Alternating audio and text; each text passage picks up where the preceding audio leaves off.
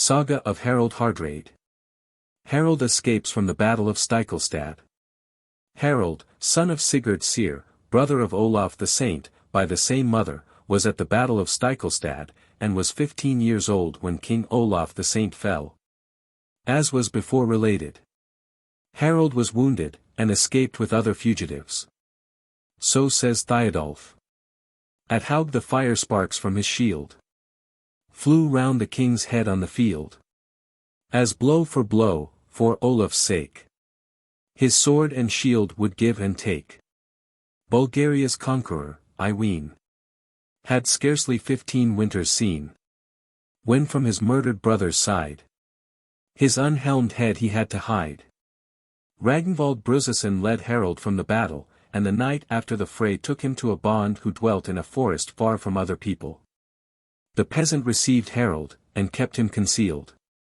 And Harald was waited upon until he was quite cured of his wounds. Then the bond's son attended him on the way east over the ridge of the land, and they went by all the forest paths they could, avoiding the common road. The bond's son did not know who it was he was attending, and as they were riding together between two uninhabited forests, Harald made these verses. My wounds were bleeding as I rode, and down below the bond strode, killing the wounded with the sword, the followers of their rightful lord. From wood to wood I crept along, unnoticed by the bond throng. Who knows, I thought, a day may come, my name will yet be great at home. He went eastward over the ridge through Janteland and Helsingjaland, and came to Svithjod, where he found Ragnvald Brusason, and many others of King Olaf's men who had fled from the battle at Stiklestad. And they remained there till winter was over. Harald's journey to Constantinople. The spring after, AD 1031, Harald and Ragnvald got ships, and went east in summer to Russia to King Jaroslav, and were with him all the following winter. So says the skald Bolverk. The king's sharp sword lies clean and bright, prepared in foreign lands to fight. Our ravens croak to have their fill. The wolf howls from the distant hill. Our brave king is to Russia gone. Braver than he on earth there's none.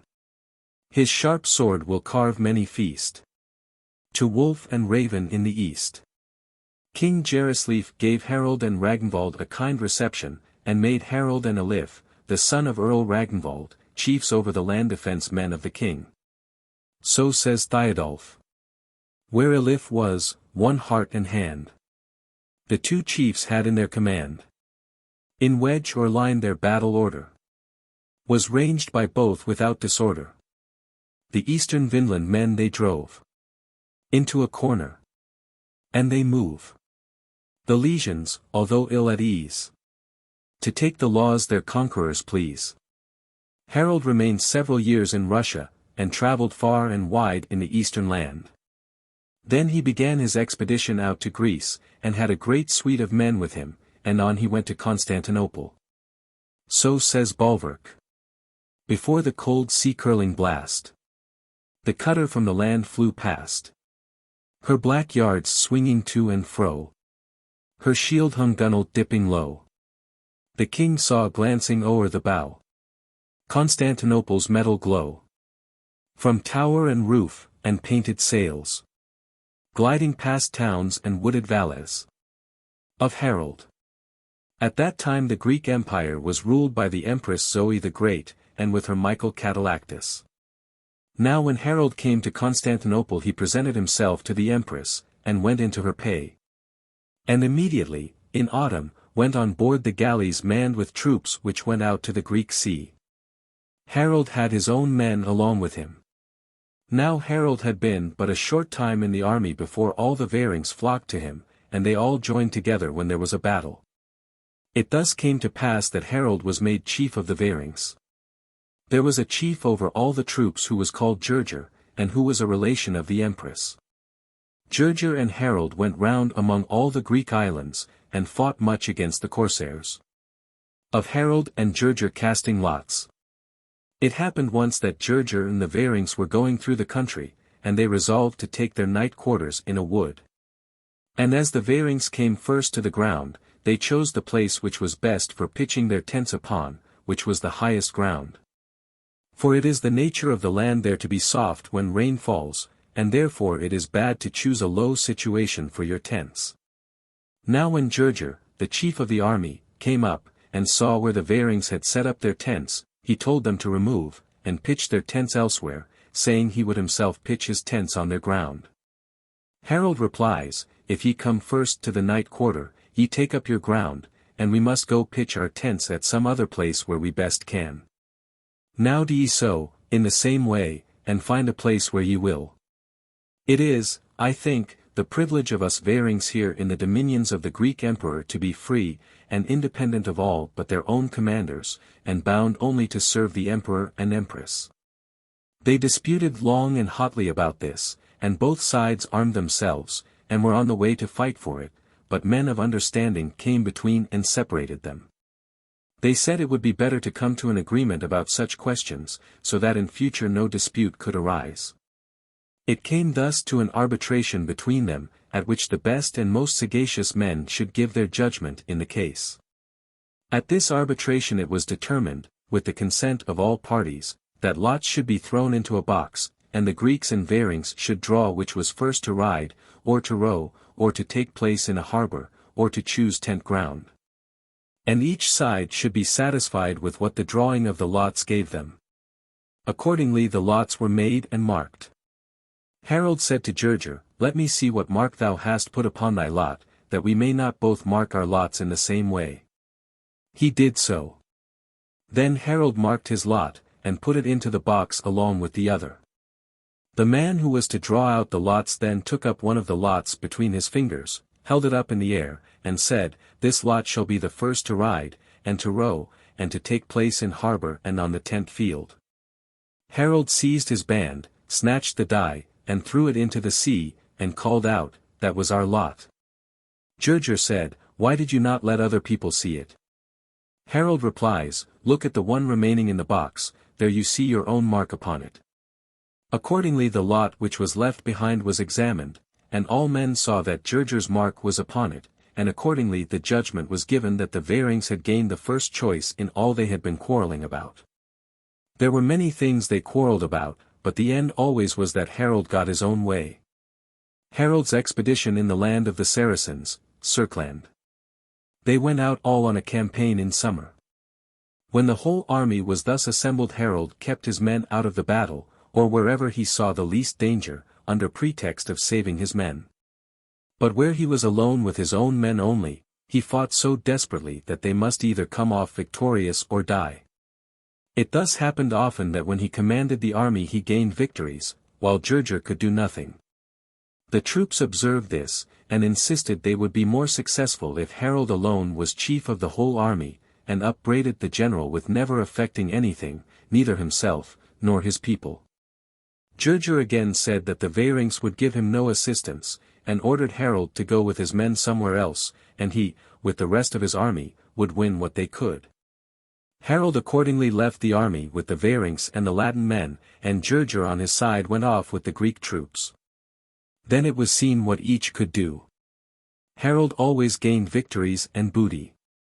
But the Greeks went home to Constantinople with their army, all except a few brave men, who, to gain booty and money, joined themselves to Harald, and took him for their leader. He then went with his troops westward to Africa, which the Varings call Sturkland, where he was strengthened with many men. In Sturkland he took 80 castles, some of which surrendered, and others were stormed. He then went to Sicily. So says Thiodulf. The serpent's bed of glowing gold. He hates, the generous king, the bold.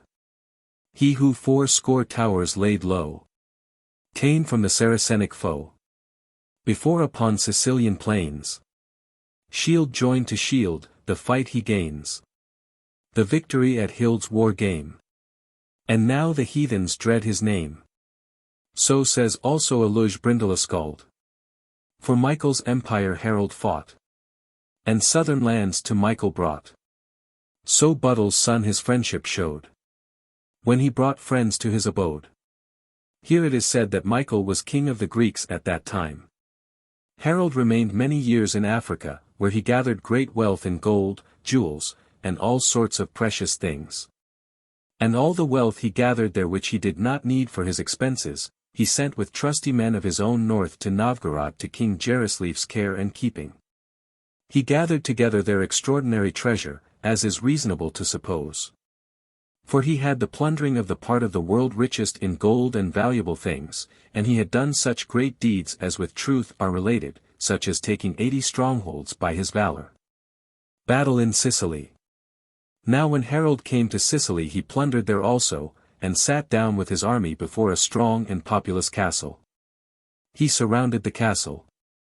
But the walls were so thick there was no possibility of breaking into it, and the people of the castle had enough of provisions, and all that was necessary for defense. Then Harald hit upon an expedient. He made his bird-catchers catch the small birds which had their nests within the castle, but flew into the woods by day to get food for their young. He had small splinters of tarred wood bound upon the backs of the birds, smeared these over with wax and sulphur, and set fire to them. As soon as the birds were let loose they all flew at once to the castle to their young, and to their nests, which they had under the house roofs that were covered with reeds or straw. The fire from the birds seized upon the house roofs. And although each bird could only carry a small burden of fire, yet all at once there was a mighty flame, caused by so many birds carrying fire with them and spreading it widely among the house roofs. Thus one house after the other was set on fire, until the castle itself was in flames. Then the people came out of the castle and begged for mercy, the same men who for many days had set at defiance the Greek army and its leader. Harald granted life and safety to all who asked quarter, and made himself master of the place. Battle at another castle. There was another castle before which Harald had come with his army. This castle was both full of people and so strong, that there was no hope of breaking into it. The castle stood upon a flat hard plain. Then Harald undertook to dig a passage from a place where a stream ran in a bed so deep that it could not be seen from the castle. They threw out all the earth into the stream, to be carried away by the water. At this work they labored day and night, and relieved each other in gangs, while the rest of the army went the whole day against the castle, where the castle people shot through their loopholes. They shot at each other all day in this way, and at night they slept on both sides. Now when Harald perceived that his underground passage was so long that it must be within the castle walls, he ordered his people to arm themselves. It was towards daybreak that they went into the passage. When they got to the end of it they dug over their heads until they came upon stones laid in line which was the floor of a stone hall. They broke open the floor and rose into the hall. There sat many of the castle men eating and drinking, and not in the least expecting such uninvited wolves, for the Varings instantly attacked them sword in hand, and killed some, and those who could get away fled. The Varings pursued them. And some seized the castle gate, and opened it, so that the whole body of the army got in. The people of the castle fled, but many asked quarter from the troops, which was granted to all who surrendered. In this way Harald got possession of the place, and found an immense booty in it. Battle at a third castle. They came to a third castle, the greatest and strongest of them all, and also the richest in property and the fullest of people. Around this castle there were great ditches, so that it evidently could not be taken by the same device as the former, and they lay a long time before it without doing anything. When the castle men saw this they became bolder, drew up their array on the castle walls, threw open the castle gates, and shouted to the Varings, urging them, and jeering at them, and telling them to come into the castle. And that they were no more fit for battle than so many poultry. Harald told his men to make as if they did not know what to do, or did not understand what was said. For, says he, if we do make an assault we can effect nothing, as they can throw their weapons under their feet among us. And if we get in the castle with a party of our people, they have it in their power to shut them in. And shut out the others, for they have all the castle gates beset with men. We shall therefore show them the same scorn they show us, and let them see we do not fear them. Our men shall go out upon the plain nearest to the castle, taking care, however, to keep out of bowshot. All our men shall go unarmed, and be playing with each other, so that the castlemen may see we do not regard them or their array. Thus it went on for some days, without anything being done. Of Ulf and Haldr. 2 Iceland men were then with Harald, the one was Haldr, 72, a son of the god Snor, who brought this account to Iceland, the other was Ulf Aspaxon, a grandson of Asvifr spake. Both were very strong men, bold under arms, and Harald's best friends, and both were in this play. Now when some days were past the castle people showed more courage, and would go without weapons upon the castle wall, while the castle gates were standing open. The Varings observing this, went one day to their sports with the sword under their cloaks, and the helmet under their hats. After playing a while they observed that the castle people were off their guard. And instantly seizing their weapons, they made at the castle gate. When the men of the castle saw this they went against them armed completely, and a battle began in the castle gate. The Varings had no shields, but wrapped their cloaks round their left arms. Some of them were wounded, some killed, and all stood in great danger. Now came Harald with the men who had remained in the camp, to the assistance of his people. And the castlemen had now got out upon the walls, from which they shot and threw stones down upon them, so that there was a severe battle, and those who were in the castle gates thought that help was brought them slower than they could have wished. When Harald came to the castle gate his standard-bearer fell, and Harald said to Haldr, "Do thou take up the banner now." Haldr took up the banner, and said foolishly, "Who will carry the banner before thee, if thou followest it so timidly as thou hast done for a while?" But these were words more of anger than of truth. For Harald was one of the boldest of men under arms. Then they pressed in, and had a hard battle in the castle, and the end was that Harald gained the victory and took the castle. Haldr was much wounded in the face, and it gave him great pain as long as he lived. Battle at a 4th castle. The 4th castle which Harald came to was the greatest of all we have been speaking about. It was so strong that there was no possibility of breaking into it. They surrounded the castle, so that no supplies could get into it. When they had remained here a short time Harald fell sick, and he betook himself to his bed. He had his tent put up a little from the camp, for he found quietness and rest out of the clamor and clang of armed men. His men went usually in companies to or from him to hear his orders. And the castle people observing there was something new among the Varings, sent out spies to discover what this might mean. When the spies came back to the castle they had to tell of the illness of the commander of the Varings, and that no assault on that account had been made on the castle. A while after Harald's strength began to fail, at which his men were very melancholy and cast down, all which was news to the castlemen. At last Harald's sickness increased so rapidly that his death was expected through all the army. Thereafter the Varings went to the castlemen, told them, in a parley, of the death of their commander, and begged of the priests to grant him burial in the castle. When the castle people heard this news, there were many among them who ruled over cloisters or other great establishments within the place, and who were very eager to get the corpse for their church. Knowing that upon that there would follow very rich presents. A great many priests, therefore, clothed themselves in all their robes, and went out of the castle with cross and shrine and relics and formed a beautiful procession. The Varings also made a great burial. The coffin was borne high in the air, and over it was a tent of costly linen and before it were carried many banners. Now when the corpse was brought within the castle gate the Varings set down the coffin right across the entry, fixed a bar to keep the gates open, and sounded to battle with all their trumpets, and drew their swords. The whole army of the Varings, fully armed, rushed from the camp to the assault of the castle with shout and cry. And the monks and other priests who had gone to meet the corpse and had striven with each other who should be the first to come out and take the offering at the burial, were now striving much more who should first get away from the Varings.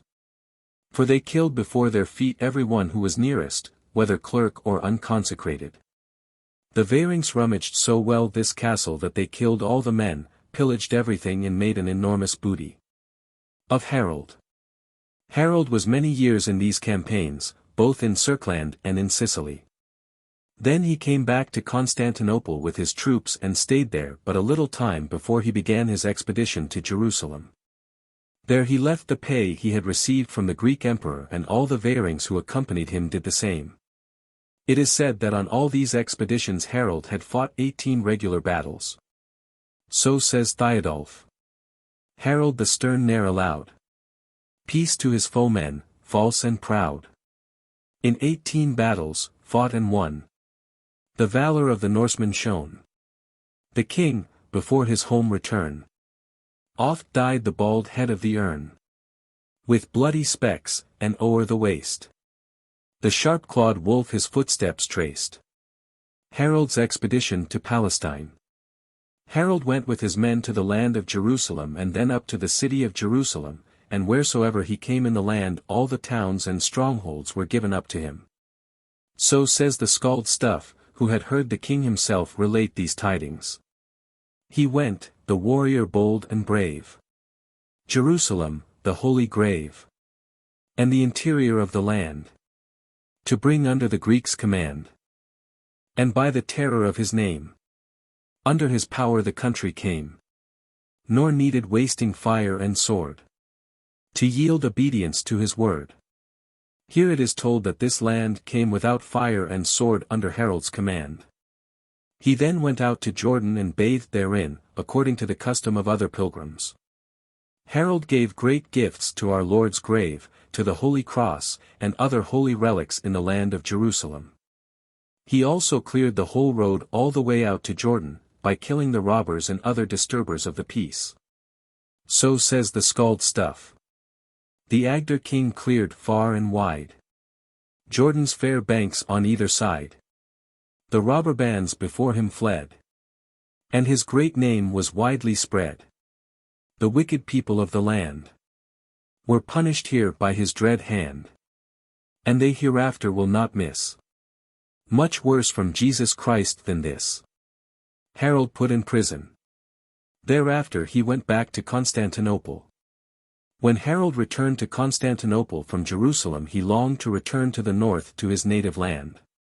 And when he heard that Magnus Erlingson, his brother's son, had become king both of Norway and Denmark, he gave up his command in the Greek service. And when the Empress Zoe heard of this she became angry and raised an accusation against Harald that he had misapplied the property of the Greek emperor which he had received in the campaigns in which he was commander of the army. There was a young and beautiful girl called Maria, a brother's daughter of the Empress Zoe, and Harald had paid his addresses to her, but the Empress had given him a refusal. The Varings, who were then in pay in Constantinople, have told here in the north that there went a report among well-informed people that the Empress Zoe herself wanted Harald for her husband, and that she chiefly blamed Harald for his determination to leave Constantinople, although another reason was given out to the public. Constantinus Monomachus was at that time emperor of the Greeks and ruled along with Zoe. On this account the Greek emperor had Harald made prisoner and carried to prison. King Olaf's miracle and blinding the Greek emperor. When Harald drew near to the prison King Olaf the saint stood before him and said he would assist him. On that spot of the street a chapel has since been built and consecrated to Saint Olaf and which chapel has stood there ever since. The prison was so constructed that there was a high tower open above, but a door below to go into it from the street. Through it Harald was thrust in, along with Halder and Ulf. Next night a lady of distinction with 2 servants came, by the help of ladders, to the top of the tower, let down a rope into the prison and hauled them up. Saint Olaf had formerly cured this lady of a sickness and he had appeared to her in a vision and told her to deliver his brother. Harald went immediately to the Varings, who all rose from their seats when he came in and received him with joy. The men armed themselves forthwith and went to where the emperor slept. They took the emperor prisoner and put out both the eyes of him. So says Thorin Skegjesson in his poem. Of glowing gold that decks the hand. The king got plenty in this land. But its great emperor in the strife was made stone blind for all his life. So says Thiodolf, the skald, also. He who the hungry wolf's wild yell quiets with prey, the stern, the fell, midst the uproar of shriek and shout, stung though Greek emperor's eyes both out. The Norse king's mark will not adorn. The Norse king's mark gives cause to mourn. His mark the Eastern king must bear, groping his sightless way in fear. In these two songs, and many others, it is told that Harald himself blinded the Greek emperor. And they would surely have named some duke, count, or other great man, if they had not known this to be the true account, and King Harald himself and other men who were with him spread the account. Harald's journey from Constantinople. The same night King Harald and his men went to the house where Maria slept and carried her away by force. Then they went down to where the galleys of the Varings lay, took 2 of them and rowed out into Shaved Sound. When they came to the place where the iron chain is drawn across the sound, Harald told his men to stretch out at their oars in both galleys, but the men who were not rowing to run all to the stern of the galley, each with his luggage in his hand. The galleys thus ran up and lay on the iron chain. As soon as they stood fast on it, and would advance no farther, Harald ordered all the men to run forward into the bow. Then the galley, in which Harald was, balanced forwards and swung down over the chain, but the other, which remained fast athwart the chain, split in 2, by which many men were lost, but some were taken up out of the sound. Thus Harald escaped out of Constantinople and sailed thence into the Black Sea. But before he left the land he put the lady ashore and sent her back with a good escort to Constantinople and bade her tell her relation, the Empress Zoe, how little power she had over Harald. And how little the Empress could have hindered him from taking the lady. Harald then sailed northwards in the Elephanta and then all round the Eastern Empire. On this voyage Harald composed 16 songs for amusement and all ending with the same words. This is one of them. Past Sicily's wide plains we flew. A dauntless, never-wearied crew. Our Viking steed rushed through the sea. As Viking-like fast, fast sailed we. Never, I think, along this shore did Norsemen ever sail before. Yet to the Russian queen, I fear. My gold adorned, I am not dear. With this he meant Elisif, daughter of King Jaroslav in Novgorod. Of King Harald. When Harald came to Novgorod, King Jaroslav received him in the most friendly way and he remained there all winter, AD 1045. Then he took into his own keeping all the gold and the many kinds of precious things which he had sent there from Constantinople and which together made up so vast a treasure that no man in the northern lands ever saw the like of it in one man's possession. Harald had been 3 times in the Polutosvarf while he was in Constantinople. It is the custom, namely, there, that every time one of the Greek emperors dies, the Varings are allowed Polutosvarf. That is, they may go through all the emperor's palaces where his treasures are and each may take and keep what he can lay hold of while he is going through them. King Harald's marriage. This winter King Jaroslav gave Harald his daughter Elizabeth in marriage. She is called by the Northmen Elisif. This is related by Stuff the Blind, thus. Agder's chief now got the queen. Who long his secret love had been. Of gold, no doubt, a mighty store. The princess to her husband bore. In spring he began his journey from Novgorod and came to Aldegeborg, where he took shipping and sailed from the east in summer.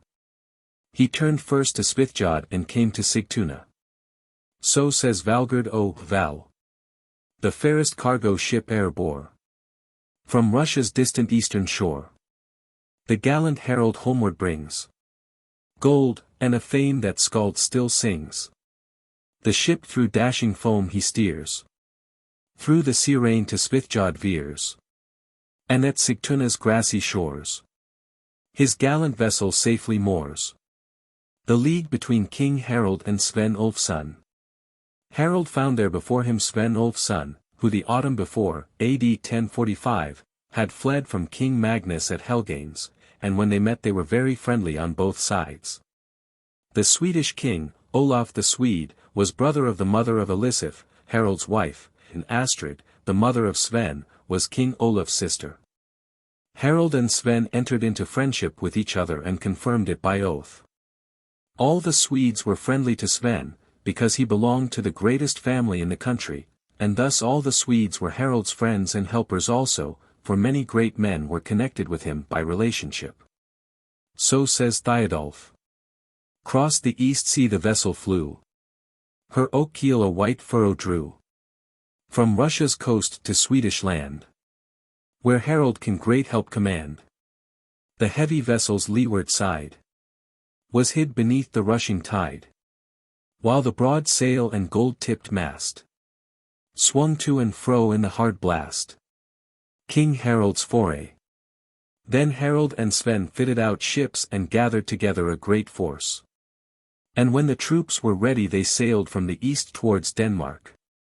So says Valgerd. Brave Yngvi, to the land decreed. To thee by fate, with tempest speed. The winds fly with thee o'er the sea. To thy own Udal land with thee. As past the Scanland plains they fly. The gay ships glances, twixt sea and sky. And Scanian brides look out, and fear. Some ill to those they hold most dear. They landed first in Sealand with their men and harried and burned in the land far and wide. Then they went to Fian, where they also landed and wasted. So says Valgerd. Harald, thou hast the isle laid waste. The Sealand men away hast chased. And the wild wolf by daylight roams through their deserted silent homes. Fiona too could not withstand the fury of thy wasting hand. Helms burst, shields broke, Fiona's bounds were filled with death's terrific sounds. Red flashing in the southern sky. The clear flame sweeping broad and high. From fair Roskild's lofty towers. On lowly huts its fire rain pours. And shows the housemates' silent train. In terror scouring o'er the plain. Seeking the forest's deepest glen. To house with wolves, and 'scape from men. Few were they of escape to tell. For, sorrow-worn, the people fell. The only captives formed the fray. Were lovely maidens led away. And in wild terror to the strand. Down to the ships, the linked band of fair-haired girls is roughly driven. Their soft skins by the irons riven.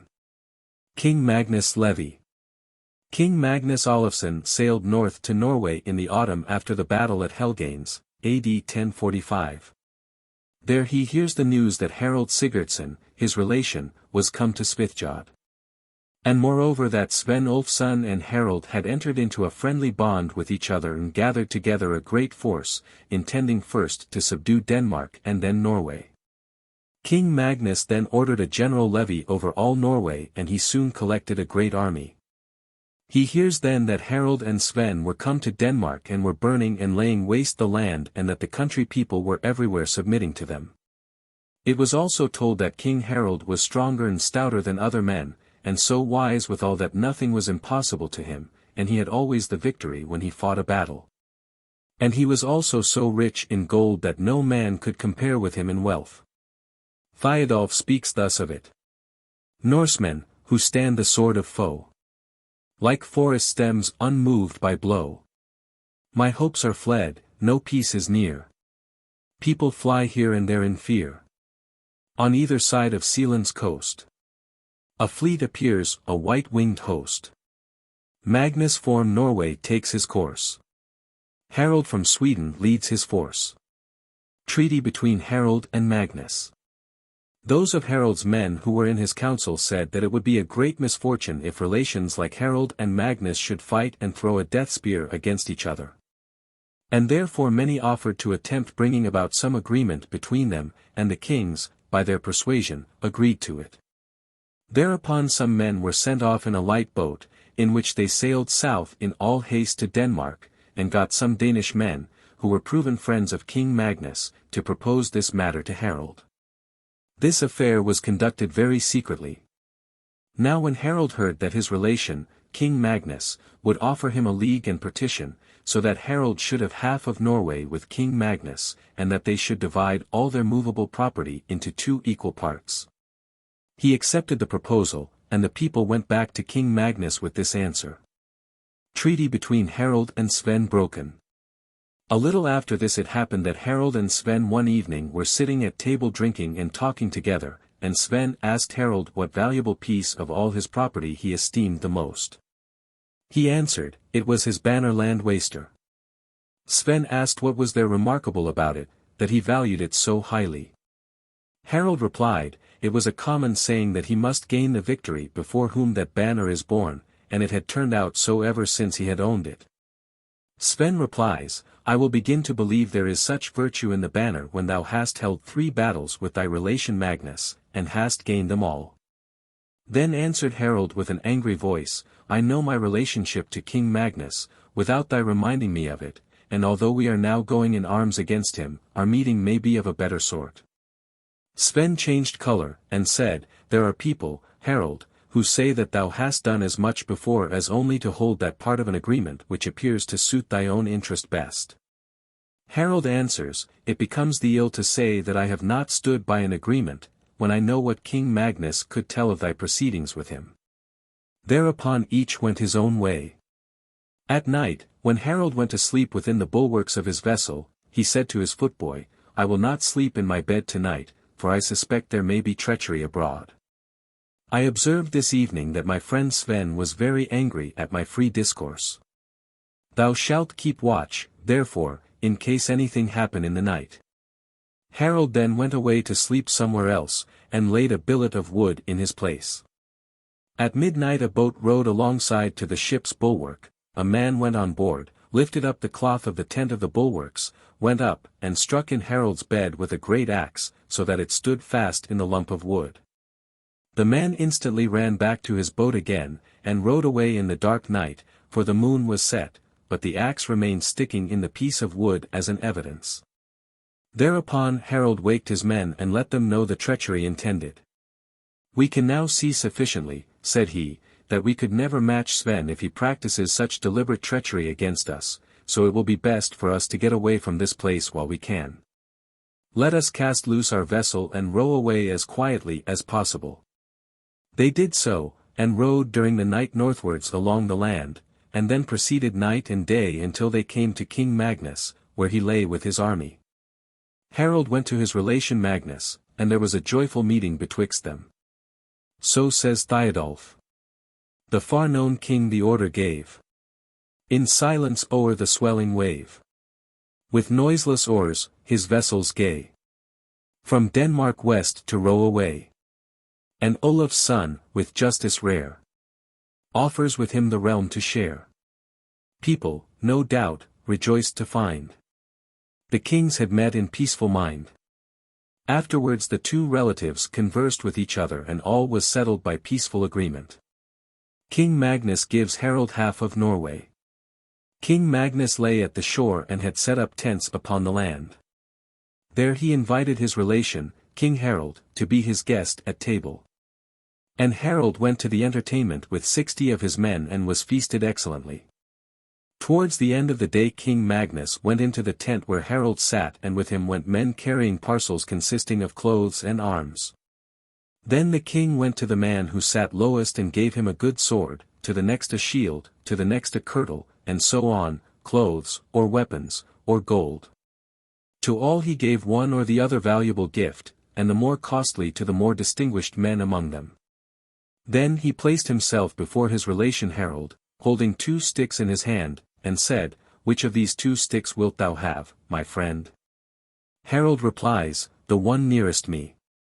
Then, said King Magnus, With this stick I give thee half of the Norwegian power, with all the scat and duties, and all the domains thereunto belonging, with the condition that everywhere thou shalt be as lawful king in Norway as I am myself.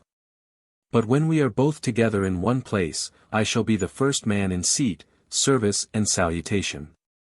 And if there be 3 of us together of equal dignity, that I shall sit in the middle, and shall have the royal tent ground and the royal landing place.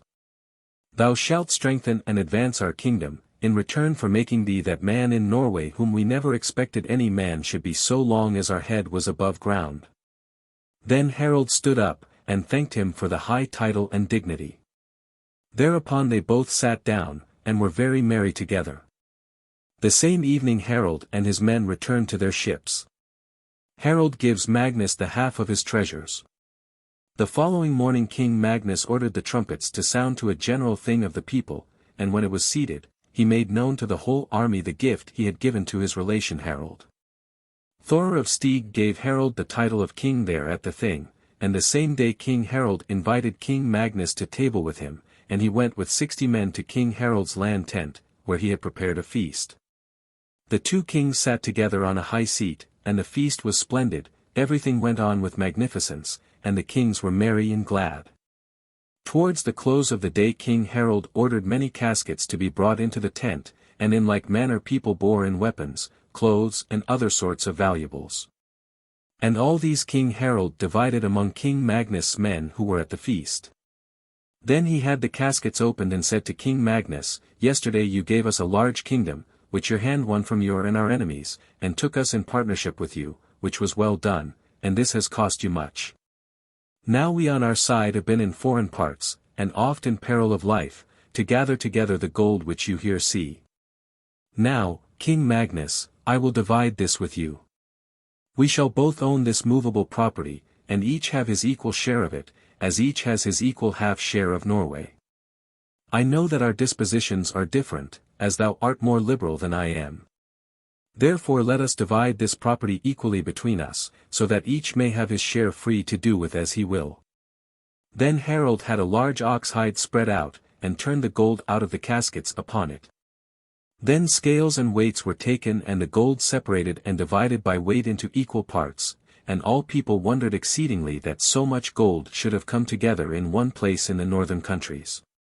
But it was understood that it was the Greek emperor's property and wealth, for, as all people say, there are whole houses there full of red gold. The kings were now very merry. Then there appeared an ingot among the rest as big as a man's hand. Harald took it in his hands and said, "Where is the gold, friend Magnus, that thou canst show against this piece?"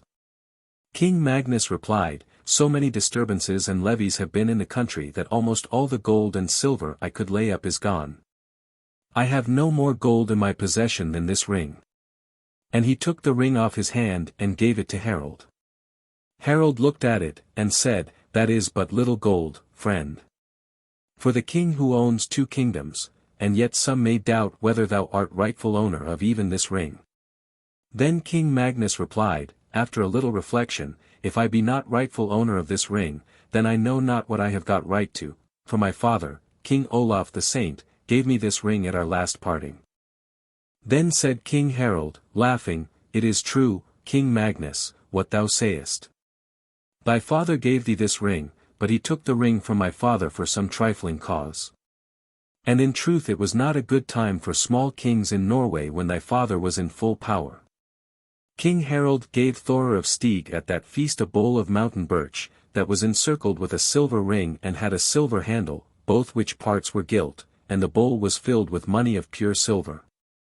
With that came also 2 gold rings, which together stood for a mark. He gave him also his cloak of dark purple lined with white skins within, and promised him besides his friendship and great dignity. Thorgils Snorrison, an intelligent man, says he has seen an altar cloth that was made of this cloak. And Gudrid, a daughter of Guthorm, the son of Thor of Stig, said, according to Thorgils' account, that she had seen this bowl in her father Guthorm's possession. Bolverk also tells of these matters. "Thou, generous king, I have been told. For the green land hast given gold. And Magnus got a mighty treasure. That thou 1/2 mightst rule at pleasure. The people gained a blessed peace, which 'twixt the kings did never cease. While Sven, disturbed with war's alarms, had his folk always under arms. Of King Magnus. The kings Magnus and Harald both ruled in Norway the winter after their agreement, AD 1047, and each had his court. In winter they went around the upland country in guest quarters. And sometimes they were both together, sometimes each was for himself. They went all the way north to Trondheim, to the town of Nidaros. King Magnus had taken special care of the holy remains of King Olaf after he came to the country. Had the hair and nails clipped every 12 months, and kept himself the keys that opened the shrine. Many miracles were worked by King Olaf's holy remains. It was not long before there was a breach in the good understanding between the 2 kings, as many were so mischievous as to promote discord between them. Of Sven Ulfsson. Sven Ulfsson remained behind in the harbor after Harald had gone away, and inquired about his proceedings. When he heard at last of Magnus and Harald having agreed and joined their forces, he steered with his forces eastward along Scania, and remained there until towards winter. When he heard that King Magnus and King Harald had gone northwards to Norway. Then Sven, with his troops, came south to Denmark and took all the royal income that winter, AD 1047. Of the levy of the two kings. Toward spring, AD 1047, King Magnus and his relation, King Harald, ordered a levy in Norway. It happened once that the kings lay all night in the same harbor, and next day, King Harald, being first ready, made sail. Towards evening he brought up in the harbor in which Magnus and his retinue had intended to pass the night. Harald laid his vessel in the royal ground, and there set up his tents.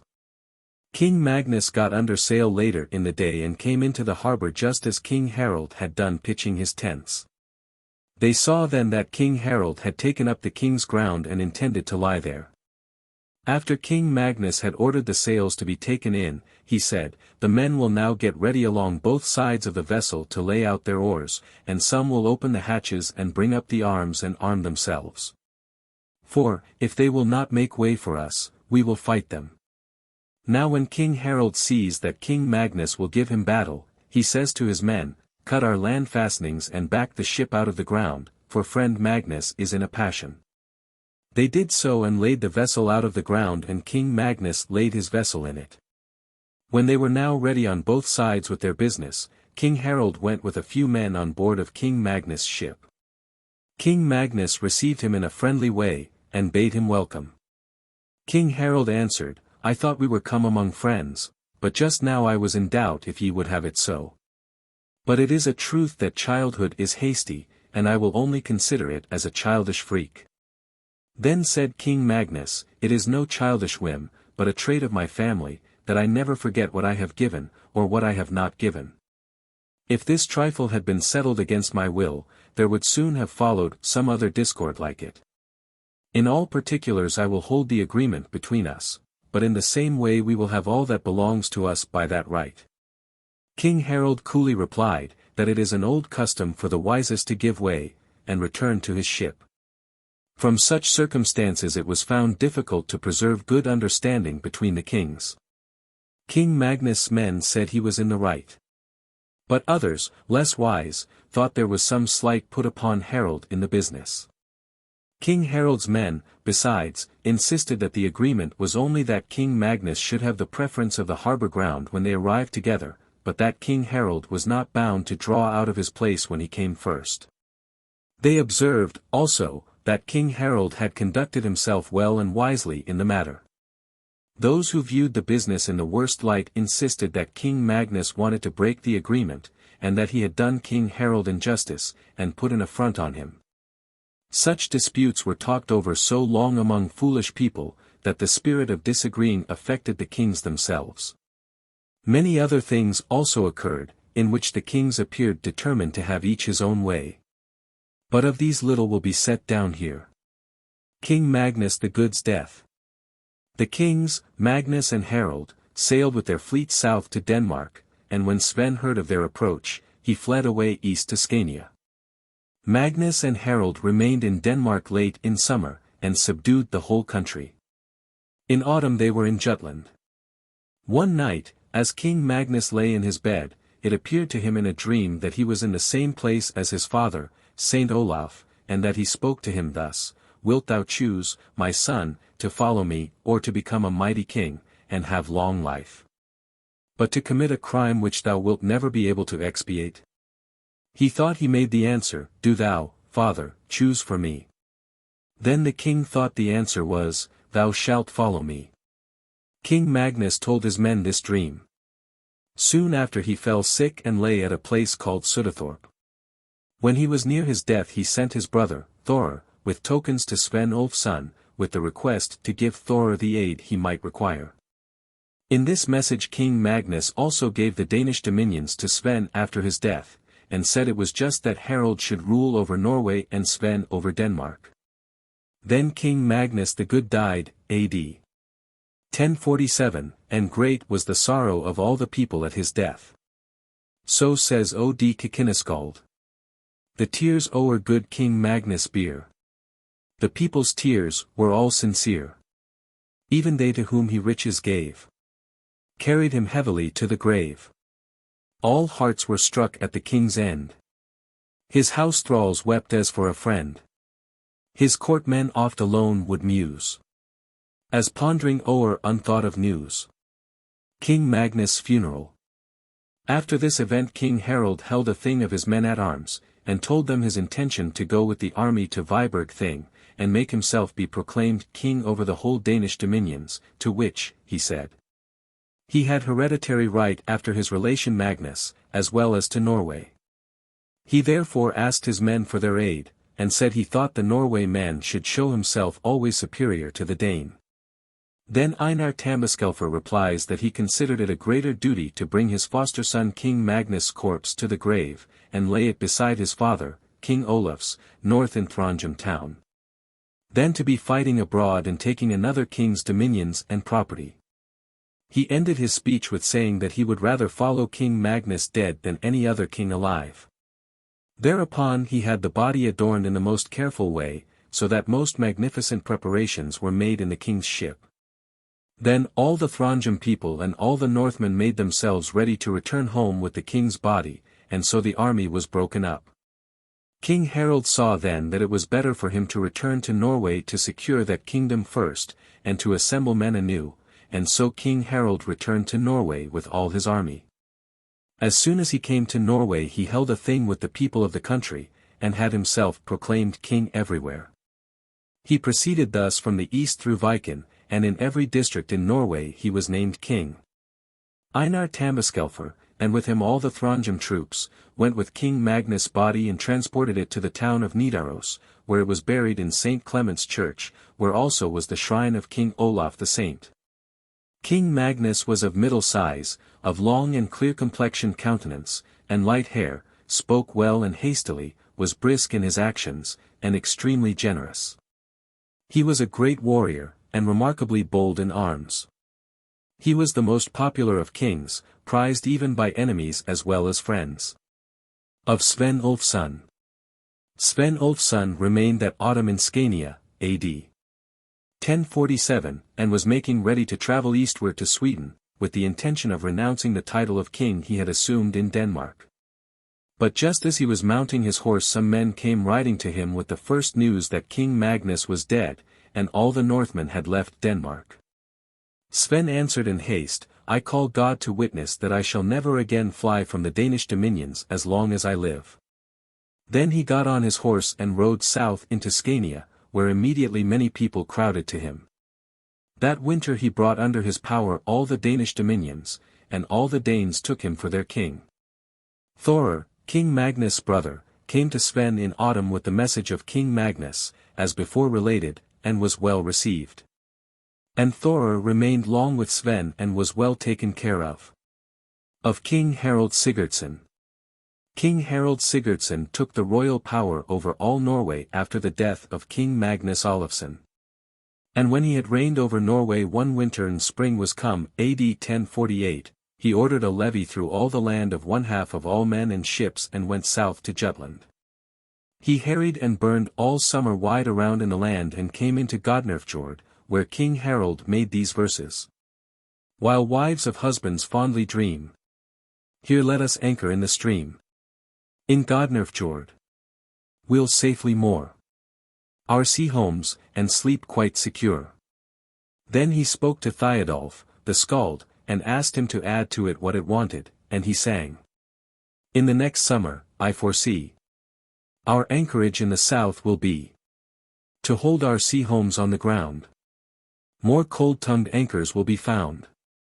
To this Bolverk alludes in his song also, that Harald went to Denmark the summer after King Magnus' death. Bolverk sings thus. Next summer thou the levy raised, and seawards all the people gazed, where thy sea steeds in sunshine glancing over the waves were gaily prancing, while the deep ships that plunder bore seemed black specks from the distant shore. The Danes, from banks or hillocks green, looked with dismay upon the scene of Thorkel Geisa's daughters. Then they burned the house of Thorkel Geisa, who was a great lord, and his daughters they carried off bound to their ships. They had made a great mockery the winter before of King Harald's coming with warships against Denmark, and they cut their cheese into the shape of anchors, and said such anchors might hold all the ships of the Norway king. Then this was composed. The island girls, we were told, made anchors all our fleet to hold. Their Danish jest cut out in cheese. Did not our stern king's fancy please? Now many a maiden fair, may be, sees iron anchors splash the sea. Who will not wake a maid next morn to laugh at Norway's ships in scorn? It is said that a spy who had seen the fleet of King Harald said to Thorkel Geisa's daughters, Ye said, Geisa's daughters, that King Harald dared not come to Denmark. Dada, Thorkel's daughter, replied, that was yesterday. Thorkel had to ransom his daughters with a great sum. So says Grain. The gold-adorned girl's eye through Hornskeg wood was never dry, as down towards the sandy shore the men their lovely prizes bore. The Norway leader kept at bay the foe who would contest the way, and Dada's father had to bring treasure to satisfy the king. King Harald plundered in Denmark all that summer, and made immense booty. But he had not any footing in the land that summer in Denmark. He went to Norway again in autumn and remained there all winter, AD 1049. Marriages and children of Harald Hardrade. The winter after King Magnus the Good died, King Harald took Thora, daughter of Thorberg Arneson, and they had 2 sons, the oldest called Magnus, and the other Olaf. King Harald and Queen Elisif had 2 daughters, the one Maria, the other Ingegerd. The spring after the foray which has just been related, King Harald ordered the people out and went with them to Denmark, AD 1049, and harried there, and did so summer after summer thereafter. So says Stuff, the skald. Falster lay waste, as people tell. The raven in other isles fared well. The Danes were everywhere in fear for the dread foray every year of the armaments of Sven Ulfson and Harald. King Sven ruled over all the Danish dominions after King Magnus' death. He sat quiet all the winter. But in summer he lay out in his ships with all his people, and it was said he would go north to Norway with the Danish army and make not less havoc there than King Harald had made in Denmark. King Sven proposed to King Harald in winter, AD 1049, to meet him the following summer at the Got River and fight until in the battlefield their differences were ended, or they were settled peacefully. They made ready on both sides all winter with their ships, and called out in summer 1/2 of all the fighting men. The same summer came Thorleik the Fair out of Iceland, and composed a poem about King Sven Ulfson. He heard, when he arrived in Norway, that King Harald had sailed south to the Got River against King Sven. Then Thorleik sang this. The wily Sven, I think, will meet these inland Norsemen fleet to fleet. The arrow storm, and heaving sea. His vantage fight and field will be. God only knows the end of strife, or which shall have his land and life. This strife must come to such an end, for terms will never bind King Sven. He also sang these verses. Harald, whose red shield oft has shone o'er harried coasts, and fields hard won, rides in hot wrath, and eager speeds o'er the blue waves his ocean steeds. Sven, who in blood his arrows stains, brings o'er the ocean's heaving plains his gold-beaked ships, which come in view out from the sound with many a hue. King Harald came with his forces to the appointed meeting place. But there he heard that King Sven was lying with his fleet at the south side of Sealand. Then King Harald divided his forces, let the greater part of the bond troops return home, and took with him his court men, his lendermen, the best men at arms, and all the bond troops who lived nearest to the Danish land. They sailed over to Jutland to the south of Vendalskage, and so south to Thyada. And over all they carried fire and sword. So says Stuff, the skald. In haste the men of thy land fly. From the great monarch's threatening eye. At the stern herald's angry look. The boldest hearts in Denmark shook. They went forward all the way south to Herdebreid, took the merchant town and burnt it. Then one of Harald's men made the following verses.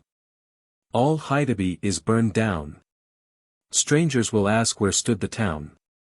In our wild humor up it blazed. And Sven looks round him all amazed. All Herdebreid is burned down. From a far corner of the town. I saw, before the peep of morning. Roofs, walls, and all in flame high burning. To this also Thorleik alludes in his verses, when he heard there had been no battle at the Got river. The stranger warrior may inquire. Of Harald's men, why in his ire? On Herdebreid his wrath he turns. And the fair town to ashes burns. Would that the day had never come. When Harald's ships returned home. From the East Sea, since now the town.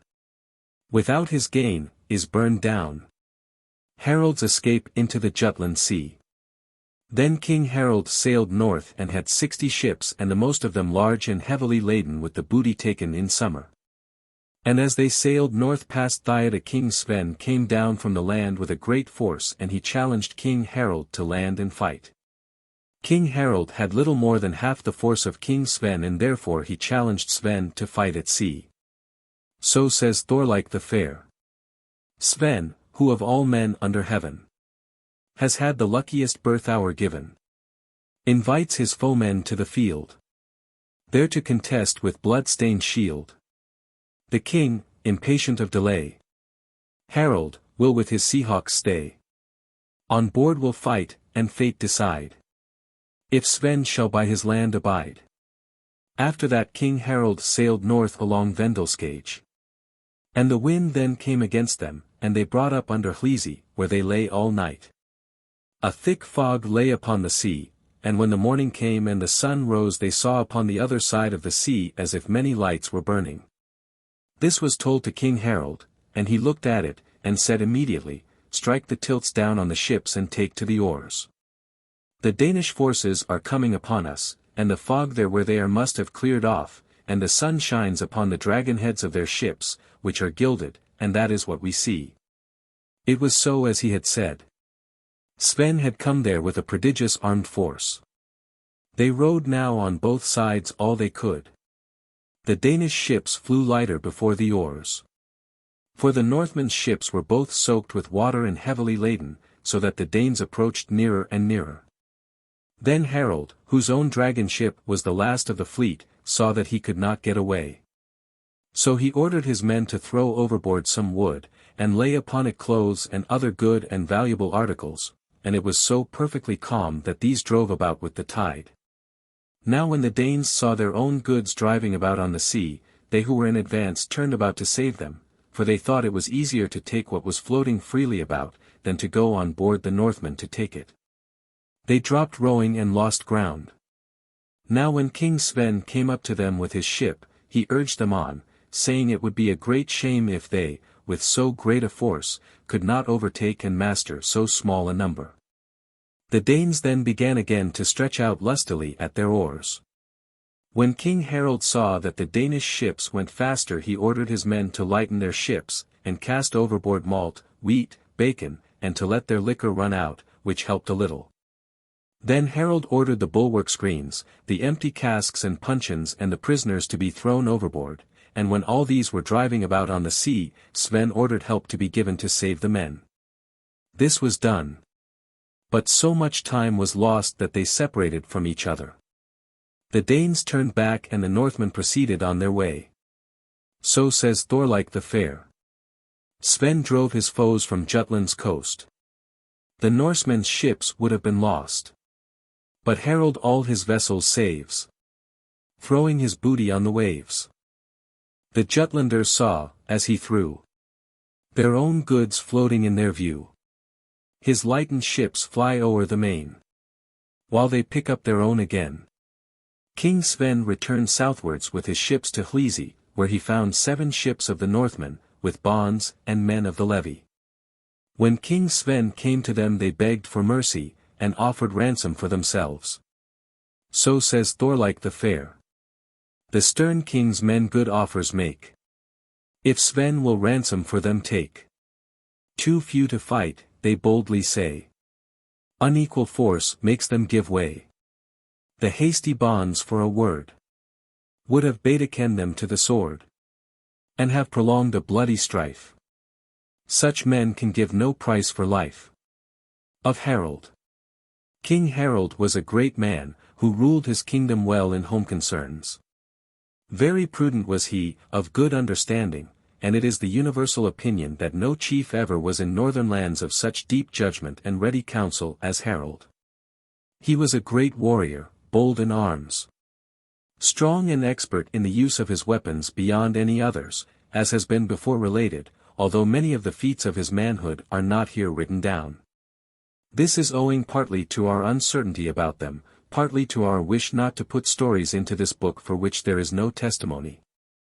Although we have heard many things talked about, and even circumstantially related, yet we think it better that something may be added to, than that it should be necessary to take something away from our narrative. A great part of his history is put in verse by Iceland men, which poems they presented to him or his sons, and for which reason he was their great friend. He was, indeed, a great friend to all the people of that country. And once, when a very dear time set in, he allowed 4 ships to transport meal to Iceland, and fixed that the shippen should not be dearer than 100 ells of wadmal. He permitted also all poor people, who could find provisions to keep them on the voyage across the sea, to emigrate from Iceland to Norway, and from that time there was better subsistence in the country, and the seasons also turned out better. King Harald also sent from Norway a bell for the church of which Olaf the Saint had sent the timbers to Iceland, and which was erected on the Thing plain. Such remembrances of King Harald are found here in the country, besides many great gifts which he presented to those who visited him. Of Haraldr Snorrison. Haraldr Snorrison and Ulfaspaxen, as before related, came to Norway with King Harald. They were, in many respects, of different dispositions. Haraldr was very stout and strong, and remarkably handsome in appearance. King Harald gave him this testimony, that he, among all his men, cared least about doubtful circumstances, whether they betokened danger or pleasure. For, whatever turned up, he was never in higher nor in lower spirits, never slept less nor more on account of them, nor ate or drank but according to his custom. Haraldr was not a man of many words, but short in conversation, told his opinion bluntly and was obstinate and hard, and this could not please the king, who had many clever people about him zealous in his service. Haraldr remained a short time with the king, and then came to Iceland, where he took up his abode in Jardarholt and dwelt in that farm to a very advanced age. Of Ulfaspaxen. Ulfaspaxen stood in great esteem with King Harald. For he was a man of great understanding, clever in conversation, active and brave, and withal true and sincere. King Harald made Ulf his marshal, and married him to Jorun, Thorberg's daughter, a sister of Harald's wife, Thora. Ulf and Jorun's children were Jon the Strong of Rasval, and Brigida, mother of Saudolf, who was father of Peter Berdar father of Ulf Fly and Sigurd. Jon the Strong's son was Erland Himald, father of Archbishop Eystein and his brothers. King Harald gave Ulf the marshal the rights of a lenderman and a fief of 12 marks income, besides a half-district in the Throngem land. Of this Stein Herdeyson speaks in his song about Ulf. Of the building of churches and houses. King Magnus Erlingson built Olaf's church in the town, Nidaros, on the spot where Olaf's body was set down for the night, and which, at that time, was above the town. He also had the king's house built there. The church was not quite finished when the king died, but King Harald had what was wanting completed. There, beside the house, he began to construct a stone hall, but it was not finished when he died. King Harald had the church called Mary Church built from the foundations up, at the sandhill close to the spot where the king's holy remains were concealed in the earth the first winter after his fall. It was a large temple, and so strongly built with lime that it was difficult to break it when the Archbishop Eystein had it pulled down. Olaf's holy remains were kept in Olaf's church while Mary Church was building. King Harald had the king's house erected below Mary Kirk, at the side of the river, where it now is, and he had the house in which he had made the great hall consecrated and called Gregorius Church. Beginning of Hakon Ivarsson's story. There was a man called Ivar the White, who was a brave lenderman dwelling in the uplands, and was a daughter's son of Earl Hakon the Great. Ivar was the handsomest man that could be seen. Ivar's son was called Hakon, and of him it was said that he was distinguished above all men then in Norway for beauty, strength and perfection of figure. In his very youth he had been sent out on war expeditions, where he acquired great honor and consideration, and became afterwards one of the most celebrated men. Of Einar Tambaskelfer. Einar Tambaskelfer was the most powerful lenderman in the Throndheim land. There was but little friendship between him and King Harald, although Einar retained all the fiefs he had held while Magnus the Good lived. Einar had many large estates, and was married to Bergliot, a daughter of Earl Hakon, as related above. Their son Eystein was grown up, and married to Sigurd, a daughter of Kettle Calf and Gunhild, King Harald's sister's daughter. Eystein had inherited the beauty of his mother's father, Earl Hakon, and his sons, and in size and strength he took after his father, Einar, and also in all bodily perfections by which Einar had been distinguished above other men. He was, also, as well as his father, the most popular of men, which the sagas, indeed, show sufficiently. Of Earl Orm. Orm was at that time Earl in the uplands.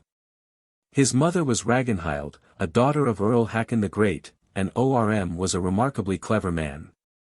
Aslak Erlingson was then in Judder at Seoul, and was married to Sigurd, a daughter of Earl Sven Hakonsson. Gunhild, Earl Sven's other daughter, was married to the Danish king, Sven Ulfsson. These were the descendants of Earl Hakon at that time in Norway, besides many other distinguished people. And the whole race was remarkable for their very beautiful appearance, and the most of them were gifted with great bodily perfection, and were all distinguished and important men. Harald's pride. King Harald was very proud, and his pride increased after he was established in the country, and it came so far that at last it was not good to speak against him, or to propose anything different from what he desired. So says Thiodolf, the Skald. In arms, 'tis right the common man should follow orders, one by one. Should stoop or rise, or run or stand, as his war leader may command. But now to the king who feeds the ravens, the people bend like heartless cravens. Nothing is left them, but consent to what the king calls his intent. Of the quarrel of King Harald and Einar Tambaskelfer. Einar Tambaskelfer was the principal man among the bonds all about Throndheim, and answered for them at the things even against the king's men. Einar knew well the law, and did not want boldness to bring forward his opinion at things, even if the king was present, and all the bonds stood by him. The king was very angry at this, and it came so far that they disputed eagerly against each other. Einar said that the bonds would not put up with any unlawful proceedings from him if he broke through the law of the land. And this occurred several times between them. Einar then began to keep people about him at home, and he had many more when he came into the town if the king was there. It once happened that Einar came to the town with a great many men and ships. He had with him 8 or 9 great warships and nearly 500 men. When he came to the town he went up from the strand with his attendants. King Harald was then in his house, standing out in the gallery of the loft. And when he saw Einar's people going on shore, it is said Harald composed these verses. I see great Tambaskelfer go, with mighty pomp, and pride, and show, across the ebb shore up the land. Before, behind, an armed band. This bond leader thinks to rule, and fill himself the royal stool. A goodly earl I have known, with fewer followers of his own. He who strikes fire from the shield, Einar, may some day make us yield. Unless our axe edge quickly ends, with sudden kiss, what he intends. Einar remained several days in the town. The fall of Einar and Eystein. One day there was a meeting held in the town, at which the king himself was present. A thief had been taken in the town, and he was brought before the thing. The man had before been in the service of Einar, who had been very well satisfied with him. This was told to Einar, and he well knew the king would not let the man off, and more because he took an interest in the matter. Einar, therefore, let his men get under arms, went to the thing, and took the man by force. The friends on both sides then came between and endeavored to effect a reconciliation. And they succeeded so far that a meeting place was appointed, to which both should come. There was a thing room in the king's house at the river Nid, and the king went into it with a few men, while the most of his people were out in the yard. The king ordered the shutters of the loft opening to be turned, so that there was but a little space left clear. When Einar came into the yard with his people, he told his son Eystein to remain outside with the men, for there is no danger here for me. Eystein remained standing outside at the room door. When Einar came into the thing room, he said, "It is dark in the king's thing room." At that moment some men ran against him and assaulted him, some with spears, some with swords. When Eystein heard this he drew his sword and rushed into the room. But he was instantly killed along with his father. The king's men then ran up and placed themselves before the door, and the bonds lost courage, having no leader. They urged each other on, indeed, and said it was a shame they should not avenge their chief, but it came to nothing with their attack. The king went out to his men, arrayed them in battle order, and set up his standard, but the bonds did not venture to assault. Then the king went with all his men on board of his ships, rowed down the river, and then took his way out of the fjord.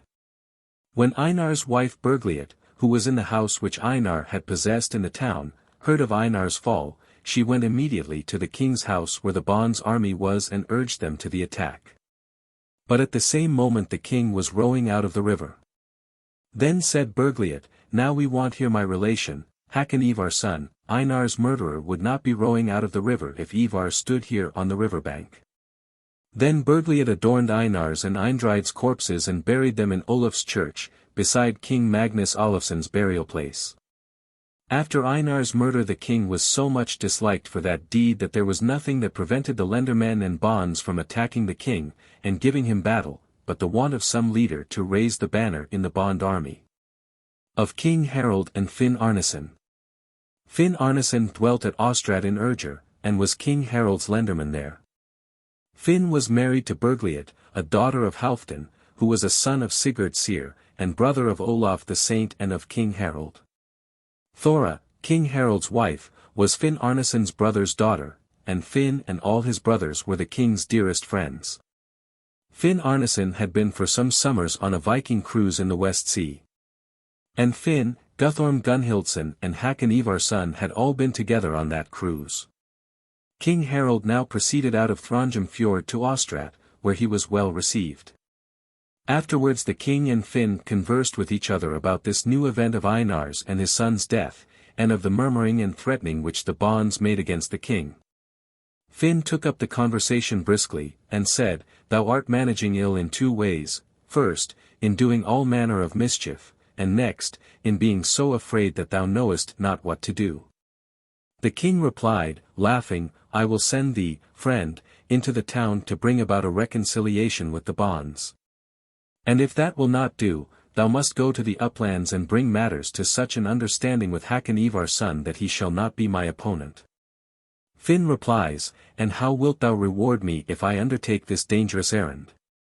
For both the people of Throndheim and the people of Upland are so great enemies to thee that it would not be safe for any of thy messengers to come among them, unless he were one who would be spared for his own sake." The king replies, "Go thou on this embassy, for I know thou wilt succeed in it if any man can, and bring about a reconciliation, and then choose whatever favor from us thou wilt." Finn says, "Hold thou thy word, king, and I will choose my petition. I will desire to have peace and safe residence in the country for my brother Calf, and all his estates restored. And also that he receive all the dignity and power he had when he left the country." The king assented to all that Finn laid down, and it was confirmed by witnesses and shake of hand. Then said Finn, "What shall I offer Hakon, who rules most among his relations in the land, to induce him to agree to a treaty and reconciliation with thee?" The king replies, "Thou shalt first hear what Hakon on his part requires for making an agreement, then promote my interest as thou art best able, and deny him nothing in the end short of the kingdom." Then King Harald proceeded southwards to Moor, and drew together men in considerable numbers. Of Finn Arneson's journey. Finn Arneson proceeded to the town and had with him his house servants, nearly 80 men. When he came into the town he held a thing with the townspeople. Finn spoke long and ably at the thing, and told the townspeople, and bonds, above all things not to have a hatred against their king, or to drive him away. He reminded them of how much evil they had suffered by acting thus against King Olaf the Saint, and added, that the king was willing to pay penalty for this murder, according to the judgment of understanding in good men. The effect of Finn's speech was that the bonds promised to wait quietly until the messengers came back whom Bergljot had sent to the uplands to her relative, Hakon Ivar's son. Finn then went out to Orkadal with the men who had accompanied him to the town. From thence he went up to Dovrefield, and eastwards over the mountains. He went first to his son-in-law, Earl Orm, who was married to Sigurd, Finn's daughter, and told him his business. Of Finn and Hakon Ivar's son. Then Finn and Earl Orm appointed a meeting with Hakon Ivar's son. And when they met Finn explained his errand to Hakon, and the offer which King Harald made him. It was soon seen, from Hakon's speech, that he considered it to be his great duty to avenge the death of his relative, Eystein. And added, that word was come to him from Throndheim, from which he might expect help in making head against the king. Then Finn represented to Hakon how much better it would be for him to accept of as high a dignity from the king as he himself could desire, rather than to attempt raising a strife against the king to whom he was owing service and duty. He said if he came out of the conflict without victory, he forfeited life and property, and even if thou hast the victory, thou wilt still be called a traitor to thy sovereign. Earl Orm also supported Finn's speech. After Hakon had reflected upon this he disclosed what lay on his mind, and said, "I will be reconciled with King Harald if he will give me in marriage his relation Ragnhild, King Magnus Olafsson's daughter. With such dower as is suitable to her and she will be content with." Finn said he would agree to this on the king's part, and thus it was settled among them. Finn then returned to Throndheim, and the disturbance and enmity was quashed, so that the king could retain his kingdom in peace at home. And the league was broken which Eysteind's relations had made among themselves for opposing King Harald. Of the courtship of Hakon Ivar's son. When the day arrived for the meeting at which this agreement with Harald should be finally concluded, Hakon went to King Harald. And in their conference the king said that he, for his part, would adhere to all that was settled in their agreement. "Thou Hakon," says he, "must thyself settle that which concerns Ragnhild, as to her accepting thee in marriage. For it would not be advisable for thee, or for any one, to marry Ragnhild without her consent." Then Hakon went to Ragnhild, and paid his addresses to her. She answered him thus, "I have often to feel that my father, King Magnus, is dead and gone from me, since I must marry a bond, although I acknowledge thou art a handsome man, expert in all exercises. But if King Magnus had lived he would not have married me to any man less than a king, so it is not to be expected that I will take a man who has no dignity or title." Then Hakon went to King Harald and told him his conversation with Ragnhild, and also repeated the agreement which was made between him and Finn, who was with him. Together with many others of the persons who had been present at the conversation between him and Finn. Hakon takes them all to witness that such was the agreement that the king should give Ragnhild the dower she might desire. "And now since she will have no man who has not a high dignity, thou must give me such a title of honor. And, according to the opinion of the people, I am of birth, family and other qualifications to be called Earl." The king replies, "When my brother, King Olaf, and his son, King Magnus, ruled the kingdom, they allowed only one earl at a time to be in the country, and I have done the same since I came to the kingly title. And I will not take away from Orm the title of honor I had before given him." Hakon saw now that his business had not advanced, and was very ill pleased, and Finn was outrageously angry. They said the king had broken his word. And thus they all separated. Hakon's journey to Denmark. Hakon then went out of the country with a well-manned ship. When he came to Denmark he went immediately to his relative, King Sven, who received him honorably and gave him great fiefs. Hakon became King Sven's commander of the coast defense against the Vikings, the Vinland people, Kurland people, and others from the east countries, who infested the Danish dominions. And he lay out with his ships of war both winter and summer. Murder of Asmund. There was a man called Asmund, who is said to have been King Sven's sister's son, and his foster son. This Asmund was distinguished among all by his boldness and was much disliked by the king. When Asmund came to years, and to age of discretion, he became an ungovernable person given to murder and manslaughter. The king was ill pleased at this, and sent him away, giving him a good fief, which might keep him and his followers well. As soon as Asmund had got this property from the king he drew together a large troop of people.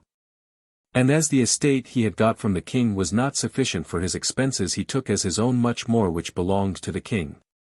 When the king heard this he summoned Asmund to him, and when they met the king said that Asmund should remain with the court without keeping any retinue of his own, and this took place as the king desired. But when Asmund had been a little time in the king's court he grew weary of being there, and escaped in the night, returned to his former companions and did more mischief than ever. Now when the king was riding through the country he came to the neighborhood where Asmund was, and he sent out men-at-arms to seize him. The king then had him laid in irons, and kept him so for some time in hope he would reform. But no sooner did Asmund get rid of his chains than he absconded again, gathered together people and men-at-arms and betook himself to plunder, both abroad and at home. Thus he made great forays, killing and plundering all around. When the people who suffered under these disturbances came to the king and complained to him of their losses, he replied, "Why do ye tell me of this? Why don't you go to Hakon Ivar son, who is my officer for the land defense, placed on purpose to keep the peace for you peasants, and to hold the Vikings in check? I was told that Hakon was a gallant and brave man, but I think he is rather shy when any danger of life is in the way." These words of the king were brought to Hakon, with many additions. Then Hakon went with his men in search of Asmund, and when their ships met Hakon gave battle immediately and the conflict was sharp, and many men were killed. Hakon boarded Asmund's ship and cut down the men before his feet. At last he and Asmund met and exchanged blows until Asmund fell. Hakon cut off his head, went in all haste to King Sven and found him just sitting down to the dinner table. Hakon presented himself before the table, laid Asmund's head upon the table before the king, and asked if he knew it. The king made no reply, but became as red as blood in the face. Soon after the king sent him a message, ordering him to leave his service immediately.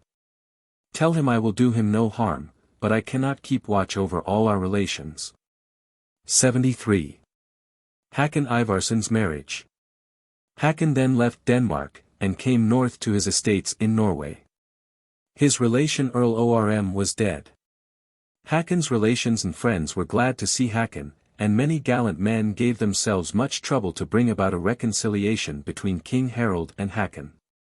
It was at last settled in this way, that Hakon got Ragnhild, the king's daughter, and that King Harald gave Hakon the earldom, with the same power Earl Orm had possessed.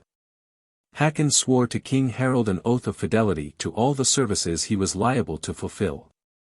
Reconciliation of King Harald and Calf. Calf Arneson had been on a Viking cruise to the western countries ever since he had left Norway. But in winter he was often in the Orkney Islands with his relative, Earl Thorfinn.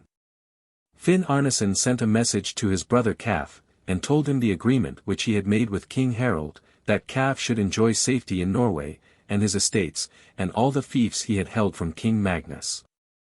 When this message came to Calf he immediately got ready for his voyage, and went east to Norway to his brother Finn. Then Finn obtained the king's peace for Calf, and when Calf and the king met they went into the agreement which Finn and the king had settled upon before. Calf bound himself to the king in the same way as he had bound himself to serve King Magnus, according to which Calf should do all that the king desired and considered of advantage to his realm. Thereupon Calf received all the estates and fiefs he had before. Fall of Calf Arneson. The summer following, AD 1050, King Harald ordered out a levy, and went to Denmark, where he plundered during the summer. But when he came south to Fian he found a great force assembled against him. Then the king prepared to land his men from the ships and to engage in a land fight. He drew up his men on board in order of battle. Set Kaf Arneson at the head of one division, ordered him to make the first attack, and told him where they should direct their assault, promising that he would soon make a landing with the others, and come to their assistance. When Kaf came to the land with his men a force came down immediately to oppose them, and Kaf without delay engaged in battle, which, however, did not last long. For Kaf was immediately overpowered by numbers, and betook himself to flight with his men. The Danes pursued them vigorously, and many of the Northmen fell, and among them Kaf Arneson. Now King Harald landed with his array. And they soon came on their way to the field of battle, where they found Kaf's body, and bore it down to the ships. But the king penetrated into the country, killing many people and destroying much. So says Arnar. His shining sword with blood he stains upon Fiona's grassy plains, and in the midst of fire and smoke, the king Fiona's forces broke Finn Arneson's expedition out of the country. After this Finn Arneson thought he had cause to be an enemy of the king upon account of his brother Kaf's death. And said the king had betrayed Kaf to his fall, and had also deceived him by making him entice his brother Kaf to come over from the west and trust to King Harald's faith. When these speeches came out among people, many said that it was very foolish in Finn to have ever supposed that Kaf could obtain the king's sincere friendship and favor. For they thought the king was the man to seek revenge for smaller offenses than Kaf had committed against the king. The king let every one say what he chose, and he himself neither said yes or no about the affair. But people perceived that the king was very well pleased with what had happened. King Harald once made these verses.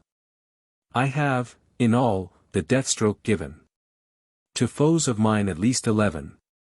2 more, perhaps, if I remember, may yet be added to this number. I prize myself upon these deeds. My people such examples needs. Bright gold itself they would despise, or healing liquor under prize, if not still brought before their eyes. Finn Arneson took the business so much to heart that he left the country and went to Denmark to King Sven, where he met a friendly reception. They spoke together in private for a long time. And the end of the business was that Finn went into King Sven's service, and became his man. King Sven then gave Finn an earldom, and placed him in Halland, where he was long earl and defended the country against the Northmen. Of Guthorm Gunhildson. Kettle Kaf and Gunhild of Ringanes had a son called Guthorm, and he was a sister's son to King Olaf and Harald Sigurdsson. Guthorm was a gallant man, early advanced to manhood. He was often with King Harald, who loved him much, and asked his advice, for he was of good understanding, and very popular. Guthorm had also been engaged early in forays, and had marauded much in the western countries with a large force. Ireland was for him a land of peace, and he had his winter quarters often in Dublin, and was in great friendship with King Marget. Guthorm's junction with the Irish King Marget. The summer after King Marget, and Guthorm with him, went out on an expedition against Bretland, where they made immense booty. But when the king saw the quantity of silver which was gathered he wanted to have the whole booty, and regarded little his friendship for Guthorm. Guthorm was ill pleased that he and his men should be robbed of their share. But the king said, Thou must choose one of 2 things, either to be content with what we determine, or to fight, and they shall have the booty who gain the victory, and likewise thou must give up thy ships, for them I will have. Guthorm thought there were great difficulties on both sides, for it was disgraceful to give up ships and goods without a stroke, and yet it was highly dangerous to fight the king and his force, the king having 16 ships and Guthorm only 5. Then Guthorm desired 3 days' time to consider the matter with his people, thinking in that time to pacify the king, and come to a better understanding with him through the mediation of others. But he could not obtain from the king what he desired. This was the day before St. Olaf's Day. Guthorm chose the condition that they would rather die or conquer like men, than suffer disgrace, contempt and scorn, by submitting to so great a loss. He called upon God, and his uncle Saint Olaf, and entreated their help and aid, promising to give to the holy man's house the tenth of all the booty that fell to their share, if they gained the victory. Then he arranged his men, placed them in battle order against the great force, prepared for battle, and gave the assault. By the help of God, and the holy Saint Olaf, Guthorm won the battle. King Margid fell, and every man, old and young, who followed him, and after that great victor, Guthorm and all his people returned home joyfully with all the booty they had gained by the battle. Every 10th penny of the booty they had made was taken, according to the vow, to King Olaf the Saint's shrine. And there was so much silver that Guthorm had an image made of it, with rays round the head, which was the size of his own, or of his forecastleman's head, and the image was 7 feet high. The image thus produced was given by Guthorm to King Olaf of the Saint's temple, where it has since remained as a memorial of Guthorm's victory and King Olaf the Saint's miracle. Miracle of King Olaf in Denmark. There was a wicked, evil-minded count in Denmark who had a Norwegian servant girl whose family belonged to Trondheim district. She worshipped King Olaf the Saint, and believed firmly in his sanctity. But the above-mentioned count doubted all that was told of the holy man's miracles, insisted that it was nothing but nonsense and idle talk, and made a joke and scorn of the esteem and honor which all the country people showed the good king. Now when his holy day came, on which the mild monarch ended his life, and which all Northmen kept sacred, this unreasonable count would not observe it, but ordered his servant girl to bake and put fire in the oven that day. She knew well the count's mad passion, and that he would revenge himself severely on her if she refused doing as he ordered. She went, therefore, of necessity, and baked in the oven, but wept much at her work. And she threatened King Olaf that she never would believe in him, if he did not avenge this misdeed by some mischance or other. And now shall ye come to hear a well-deserved vengeance, and a true miracle. It happened, namely, in the same hour that the count became blind of both eyes, and the bread which she had shoved into the oven was turned into stone. Of these stones some are now in St. Olaf's temple, and in other places. And since that time one Avsmas has been always held holy in Denmark. King Olaf's miracle on a cripple. West in Valland, a man had such bad health that he became a cripple, and went on his knees and elbows. One day he was upon the road, and had fallen asleep. He dreamt that a gallant man came up to him and asked him where he was going. When he named the neighboring town, the man said to him, "Go to St. Olaf's church that stands in London, and there thou shalt be cured." Thereupon he awoke, and went straightway to inquire the road to Olaf's church in London. At last he came to London Bridge, and asked the men of the castle if they could tell him where Olaf's church was, but they replied, there were so many churches that they could not tell to whom each of them was consecrated. Soon after a man came up and asked him where he wanted to go, and he answered to Olaf's church. Then said the man, "We shall both go together to Olaf's church, for I know the way to it." Thereupon they went over the bridge to the shrine where Olaf's church was. And when they came to the gates of the churchyard the man mounted over the half-door that was in the gate, but the cripple rolled himself in, and rose up immediately sound and strong. When he looked about him his conductor had vanished. King Harald's foray in Denmark. King Harald had built a merchant town in the east at Oslo, where he often resided, for there was good supply from the extensive cultivated district wide around. There also he had a convenient station to defend the country against the Danes, or to make an attack upon Denmark, which he was in the custom of doing often, although he kept no great force on foot.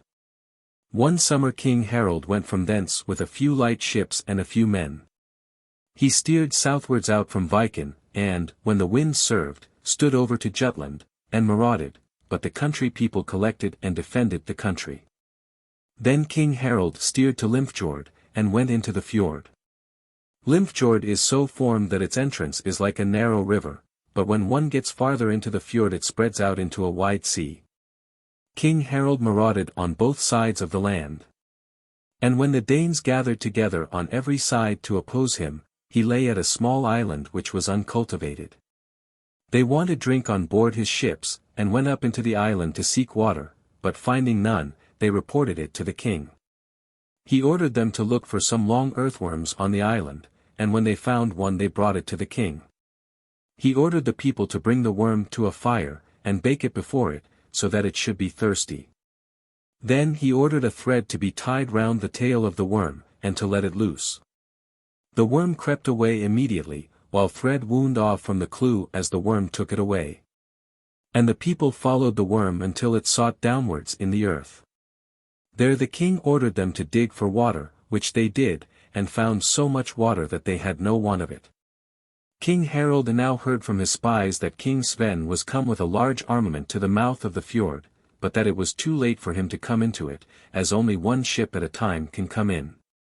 King Harald then steered with his fleet in through the fjord to where it was broadest to a place called Lusbraid. In the inmost bight, there is but a narrow neck of land dividing the fjord from the West Sea.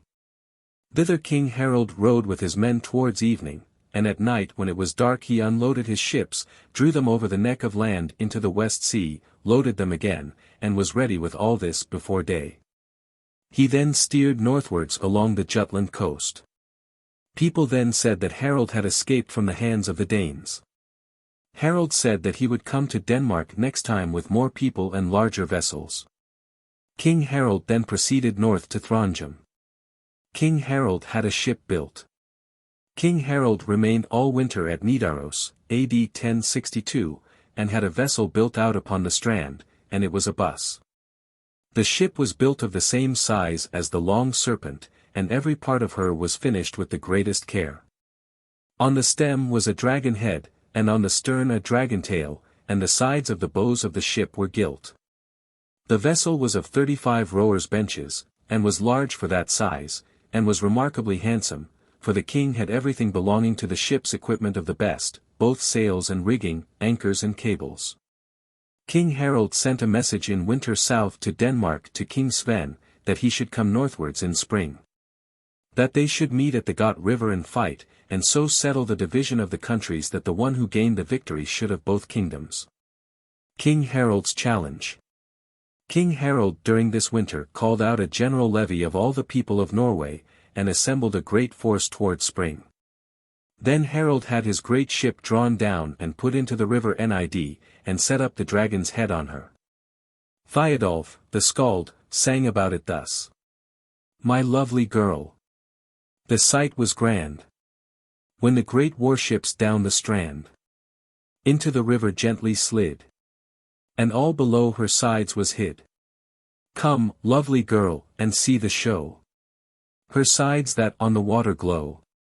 Her serpent head with golden mane. All shining back from the Nid again. Then King Harald rigged out his ship, got ready for sea, and when he had all in order went out of the river.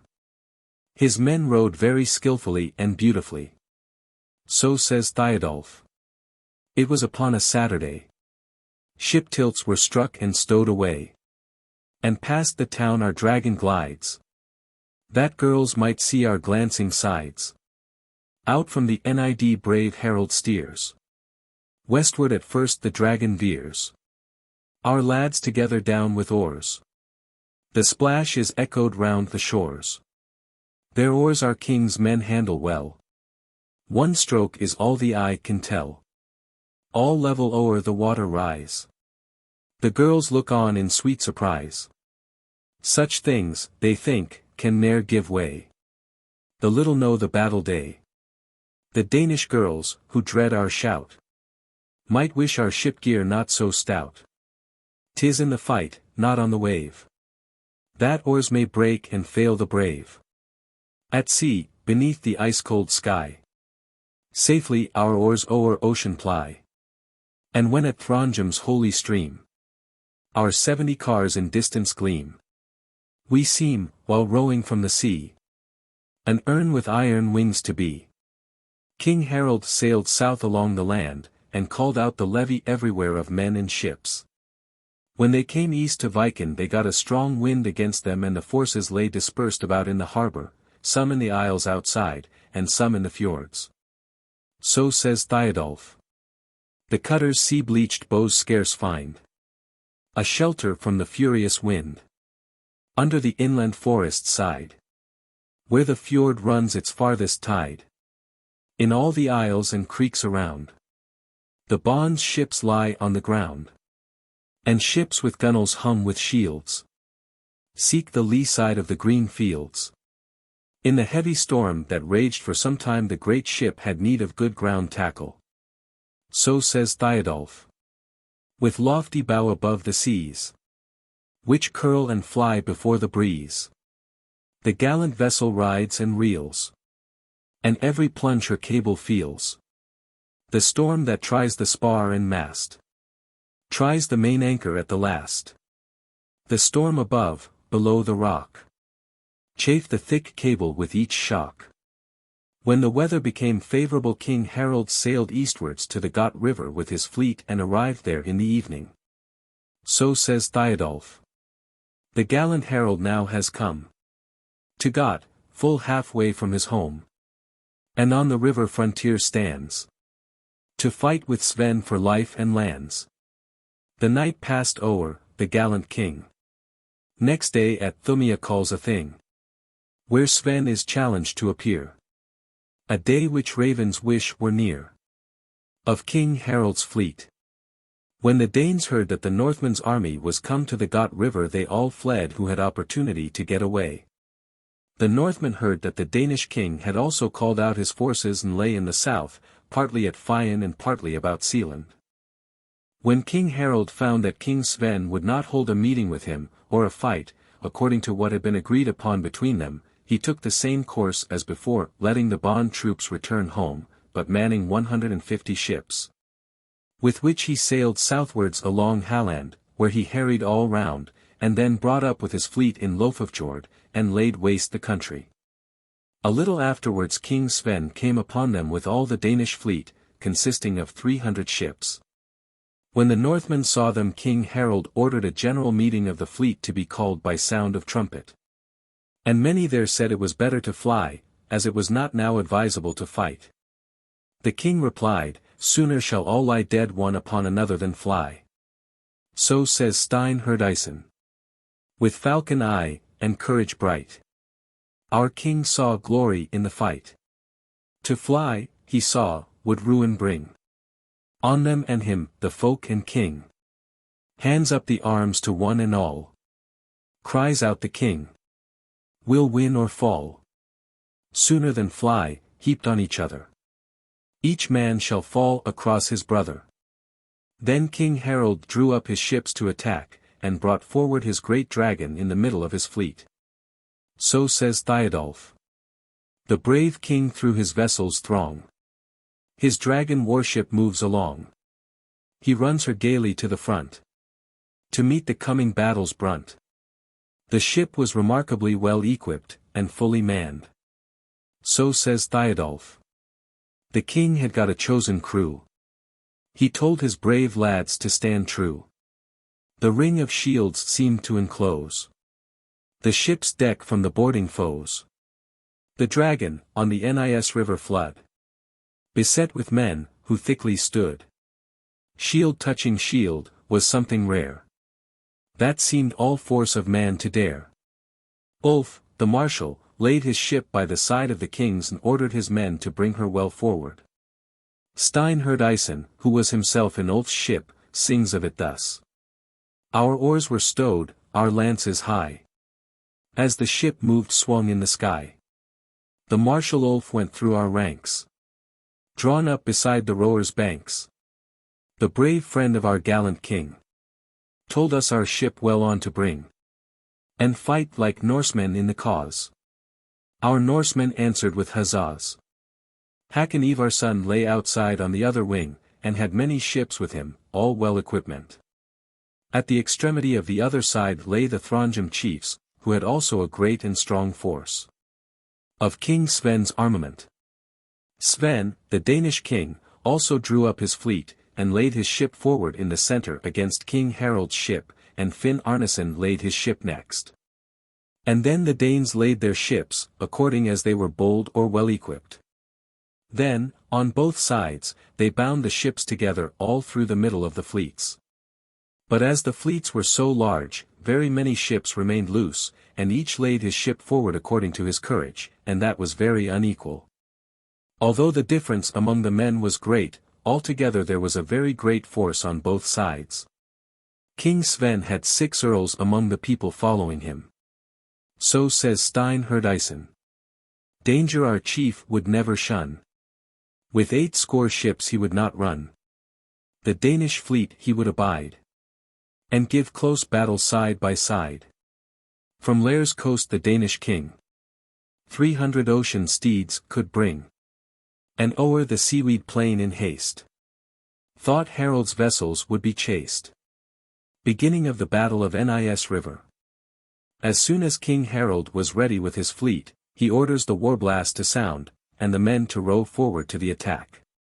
So says Stein Herdison. Harald and Sven first met as foes. Where the Nis in the ocean flows. For Sven would not for peace entreat. But, strong in ships, would Harald meet. The Norsemen prove, with sword in hand, that numbers cannot skill withstand.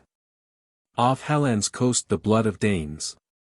The blue sea's calm smooth surface stains.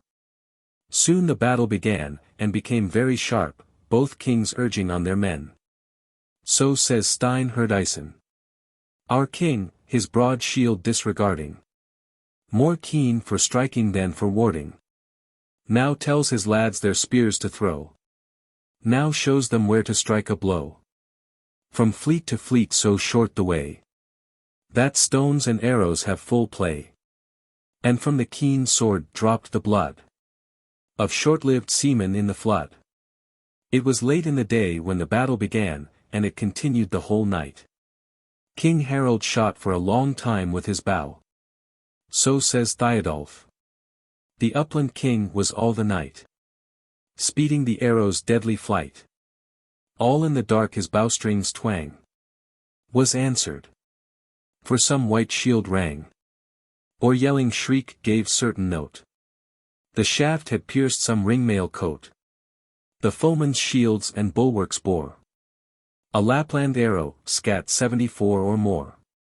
Earl Hakon, and the people who followed him, did not make fast their ships in the fleet, but rowed against the Danish ships that were loose, and slew the men of all the ships they came up with. When the Danes observed this, each drew his ship out of the way of the earl, but he set upon those who were trying to escape, and they were nearly driven to flight.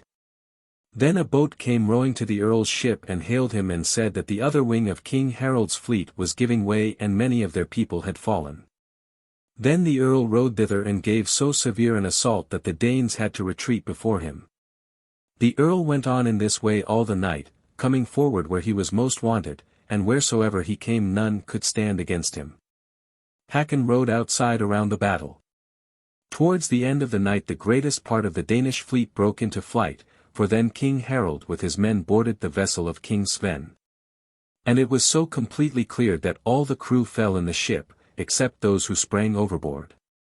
So says Arnar, the earl's skald. Brave Sven did not his vessel leave.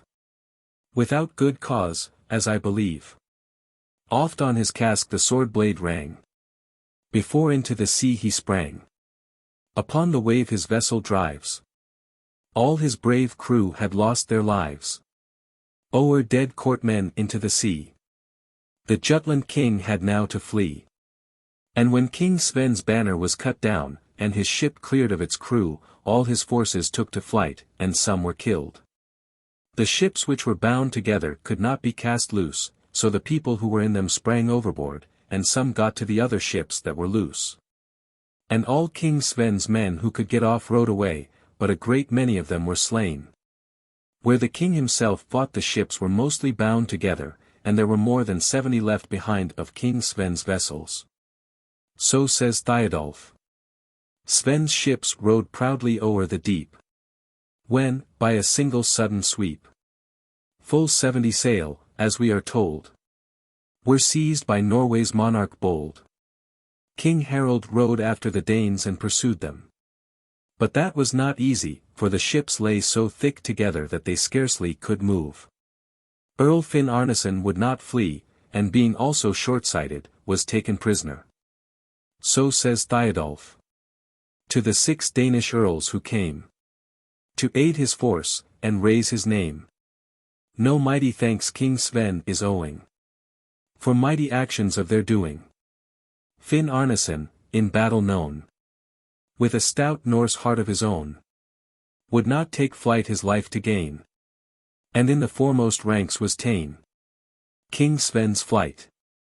Earl Hakon lay behind with his ships, while the king and the rest of the forces were pursuing the fugitives, for the earl's ships could not get forward on account of the ships which lay in the way before him. Then a man came rowing in a boat to the earl's ship and lay at the bulwarks. The man was stout and had on a white hat. He hailed the ship. "Where is the earl?" said he. The earl was in the forehold, stopping a man's blood. The earl cast a look at the man in the hat and asked what his name was. He answered, "Here is Vandrad, speak to me, earl." The earl leant over the ship's side to him. Then the man in the boat said, "Earl, I will accept of my life from thee, if thou wilt give it." Then the earl raised himself up, called 2 men who were friends dear to him, and said to them, "Go into the boat, bring Vandrad to the land. Attend him to my friend's Karl the bond, and tell Karl, as a token that these words come from me, that he let Vandrad have the horse which I gave to him yesterday, and also his saddle, and his son to attend him." Thereupon they went into the boat and took the oars in hand, while Vandrad steered. This took place just about daybreak, while the vessels were in movement, some rowing towards the land, some towards the sea, both small and great. Vandrad steered where he thought there was most room between the vessels, and when they came near to Norway's ships the earl's men gave their names and then they all allowed them to go where they pleased. Vandrad steered along the shore, and only set in towards the land when they had come past the crowd of ships. They then went up to Karl the bond's farm, and it was then beginning to be light. They went into the room where Karl had just put on his clothes. The earl's men told him their message and Karl said they must first take some food, and he set a table before them and gave them water to wash with. Then came the housewife into the room and said, "I wonder why we could get no peace or rest all night with the shouting and screaming." Karl replies, "Dost thou not know that the kings were fighting all night?" She asked which had the better of it. Karl answered, "The Northmen gained." "Then," said she, "our king will have taken flight." "Nobody knows," says Karl, "whether he has fled or is fallen." She says, "What a useless sort of king we have. He is both slow and frightened." Then said Vandrad, "Frightened he is not, but he is not lucky." Then Vandrad washed his hands, but he took the towel and dried them right in the middle of the cloth. The housewife snatched the towel from him, and said, "Thou hast been taught little good, it is wasteful to wet the whole cloth at one time."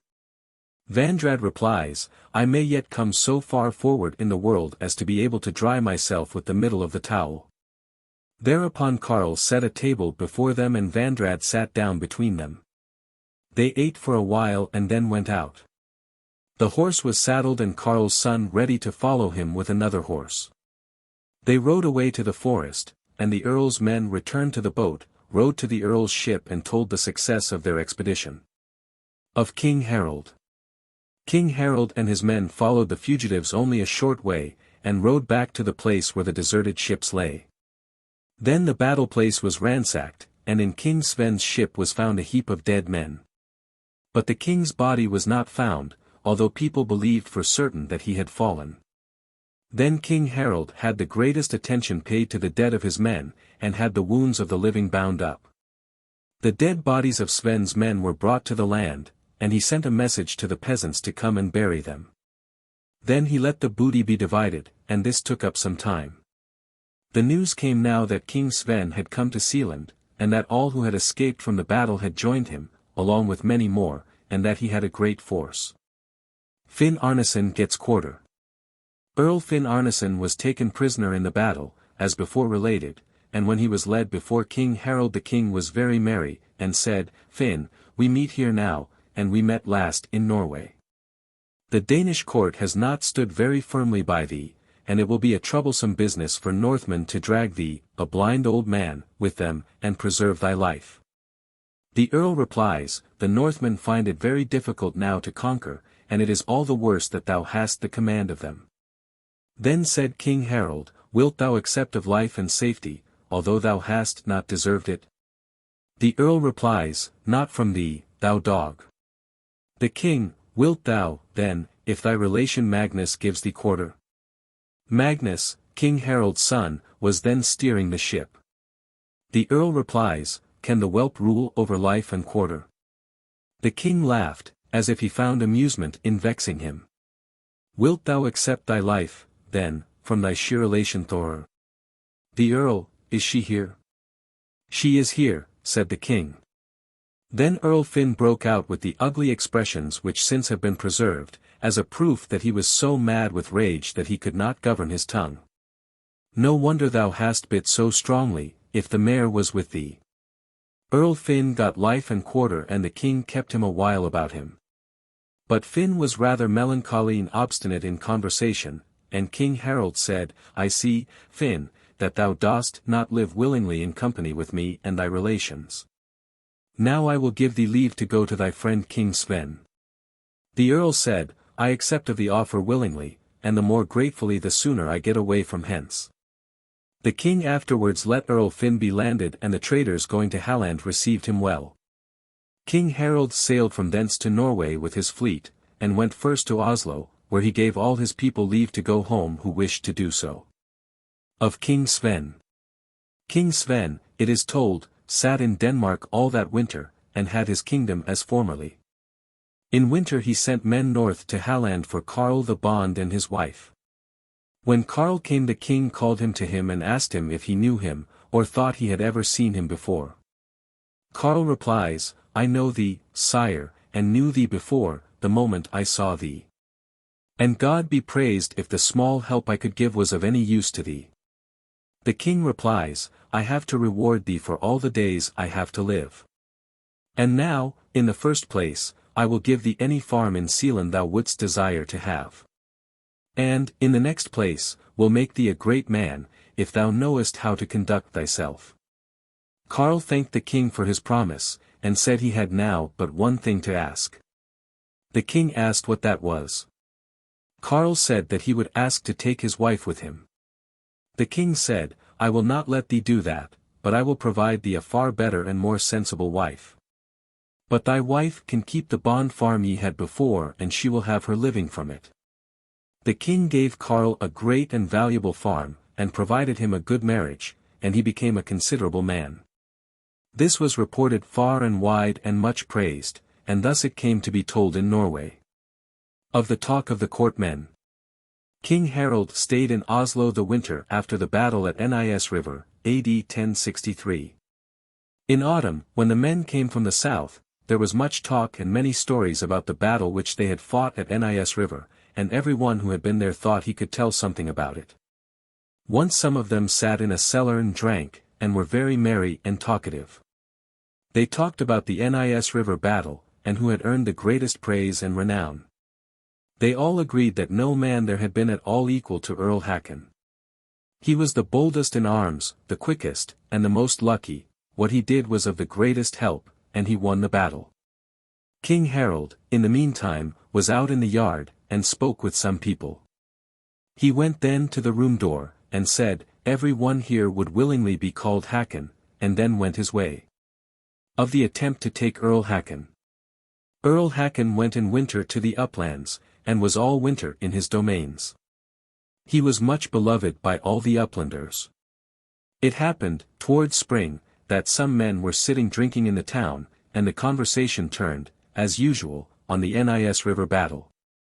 And some praised Earl Hakon, and some thought others as deserving of praise as he.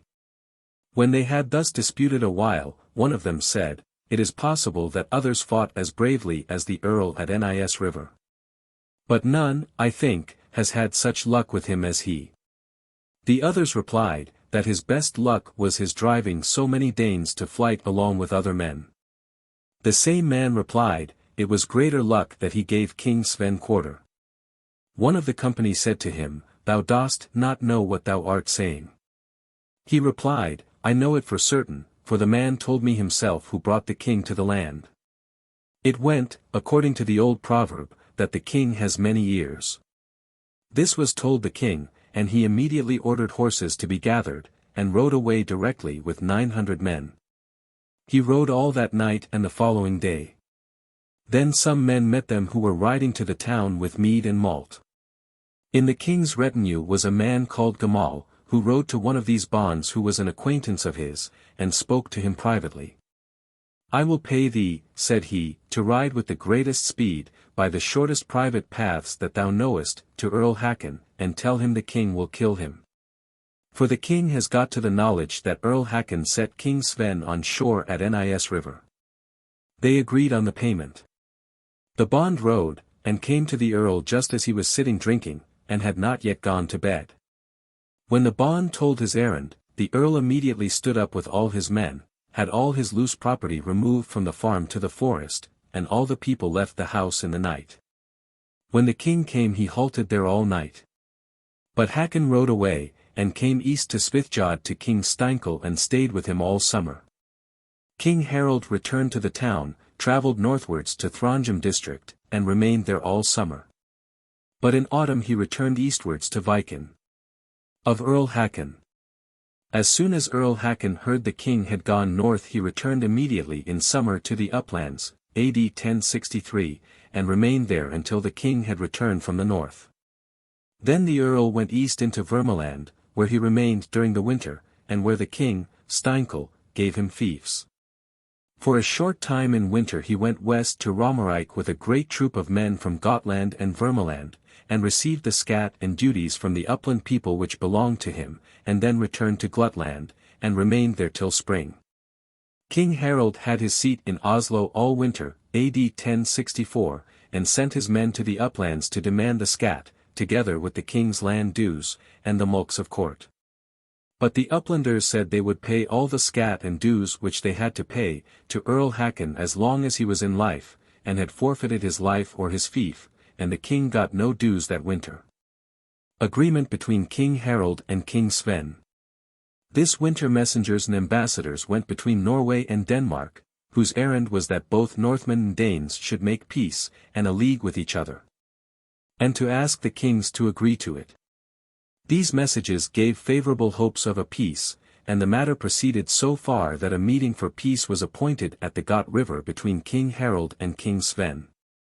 When spring approached, both kings assembled many ships and people for this meeting.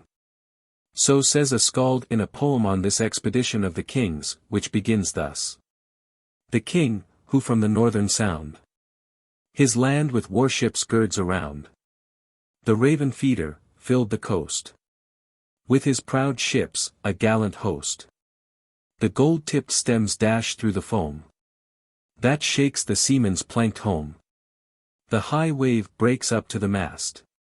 As west of Halland on they passed. Harald whose word is fixed and sure.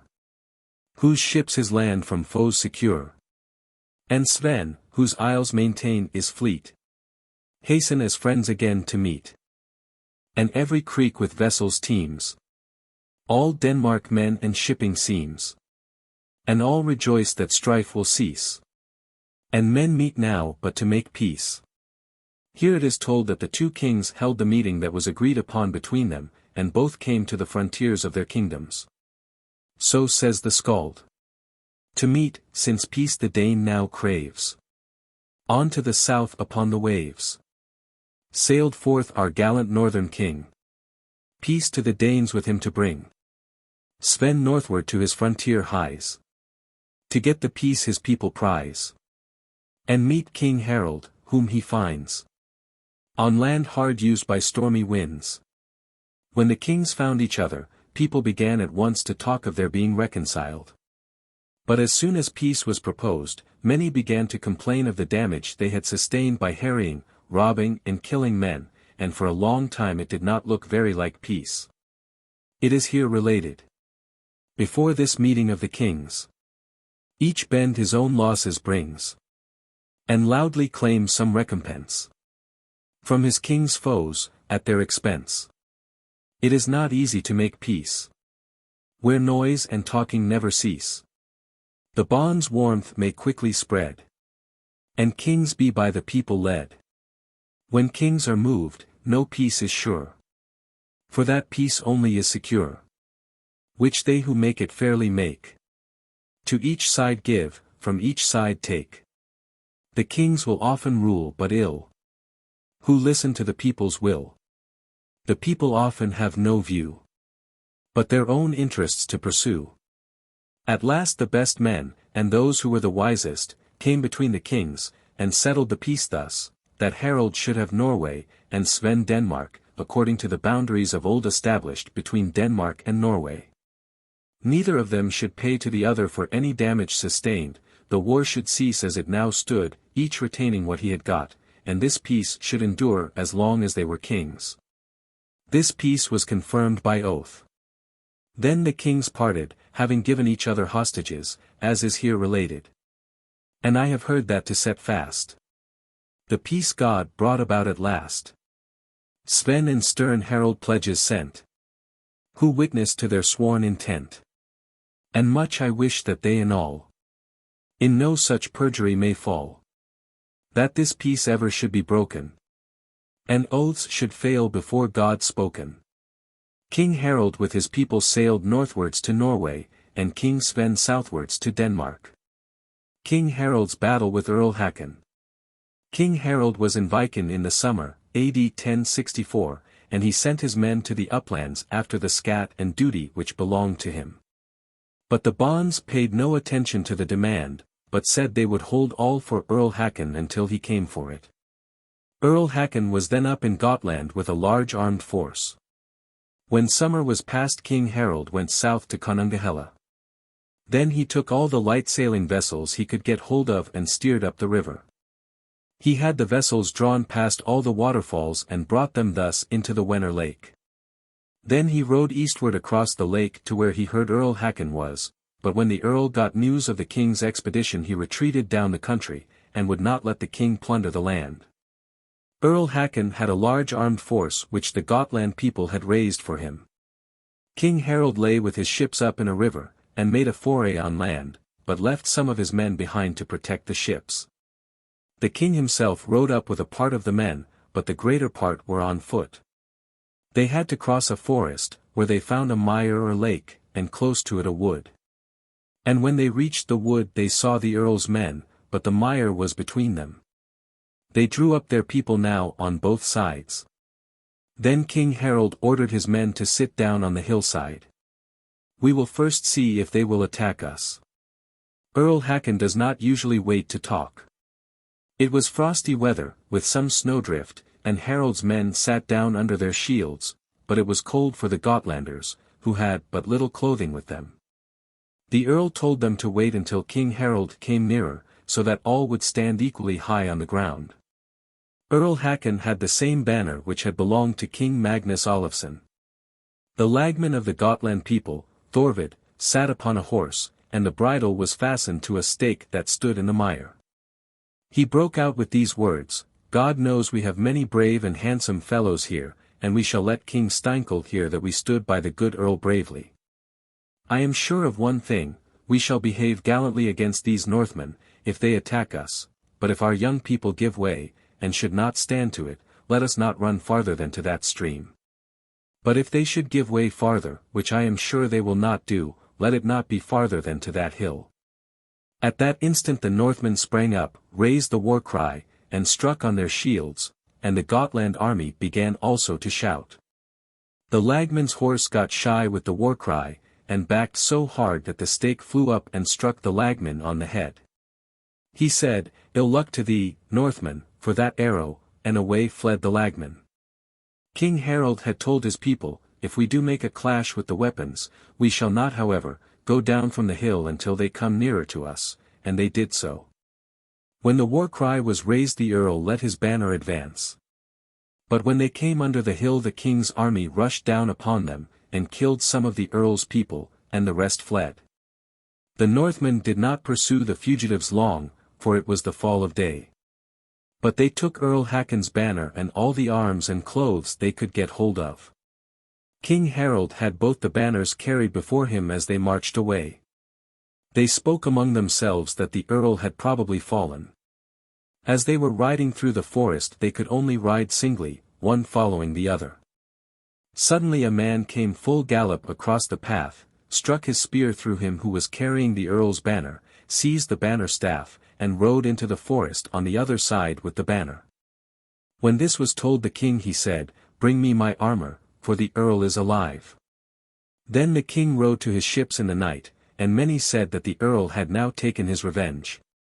But Thiodolf sang thus. Steinkel's troops, who were so bold, who the earl Hakon would uphold, were driven by our horsemen's power to hell, death goddess, in an hour. And the great earl, so men say, who won't admit he ran away, because his men fled from the ground, retired, and cannot now be found. Death of Hal, the murderer of Codrun. The rest of the night Harald passed in his ships. But in the morning, when it was daylight, it was found that so thick ice had gathered about the vessels that one could walk around them. The king ordered his men to cut the ice from the ships all the way out to the clear water, on which they all went to break the ice. King Harald's son, Magnus, steered the vessel that lay lowest down the river and nearest the water. When the people had cleared the ice away almost entirely, a man ran out to the ice, and began hewing away at it like a madman. Then said one of the men, "It is going now as usual, that none can do so much as Hal who killed Codrun, when once he lays himself to the work. See how he is hewing away at the ice." There was a man in the crew of Magnus, the king's son, who was called Thormod Eindredason, and when he heard the name of Codrun's murderer he ran up to Hal, and gave him a death wound. Codrun was a son of Gudmund Eyjolfsson. And Valgerd, who was a sister of Gudmund, was the mother of Jorun, and the grandmother by the mother's side of this Thormod. Thormod was a year old when Codrun was killed, and had never seen Hal Utrigsson until now. When the ice was broken all the way out to the water, Magnus drew his ship out, set sail directly, and sailed westward across the lake, but the king's ship, which lay farthest up the river, came out the last. Hal had been in the king's retinue, and was very dear to him, so that the king was enraged at his death.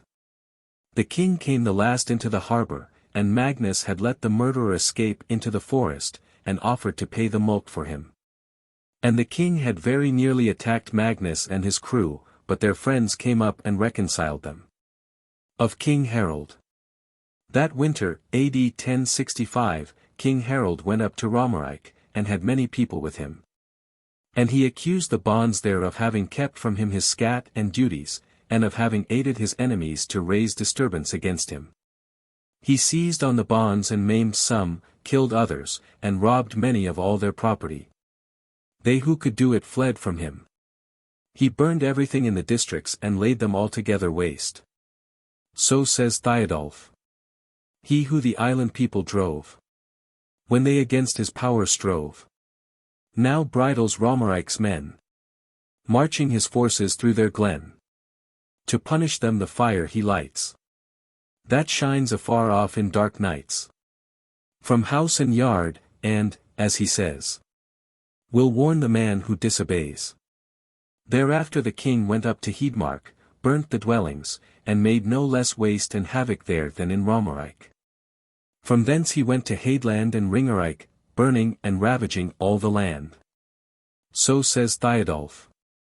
The bond's household goods are seen before his door upon the green, smoking and singed, and sparks red hot glow in the thatched roof of his cot. In Heidmark the bonds pray the king his crushing hand to stay. In Ringerike and Hadeland none gainst his fiery wrath can stand. Then the bonds left all to the king's mercy. After the death of King Magnus 15 years had passed when the battle at Nis River took place, and afterwards 2 years elapsed before Harald and Sven made peace. So says Thiodolf. The Hordland king under the land, at anchor lay close to the strand. At last, prepared with shield and spear, the peace was settled the 3rd year. After this peace the disturbances with the people of the upland districts lasted a year and a half. So says Thiodolf. No easy task it is to say How the king brought beneath his sway the upland bonds, and would give naught but their ploughs from which to live. The king in 18 months brought down their bond power, and raised his own. And the great honor he has gained will still in memory be retained of the kings of England. Edward, Ethelred's son, was king of England after his brother Hardrade. He was called Edward the Good, and so he was. King Edward's mother was Queen Emma, daughter of Richard, Earl of Rouen. Her brother was Earl Robert, whose son was William the Bastard, who at that time was Earl at Rouen in Normandy. King Edward's queen was Gyda, a daughter of Earl Godwin, the son of Ulfnad. Gyda's brothers were, Earl Tost, the eldest, Earl Moricare the next, Earl Walter the third, Earl Sven the fourth, and the fifth was Harald, who was the youngest, and he was brought up at King Edward's court, and was his foster son. The king loved him very much, and kept him as his own son.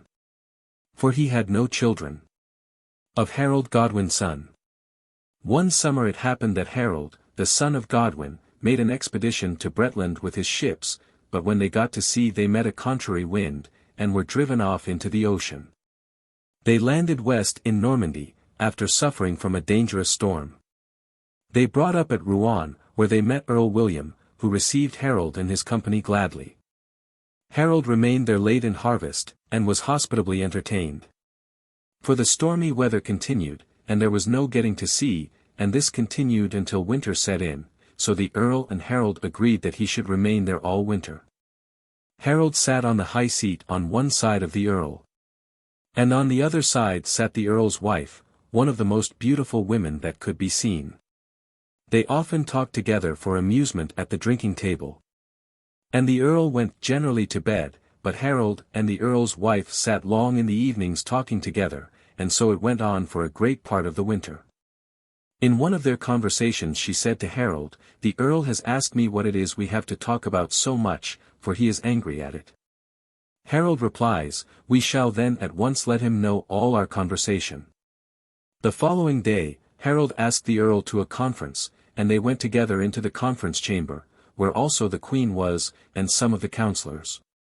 Then Harald began thus, "I have to inform you, Earl, that there lies more in my visit here than I have let you know.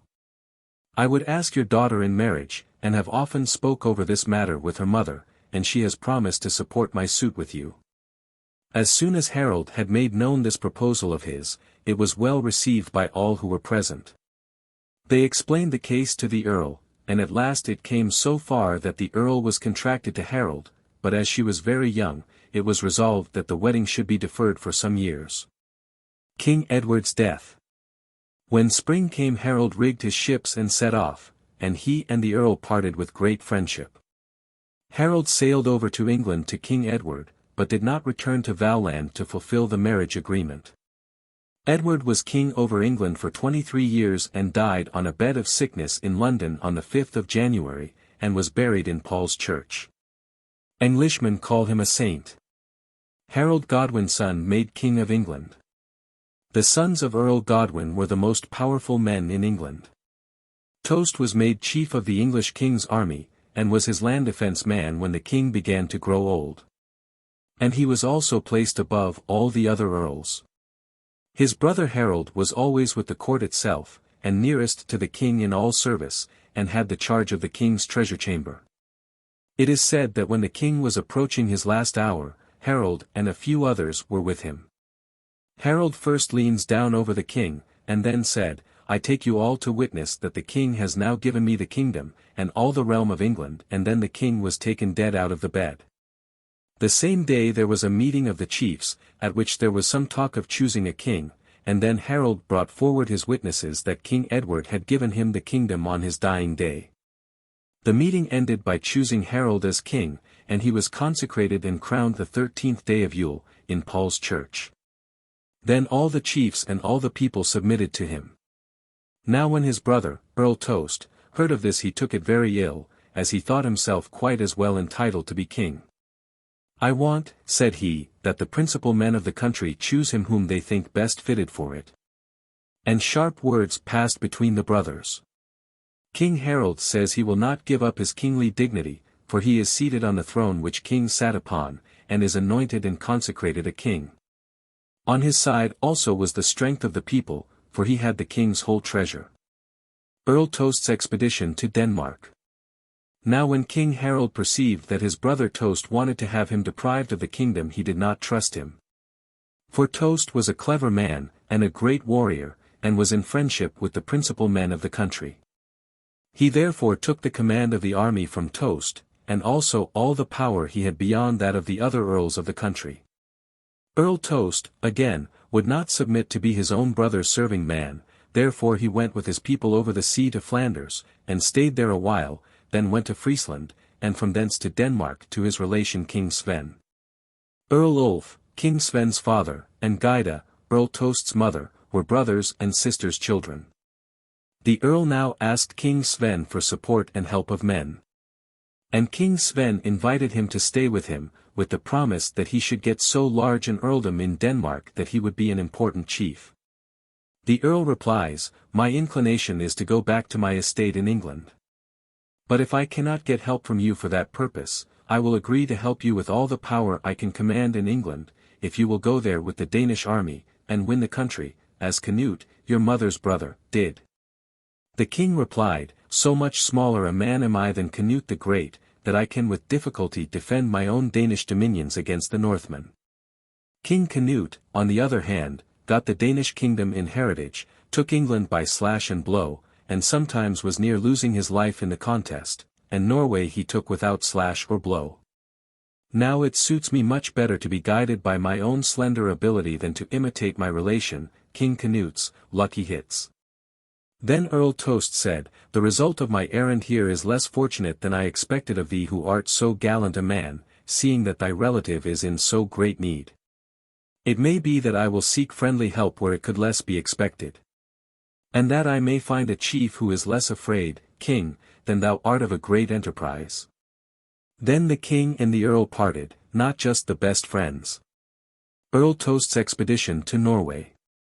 Earl Toast turned away then and went to Norway, where he presented himself to King Harald, who was at that time in Viken. When they met, the earl explained his errand to the king. He told him all his proceedings since he left England, and asked his aid to recover his dominions in England. The king replied that the Northmen had no great desire for a campaign in England, and to have English chiefs over them there. "People say," added he, "that the English are not to be trusted." The earl replied, "Is it true what I have heard people tell in England, that thy relative, King Magnus, sent men to King Edward with the message that King Magnus had right to England as well as to Denmark, and had got that heritage after Hardrade, in consequence of a regular agreement?" The king replied, "How came it that he did not get it, if he had a right to it?" "Why," replied the earl, "hast thou not Denmark, as King Magnus, thy predecessor, had it?" The king replies, "The Danes have nothing to brag of over us Northmen. For many a place have we laid in ashes to thy relations." Then said the earl, "If thou wilt not tell me, I will tell thee. Magnus subdued Denmark, because all the chiefs of the country helped him. And thou hast not done it, because all the people of the country were against thee. Therefore, also, King Magnus did not strive for England, because all the nation would have Edward for king. Wilt thou take England now?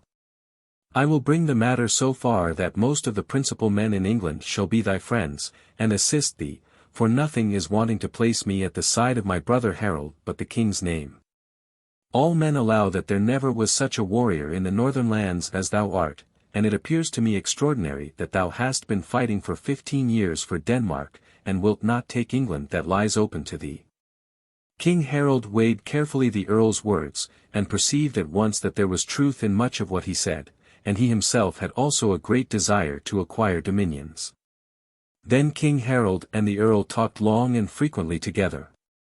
And at last he took the resolution to proceed in summer to England, and conquer the country. King Harald sent a message token through all Norway and ordered out a levy of 1/2 of all the men in Norway able to carry arms. When this became generally known, there were many guesses about what might be the end of this expedition. Some reckoned up King Harald's great achievements, and thought he was also the man who could accomplish this. Others, again, said that England was difficult to attack, that it was very full of people, and the men-at-arms, who were called Thingmen, were so brave, that one of them was better than 2 of Harald's best men. Then said Ulf the Marshal, I am still ready gold to gain. But truly it would be in vain. And the king's marshal in the hall might leave his good post once for all. If 2 of us in any strife must for one Thingman fly for life. My lovely Norse maid, in my youth, we thought the opposite the truth. Ulf the Marshal died that spring, AD 1066. King Harald stood over his grave, and said, as he was leaving it, there lies now the truest of men, and the most devoted to his king. Earl Toast sailed in spring west to Flanders, to meet the people who had left England with him, and others besides who had gathered to him both out of England and Flanders. Gyrd's dreams.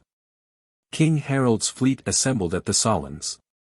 When King Harald was ready to leave Nidaros, he went to King Olaf's shrine, unlocked it, clipped his hair and nails, and locked the shrine again, and threw the keys into the Nid.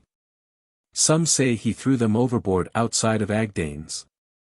And since then the shrine of Saint Olaf, the king, has never been opened. 35 years had passed since he was slain, and he lived 35 years here on earth, AD 1080 to 1066. King Harald sailed with his ships he had about him to the south to meet his people, and a great fleet was collected, so that, according to the people's reckoning, King Harald had nearly 200 ships beside provision ships and small craft. While they lay at the Solons, a man called Gyrd, on board the king's ship, had a dream. He thought he was standing in the king's ship and saw a great witch-wife standing on the island, with a fork in one hand and a trough in the other. He thought also that he saw over all the fleet, and that a fowl was sitting upon every ship's stern, and that these fowls were all ravens or erns. And the witch-wife sang this song. From the east I'll tice the king. To the west the king I'll bring. Many a noble bone will be. Ravens o'er Juk's ship are fitting. Eyeing the prey they think most fitting. Upon the stem I'll sail with them. Upon the stem I'll sail with them. Thord's dream. There was also a man called Thord, in a ship which lay not far from the king's. He dreamt one night that he saw King Harald's fleet coming to land, and he knew the land to be England. He saw a great battle array on the land, and he thought both sides began to fight, and had many banners flapping in the air. And before the army of the people of the country was riding a huge witch-wife upon a wolf, and the wolf had a man's carcass in his mouth, and the blood was dropping from his jaws.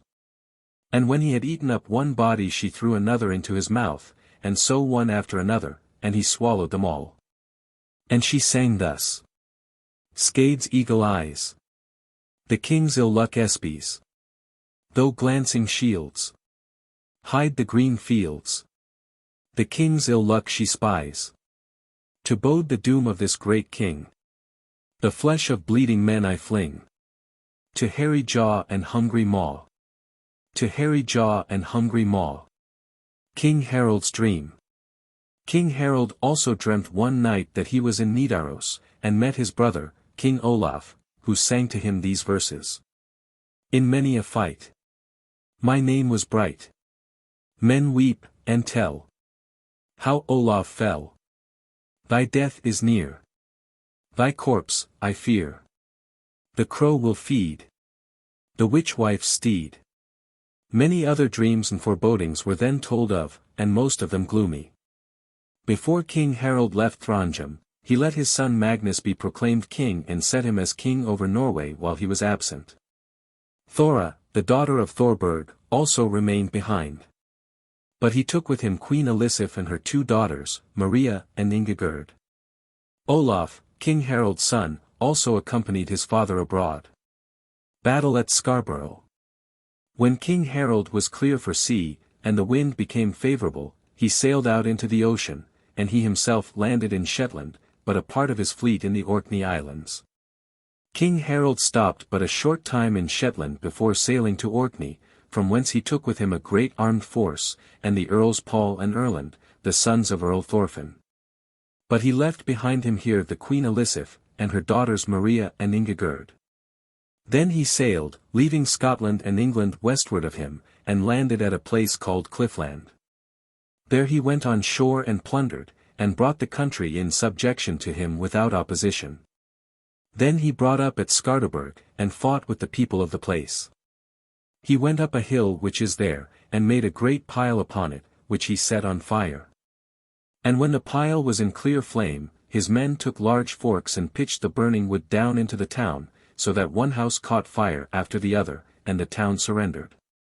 The Northmen killed many people there and took all the booty they could lay hold of. There was nothing left for the Englishmen now, if they would preserve their lives, but to submit to King Harald, and thus he subdued the country wherever he came. Then the king proceeded south along the land, and brought up at Hellorns, where there came a force that had been assembled to oppose him, with which he had a battle, and gained the victory. Of Harald's order of battle. Thereafter the king sailed to the Humber, and up along the river, and then he landed. Up in Jorvik were two earls, Earl Morkar, and his brother, Earl Valthiaf, and they had an immense army. While the army of the earls was coming down from the upper part of the country, King Harald lay in the USA. King Harald now went on the land, and drew up his men. The one arm of this line stood at the outer edge of the river, the other turned up towards the land along a ditch, and there was also a morass, deep, broad, and full of water. The earls let their army proceed slowly down along the river, with all their troops in line. The king's banner was next the river, where the line was thickest. It was thinnest at the ditch, where also the weakest of the men were. When the earls advanced downwards along the ditch, the arm of the Northmen's line which was at the ditch gave way, and the Englishmen followed, thinking the Northmen would fly. The banner of Earl Morkar advanced then bravely. The battle at the Humber. When King Harald saw that the English array had come to the ditch against him, he ordered the charge to be sounded, and urged on his men. He ordered the banner which was called the Land Ravager to be carried before him, and made so severe an assault that all had to give way before it. And there was a great loss among the men of the earls, and they soon broke into flight, some running up the river, some down, and the most leaping into the ditch, which was so filled with dead that the Norsemen could go dry foot over the fun. There Earl Morkar fell. So says Stein Herdison. The gallant Harald drove along, flying but fighting, the whole throng. At last, confused, they could not fight. And the whole body took to flight.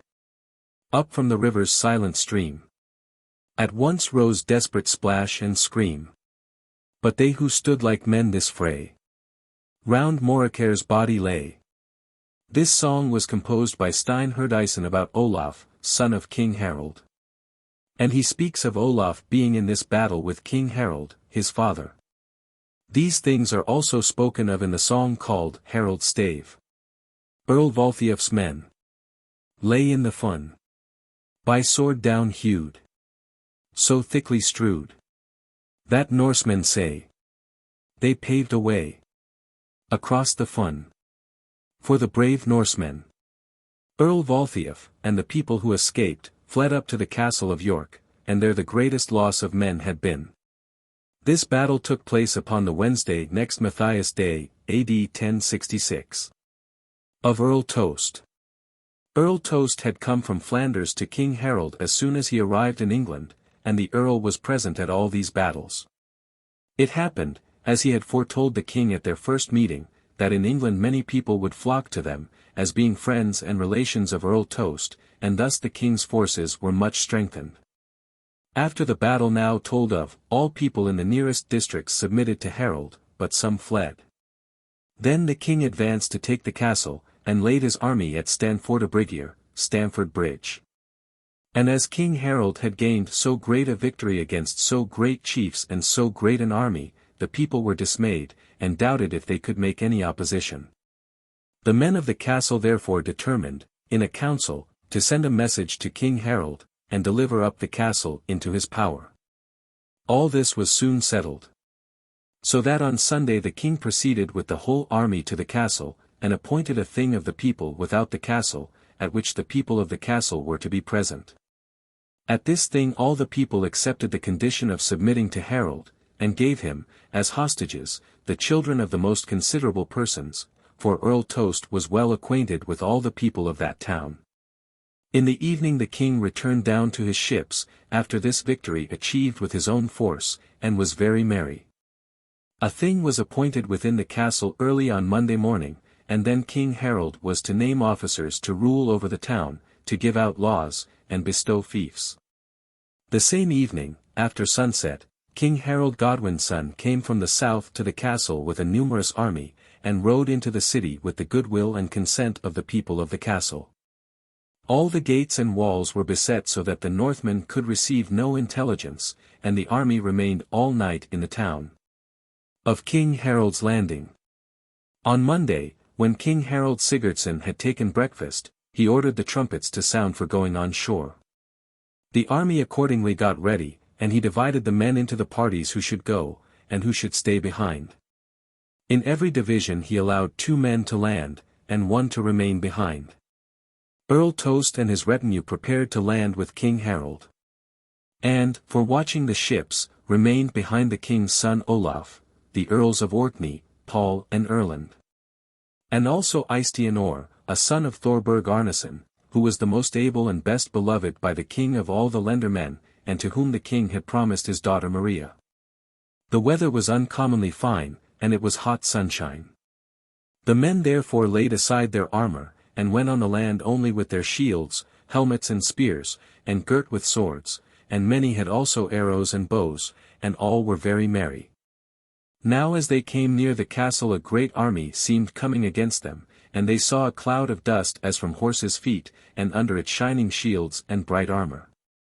The king halted his people, and called to him Earl Toast, and asked him what army this could be. The earl replied that he thought it most likely to be a hostile army, but possibly it might be some of his relations who were seeking for mercy and friendship, in order to obtain certain peace and safety from the king. Then the king said, "We must all halt, to discover what kind of a force this is." They did so, and the nearer this force came the greater it appeared, and their shining arms were to the sight like glancing ice. Of Earl Toast's counsel. Then said King Harald, "Let us now fall upon some good sensible counsel, for it is not to be concealed that this is an hostile army and the king himself without doubt is here." Then said the earl, "The first counsel is to turn about as fast as we can to our ships to get our men and our weapons, and then we will make a defense according to our ability. Or otherwise let our ships defend us, for there these horsemen have no power over us." Then King Harald said, "I have another counsel. Put 3 of our best horses under 3 of our briskest lads and let them ride with all speed to tell our people to come quickly to our relief. The Englishmen shall have a hard fray of it before we give ourselves up for lost." The earl said the king must order in this, as in all things, as he thought best, adding, at the same time, it was by no means his wish to fly. Then King Harald ordered his banner Landravager to be set up. And Fryrek was the name of him who bore the banner. Of King Harald's army. Then King Harald arranged his army, and made the line of battle long, but not deep. He bent both wings of it back, so that they met together. And formed a wide ring equally thick all round, shield to shield, both in the front and rear ranks. The king himself and his retinue were within the circle, and there was the banner, and a body of chosen men. Earl Toast, with his retinue, was at another place, and had a different banner. The army was arranged in this way, because the king knew that horsemen were accustomed to ride forwards with great vigor, but to turn back immediately. Now the king ordered that his own and the earl's attendants should ride forwards where it was most required. "And our bowmen," said he, "shall be near to us. And they who stand in the first rank shall set the spear shaft on the ground, and the spear point against the horseman's breast, if he rides at them, and those who stand in the second rank shall set the spear point against the horse's breast." Of King Harald Godwin's son. King Harald Godwin's son had come with an immense army, both of cavalry and infantry. Now King Harald Sigurdsson rode around his array, to see how every part was drawn up. He was upon a black horse, and the horse stumbled under him, so that the king fell off. He got up in haste and said, "A fall is lucky for a traveller." The English King Harald said to the Northmen who were with him, "Do ye know the stout man who fell from his horse, with the blue kirtle and the beautiful helmet?" "That is the king himself," said they. The English king said, "A great man, and of stately appearance is he, but I think his luck has left him." Of the troop of the nobility. 20 horsemen rode forward from the Thingmen's troops against the Northmen's array. And all of them, and likewise their horses, were clothed in armor. One of the horsemen said, "Is Earl Tost in this army?" The earl answered, "It is not to be denied that ye will find him here."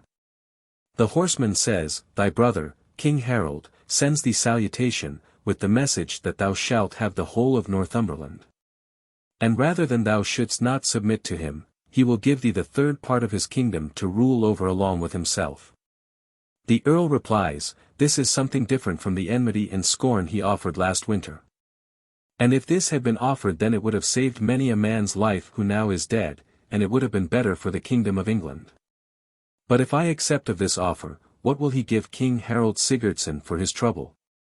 The horseman replied, "He has also spoken of this, and will give him 7 feet of English ground, or as much more as he may be taller than other men."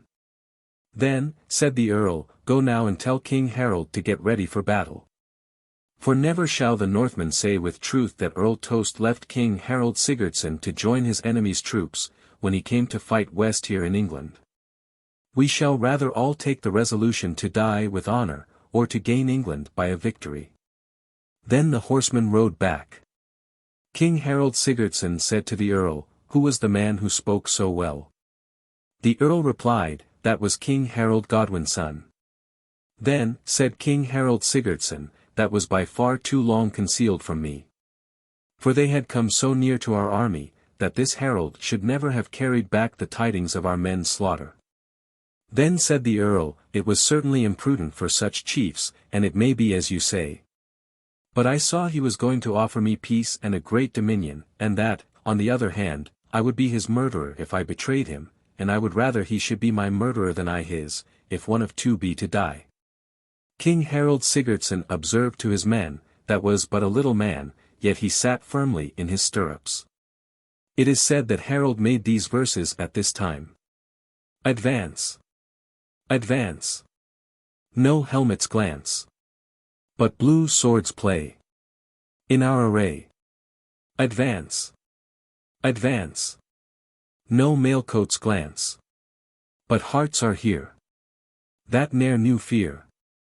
His coat of mail was called Emma, and it was so long that it reached almost to the middle of his leg, and so strong that no weapon ever pierced it.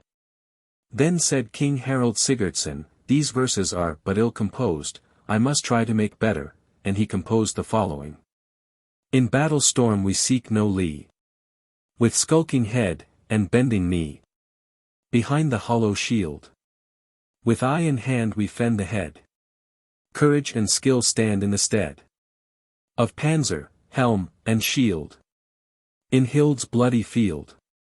Thereupon Thiodolf sang, "And should our king in battle fall, a fate that God may give to all, his sons will vengeance take, and never shone the sun upon two nobler eaglet, in his run, and them will never forsake." Of the beginning of the battle. Now the battle began. The Englishmen made a hot assault upon the Northmen, who sustained it bravely. It was no easy matter for the English to ride against the Northmen on account of their spears. Therefore they rode in a circle around them. And the fight at first was but loose and light, as long as the Northmen kept their order of battle. For although the English rode hard against the Northmen, they gave way again immediately, as they could do nothing against them. Now when the Northmen thought they perceived that the enemy were making but weak assaults, they set after them, and would drive them into flight. But when they had broken their shield rampart, the Englishmen rode up from all sides, and threw arrows and spears on them. Now when King Harald Sigurdsson saw this, he went into the fray where the greatest crash of weapons was, and there was a sharp conflict, in which many people fell on both sides. King Harald then was in a rage, and ran out in front of the array, and hewed down with both hands, so that neither helmet nor armor could withstand him, and all who were nearest gave way before him. It was then very near with the English that they had taken to flight. So says Arnar, the Earl's Skald. Where battle-storm was ringing, where arrow-cloud was singing, Harald stood there, of armor bare, his deadly sword still swinging. The foemen feel its bite. His Norsemen rush to fight, danger to share, with Harald there, where steel on steel was ringing. Fall of King Harald. King Harald Sigurdsson was hit by an arrow in the windpipe, and that was his death wound. He fell, and all who had advanced with him, except those who retired with the banner.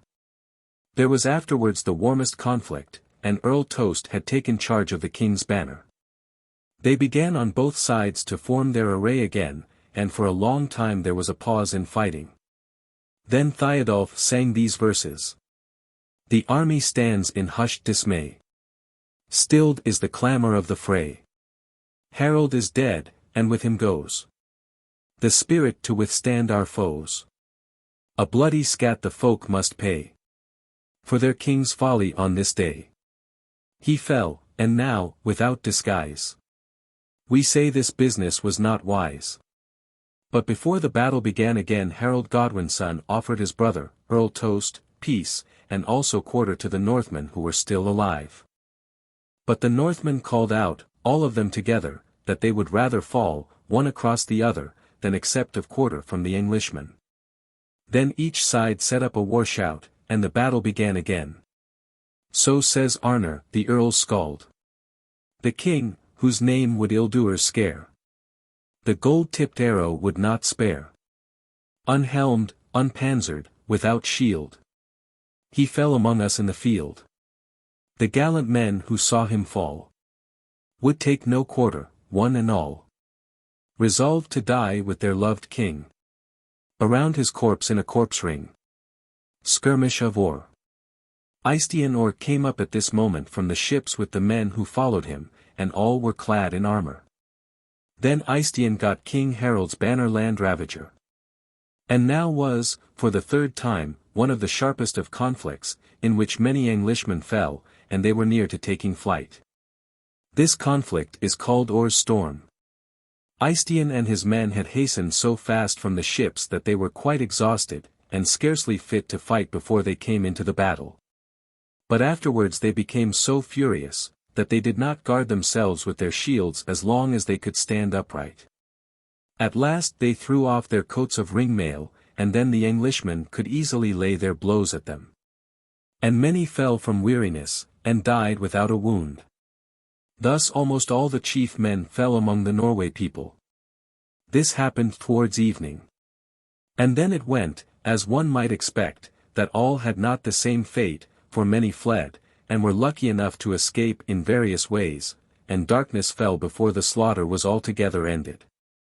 Of Sturkr the Marshal. Sturkr, King Harald Sigurdsson's marshal, a gallant man, escaped upon a horse, on which he rode away in the evening. It was blowing a cold wind, and Sturkr had not much other clothing upon him but his shirt, and had a helmet on his head, and a drawn sword in his hand. As soon as his weariness was over, he began to feel cold.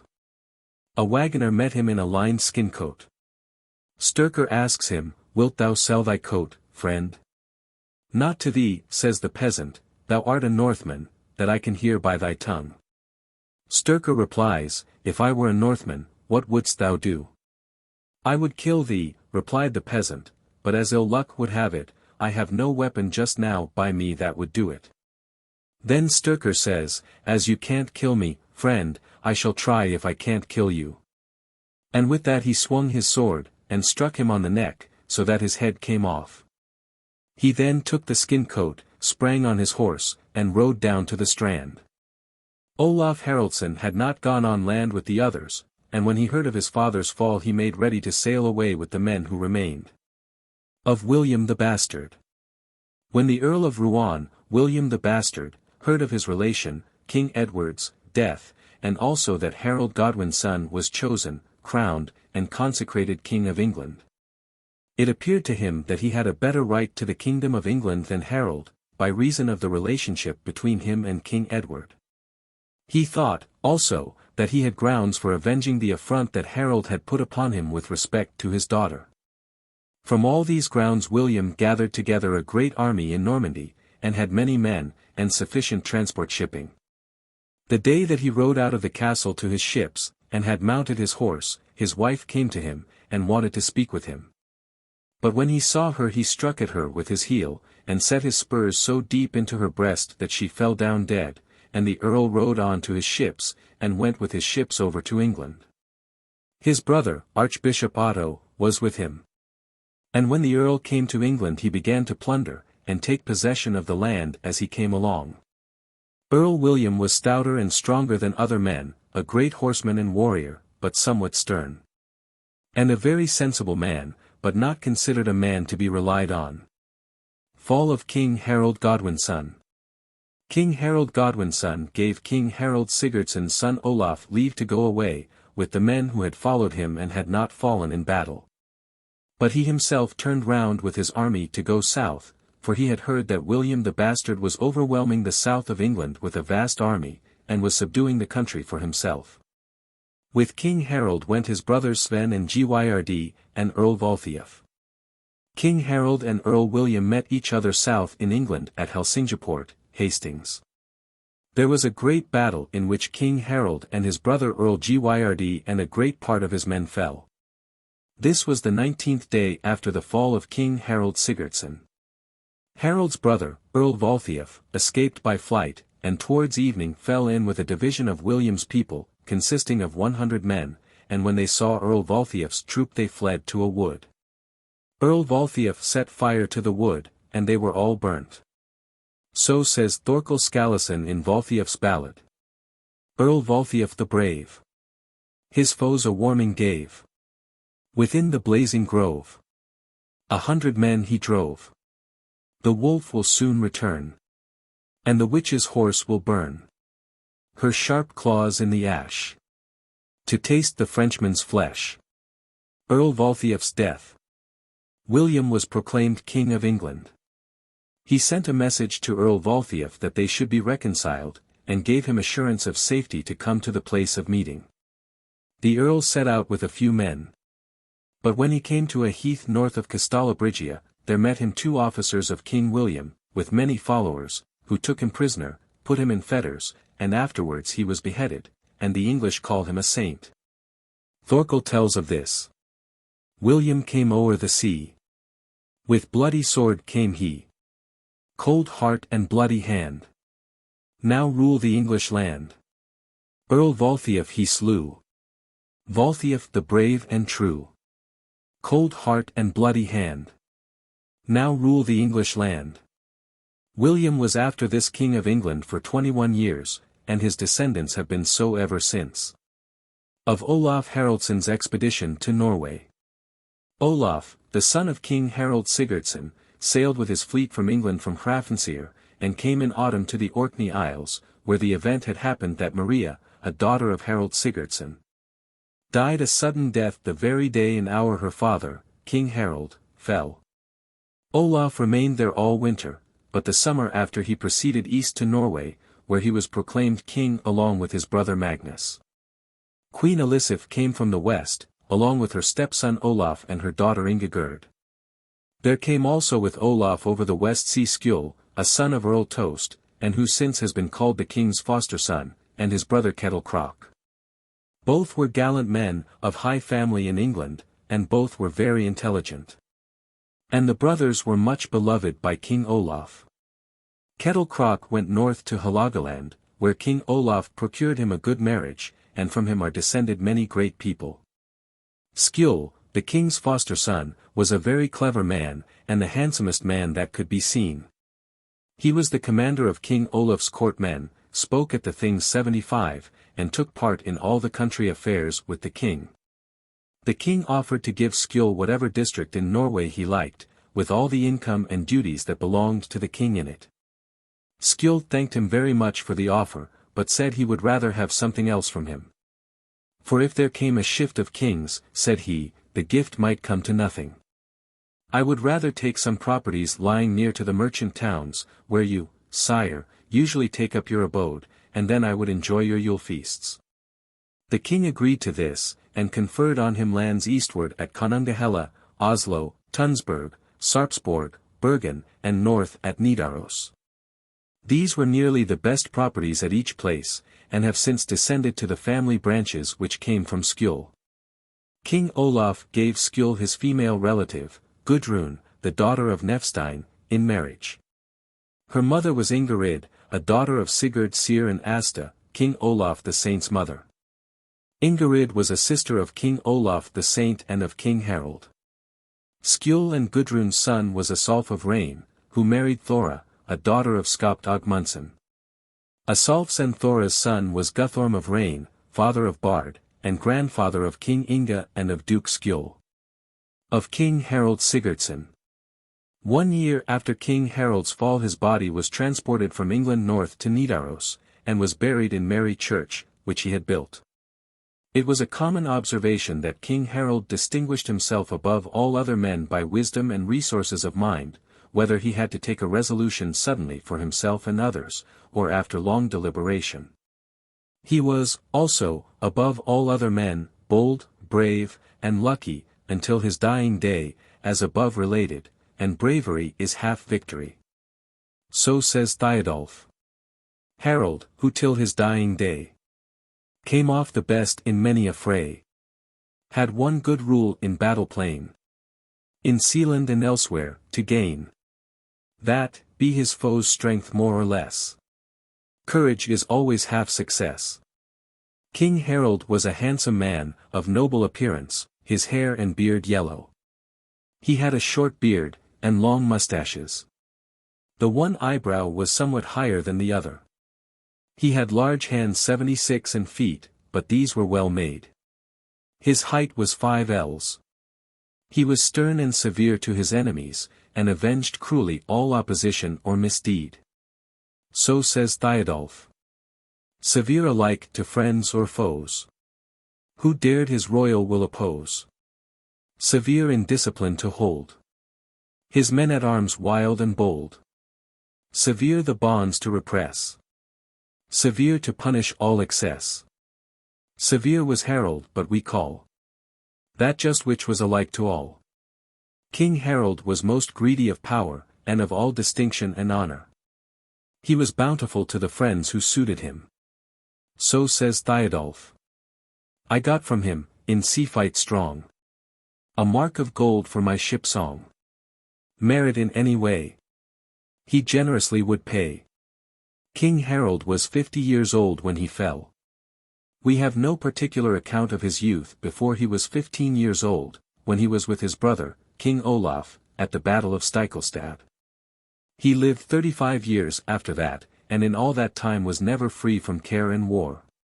King Harald never fled from battle, but often tried cunning ways to escape when he had to do with great superiority of forces. All the men who followed King Harald in battle or skirmish said that when he stood in great danger, or anything came suddenly upon him, he always took that course which all afterwards saw gave the best hope of a fortunate issue. King Harald and King Olaf compared. When Halder, a son of Brynjolf Ulfold the Old, who was a sensible man and a great chief, heard people talk of how unlike the brothers Saint Olaf and King Harald were in disposition, he used to say, I was in great friendship with both the brothers, and I knew intimately the dispositions of both, and never did I know two men more like in disposition. Both were of the highest understanding, and bold in arms, and greedy of power and property, of great courage, but not acquainted with the way of winning the favor of the people, zealous in governing, and severe in their revenge. King Olaf forced the people into Christianity and good customs, and punished cruelly those who disobeyed. This just and rightful severity the chiefs of the country could not bear, but raised an army against him, and killed him in his own kingdom. And therefore he is held to be a saint. King Harald, again, marauded to obtain glory and power, forced all the people he could under his power, and died in another king's dominions. Both brothers, in daily life, were of a worthy and considerate manner of living, they were of great experience, and very laborious, and were known and celebrated far and wide for these qualities. King Magnus' death. King Magnus Erlingson ruled over Norway the first winter after King Harald's death, AD 1067, and afterwards 2 years, AD 1068 to 1069, along with his brother, King Olaf. Thus there were 2 kings of Norway at that time. And Magnus had the northern and Olaf the eastern part of the country. King Magnus had a son called Hakon, who was fostered by Thor of Stig and Gudbrandsdal, who was a brother of King Magnus by the mother's side, and Hakon was a most agreeable man. After King Harald Sigurdsson's death the Danish king Sven let it be known that the peace between the Northmen and the Danes was at an end, and insisted that the league between Harald and Sven was not for longer time than their lives. There was a levy in both kingdoms. Harald's sons called out the whole people in Norway for procuring men and ships, and Sven set out from the south with the Danish army. Messengers then went between with proposals for a peace.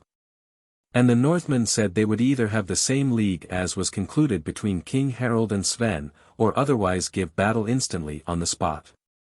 Verses were made on this occasion, viz. Ready for war or peace. King Olaf will not cease from foeman's hand to guard his land. So says also Stein Herdebreid in his Song of Olaf. From Trondheim town, where in repose the holy king defies his foes, another Olaf will defend his kingdom from the greedy Sven. King Olaf had both power and right, and the saint's favor in the fight. The saint will ne'er his kin forsake, and let Sven Ulfson Norway take.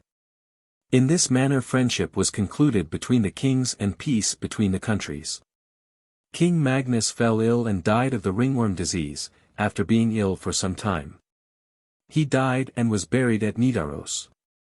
He was an amiable king and bewailed by the people. Saga of Olaf Kyrre. Olaf's personal appearance. Olaf remained sole king of Norway after the death, AD 1069, of his brother King Magnus. Olaf was a stout man, well grown in limbs. And every one said a handsomer man could not be seen, nor of a nobler appearance. His hair was yellow as silk, and became him well, his skin was white and fine over all his body, his eyes beautiful, and his limbs well proportioned. He was rather silent in general, and did not speak much even at things, but he was merry in drinking parties. He loved drinking much, and was talkative enough then, but quite peaceful. He was cheerful in conversation, peacefully inclined during all his reign, and loving gentleness and moderation in all things. Stein Herdebreid speaks thus of him. Our Trondheim king is brave and wise. His love of peace our bonds prize. By friendly word and ready hand, he holds good peace through every land. He is for all a lucky star. England he frightens from a war. The stiff-necked Danes he drives to peace. Troubles by his good influence cease. Of King Olaf's manner of living. It was the fashion in Norway in old times for the king's high seat to be on the middle of a long bench, and the ale was handed across the fire. 77 But King Olaf had his high seat made on a high bench across the room. He also first had chimney places in the rooms, and the floors strewed both summer and winter. In King Olaf's time many merchant towns arose in Norway, and many new ones were founded. Thus King Olaf founded a merchant town at Bergen, where very soon many wealthy people settled themselves, and it was regularly frequented by merchants from foreign lands. He had the foundations laid for the large Christ church, which was to be a stone church, but in his time there was little done to it. Besides, he completed the old Christ church, which was of wood. King Olaf also had a great feasting house built in Nidaros, and in many other merchant towns, where before there were only private feasts. And in his time no one could drink in Norway but in these houses, adorned for the purpose with branches and leaves, and which stood under the king's protection. The great guild bell in Trondheim, which was called the pride of the town, told to call together to these guilds. The guild brethren built Margaret's church in Nidaros of stone. In King Olaf's time there were general entertainments and hand-in-hand feasts. At this time also much unusual splendor and foreign customs and fashions in the cut of clothes were introduced, as, for instance, costly hose plaited about the legs. Some had gold rings about the legs, and also used coats which had lists down the sides, and arms 5 ells long, and so narrow that they must be drawn up with ties, and lay in folds all the way up to the shoulders. The shoes were high, and all edged with silk, or even with gold. Many other kinds of wonderful ornaments were used at that time. Fashion of King Olaf's court. King Olaf used the fashion, which was introduced from the courts of foreign kings, of letting his grand butler stand at the end of the table, and fill the table cups for himself and the other distinguished guests who sat at the table. He had also torch-bearers, who held as many candles at the table as there were guests of distinction present. There was also a marshal's bench outside of the table circle, where the marshal and other persons of distinction sat with their faces towards the high seat. King Harald, and the kings before him, used to drink out of deer horn. And the ale was handed from the high seat to the other side over the fire, and he drank to the memory of any one he thought of. So says Stuff the Skald. He who in battle is the first, and now in peace is best to trust. A welcome, hearty and sincere, gave to me on my coming here. He whom the ravens watch with care. He who the gold rings does not spare. A golden horn full to the brink. Gave me himself at Haug to drink. Arrangement of King Olaf's court.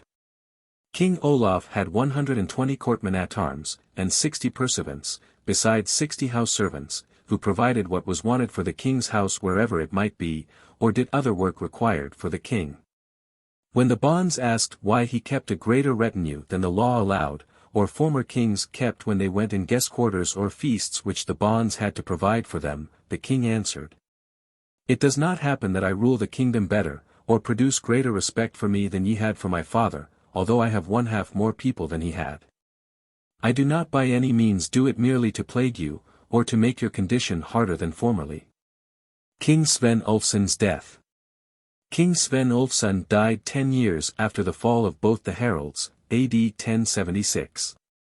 After him his son, Harald Heine, was king for 3 years, AD 1077 to 1080, then Canute the Holy for 7 years, AD 1081 to 1087, afterwards Olaf, King Sven's third son, for 8 years, AD 1088 to 1095. Then Eirik the Good, Sven's fourth son, for 8 winters, AD 1096 to 1103. Olaf, the king of Norway, was married to Ingerid, a daughter of Sven, the Danish king. And Olaf, the Danish king Sven's son, married Ingegerd, a daughter of King Harald, and sister of King Olaf of Norway. King Olaf Haraldsson, who was called by some Olaf Kyrre, but by many Olaf the Bond, had a son by Thora, Joan's daughter, who was called Magnus, and was one of the handsomest lads that could be seen, and was promising in every respect. He was brought up in the king's court. Miracles of King Olaf the Saint. King Olaf had a church of stone built in Nidaros, on the spot where King Olaf's body had first been buried, and the altar was placed directly over the spot where the king's grave had been. This church was consecrated and called Christ Church, and King Olaf's shrine was removed to it, and was placed before the altar, and many miracles took place there. The following summer, on the same day of the year as the church was consecrated, which was the day before Olafsmas, there was a great assemblage of people, and then a blind man was restored to sight. And on the Mass day itself, when the shrine and the holy relics were taken out and carried, and the shrine itself, according to custom, was taken and set down in the churchyard, a man who had long been dumb recovered his speech again, and sang with flowing tongue praise hymns to God, and to the honor of King Olaf the Saint. The third miracle was of a woman who had come from Svithjod, and had suffered much distress on this pilgrimage from her blindness, but trusting in God's mercy, had come traveling to this solemnity. She was led blind into the church to hear Mass this day, but before the service was ended she saw with both eyes, and got her sight fully and clearly, although she had been blind 14 years. She returned with great joy, praising God and King Olaf the Saint. Of the shrine of King Olaf the Saint. There happened a circumstance in Nidaros, when King Olaf's coffin was being carried about through the streets, that it became so heavy that people could not lift it from the spot. Now when the coffin was set down, the street was broken up to see what was under it at that spot, and the body of a child was found which had been murdered and concealed there. The body was carried away, the street put in order again as it had been before, and the shrine carried on according to custom. King Olaf was blessed with peace. In the days of King O1af there were bountiful harvests in Norway and many good things. In no man's life had times been so good in Norway since the days of Harald Harfager. King O1af modified for the better many a matter that his father had inaugurated and maintained with severity. He was generous, but a strict ruler, for he was a wise man, and well understood what was of advantage to the kingdom. There are many stories of his good works. How much he loved and how kind he was to the people may be seen from the following words, which he once spoke at a large banquet. He was happy and in the best of spirits, when one of his men said, "It pleases us, sire, to see you so happy." He answered, "I have reason to be glad when I see my subjects sitting happy and free in a guild consecrated to my uncle, the sainted King Olaf. In the days of my father these people were subjected to much terror and fear. The most of them concealed their gold and their precious things, but now I see glittering on his person what each one owns, and your freedom is my gladness." In his reign there was no strife, and he protected himself and his realm against enemies abroad, and his nearest neighbors stood in great awe of him, although he was a most gentle man, as is confirmed by the Skald. Meeting of Olaf Kyrre and Canute the Saint. King Olaf Kyrre was a great friend of his brother-in-law, the Danish king, Canute the Holy. They appointed a meeting and met at the Got River at Konungahella, where the kings used to have their meetings. Their king Canute made the proposal that they should send an army westward to England on account of the revenge they had to take there. First and foremost King Olaf himself, and also the Danish king. "Do one of two things," said King Canute, "either take 60 ships, which I will furnish thee with, and be thou the leader, or give me 60 ships, and I shall be the leader." Then said King Olaf, "This speech of thine, King Canute, is altogether according to my mind, but there is this great difference between us. Your family has had more luck in conquering England with great glory, and, among others, King Canute the Great, and it is likely that this good fortune follows your race. On the other hand, when King Harald, my father, went westward to England, he got his death there, and at that time the best men in Norway followed him. But Norway was so emptied then of chosen men, that such men have not since been to find in the country. For that expedition there was the most excellent outfit, and you know what was the end of it. Now I know my own capacity, and how little I am suited to be the leader, so I would rather you should go, with my help and assistance." So King Olaf gave Canute 60 large ships, with excellent equipment and faithful men, and set his lendermen as chiefs over them, and all must allow that this armament was admirably equipped. It is also told in the saga about Canute, that the Northmen alone did not break the levy when the army was assembled, but the Danes would not obey their king's orders. This King Canute acknowledged, and gave them leave to trade in merchandise where they pleased through his country, and at the same time sent the King of Norway costly presents for his assistance. On the other hand he was enraged against the Danes, and laid heavy fines upon them. A bond who understood the language of birds. One summer, when King Olaf's men had gone round the country collecting his income and land dues, it happened that the king, on their return home, asked them where on their expedition they had been best entertained. They said it was in the house of a bond in one of the king's districts. There is an old bond there who knows many things before they happen. We asked him about many things, which he explained to us. Nay, we even believe that he understands perfectly the language of birds. The king replies, "How can ye believe such nonsense?" and insisted that it was wrong to put confidence in such things. It happened soon after that the king was sailing along the coast, and as they sailed through a sound the king said, "What is that township up in the country?" They replied, "That is the district, sire, where we told you we were best entertained." Then said the king, "What house is that which stands up there, not far from the sound?" They replied, "That house belongs to the wise old bond we told you of, sire." They saw now a horse standing close to the house. Then said the king, "Go there, and take that horse, and kill him." They replied, "We would not like to do him such harm." The king, "I will command. Cut off the horse's head. But take care of yourselves that ye let no blood come to the ground, and bear the horse out to my ship. Go then and bring to me the old man, but tell him nothing of what has happened, as ye shall answer for it with your lives." They did as they were ordered, and then came to the old man, and told him the king's message. When he came before the king asked him, "Who owns the house thou art dwelling in?" He replies, "Sire, you own it, and take rent for it." The king, "Show us the way round the ness, for here thou must be a good pilot."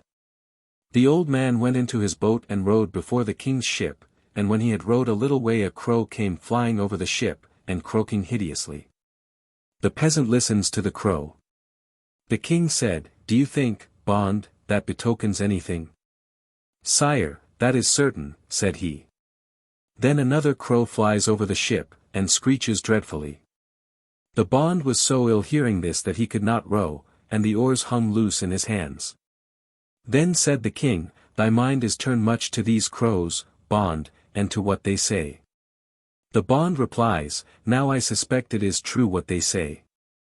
The third time the crow came flying screeching at its very worst, and almost settling on the ship.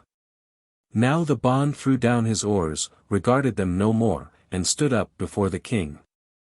Then the king said, "Thou art taking this much to heart, bond, what is it they say?" The peasant, "It is likely that either they or I have misunderstood." "Say on," replied the king.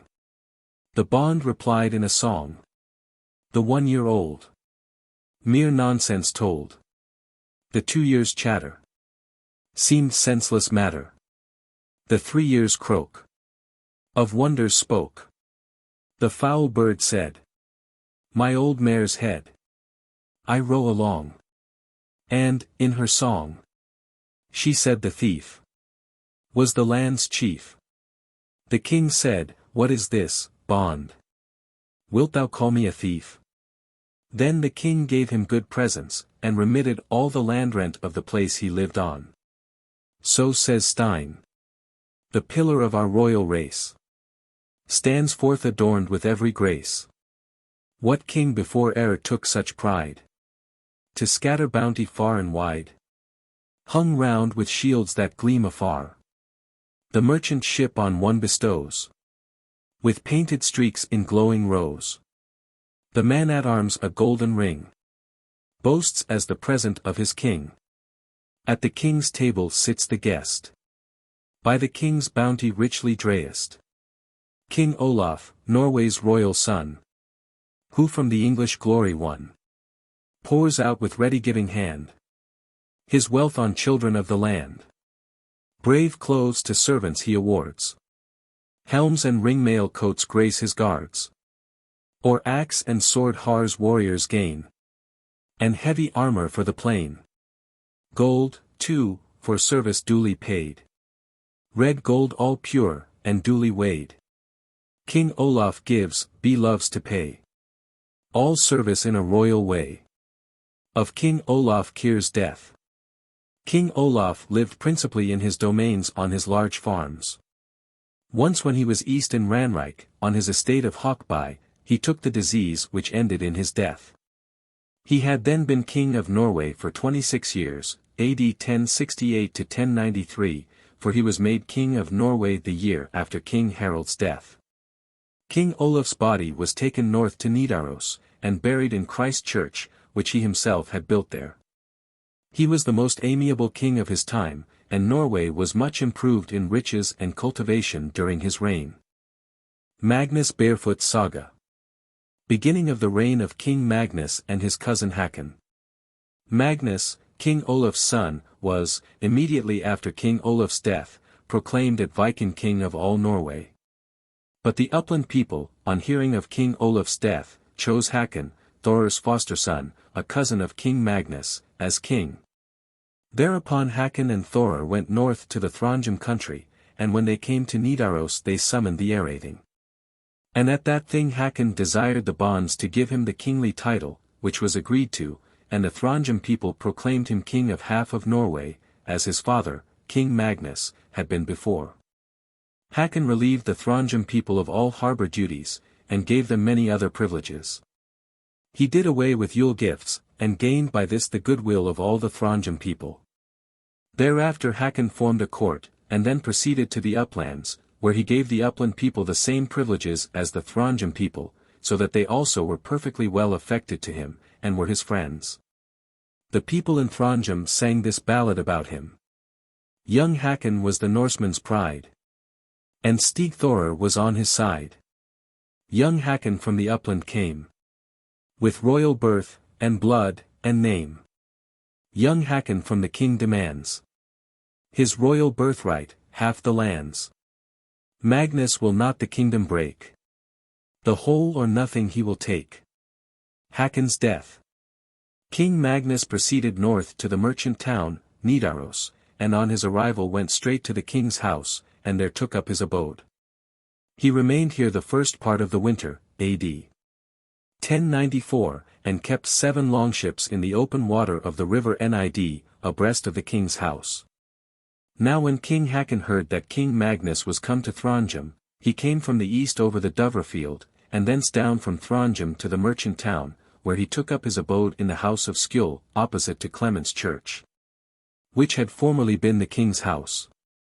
King Magnus was ill pleased with the great gifts which Hakon had given to the bonds to gain their favour, and thought it was so much given out of his own property.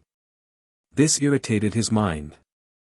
And he thought he had suffered injustice from his relative in this respect, that he must now put up with less income than his father and his predecessors before him had enjoyed, and he gave Thorir the blame. When King Hakon and Thorir observed this, they were alarmed for what Magnus might do, and they thought it suspicious that Magnus kept long ships afloat rigged out, and with tents. The following spring, after Candlemas, King Magnus left the town in the night with his ships, the tents up, and lights burning in the tents. They brought up at Heimskringla, remained there all night, and kindled a fire on the land. Then Hakon and the men in the town thought some treachery was on foot, and he let the trumpets call all the men together out on the Eyrar, where the whole people of the town came to him, and the people were gathering together the whole night. When it was light in the morning, King Magnus saw the people from all districts gathered together on the Eyrar, and he sailed out of the fjord, and proceeded south to where the Gilleathing is held. Hakon thanked the people for their support which they had given him, and got ready to travel east to Viken. But he first held a meeting in the town, where, in a speech, he asked the people for their friendship, promising them his. And added, that he had some suspicions of his relation, King Magnus' intentions. Then King Hakon mounted his horse, and was ready to travel. All men promised him their goodwill and support whenever he required them, and the people followed him out to the foot of Steinjorg. From thence King Hakon proceeded up the Dovrefield. But as he was going over the mountains he rode all day after a ptarmigan, which flew up beside him, and in this chase a sickness overfell him, which ended in his death, and he died on the mountains. His body was carried north, and came to the merchant town just half a month after he left it. The whole townspeople went to meet the body, sorrowing, and the most of them weeping, for all people loved him with sincere affection. King Hakon's body was interred in Christ Church, and Hakon and Magnus had ruled the country for 2 years. Hakon was a man full 25 years old, and was one of the chiefs the most beloved by all the people. He had made a journey to Bjarmeland, where he had given battle and gained a victory. Of a foray in Halland. King Magnus sailed in winter, AD 1095, eastward to Viken. But when spring approached he went southwards to Halland, and plundered far and wide. He laid waste Viscardal and many other districts, and returned with a great booty back to his own kingdom. So says Bjorn Krefeld in his song on Magnus. Through Halland wide around, the clang and shriek resound. The houses burn. The people mourn. Through Halland wide around, the Norse king strides in flame. Through Viscardal he came. The fire sweeps. The widow weeps. The Norse king strides in flame. Here it is told that King Magnus made the greatest devastation through Halland. Of Thor of Stig. There was a man called Sven, a son of Harald Feeder. He was a Danish man by family, a great Viking and champion, and a very clever man, and of high birth in his own country. He had been some time with King Hakon Magnusson, and was very dear to him. But after King Hakon's decease Thor of Stig, his foster father, had no great confidence in any treaty or friendship with King Magnus, if the whole country came into his power, on account of the position in which Thor had stood to King Magnus, and the opposition he had made to him. Thereupon Thor and Sven took counsel with each other, which they afterwards carried into effect, to raise, with Thor's assistance, and his men, a troop against Magnus. But as Thor was old and heavy, Sven took the command, and name of leader of the troop. In this design several chiefs took part, among whom the principal was Egil Aslakson of Orland. Egil was a lenderman, and married to Ingebjorg, a daughter of Ogmund Thorbergsson, a sister of Skapt of Gisk. The rich and powerful man, Skjalg Erlingsson, also joined their party. Thorkel Hammarskjöld speaks of this in his Ballad of Magnus. Thor and Egil were not wise. They aimed too high to win a prize. There was no reason in their plan. And it hurt many a Udelman. The stone, too great for them to throw, fell back, and hurt them with the blow. And now the Udelman must rue that to their friends they were so true. Thor and Sven collected a troop in the uplands, and went down through Romsdal into Sunmore, and their collected vessels, with which they afterwards sailed north to Trondheim. Of Thor's adventures. The lenderman Sigurd Ulstreng, a son of Lodin Vigirskal, collected men by sending round the war token, as soon as he heard of Thor and the troop which followed him, and had a rendezvous with all the men he could raise at Vigia. Sven and Thor also met there with their people, fought with Sigurd, and gained the victory after giving him a great defeat, and Sigurd fled, and joined King Magnus. Thor and his followers proceeded to the town, Nidaros, and remained there some time in the fjord, where many people joined them. King Magnus hearing this news immediately collected an army, and proceeded north to Trondheim. And when he came into the fjord Thor and his party heard of it while they lay at herring, and they were ready to leave the fjord. And they rowed their ships to the strand at Vagnvik, and left them, and came into Thexdal in Saliaverf, and Thor was carried in a litter over the mountains. Then they got hold of ships and sailed north to Hålogaland. As soon as King Magnus was ready for sea, he sailed from Trondheim in pursuit of them.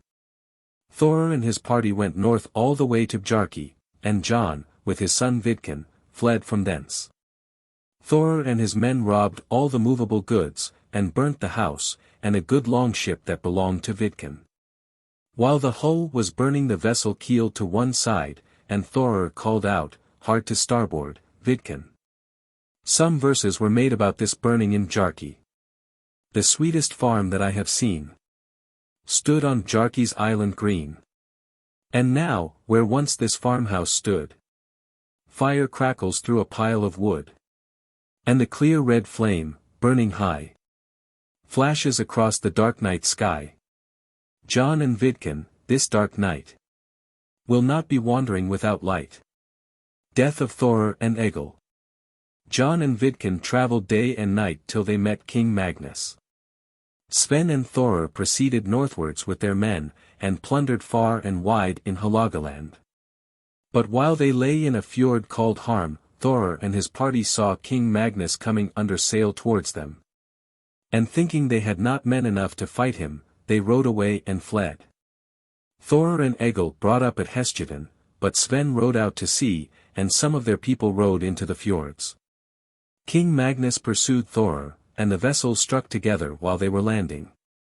Thor stood in the forecastle of his ship, and Sigurd Ulstreng called out to him, and asked, Art thou well, Thor? Thor replied, I am well in hands, but ill on my feet. Then all Thor's men fled up the country, and Thor was taken prisoner. Egil was also taken prisoner, for he would not leave his wife. King Magnus then ordered both of them to be taken out to Vamberholm, and when they were leading Thor from the ship he tottered on his legs. Then Vidkun called out, more to the larboard, Thor. When he was being led to the gallows he sang. We were 4 comrades gay. Let one by the helm stay. When he came to the gallows he said, bad counsel comes to a bad end. Then Thor was hanged. But when he was hoisted up the gallows tree he was so heavy that his neck gave way, and the body fell down to the ground, for Thor was a man exceedingly stout, both high of stature and thick. Egil was also led to the gallows, and when the king's thralls were about hanging him he said, Ye should not hang me, for in truth each of you deserves much more to be hanged. People sang these verses about it. I hear, my girl, that Egil said. When to the gallows he was led. That the king's thralls far more than he deserved to hang on gallows tree. It might be so. But, death in view. A man should to himself be true. End a stout life by death as stout. Showing no fear, or care, or doubt. King Magnus sat near while they were being hanged, and was in such a rage that none of his men was so bold as to ask mercy for them. The king said, when Egil was spinning at the gallows, Thy great friends helped thee but poorly in time of need. From this people supposed that the king only wanted to have been entreated to have spared Egil's life. Bjorn Krefeld speaks of these things. King Magnus in the robber's gore died red his sword. And round the shore the wolves howled out their wild delight at corpses swinging in their sight. Have ye not heard how the king's sword punished the traitors to their lord? How the king's thralls hung on the gallows? Old Thor and his traitor fellows? Of the punishment of the Throndheim people. After this King Magnus sailed south to Throndheim, and brought up in the fjord, and punished severely all who had been guilty of treason towards him, killing some, and burning the houses of others. So says Bjorn Krefeld. He who despises fence of shields drove terror through the Throndheim fields. When all the land through which he came was swimming in a flood of flame. The raven feeder, will I know, cut off 2 chieftains at a blow. The wolf could scarcely ravenous be. The urns flew round the gallows tree. Sven Harald Fletter's son, fled out to sea first, and sailed then to Denmark, and remained there. And at last came into great favour with King Eystein, the son of King Magnus, who took so great a liking to Sven that he made him his dish-bearer, and held him in great respect. King Magnus had now alone the whole kingdom, and he kept good peace in the land, and rooted out all Vikings and lawless men. He was a man quick, warlike, and able, and more like in all things to his grandfather, King Harald, in disposition and talents than to his father. Of the bond Svenk, and Sigurd Olstreng. There was a man called Svenk Steinarsson, who was very wealthy, and dwelt in Viken at the Got river. He had brought up Hakon Magnusson before Thor of Stig took him. Svenk had not yet submitted to King Magnus. King Magnus ordered Sigurd Olstreng to be called, and told him he would send him to Svenk with the command that he should quit the king's land and domain. He has not yet submitted to us, or shown us due honor. He added, that there were some lendermen east in Viken, namely Sven Brigjofot, Dag Eilifson, and Kolbjorn Clack, who could bring this matter into right bearing. Then Sigurd said, I did not know there was the man in Norway against whom 3 lendermen besides myself were needful. The king replied, Thou needst not take this help, unless it be necessary. Now Sigurd made himself ready for the journey with a ship, sailed east to Viken, and there summoned the lendermen to him. Then a thing was appointed to Viken, to which the people were called who dwelt on the Got river, besides others. So that it was a numerous assembly. When the thing was formed they had to wait for Svenk. They soon after saw a troop of men coming along, so well furnished with weapons that they looked like pieces of shining ice. And now came Svenk and his people to the thing, and set themselves down in a circle. All were clad in iron, with glowing arms, and 500 in number. Then Sigurd stood up, and spoke. My master, King Magnus, sends God's salutation and his own to all friends, lendermen and others, his subjects in the kingdom, also to the powerful bonds, and the people in general, with kind words and offers of friendship. And to all who will obey him he offers his friendship and goodwill. Now the king will, with all cheerfulness and peace, show himself a gracious master to all who will submit to him, and to all in his dominions. He will be the leader and defender of all the men of Norway, and it will be good for you to accept his gracious speech, and this offer. Then stood up a man in the troop of the Elfgrims, who was of great stature and grim countenance, clad in a leather cloak, with a halberd on his shoulder, and a great steel hat upon his head. He looked sternly, and said, "Here is no need of wheels," says the fox, when he draws the trap over the ice. He said nothing more, but sat down again. Soon after Sigurd Ulstrang stood up again, and spoke thus, "But little concern or help have we for the king's affairs from you, Elfgrims, and but little friendship, yet by such means every man shows how much he respects himself. But now I shall produce more clearly the king's errand." Thereupon he demanded land dues and levy dues, together with all other rights of the king, from the great bonds. He bade each of them to consider with himself how they had conducted themselves in these matters, and that they should now promote their own honor, and do the king justice, if they had come short hitherto in doing so. And then he sat down.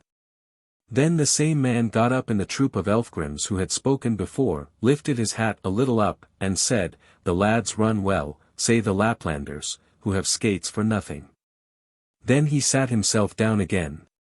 Soon after Sigurd arose, after speaking with the lendermen, and said that so weighty a message as the king's ought not to be treated lightly as a jest. He was now somewhat angry. And added, that they ought not to receive the king's message and errand so scornfully, for it was not decent. He was dressed in a red or scarlet coat, and had a blue coat over it. He cast off his upper coat and said, "Now it is come so far that every one must look to himself, and not loiter and jest with others, for by so doing every man will show what he is. We do not require now to be taught by others. For now we can see ourselves how much we are regarded. But this may be borne with, but not that ye treat so scornfully the king's message. Thereby every one shows how highly he considers himself. There is one man called Eystein, who lives east at the Got river, and from him the king will have his just land dues, together with his own land, or will banish him from the country. It is of no use here to seek excuses, or to answer with sharp words, for people are to be found who are his equals in power, although he now receives our speech so unworthily. And it is better now than afterwards to return to the right way, and do himself honor, rather than await disgrace for his obstinacy." He then sat down. Svenk then got up, threw back his steel hat, and gave Sigurd many scornful words, and said, "Tut! Tut, 'tis a shame for the dogs," says the proverb, when the fox is allowed to cast their excrements in the peasant's well. Here will be a miracle. Thou useless fellow! With a coat without arms, and a kirtle with skirts, wilt thou drive me out of the country? Thy relation, Sigurd Woolsack, was sent before on this errand, and one called Gille the back thief, and one who had still a worse name. They were a night in every house, and stole wherever they came. Wilt thou drive me out of the country? Formerly thou wast not so mighty, and thy pride was less when King Hakon, my foster son, was in life. Then thou wert as frightened for him when he met thee on the road as a mouse in a mouse-trap, and hid thyself under a heap of clothes, like a dog on board a ship. Thou wast thrust into a leather bag like corn in a sack, and driven from house and farm like a year-old colt from the mares, and dost thou dare to drive me from the land? Thou shouldst rather think thyself lucky to escape from hence with life. Let us stand up and attack him." Then all his men stood up, and made a great clash with their weapons. Then Sven Brigdjofot and the other lendermen saw there was no other chance for Sigurd but to get him on horseback, which was done, and he rode off into the forest. The end was that Svenk returned home to his farm, and Sigurd Ulstrang came, with great difficulty, by land north to Trondheim to King Magnus, and told the result of his errand. "Did I not say," said the king, "that the help of my lendermen would be needed?" Sigurd was ill pleased with his journey, insisted that he would be revenged, cost what it will, and urged the king much. The king ordered 5 ships to be fitted out. And as soon as they were ready for sea he sailed south along the land, and then east to Viken, where he was entertained in excellent guest quarters by his lendermen. The king told them he would seek out Svein. For I will not conceal my suspicion that he thinks to make himself king of Norway. They said that Svein was both a powerful and an ungovernable man. Now the king went from Viken until he came to Svein's farm. Then the lendermen desired that they might be put on shore to see how matters stood, and when they came to the land they saw that Svein had already come down from the farm, and was on the road with a number of well-armed men. The lendermen held up a white shield in the air, as a peace token, and when Svein saw it he halted his men, and they approached each other. Then said Kolbjorn Clack, King Magnus sends thee God's salutation in his own, and bids thee consider what becomes thee, and do him obedience, and not prepare thyself to give him battle. Kolbjorn offered to mediate peace between them, if he could, and told him to halt his troops. Svein said he would wait for them where he was.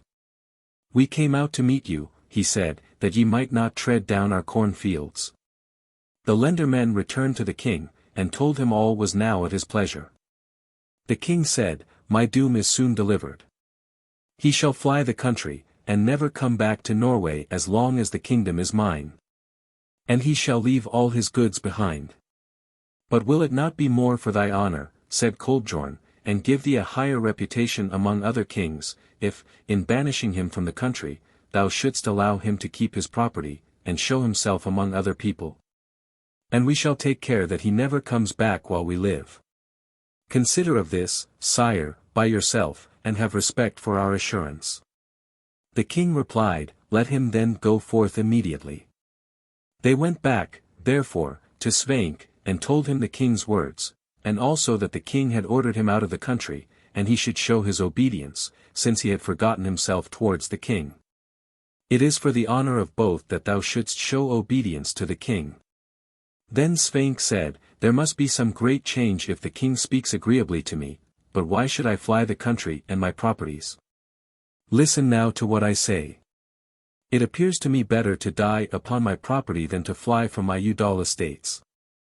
Tell the king that I will not stir from them even an arrow flight. Kolbjorn replied, This is scarcely prudent, or right. For it is better for one's own honor to give way to the best chief, than to make opposition to one's own loss. A gallant man succeeds wheresoever he goes. And thou wilt be the more respected wheresoever thou art, with men of power, just because thou hast made head so boldly against so powerful a chief. Here are promises, and pay some attention to our errand. We offer thee to manage thy estates, and take them faithfully under our protection, and also never, against thy will, to pay scat for thy land until thou comest back. We will pledge our lives and properties upon this. Do not throw away good counsel from thee, and avoid thus the ill fortune of other good men. Then Svein was silent for a short time, and said at last, Your endeavors are wise. But I have my suspicions that ye are changing a little the king's message. In consideration, however, of the great goodwill that ye show me, I will hold your advice in such respect that I will go out of the country for the whole winter, if, according to your promises, I can then retain my estates in peace. Tell the king, also, these my words, that I do this on your account, not on his. Thereupon they returned to the king, and said, that Svein left all in the king's hands. But entreats you to have respect to his honor. He will be away for 3 years, and then come back, if it be the king's pleasure. Do this. Let all things be done according to what is suitable for the royal dignity and according to our entreaty, now that the matter is entirely in thy power, and we shall do all we can to prevent his returning against thy will. The king replied, Ye treat this matter like men, and, for your sakes, shall all things be as ye desire. Tell him so. They thanked the king, and then went to Svein, and told him the king's gracious intentions. We will be glad, said they, if ye can be reconciled. The king requires, indeed, that thy absence shall be for 3 years. But, if we know the truth rightly, we expect that before that time he will find he cannot do without thee in this part of the country. It will be to thy own future honor, therefore, to agree to this. Svenk replies, what condition is better than this? Tell the king that I shall not vex him longer with my presence here, and accept of my goods and estates on this condition. Thereupon he went home with his men, and set off directly. For he had prepared everything beforehand. Kolbjorn remains behind, and makes ready a feast for King Magnus, which also was thought of and prepared. Svenk, on the other hand, rides up to Gotland with all the men he thought proper to take with him. The king let himself be entertained in guest quarters at his house, returned to Viken, and Svenk's estates were nominally the king's, but Kolbjorn had them under his charge. The king received guest quarters in Viken, proceeded from thence northwards, and there was peace for a while. But now that the Elfgrims were without a chief, marauding gangs infested them, and the king saw this eastern part of the kingdom would be laid waste. It appeared to him, therefore, most suitable and advisable to make Svenk himself oppose the stream, and twice he sent messages to him. But he did not stir until King Magnus himself was south in Denmark, when Svenk and the king met, and made a full reconciliation. On which Svenk returned home to his house and estates, and was afterwards King Magnus' best and trustiest friend, who strengthened his kingdom on the eastern border, and their friendship continued as long as they lived. King Magnus makes war on the southern Hebuds. King Magnus undertook an expedition out of the country, with many fine men and a good assortment of shipping. With this armament he sailed out into the West Sea, and first came to the Orkney Islands. There he took the two earls, Paul and Erland, prisoners, and sent them east to Norway, and placed his son Sigurd as chief over the islands, leaving some counsellors to assist him. From thence King Magnus, with his followers, proceeded to the southern Hebuds, and when he came there began to burn and lay waste the inhabited places, killing the people and plundering wherever he came with his men. And the country people fled in all directions, some into Scotland fjord, others south to Cantyre, or out to Ireland, some obtained life and safety by entering into his service. So says Bjorn Krefend. In Lewis Isle with fearful blaze, the house-destroying fire plays. To hills and rocks the people fly, fearing all shelter but the sky. In Uist the king deep crimson made, the lightning of his glancing blade. The peasant lost his land and life, who dared to bide the Norsemen's strife. The hunger battle birds were filled, in sky with blood of foemen killed. And wolves on Tyre's lonely shore, dyed red their hairy jaws in gore. The men of Mull were tired of flight, the Scottish foemen would not fight. And many an island girl's wail was heard as through the isles we strife sail. Of Lagman, King Gudrod's son, King Magnus came with his forces to the holy island, Iona, and gave peace and safety to all men there. It is told that the king opened the door of the little Colum's kirk there, but did not go in, but instantly locked the door again, and said that no man should be so bold as to go into that church hereafter, which has been the case ever since. From thence King Magnus sailed to Islay, where he plundered and burnt, and when he had taken that country he proceeded south around Cantyre, marauding on both sides in Scotland and Ireland, and advanced with his foray to Man, where he plundered. So says Bjorn Krefend. On sandy East plain our shield they spy. From Isla smoke rose heaven high, whirling up from the flashing blaze. The king's men o'er the island raise. South of Cantyre the people fled, scared by our swords in blood dyed red. And our brave champion onward goes, to meet in Man the Norsemen's foes. Lagman, Lawman, was the name of the son of Gudrod, king of the Hebuds. Lawman was sent to defend the most northerly islands, but when King Magnus and his army came to the Hebuds, Lawman fled here and there about the isles, and at last King Magnus' men took him and his ship's crew as he was flying over to Ireland. The king put him in irons to secure him. So says Bjorn Krefend. To Gudrod's son no rock or cave, shoreside or hill, a refuge gave. Hunted around from isle to isle, this Lawman found no safe asile. From isle to isle, o'er firth and sound, close on his track his foe he found. At Nest the Agder chief at length seized him, and iron-chained his strength. Of the fall of Earl Huge the Brave. Afterwards King Magnus sailed to Wales. And when he came to the sound of Anglesey there came against him an army from Wales, which was led by 2 earls, Hugo the Brave, and Hugo the Stout. They began immediately to give battle, and there was a severe conflict. King Magnus shot with the bow, but Huge the Brave was all over in armor, so that nothing was bare about him excepting one eye. King Magnus let fly an arrow at him, as also did a Hålogaland man who was beside the king. They both shot at once.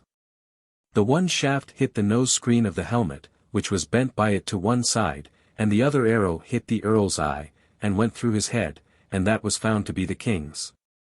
Earl Huge fell, and the Britons fled with the loss of many people. So says Bjorn Krefeld. The swinger of the sword stood by Anglesey's ford. His quick shaft flew, and Huge slew.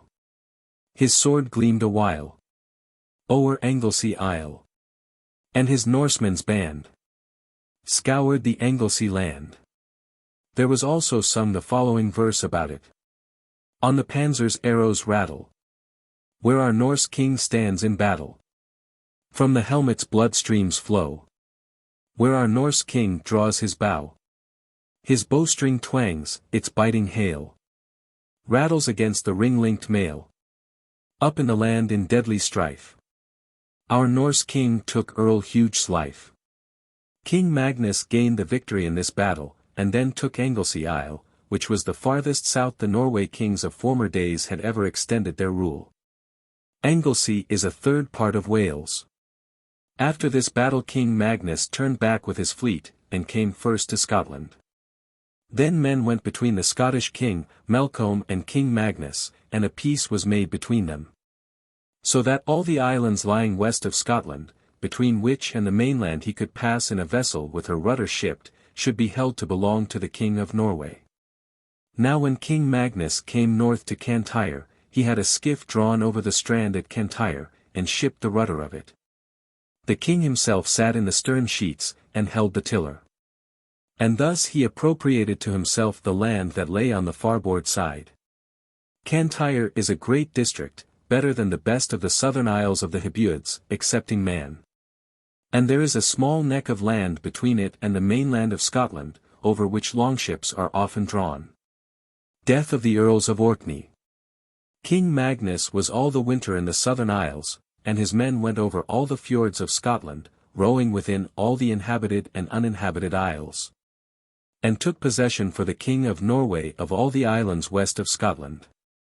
King Magnus contracted in marriage his son Sigurd to Biadminia, King Murkjartan's daughter. Murkjartan was a son of the Irish king Thialf, and ruled over Connaught. The summer after, King Magnus, with his fleet, returned east to Norway. Earl Erland died of sickness at Nidaros, and is buried there, and Earl Paul died in Bergen. Skapt Agmundsson, a grandson of Thorberg, was a gallant lenderman, who dwelt at Gisk in Sunmore, and was married to Gudrun, a daughter of Thord Follison. Their children were Ogmund, Finn, Thord, and Thora, who was married to Asolf Skulason. Skapt's and Gudrun's sons were the most promising and popular men in their youth. Quarrels of King Magnus and King Inge. Steinkell, the Swedish king, died about the same time, AD 1066, as the 2 Haralds fell, and the king who came after him in Svithjod was called Hakon. Afterwards Inge, a son of Steinkell, was king, and was a good and powerful king, strong and stout beyond most men, and he was king of Svithjod when King Magnus was king of Norway. King Magnus insisted that the boundaries of the countries in old times had been so, that the Got River divided the kingdoms of the Swedish and Norwegian kings, but afterwards the Venner Lake up to Vermeland. Thus King Magnus insisted that he was owner of all the places lying west of the Venner Lake up to Vermeland, which are the districts of Sundal, Nordal, Veir, and Verdinier, with all the woods belonging thereto. But these had for a long time been under the Swedish dominion, and with respect to Skat were joined to West Gotland, and, besides, the forest settlers preferred being under the Swedish king. King Magnus rode from Viken up to Gotland with a great and fine army, and when he came to the forest settlements he plundered and burnt all round, on which the people submitted, and took the oath of fidelity to him. When he came to the Venner lake, autumn was advanced and he went out to the island Kvaldensee, and made a stronghold of turf and wood, and dug a ditch around it. When the work was finished, provisions and other necessaries that might be required were brought to it. The king left in it 300 men, who were the chosen of his forces, and Finn Skaptason and Sigurd Ulstrang as their commanders. The king himself returned to Viken. Of the Northmen. When the Swedish king heard this he drew together people, and the report came that he would ride against these Northmen. But there was delay about his riding, and the Northmen made these lines. The fat-hipped king, with heavy sides, finds he must mount before he rides. But when the ice set in upon the Venner lake King Inge rode down, and had near 300 men with him. He sent a message to the Northmen who sat in the burg that they might retire with all the booty they had taken, and go to Norway. When the messengers brought this message, Sigurd Ulstrang replied to it, saying that King Inge must take the trouble to come, if he wished to drive them away like cattle out of a grass field, and said he must come nearer if he wished them to remove. The messengers returned with this answer to the king, who then rode out with all his army to the island, and again sent a message to the Northmen that they might go away, taking with them their weapons, clothes, and horses. But must leave behind all their booty. This they refused. The king made an assault upon them, and they shot at each other. Then the king ordered timber and stones to be collected, and he filled up the ditch. And then he fastened anchors to long spars which were brought up to the timber walls, and, by the strength of many hands, the walls were broken down. Thereafter a large pile of wood was set on fire, and the lighted brands were flung in among them. Then the Northmen asked for quarter. The king ordered them to go out without weapons or cloaks. As they went out each of them received a stroke with a whip, and then they set off for Norway, and all the forest men submitted again to King Inge. Sigurd and his people went to King Magnus, and told him their misfortune. King Magnus and Jeopard. When King Magnus was east in Viken, there came to him a foreigner called Jeopard. He gave himself out for a good knight, and offered his services to King Magnus, for he understood that in the king's dominions there was something to be done. The king received him well. At that time the king was preparing to go to Gotland, on which country the king had pretensions, and besides he would repay the Gotland people the disgrace they had occasioned him in spring, when he was obliged to fly from them. He had then a great force in arms, and the West Gotlanders in the northern districts submitted to him. He set up his camp on the borders, intending to make a foray from thence. When King Inge heard of this he collected troops, and hastened to oppose King Magnus, and when King Magnus heard of this expedition, many of the chiefs of the people urged him to turn back. But this the king would not listen to, but in the night time went unsuspectedly against the Swedish king. They met at Foxern, and when he was drawing up his men in battle order he asked, "Where is Jeopard?" But he was not to be found. Then the king made these verses. Cannot the foreign knight abide our rough array? Where does he hide? Then a skald who followed the king replied. The king asks where the foreign knight in our array rides to the fight. Jeopard the knight rode quite away. When our men joined in bloody fray. When swords were wet the knight was slow. With his bay horse in front to go. The foreign knight could not abide our rough array, and went to hide. There was a great slaughter, and after the battle the field was covered with the Swedes slain, and King Inge escaped by flight. King Magnus gained a great victory. Then came Jeopard riding down from the country, and people did not speak well of him for not being in the fight. He went away, and proceeded westward to England, and the voyage was stormy, and Jeopard lay in bed. There was an Iceland man called Eljarn, who went to bail out the water in the ship's hold, and when he saw where Jeopard was lying he made this verse. Does it beseem a courtman bold here to be dozing in the hold? The bearded knight should danger face. The leak gains on our ship apace. Here, ply this bucket. Bail who can. We need the work of every man.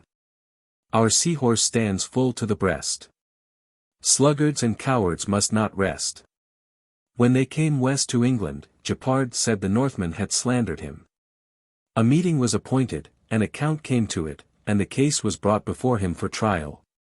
He said he was not much acquainted with law cases, as he was but young, and had only been a short time in office, and also, of all things, he said what he least understood to judge about was poetry. But let us hear what it was. Then Eldjarn sang. I heard that in the bloody fight, Jeopard drove all our foes to flight. Brave Jeopard would the foe abide, while all our men ran off to hide. At Foxern the fight was won by Jeopard's valor all alone. Where Jeopard fought, alone was he. Not one survived to fight or flee. Then said the Count, although I know but little about skaldcraft, I can hear that this is no slander, but rather the highest praise and honor. Jeopard could say nothing against it, yet he felt it was a mockery. Battle of Foxern. The spring after, as soon as the ice broke up, King Magnus, with a great army, sailed eastwards to the Got River, and went up the eastern arm of it, laying waste all that belonged to the Swedish dominions. When they came to Foxern they landed from their vessels. But as they came over a river on their way an army of Gotland people came against them, and there was immediately a great battle, in which the Northmen were overwhelmed by numbers, driven to flight, and many of them killed near to a waterfall. King Magnus fled, and the Gotlanders pursued, and killed those they could get near. King Magnus was easily known. He was a very stout man, and had a red short cloak over him, and bright yellow hair like silk that fell over his shoulders. Ogmund Skaptason, who was a tall and handsome man, rode on one side of the king. He said, Sire, give me that cloak. The king said, What would you do with it? I would like to have it, said Ogmund, and you have given me greater gifts, sire. The road was such that there were great and wide plains, so that the Gotlanders and Northmen were always in sight of each other, unless where clumps of wood and bushes concealed them from each other now and then. The king gave Ogmund the cloak and he put it on. When they came out again upon the plain ground, Ogmund and his people rode off right across the road. The Gotlanders, supposing this must be the king, rode all after him, and the king proceeded to the ships. Ogmund escaped with great difficulty, however, he reached the ships at last in safety. King Magnus then sailed down the river, and proceeded north to Viken. Meeting of the kings at the Got River. The following summer a meeting of the kings was agreed upon at Konghell on the Got River. And King Magnus, the Swedish king, Inge, and the Danish king, Eirik Sveinsson, all met there, after giving each other safe conduct to the meeting. Now when the thing had sat down the kings went forward upon the plain, apart from the rest of the people, and they talked with each other a little while. Then they returned to their people, and a treaty was brought about, by which each should possess the dominions his forefathers had held before him. But each should make good to his own men the waste and manslaughter suffered by them, and then they should agree between themselves about settling this with each other.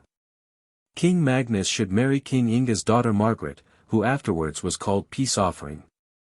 This was proclaimed to the people, and thus, within a little hour, the greatest enemies were made the best of friends.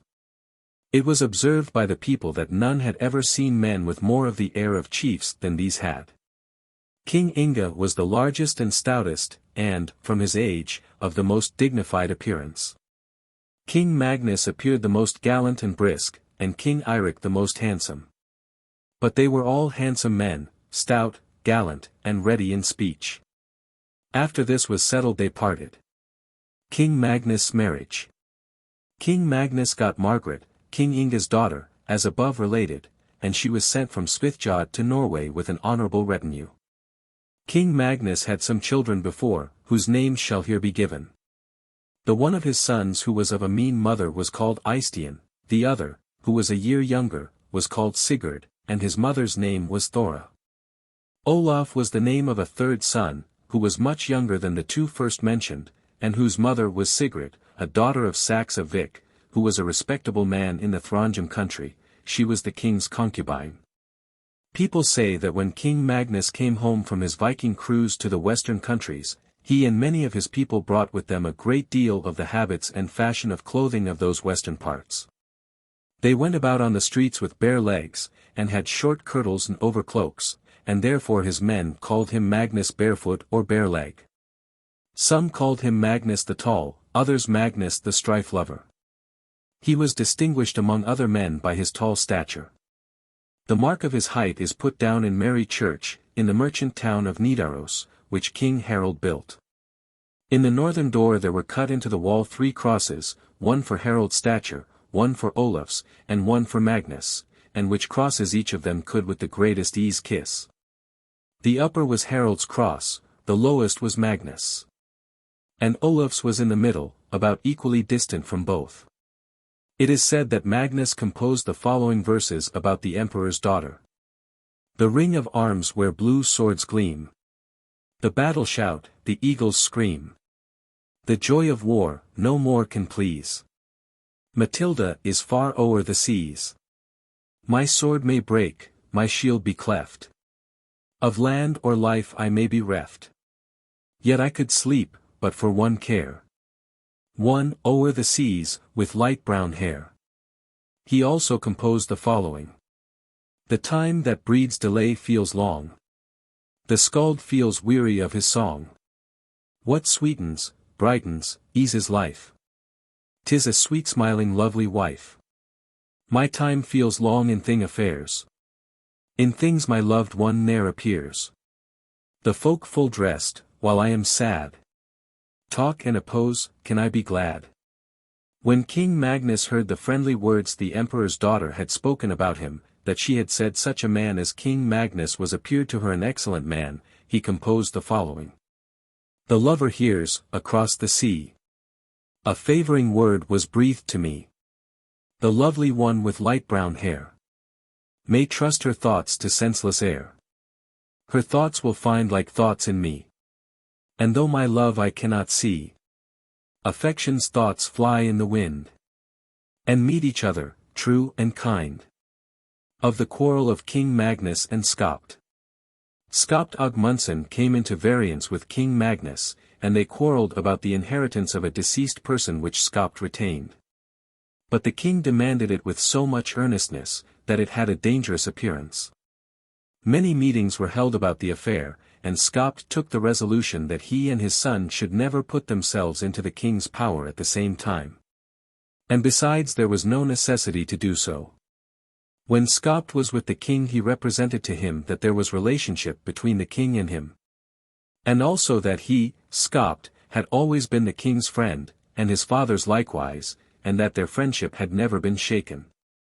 He added, people might know that I have sense enough not to hold a strife, sire, with you, if I was wrong in what I asked, but it is inherited from my ancestors to defend my rights against any man, without distinction of persons.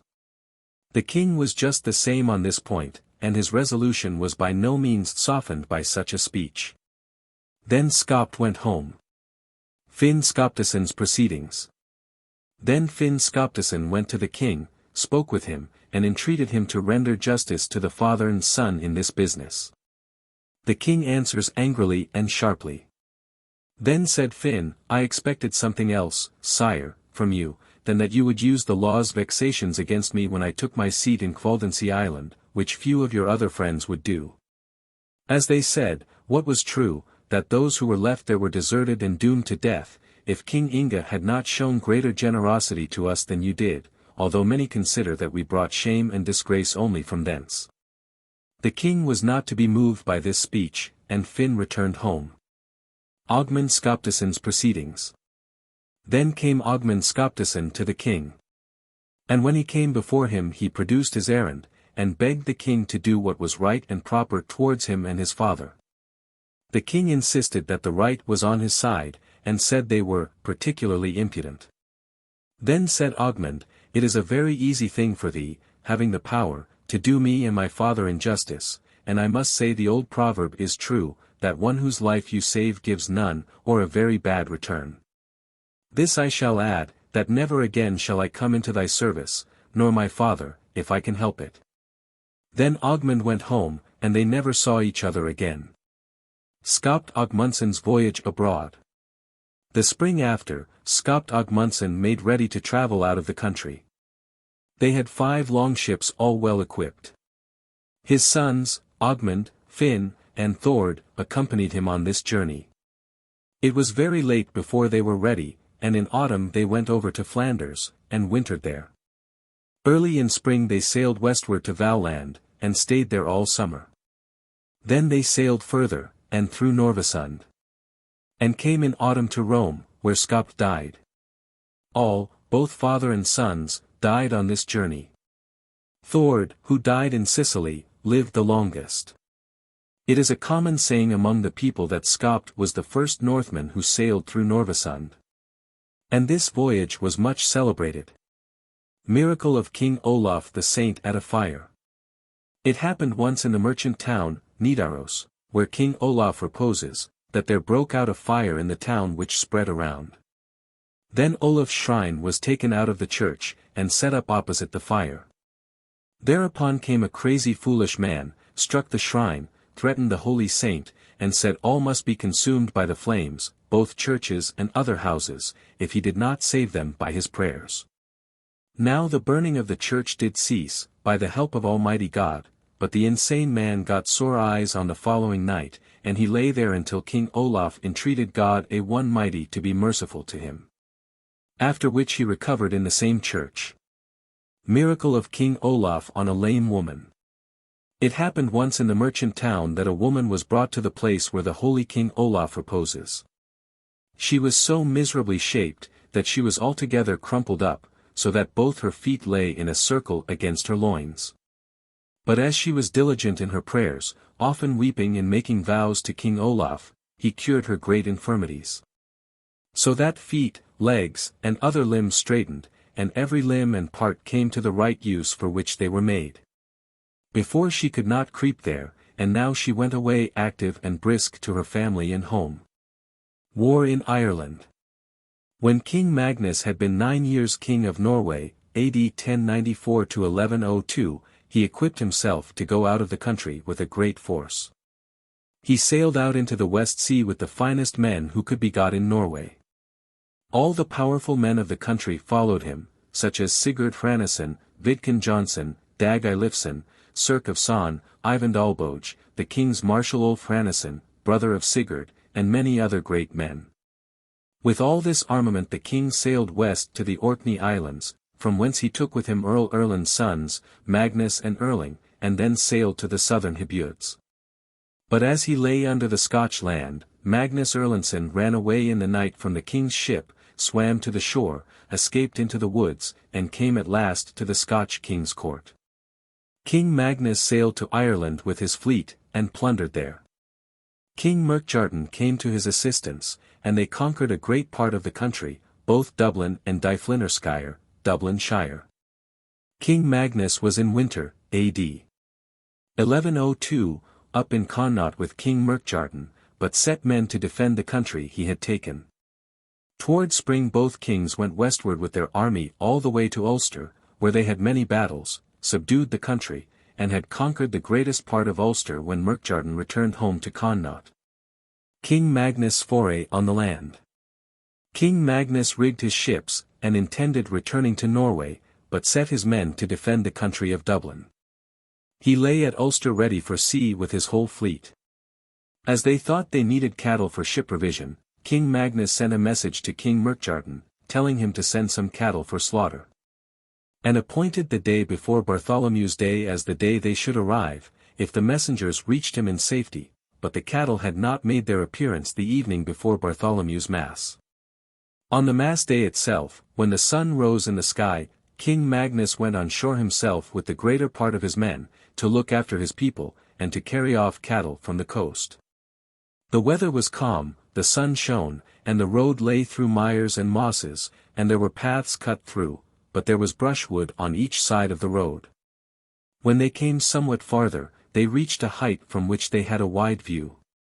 They saw from it a great dust rising up the country, as of horsemen, and they said to each other, that must be the Irish army. But others said, it was their own men returning with the cattle. They halted there, and Eyvind Olboge said, "How, sire, do you intend to direct the march? The men think we are advancing imprudently. You know the Irish are treacherous. Think, therefore, of a good counsel for your men." Then the king said, "Let us draw up our men, and be ready, if there be treachery." This was done, and the king and Eyvind went before the line. King Magnus had a helmet on his head. A red shield, in which was inlaid a gilded lion, and was girt with the sword of Legbit, of which the hilt was of tooth, ivory, and handgrip wound about with gold thread, and the sword was extremely sharp. In his hand he had a short spear, and a red silk short cloak, over his coat, on which, both before and behind, was embroidered a lion in yellow silk, and all men acknowledged that they never had seen a brisker, statelier man. Eyvind had also a red silk cloak like the king's, and he also was a stout, handsome, warlike man. Fall of King Magnus. When the dust cloud approached nearer they knew their own men, who were driving the cattle. The Irish king had been faithful to the promises he had given the king, and had sent them. Thereupon they all turned towards the ships, and it was midday. When they came to the mires they went but slowly over the boggy places. And then the Irish started up on every side against them from every bushy point of land, and the battle began instantly. The Northmen were going divided in various heaps, so that many of them fell. Then said Eyvind to the king, "Unfortunate is this march to our people, and we must instantly hit upon some good plan." The king answered, "Call all the men together with the war horns under the banner, and the men who are here shall make a rampart with their shields, and thus we will retreat backwards out of the mires. And we will clear ourselves fast enough when we get upon firm ground." The Irish shot boldly, and although they fell in crowds, there came always two in the place of one. Now when the king had come to the nearest ditch there was a very difficult crossing, and few places were passable, so that many Northmen fell there. Then the king called to his lenderman Thorgrim Skinhjuffa, who was an upland man, and ordered him to go over the ditch with his division. "We shall defend you," said he, "in the meantime, so that no harm shall come to you. Go out then to those holms, and shoot at them from thence, for ye are good bowmen." When Thorgrim and his men came over the ditch they cast their shields behind their backs, and set off to the ships. When the king saw this, he said, "Thou art deserting thy king in an unmanly way. I was foolish in making thee a lenderman, and driving Sigurd Hund out of the country, for never would he have behaved so." King Magnus received a wound, being pierced by a spear through both thighs above the knees. The king laid hold of the shaft between his legs, broke the spear in two, and said, "Thus we break spear shafts, my lads, let us go briskly on. Nothing hurts me." A little after King Magnus was struck in the neck with an Irish axe, and this was his death wound. Then those who were behind fled. Vidkun Johnson instantly killed the man who had given the king his death wound, and fled, after having received 3 wounds, but brought the king's banner and the sword Legbit to the ships. Vidkun was the last man who fled. The other next to him was Sigurd Hranesson, and the third before him, Dag Eilifsson. There fell with King Magnus, Eyvind Olboge, Ulf Hranesson, and many other great people. Many of the Northmen fell, but many more of the Irish. The Northmen who escaped sailed away immediately in autumn. Earl Erland's son, fell with King Magnus in Ireland, but the men who fled from Ireland came to the Orkney Islands. Now when King Sigurd heard that his father had fallen, he set off immediately, leaving the Irish king's daughter behind, and proceeded in autumn with the whole fleet directly to Norway. Of King Magnus and Vidkun Johnson. King Magnus was 10 years king of Norway, AD 1094 to 1105, and in his days there was good peace kept within the country, but the people were sorely oppressed with levies. King Magnus was beloved by his men, but the bonds thought him harsh. The words have been transmitted from him that he said when his friends observed that he proceeded incautiously when he was on his expeditions abroad, "The kings are made for honor, not for long life." King Magnus was nearly 30 years of age when he fell. Vidkun did not fly until he had killed the man who gave the king his mortal wound, and for this cause King Magnus' sons had him in the most affectionate regard. Saga of Sigurd the Crusader and his brothers Eystein and Olaf. Beginning of the reign of King Magnus' sons. After King Magnus Barefoot's fall, his sons, Eystein, Sigurd, and Olaf, took the kingdom of Norway. Eystein got the northern, and Sigurd the southern part of the country. King Olaf was then 4 or 5 years old, and the third part of the country which he had was under the management of his 2 brothers. King Sigurd was chosen king when he was 13 or 14 years old, and Eystein was a year older. King Sigurd left west of the sea the Irish king's daughter. When King Magnus' sons were chosen kings, the men who had followed Skapti Agmundsson returned home. Some had been to Jerusalem, some to Constantinople, and there they had made themselves renowned, and they had many kinds of novelties to talk about. By these extraordinary tidings many men in Norway were incited to the same expedition, and it was also told that the Northmen who liked to go into the military service at Constantinople found many opportunities of getting property. Then these Northmen desired much that one of the 2 kings, either Eystein or Sigurd, should go as commander of the troop which was preparing for this expedition. The kings agreed to this, and carried on the equipment at their common expense. Many great men, both of the lendermen and bonds, took part in this enterprise, and when all was ready for the journey it was determined that Sigurd should go, and Eystein in the meantime, should rule the kingdom upon their joint account. Of the Earls of Orkney. A year or 2 after King Magnus Barefoot's fall, Hakon, a son of Earl Paul, came from Orkney. The kings gave him the earldom and government of the Orkney Islands, as the earls before him, his father Paul or his uncle Erland, had possessed it, and Earl Hakon then sailed back immediately to Orkney. King Sigurd's journey out of the country. For years after the fall of King Magnus, AD 1107, King Sigurd sailed with his people from Norway. He had then 60 ships. So says Thorin Stutfeld. A young king just and kind. People of loyal mind. Such brave men soon agree. To distant lands they sail with glee. To the distant Holy Land. A brave and pious band. Magnificent and gay. In 60 long ships glide away. King Sigurd sailed in autumn to England, where Henry, son of William the Bastard, was then king, and Sigurd remained with him all winter. So says Einar Sturluson. The king is on the waves. The storm he boldly braves. His ocean steed. With winged speed. O'er the white flashing surges. To England's coast he urges. And there he stays the winter o'er. More gallant king ne'er trod that shore. Of King Sigurd's journey. In spring King Sigurd and his fleet sailed westward to Valland, A.D. 1108, and in autumn came to Galicia, where he stayed the second winter, A.D. 1109. So says Einar Sturluson. Our king, whose land so wide no kingdom stands beside, in Jacob's land next winter spent, on holy things intent. And I have heard the royal youth cut off an earl who swerved from truth. Our brave king will endure no ill. The hawks with him will get their fill. It went thus: the earl who ruled over the land made an agreement with King Sigurd, that he should provide King Sigurd and his men a market at which they could purchase victuals all the winter. But this he did not fulfill longer than to about Yule. It began then to be difficult to get food and necessaries, for it is a poor barren land. Then King Sigurd with a great body of men went against a castle which belonged to the earl. And the earl fled from it, having but few people. King Sigurd took there a great deal of victuals and of other booty, which he put on board of his ships, and then made ready and proceeded westward to Spain. It so fell out, as the king was sailing past Spain, that some Vikings who were cruising for plunder met him with a fleet of galleys, and King Sigurd attacked them. This was his first battle with heathen men. And he won it, and took 8 galleys from them. So says Haldr Skvaldra.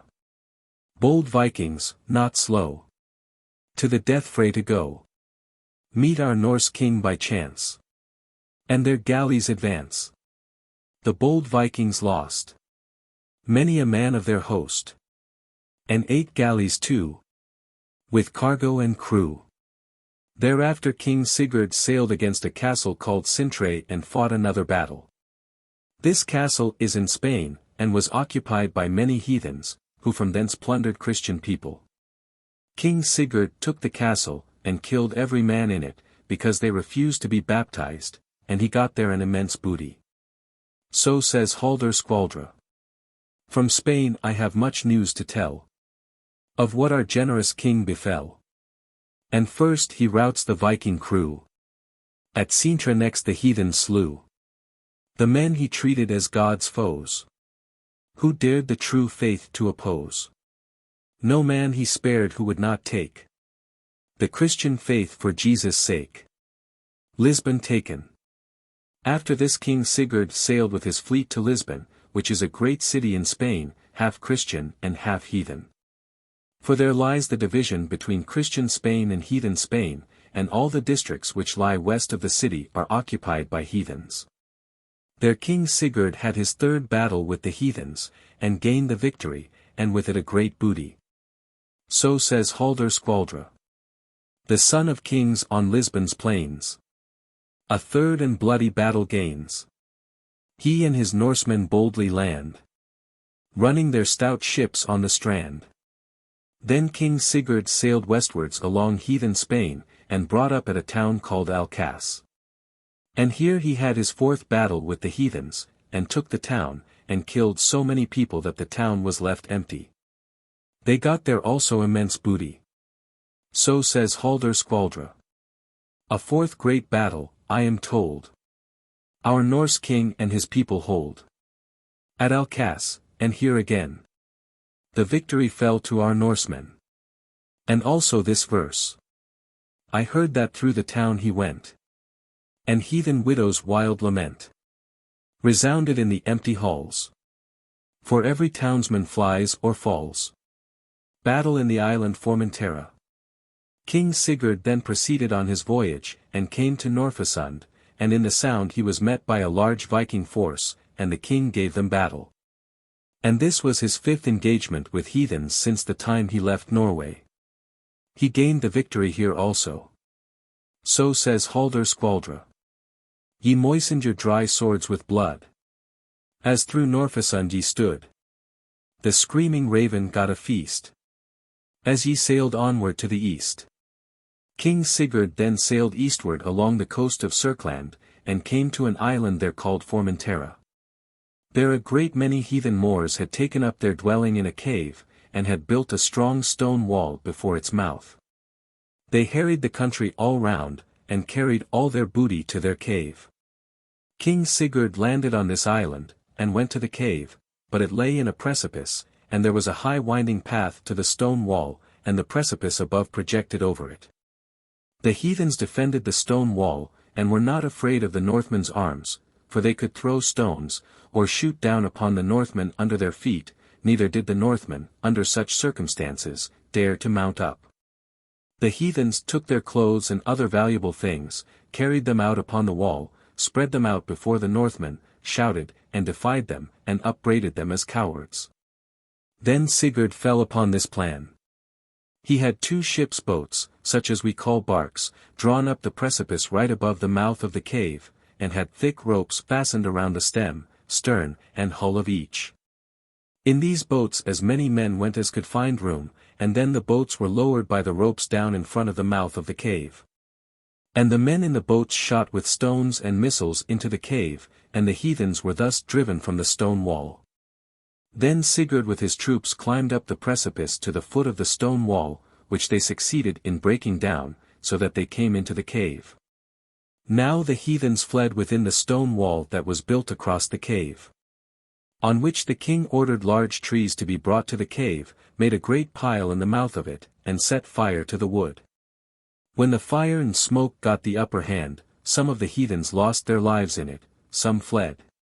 Some fell by the hands of the Northmen, and part were killed, part burned, and the Northmen made the greatest booty they had got on all their expeditions. So says Haraldr Skvaldra. Formentera lay in the victor's way. His ship's stems fly to victory. The blue men there must fire bear, and Norsemen steel at their hearts feel. And also thus 'twas a feat of renown. The boat lowered down, with a boat's crew brave, in front of the cave, while up the rock scaling, and comrades up trailing, the Norsemen gain, and the blue men are slain. And also Thorin Stutfeld says, the king's men up the mountain side dragged 2 boats from the ocean's tide. The 2 boats lay like hill wolves grey, now o'er the rock in ropes they're swinging, well manned, and death to blue men bringing. They hang before the robber's door of the battles of Ivisa and Minorca. Thereafter King Sigurd proceeded on his expedition, and came to an island called Ivica, and had there his 7th battle, and gained a victory. So says Haldr Skvaldra. His ships at Ivica now ride, the kings, whose fame spreads far and wide. And here the bearers of the shield their arms again in battle wield. Thereafter King Sigurd came to an island called Minorca, and held there his 8th battle with heathen men, and gained the victory. So says Haldr Skvaldra. On green Minorca's plains, the 8th battle now he gains. Again the heathen foe falls at the Norse king's blow. Duke Roger made a king. In spring King Sigurd came to Sicily, A.D. 1109, and remained a long time there. There was then a Duke Roger in Sicily, who received the king kindly, and invited him to a feast. King Sigurd came to it with a great retinue, and was splendidly entertained. Every day Duke Roger stood at the company's table, doing service to the king. But the 7th day of the feast, when the people had come to table, and had wiped their hands, King Sigurd took the duke by the hand, led him up to the high seat, and saluted him with the title of king. And gave the right that there should be always a king over the dominion of Sicily, although before there had only been earls or dukes over that country. Of King Roger. King Roger of Sicily was a very great king. He won and subdued all Apulia, and many large islands besides in the Greek Sea, and therefore he was called Roger the Great. His son was William, king of Sicily, who for a long time had great hostility with the Emperor of Constantinople. King William had 3 daughters, but no son. One of his daughters he married to the Emperor Henry, a son of the Emperor Frederick, and their son was Frederick, who for a short time after was Emperor of Rome. His second daughter was married to the Duke of Kyrre. The third daughter, Margaret, was married to the chief of the Corsairs, but the Emperor Henry killed both these brothers-in-law. The daughter of Roger the Great, king of Sicily, was married to the Emperor Manuel of Constantinople, and their son was the Emperor Kurgelax. King Sigurd's expedition to Palestine. In the summer, A.D. 1110, King Sigurd sailed across the Greek Sea to Palestine, and thereupon went up to Jerusalem, where he met Baldwin, king of Palestine. King Baldwin received him particularly well, and rode with him all the way to the river Jordan, and then back to the city of Jerusalem. Einar Sturluson speaks thus of it. Good reason has the skald to sing. The generous temper of the king, whose sea-cold keel from northern waves ploughs the blue sea that green isles laves. At acre scarce were we made fast. In holy ground our anchors cast. When the king made a joyful morn to all who toil with him had borne. And again he made these lines. To Jerusalem he came. He who loves war's noble game. The skald no greater monarch finds. Beneath the heaven's wide hall of winds. All sin and evil from him flings. In Jordan's wave, for all his sins, which all must praise, he pardon wins. King Sigurd stayed a long time in the land of Jerusalem, Jorsalaland, in autumn, and in the beginning of winter. Sidon taken. King Baldwin made a magnificent feast for King Sigurd and many of his people, and gave him many holy relics. By the orders of King Baldwin and the Patriarch, there was taken a splinter off the holy cross, and on this holy relic both made oath, that this wood was of the holy cross upon which God himself had been tortured.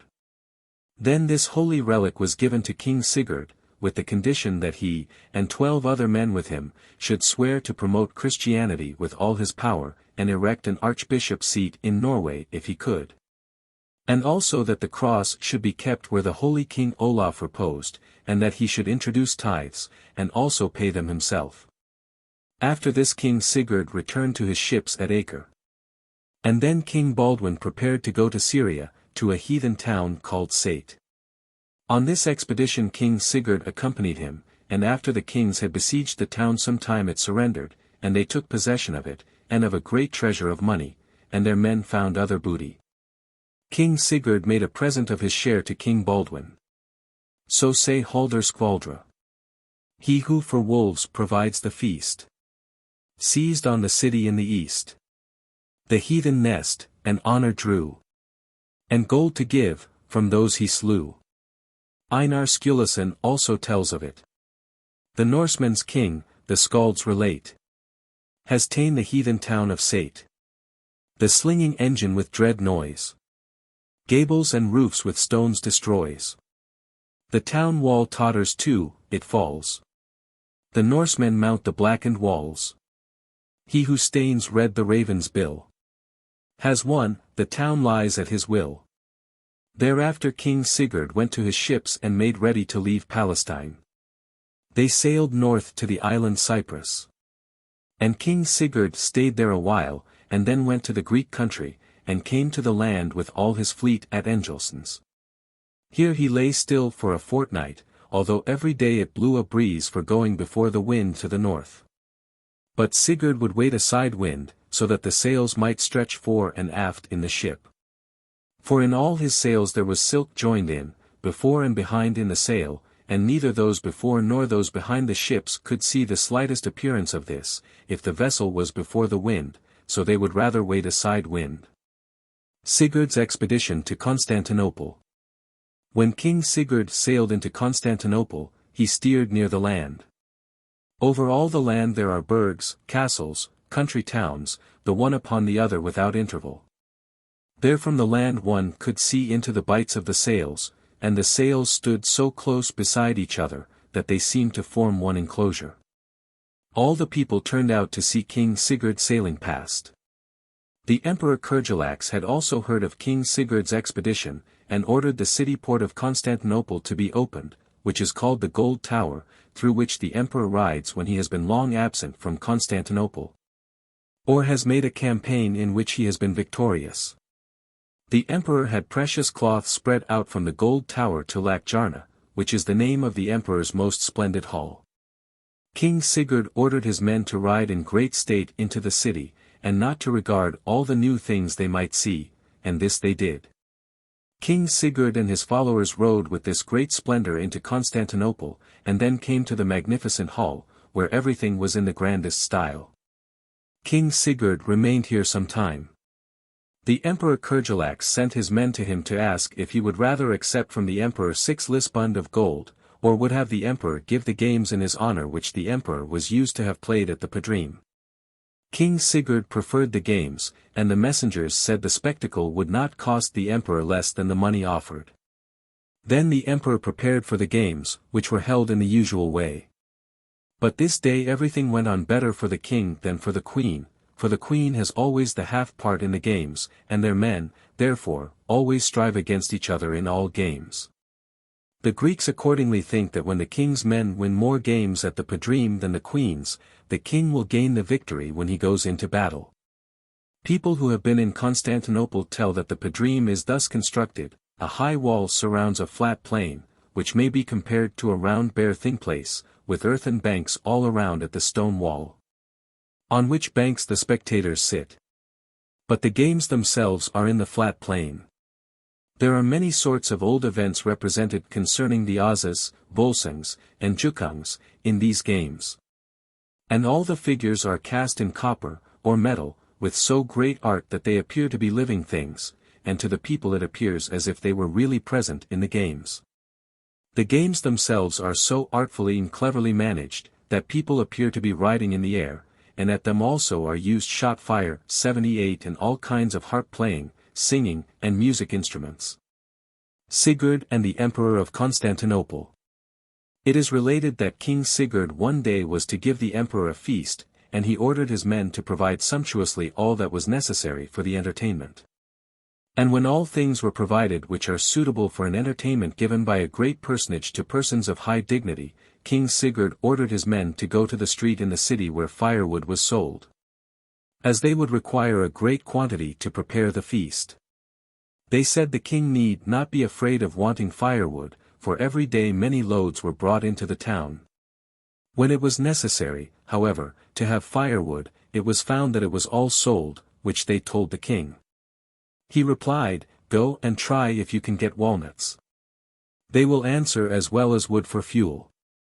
They went and got as many as they needed. Now came the emperor, and his grandees and court, and sat down to table. All was very splendid.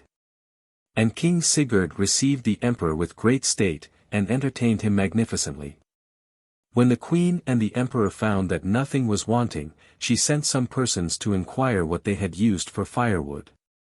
And they came to a house filled with walnuts, and they came back and told the queen. "Truly," said she, "this is a magnificent king, who spares no expense where his honor is concerned." She had contrived this to try what they would do when they could get no firewood to dress their feast with. King Sigurd the Crusaders return home. King Sigurd soon after prepared for his return home. He gave the emperor all his ships. And the valuable figureheads which were on the king's ships were set up in Peter's church, where they have since been to be seen. The emperor gave the king many horses and guides to conduct him through all his dominions. Then King Sigurd left Constantinople, but a great many Northmen remained, and went into the emperor's pay. Then King Sigurd travelled from Bulgaria, and through Hungary, Pannonia, Swabia, and Bavaria, where he met the Roman Emperor, Lotharius, who received him in the most friendly way, gave him guides through his dominions, and had markets established for him at which he could purchase all he required. When King Sigurd came to Slesvig in Denmark, Earl Olaf made a sumptuous feast for him, and it was then midsummer. In Herdebreid he met the Danish king, Nicholas, who received him in the most friendly way, made a great entertainment for him, accompanied him north to Jutland, and gave him a ship provided with everything needful. From thence the king returned to Norway, and was joyfully welcomed on his return to his kingdom, AD 1110. It was the common talk among the people, that none had ever made so honorable a journey from Norway as this of King Sigurd. He was 20 years of age, and had been 3 years on these travels. His brother Olaf was then 12 years old. Eystein's doings in the meantime. King Eystein had also effected much in the country that was useful while King Sigurd was on his journey. He established a monastery at Nordens in Bergen, and endowed it with much property. He also built Michael's church, which is a very splendid stone temple. In the king's house there he also built the church of the apostles, and the great hall, which is the most magnificent wooden structure that was ever built in Norway. He also built a church at Agdanes with a parapet, and a harbour, where formerly there had been a barren spot only. In Nidaros he built in the King's Street the church of St. Nicholas, which was particularly ornamented with carved work, and all in wood. He also built a church north in Vagar in Hålogaland, and endowed it with property and revenues. Of King Eystein. King Eystein sent a verbal message to the most intelligent and powerful of the men of Jämtland, and invited them to him, received them all as they came with great kindness. Accompanied them part of the way home, and gave them presents, and thus enticed them into a friendship with him. Now as many of them became accustomed to visit him and receive gifts from him, and he also sent gifts to some who did not come themselves, he soon gained the favor of all the people who had most influence in the country. Then he spoke to the Jämtland people, and told them they had done ill in turning away from the kings of Norway, and withdrawing from them their taxes and allegiance.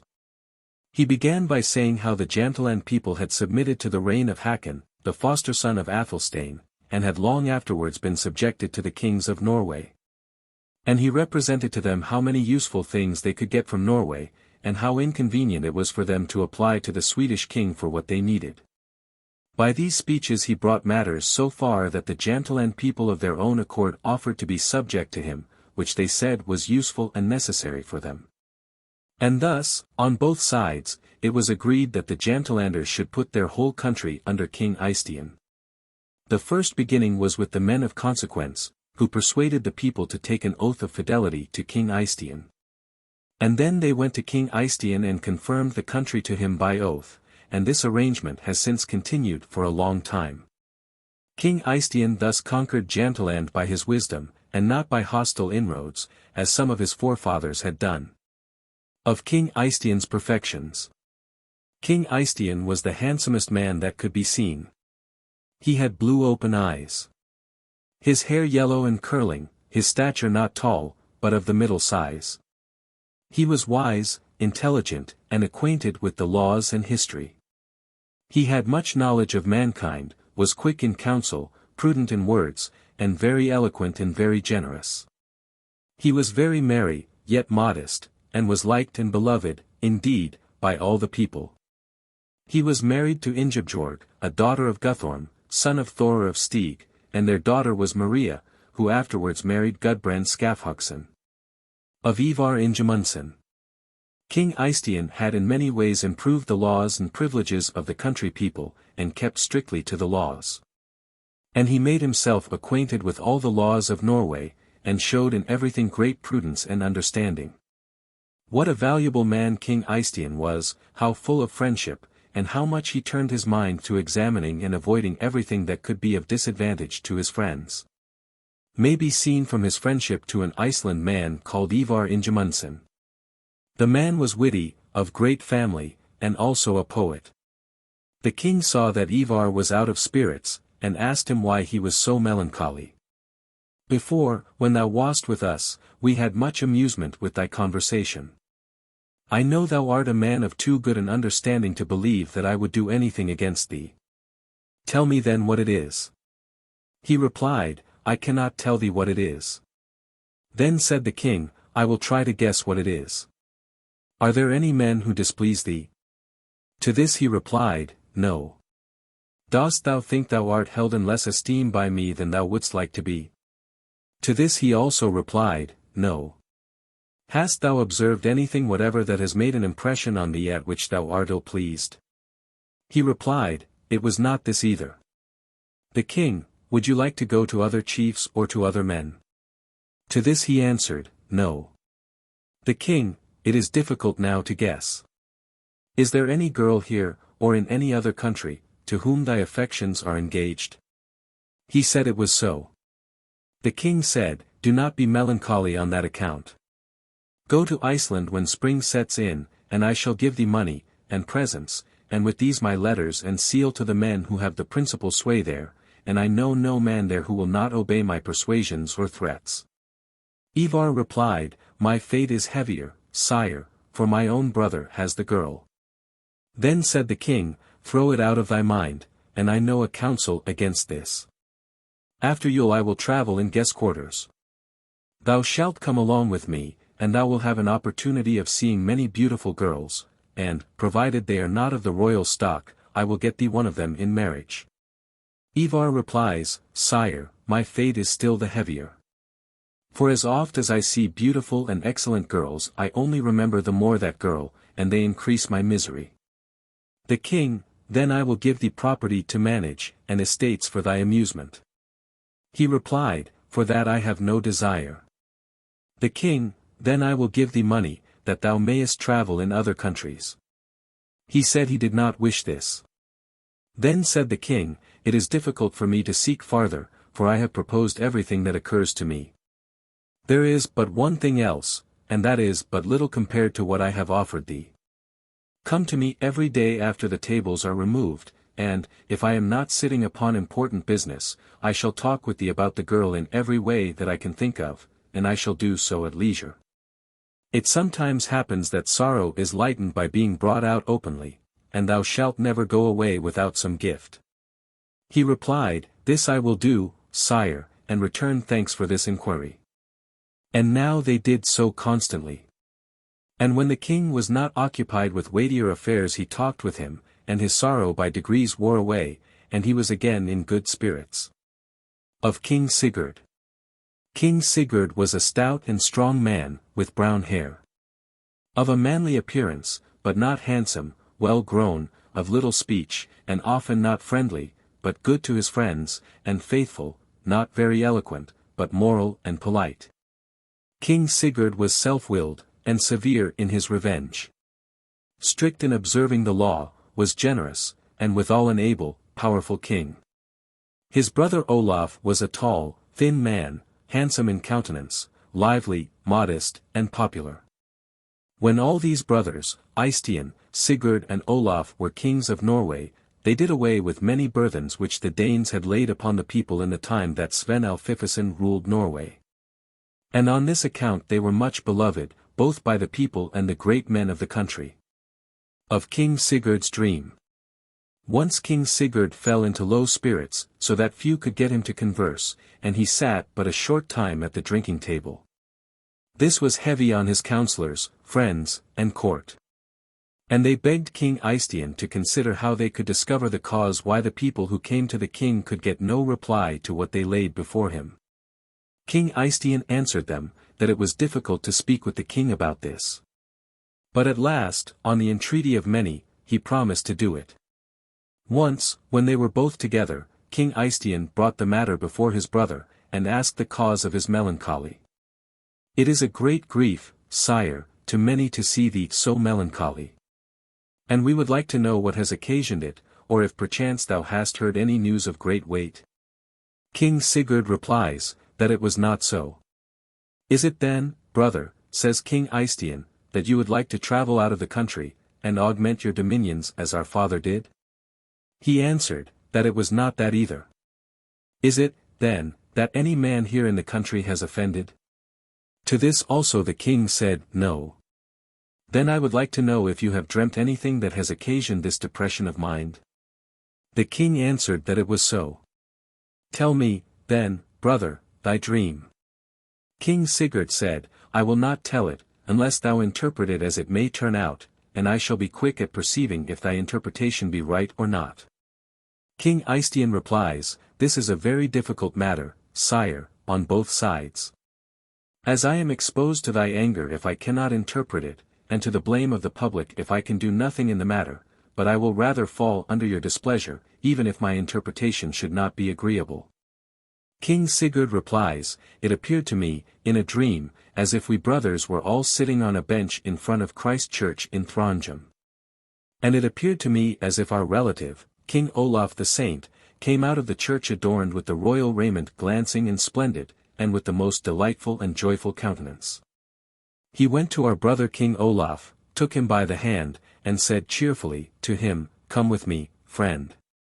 On which he appeared to stand up and go into the church. Soon after King Olaf the Saint came out of the church, but not so gay and brilliant as before. Now he went to thee, brother, and said to thee that thou shouldst go with him, on which he led thee with him, and ye went into the church. Then I thought, and waited for it, that he would come to me, and meet me, but it was not so. Then I was seized with great sorrow, and great dread and anxiety fell upon me, so that I was altogether without strength, and then I awoke." King Eystein replies, "Thus I interpret your dream, sire, that the bench betokens the kingdom we brothers have.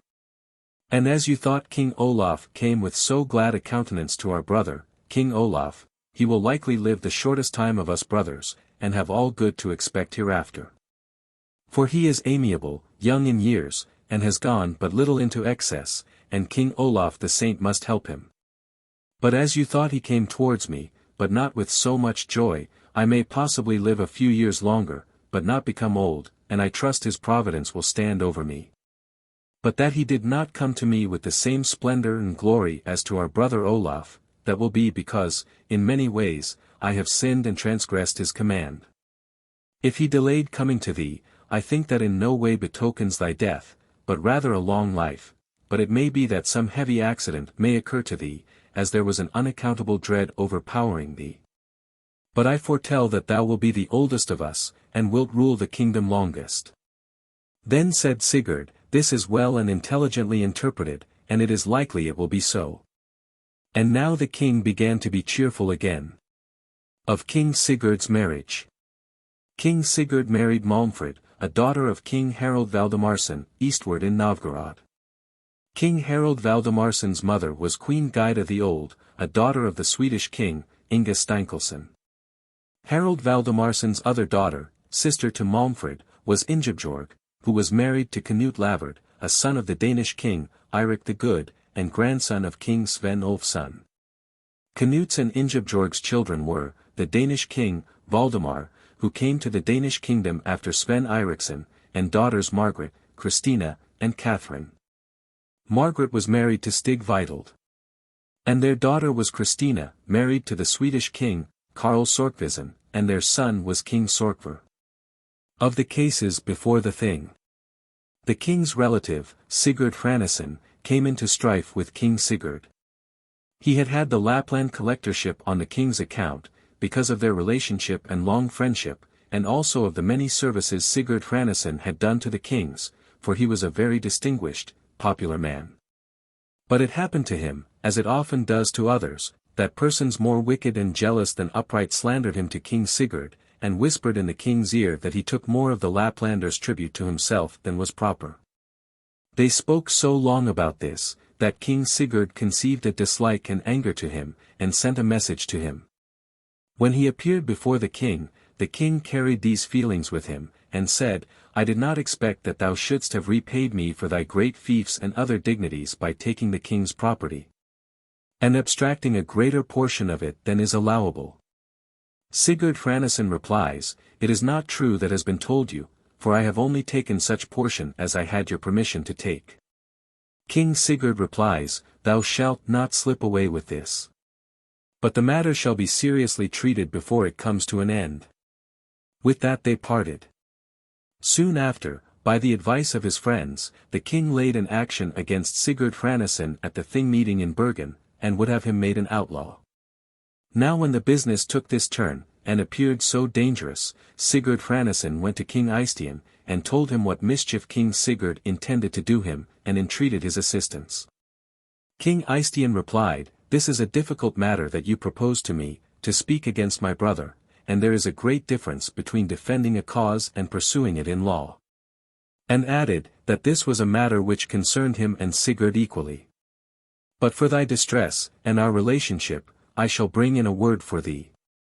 Soon after Eystein visited King Sigurd, and entreated him to spare the man, reminding him of the relationship between them and Sigurd Hranesson, who was married to their aunt, Skjaldvar. And said he would pay the penalty for the crime committed against the king, although he could not with truth impute any blame to him in the matter. Besides, he reminded the king of the long friendship with Sigurd Hranesson. King Sigurd replied, that it was better government to punish such acts. Then King Eystein replied, If thou, brother, wilt follow the law, and punish such acts according to the country's privileges, then it would be most correct that Sigurd Hranesson produce his witnesses, and that the case be judged at the Thing. But not at a meeting. For the case comes under the law of the land, not under Bjarki law. Then said Sigurd, It may possibly be so that the case belongs to it, as thou sayest, King Eystein. And if it be against law what has hitherto been done in this case, then we shall bring it before the Thing. Then the kings parted, and each seemed determined to take his own way. King Sigurd summoned the parties in the case before the Arnarnes Thing, and intended to pursue it there. King Eystein came also to the Thing place. And when the case was brought forward for judgment, King Eystein went to the Thing before judgment was given upon Sigurd Hranesson. Now King Sigurd told the lagmen to pronounce the judgment. But King Eystein replied thus, I trust there are here men acquainted sufficiently with the laws of Norway, to know that they cannot condemn a lenderman to be outlawed at this Thing. And he then explained how the law was, so that every man clearly understood it. Then said King Sigurd, Thou art taking up this matter very warmly, King Eystein, and it is likely the case will cost more trouble before it comes to an end than we intended, but nevertheless we shall follow it out. I will have him condemned to be outlawed in his native place. Then said King Eystein, There are certainly not many things which do not succeed with thee, and especially when there are but few and small folks to oppose one who has carried through such great things. And thus they parted, without anything being concluded in the case. Thereafter King Sigurd called together a Gille thing, went himself there, and summoned to him many high chiefs. King Eystein came there also with his suite. And many meetings and conferences were held among people of understanding concerning this case, and it was tried and examined before the lagmen. Now King Eystein objected that all the parties summoned in any cases tried here belonged to the Thing district, but in this case the deed and the parties belonged to Hålogaland. The Thing accordingly ended in doing nothing, as King Eystein had thus made it incompetent. The kings parted in great wrath, and King Eystein went north to Trondheim. King Sigurd, on the other hand, summoned to him all lendermen, and also the house servants of the lendermen, and named out of every district a number of the bonds from the south parts of the country, so that he had collected a large army about him. And proceeded with all this crowd northwards along the coast to Hålogaland, and intended to use all his power to make Sigurd Hranesson an outlaw among his own relations. For this purpose he summoned to him the Hålogaland and Namudal people, and appointed a thing at Hrafnista. King Eystein prepared himself also, and proceeded with many people from the town of Nidaros to the thing, where he made Sigurd Hranesson, by handshake before witnesses, deliver over to him the following in defending this case. At this thing both the kings spoke, each for his own side. Then King Eystein asks the lagmen where that law was made in Norway which gave the bonds the right to judge between the kings of the country, when they had pleas with each other. I shall bring witnesses to prove that Sigurd has given the case into my hands, and it is with me, not with Sigurd Hranesson, that King Sigurd has to do in this case. The lagmen said that disputes between kings must be judged only at the Eyra thing in Nidaros. King Eystein said, so I thought that it should be there, and the cases must be removed there. Then King Sigurd said, the more difficulties and inconvenience thou bringest upon me in this matter, the more I will persevere in it. And with that they parted. Both kings then went south to Nidaros town, where they summoned a thing from 8 districts. King Eystein was in the town with a great many people, but Sigurd was on board his ships. When the thing was opened, peace and safe conduct was given to all.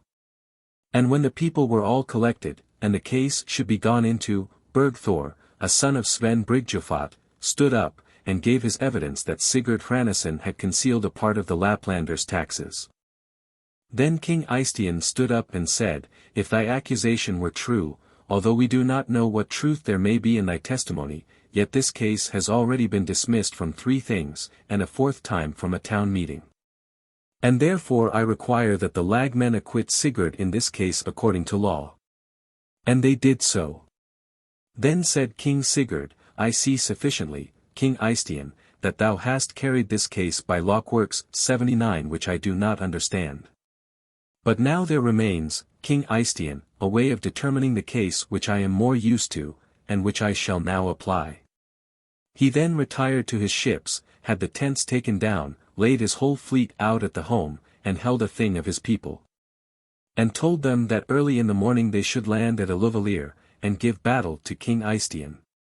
But in the evening, as King Sigurd sat at his table in his ship taking his repast, before he was aware of it a man cast himself on the floor of the forehold, and at the king's feet. This was Sigurd Hranesson, who begged the king to take what course with regard to him the king himself thought proper. Then came Bishop Magna and Queen Malmfrid, and many other great personages, and entreated forgiveness for Sigurd Hranesson. And at their entreaty the king raised him up, took him by the hand, and placed him among his men, and took him along with himself to the south part of the country. In autumn the king gave Sigurd Hranesson leave to go north to his farm, gave him an employment, and was always afterward his friend. After this day, however, the brothers were never much together, and there was no cordiality or cheerfulness among them. Of King Olaf's death. King Olaf Magnusson fell into a sickness which ended in his death. He was buried in Christ Church in Nidaros, and many were in great grief at his death. After Olaf's death, Eystein and Sigurd ruled the country, the 3 brothers together having been kings of Norway for 12 years, AD 1104 to 1115. Namely, 5 years after King Sigurd returned home, and 7 years before. King Olaf was 17 years old when he died, and it happened on the 24th of December. Magnus the Blind. His birth. King Eystein had been about a year in the east part of the country at that time, and King Sigurd was then in the north. King Eystein remained a long time that winter in Sarpsborg. There was once a powerful and rich bond called O1af of Dal, who dwelt in Great Dal in Aumord, and had 2 children, a son called Hakon Falk, and a daughter called Borghild, who was a very beautiful girl, and prudent, and well skilled in many things. Olaf and his children were a long time in winter in Sarpsborg, and Borghild conversed very often with King Eystein, so that many reports were spread about their friendship. The following summer King Eystein went north, and King Sigurd came eastward, where he remained all winter, and was long in Konungahella, which town he greatly enlarged and improved. He built there a great castle of turf and stone, dug a great ditch around it, and built a church and several houses within the castle. The Holy Cross he allowed to remain at Konungahella, and therein did not fulfill the oath he had taken in Palestine, but, on the other hand, he established tithe, and most of the other things to which he had bound himself by oath. The reason of his keeping the cross east at the frontier of the country was, that he thought it would be a protection to all the land. But it proved the greatest misfortune to place this relic within the power of the heathens, as it afterwards turned out. When Borghild, Olaf's daughter, heard it whispered that people talked ill of her conversations and intimacy with King Eystein, she went to Sarpsborg. And after suitable fasts she carried the iron as proof of her innocence, and cleared herself thereby fully from all offence. When King Sigurd heard this, he rode one day as far as usually was 2 days travelling, and came to Dal to Olaf, where he remained all night, made Borghild his concubine, and took her away with him. They had a son, who was called Magnus, and he was sent immediately to Hålogaland, to be fostered at Bjarkey by Vidkun Johnson, and he was brought up there. Magnus grew up to be the handsomest man that could be seen, and was very soon stout and strong. Comparison between the 2 kings. King Eystein and King Sigurd went both in spring to guest quarters in the uplands. And each was entertained in a separate house, and the houses were not very distant from each other. The bonds, however, thought it more convenient that both should be entertained together by turns in each house. And thus they were both at first in the house of King Eystein. But in the evening, when the people began to drink, the ale was not good, so that the guests were very quiet and still. Then said King Eystein, "Why are the people so silent? It is more usual in drinking parties that people are merry, so let us fall upon some jest over our ale that will amuse people, for surely, brother Sigurd, all people are well pleased when we talk cheerfully." Sigurd replies, bluntly, "Do you talk as much as you please, but give me leave to be silent." Eystein says, "It is a common custom over the ale table to compare one person with another, and now let us do so." Then Sigurd was silent. "I see," says King Eystein, "that I must begin this amusement. Now I will take thee, brother, to compare myself with, and will make it appear so as if we had both equal reputation and property, and that there is no difference in our birth and education." Then King Sigurd replies, "Do you remember that I was always able to throw you when we wrestled, although you are a year older?" Then King Eystein replied, "But I remember that you was not so good at the games which require agility." Sigurd, "Do you remember that I could drag you under water, when we swam together, as often as I pleased?" Eystein, "But I could swim as far as you, and could dive as well as you. And I could run upon snow skates so well that nobody could beat me, and you could no more do it than an ox." Sigurd, "Methinks it is a more useful and suitable accomplishment for a chief to be expert at his bow. And I think you could scarcely draw my bow, even if you took your foot to help." Eystein, "I am not strong at the bow as you are, but there is less difference between our shooting near. And I can use the skis much better than you, and in former times that was held a great accomplishment." Sigurd, "It appears to me much better for a chief who is to be the superior of other men, that he is conspicuous in a crowd, and strong and powerful in weapons above other men, easily seen, and easily known, where there are many together." Eystein, It is not less a distinction and an ornament that a man is of a handsome appearance, so as to be easily known from others on that account, and this appears to me to suit a chief best, because the best ornament is allied to beauty. I am moreover more knowing in the law than you, and on every subject my words flow more easily than yours. Sigurd, it may be that you know more law works, for I have had something else to do, neither will any deny you a smooth tongue.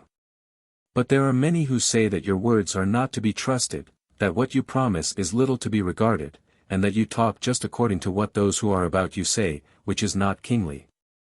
Eystein, this is because, when people bring their cases before me, I wish first to give every man that satisfaction in his affairs which he desires. But afterwards comes the opposite party, and then there is something to be given or taken away very often, in order to mediate between them, so that both may be satisfied. It often happens, too, that I promise whatever is desired of me, that all may be joyful about me. It would be an easy matter for me to do as you do, to promise evil to all, and I never hear any complaint of your not keeping this promise to them. Sigurd, it is the conversation of all that the expedition that I made out of the country was a princely expedition, while you in the meantime sat at home like your father's daughter. Eystein, now you touched the tender spot. I would not have brought up this conversation if I had not known what to reply on this point. I can truly say that I equipped you from home like a sister, before you went upon this expedition. Sigurd, you must have heard that on this expedition I was in many a battle in the Saracens' land, and gained the victory in all. And you must have heard of the many valuable articles I acquired, the like of which were never seen before in this country, and I was the most respected wherever the most gallant men were. And, on the other hand, you cannot conceal that you have only a homebred reputation. Eystein, I have heard that you had several battles abroad, but it was more useful for the country what I was doing in the meantime here at home. I built 5 churches from the foundations, and a harbour out at Agdanes, where it before was impossible to land, and where vessels ply north and south along the coast. I set a warping post and iron ring in the sound of Sinholm, and in Bergen I built a royal hall, while you were killing blue men for the devil in Sörkland. This, I think, was of but little advantage to our kingdom. King Sigurd said, on this expedition I went all the way to Jordan and swam across the river. On the edge of the river there is a bush of willows, and there I twisted a knot of willows, and said this knot thou shouldst untie, brother, or take the curse thereto attached. King Eystein said, I shall not go and untie the knot which you tied for me. But if I had been inclined to tie a knot for thee, thou wouldst not have been king of Norway at thy return to this country, when with a single ship you came sailing into my fleet. Thereupon both were silent, and there was anger on both sides. More things passed between the brothers, from which it appeared that each of them would be greater than the other, however, peace was preserved between them as long as they lived. Of King Sigurd's sickness. King Sigurd was at a feast in the upland, and a bath was made ready for him. When the king came to the bath and the tent was raised over the bathing tub, the king thought there was a fish in the tub beside him. And a great laughter came upon him, so that he was beside himself, and was out of his mind, and often afterwards these fits returned. Magnus Barefoot's daughter, Ragnhild, was married by her brothers to Harald Kessia, a son of the Danish king, Eirik the Good, and their sons were Magnus, Olaf, Canute and Harald. Of King Eystein's death. King Eystein built a large ship at Nidaros, which, in size and shape, was like the long serpent which King Olaf Tryggvason had built. At the stem there was a dragon's head, and at the stern a crooked tail, and both were gilded over. The ship was high-sided, but the fore and aft parts appeared less than they should be. He also made in Nidaros many and large dry docks of the best material, and well timbered. 6 years after King Olaf's death, it happened that King Eystein, at a feast at Hardrade in Stim, was seized with an illness which soon carried him off.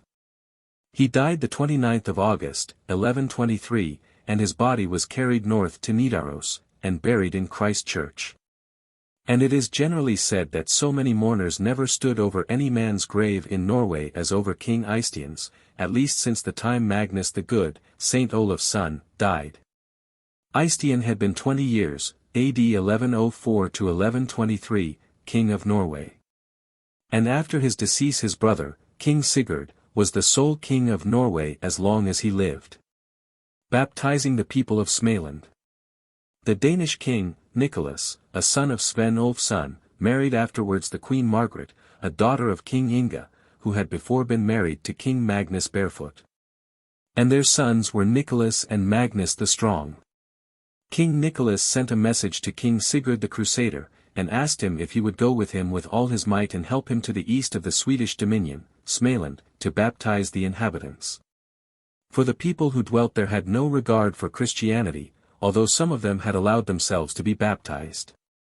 At that time there were many people all around in the Swedish dominions who were heathens, and many were bad Christians. For there were some of the kings who renounced Christianity, and continued heathen sacrifices, as Blotsvein, and afterwards Eirik Arzale, had done. King Sigurd promised to undertake this journey, and the kings appointed their meeting at Erarsund. King Sigurd then summoned all people in Norway to a levy, both of men and ships, and when the fleet was assembled he had about 300 ships. King Nicholas came very early to the meeting place, and stayed there a long time. And the bonds murmured much, and said the Northmen did not intend to come. Thereupon the Danish army dispersed, and the king went away with all his fleet. King Sigurd came there soon afterwards, and was ill-pleased.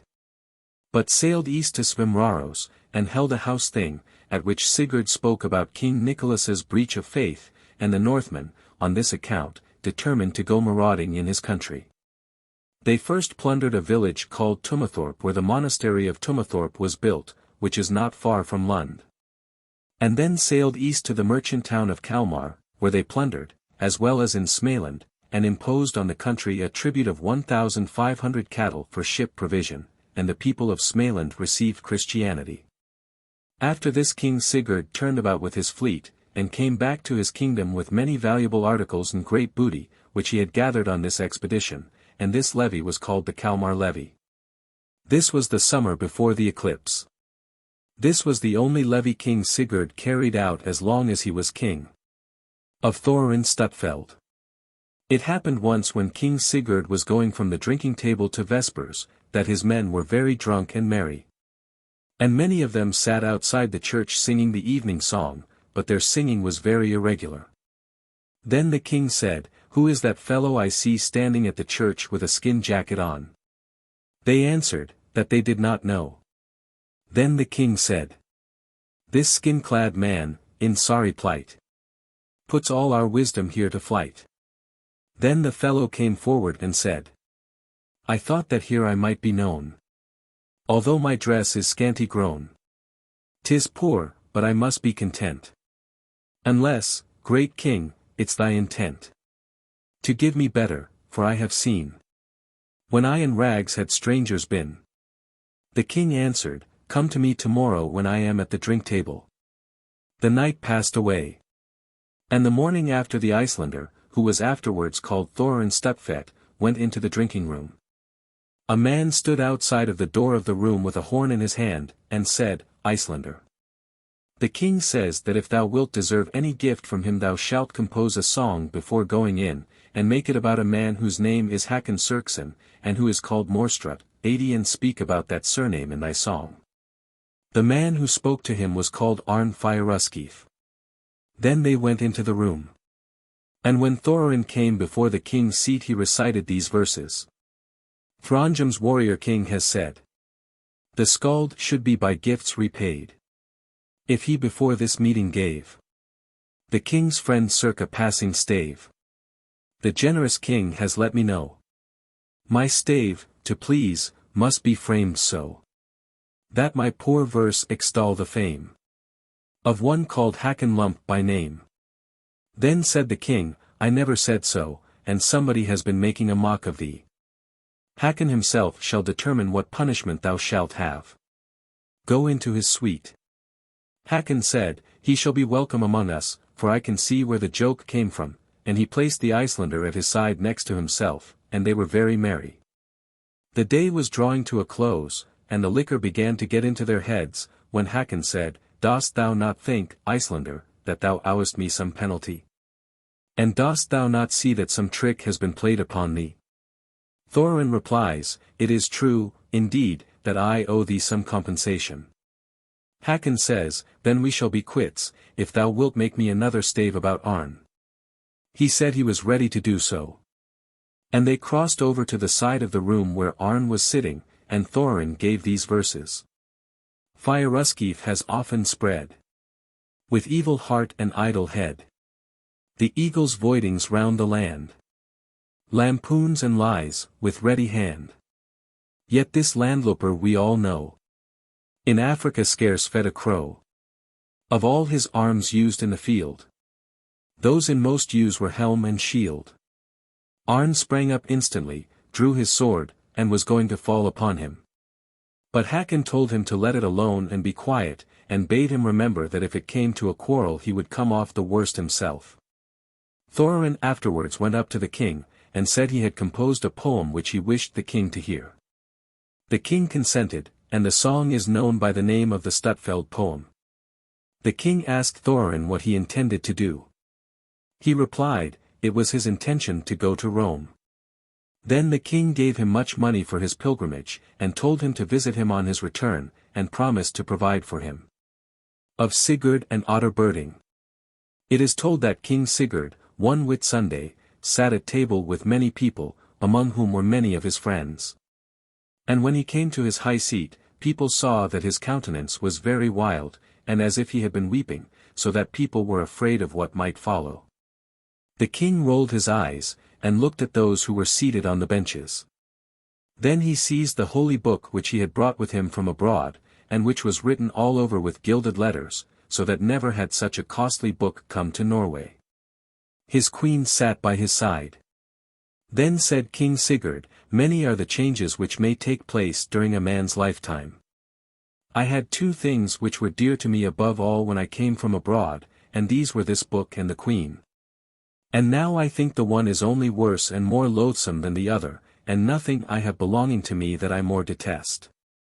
The queen does not know herself how hideous she is. For a goat's horn is standing out on her head, and the better I liked her before the worse I like her now." Thereupon he cast the book on the fire which was burning on the hall floor, and gave the queen a blow with his fist between the eyes. The queen wept, but more at the king's illness than at the blow, or the affront she had suffered. Then a man stood up before the king, his name was Herdebreid. And he was one of the torch-bearers, although a bond's son, and was on service that day. He was of small stature, but of agreeable appearance, lively, bold, and full of fun, black-haired, and of a dark skin. He ran and snatched the book which the king had cast into the fire, held it out, and said, "Different were the days, sire, when you came with great state and splendor to Norway, and with great fame and honor. For then all your friends came to meet you with joy, and were glad at your coming. All as one man would have you for king, and have you in the highest regard and honor. But now days of sorrow are come over us. For on this holy festival many of your friends have come to you, and cannot be cheerful on account of your melancholy and ill health. It is much to be desired that you would be merry with them. And do, good king, take this saving advice, make peace first with the queen, and make her joyful whom you have so highly affronted, with a friendly word, and then all your chiefs, friends, and servants, that is my advice." Then said King Sigurd, "Dost thou dare to give me advice, thou great lump of a houseman's lad?" And he sprang up, drew his sword, and swung it with both hands as if going to cut him down. But Otter stood quiet and upright, did not stir from the spot, nor show the slightest sign of fear, and the king turned round the sword blade which he had waved over Otter's head, and gently touched him on the shoulder with it. Then he sat down in silence on his high seat. All were silent who were in the hall, for nobody dared to say a word. Now the king looked around him, milder than before, and said, "It is difficult to know what there is in people. Here sat my friends, and lendermen, marshals and shield-bearers, and all the best men in the land, but none did so well against me as this man, who appears to you of little worth compared to any of you, although now he loves me most.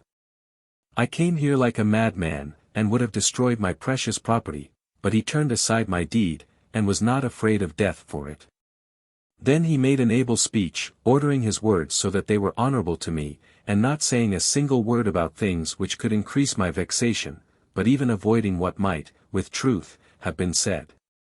So excellent was his speech, that no man here, however great his understanding, could have spoken better.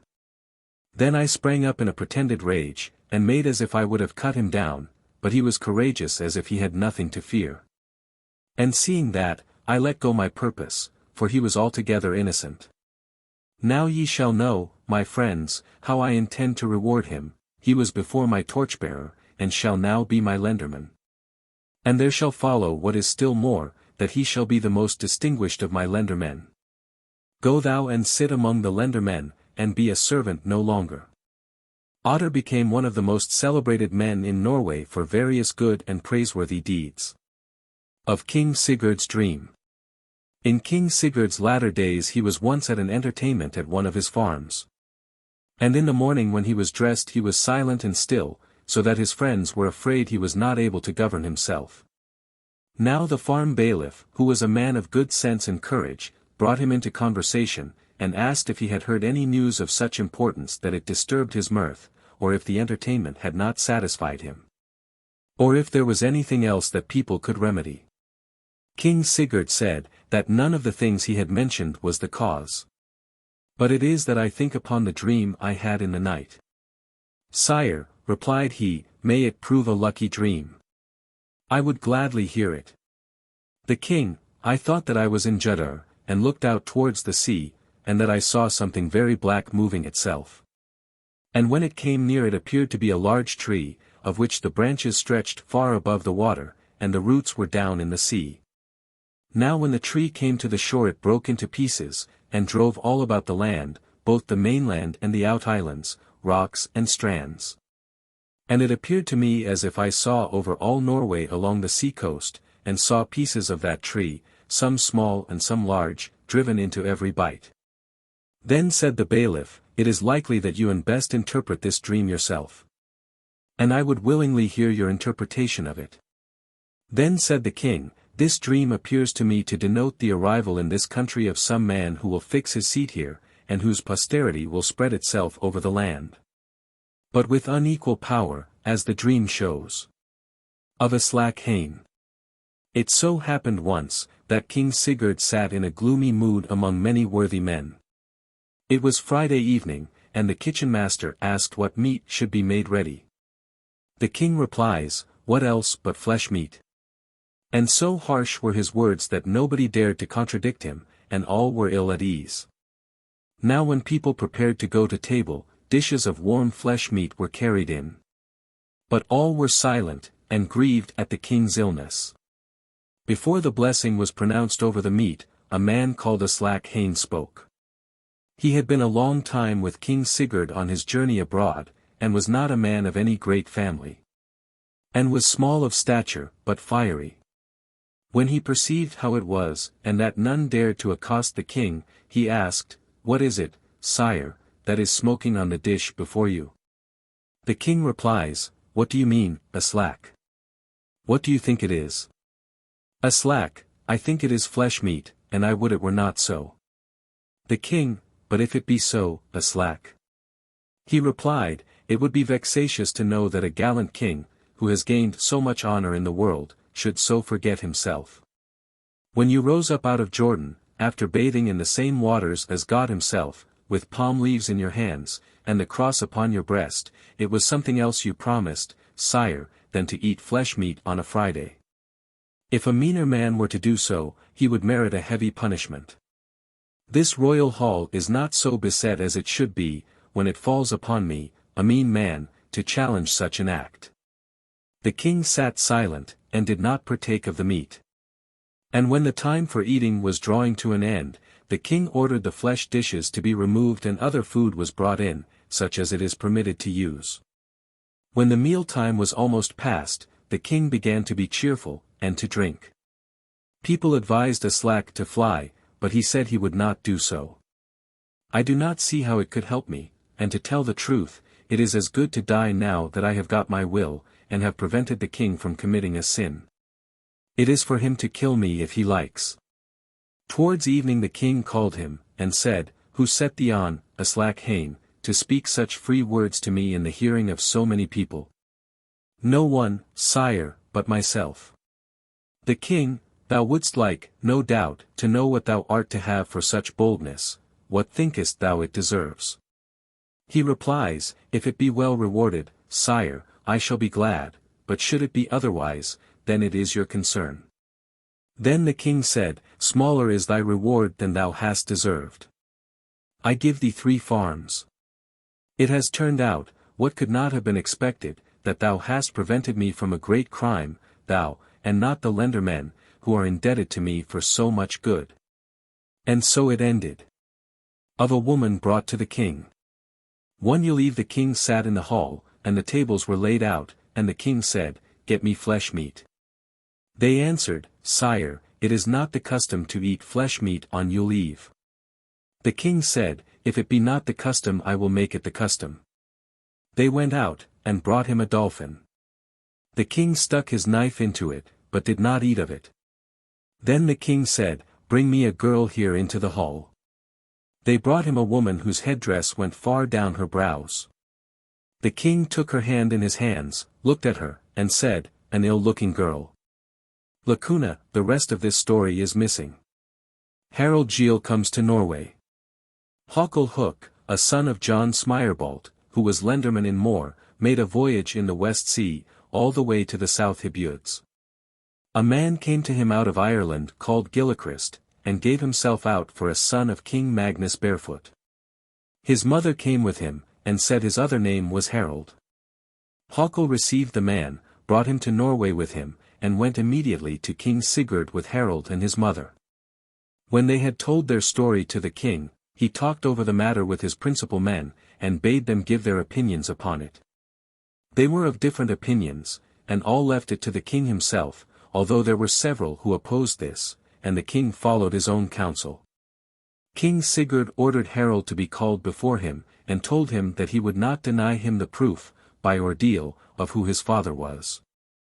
But on condition that if he should prove his descent according to his claim, he should not desire the kingdom in the lifetime of King Sigurd, or of King Magnus, and to this he bound himself by oath. King Sigurd said he must tread over hot iron to prove his birth, but this ordeal was thought by many too severe, as he was to undergo it merely to prove his father, and without getting the kingdom. But Harald agreed to it, and fixed on the trial by iron, and this ordeal was the greatest ever made in Norway, for 9 glowing plowshares were laid down, and Harald went over them with bare feet, attended by 2 bishops. 3 days after the iron trial the ordeal was taken to proof, and the feet were found unburnt. Thereafter King Sigurd acknowledged Harald's relationship, but his son Magnus conceived a great hatred of him, and in this many chiefs followed Magnus. King Sigurd trusted so much to his favor with the whole people of the country, that he desired all men, under oath, to promise to accept Magnus after him as their king, and all the people took this oath. Race between Magnus and Harald Gille. Harald Gille was a tall, slender-grown man, of a long neck and face, black eyes, and dark hair, brisk and quick, and wore generally the Irish dress of short light clothes. The Norse language was difficult for Harald, and he brought out words which many laughed at. Harald sat late drinking one evening. He spoke with another man about different things in the West in Ireland. And among other things, said that there were men in Ireland so swift of foot that no horse could overtake them in running. Magnus, the king's son, heard this, and said, Now he is lying, as he usually does. Harald replies, It is true that there are men in Ireland whom no horse in Norway could overtake. They exchanged some words about this, and both were drunk. Then said Magnus, Thou shalt make a wager with me, and stake thy head if thou canst not run so fast as I ride upon my horse, and I shall stake my gold ring.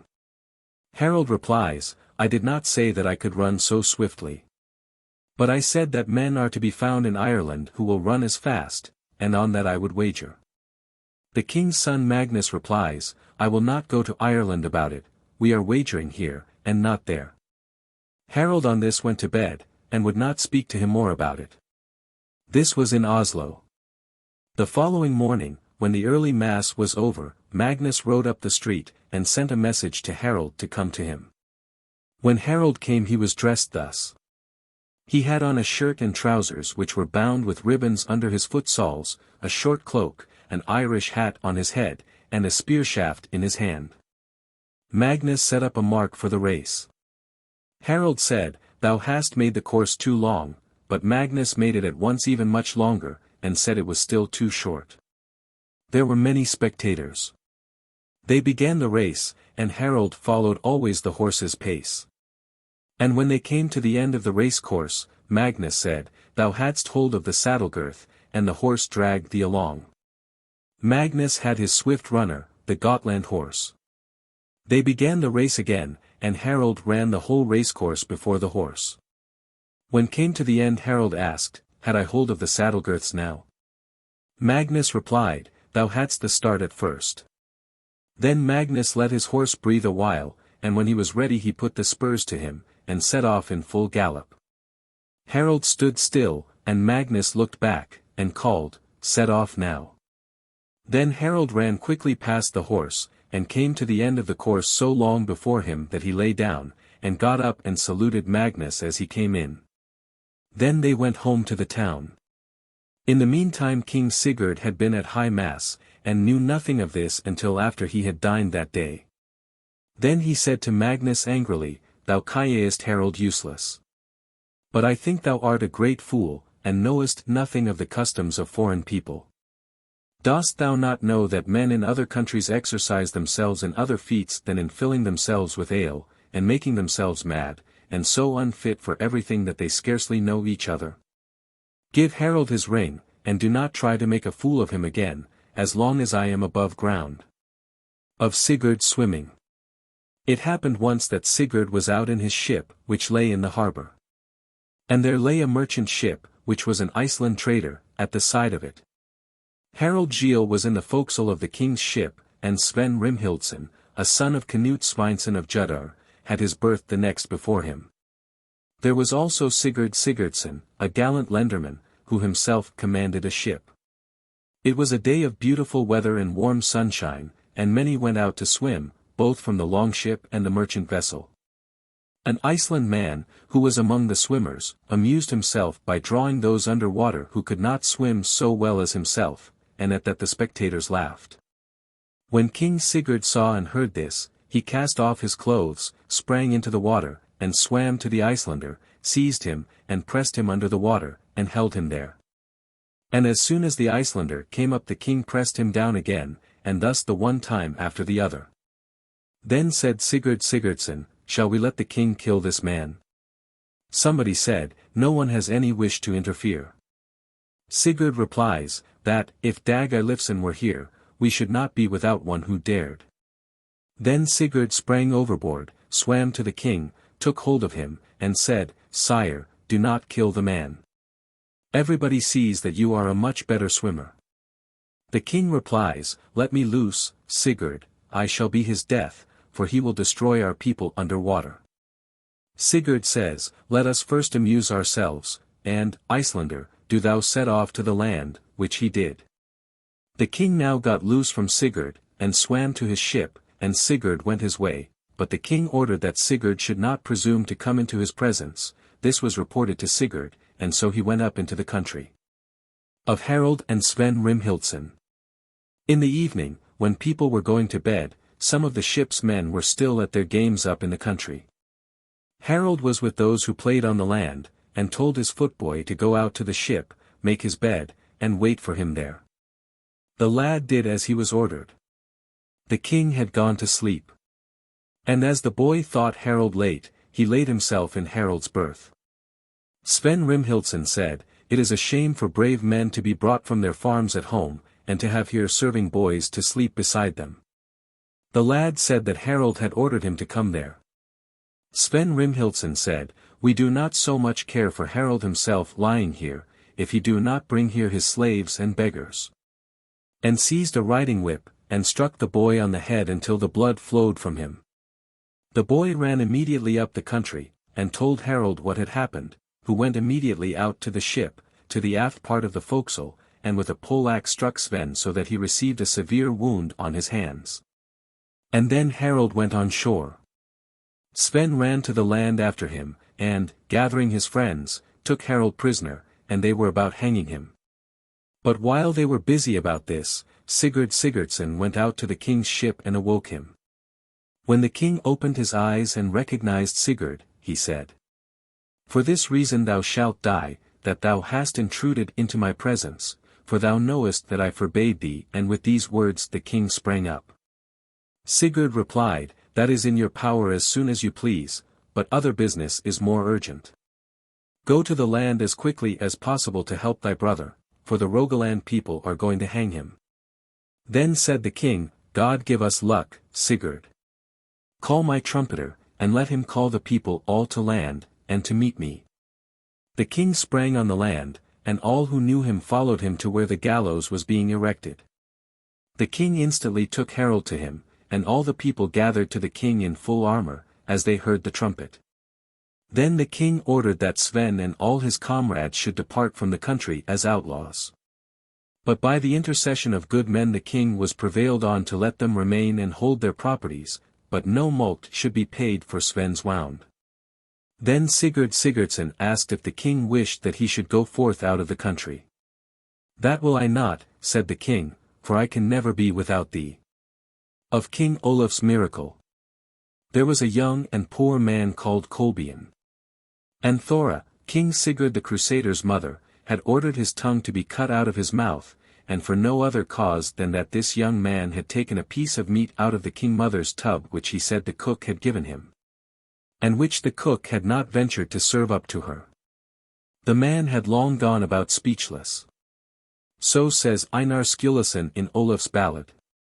The proud rich dame, for little cause, had the lad's tongue cut from his jaws.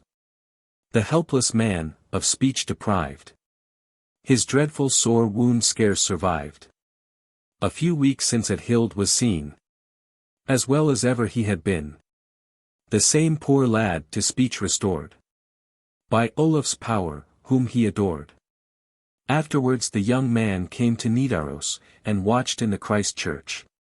But at the second mass for Olaf before matins he fell asleep, and thought he saw King Olaf the saint coming to him, and that Olaf talked to him, and took hold with his hands of the stump of his tongue and pulled it.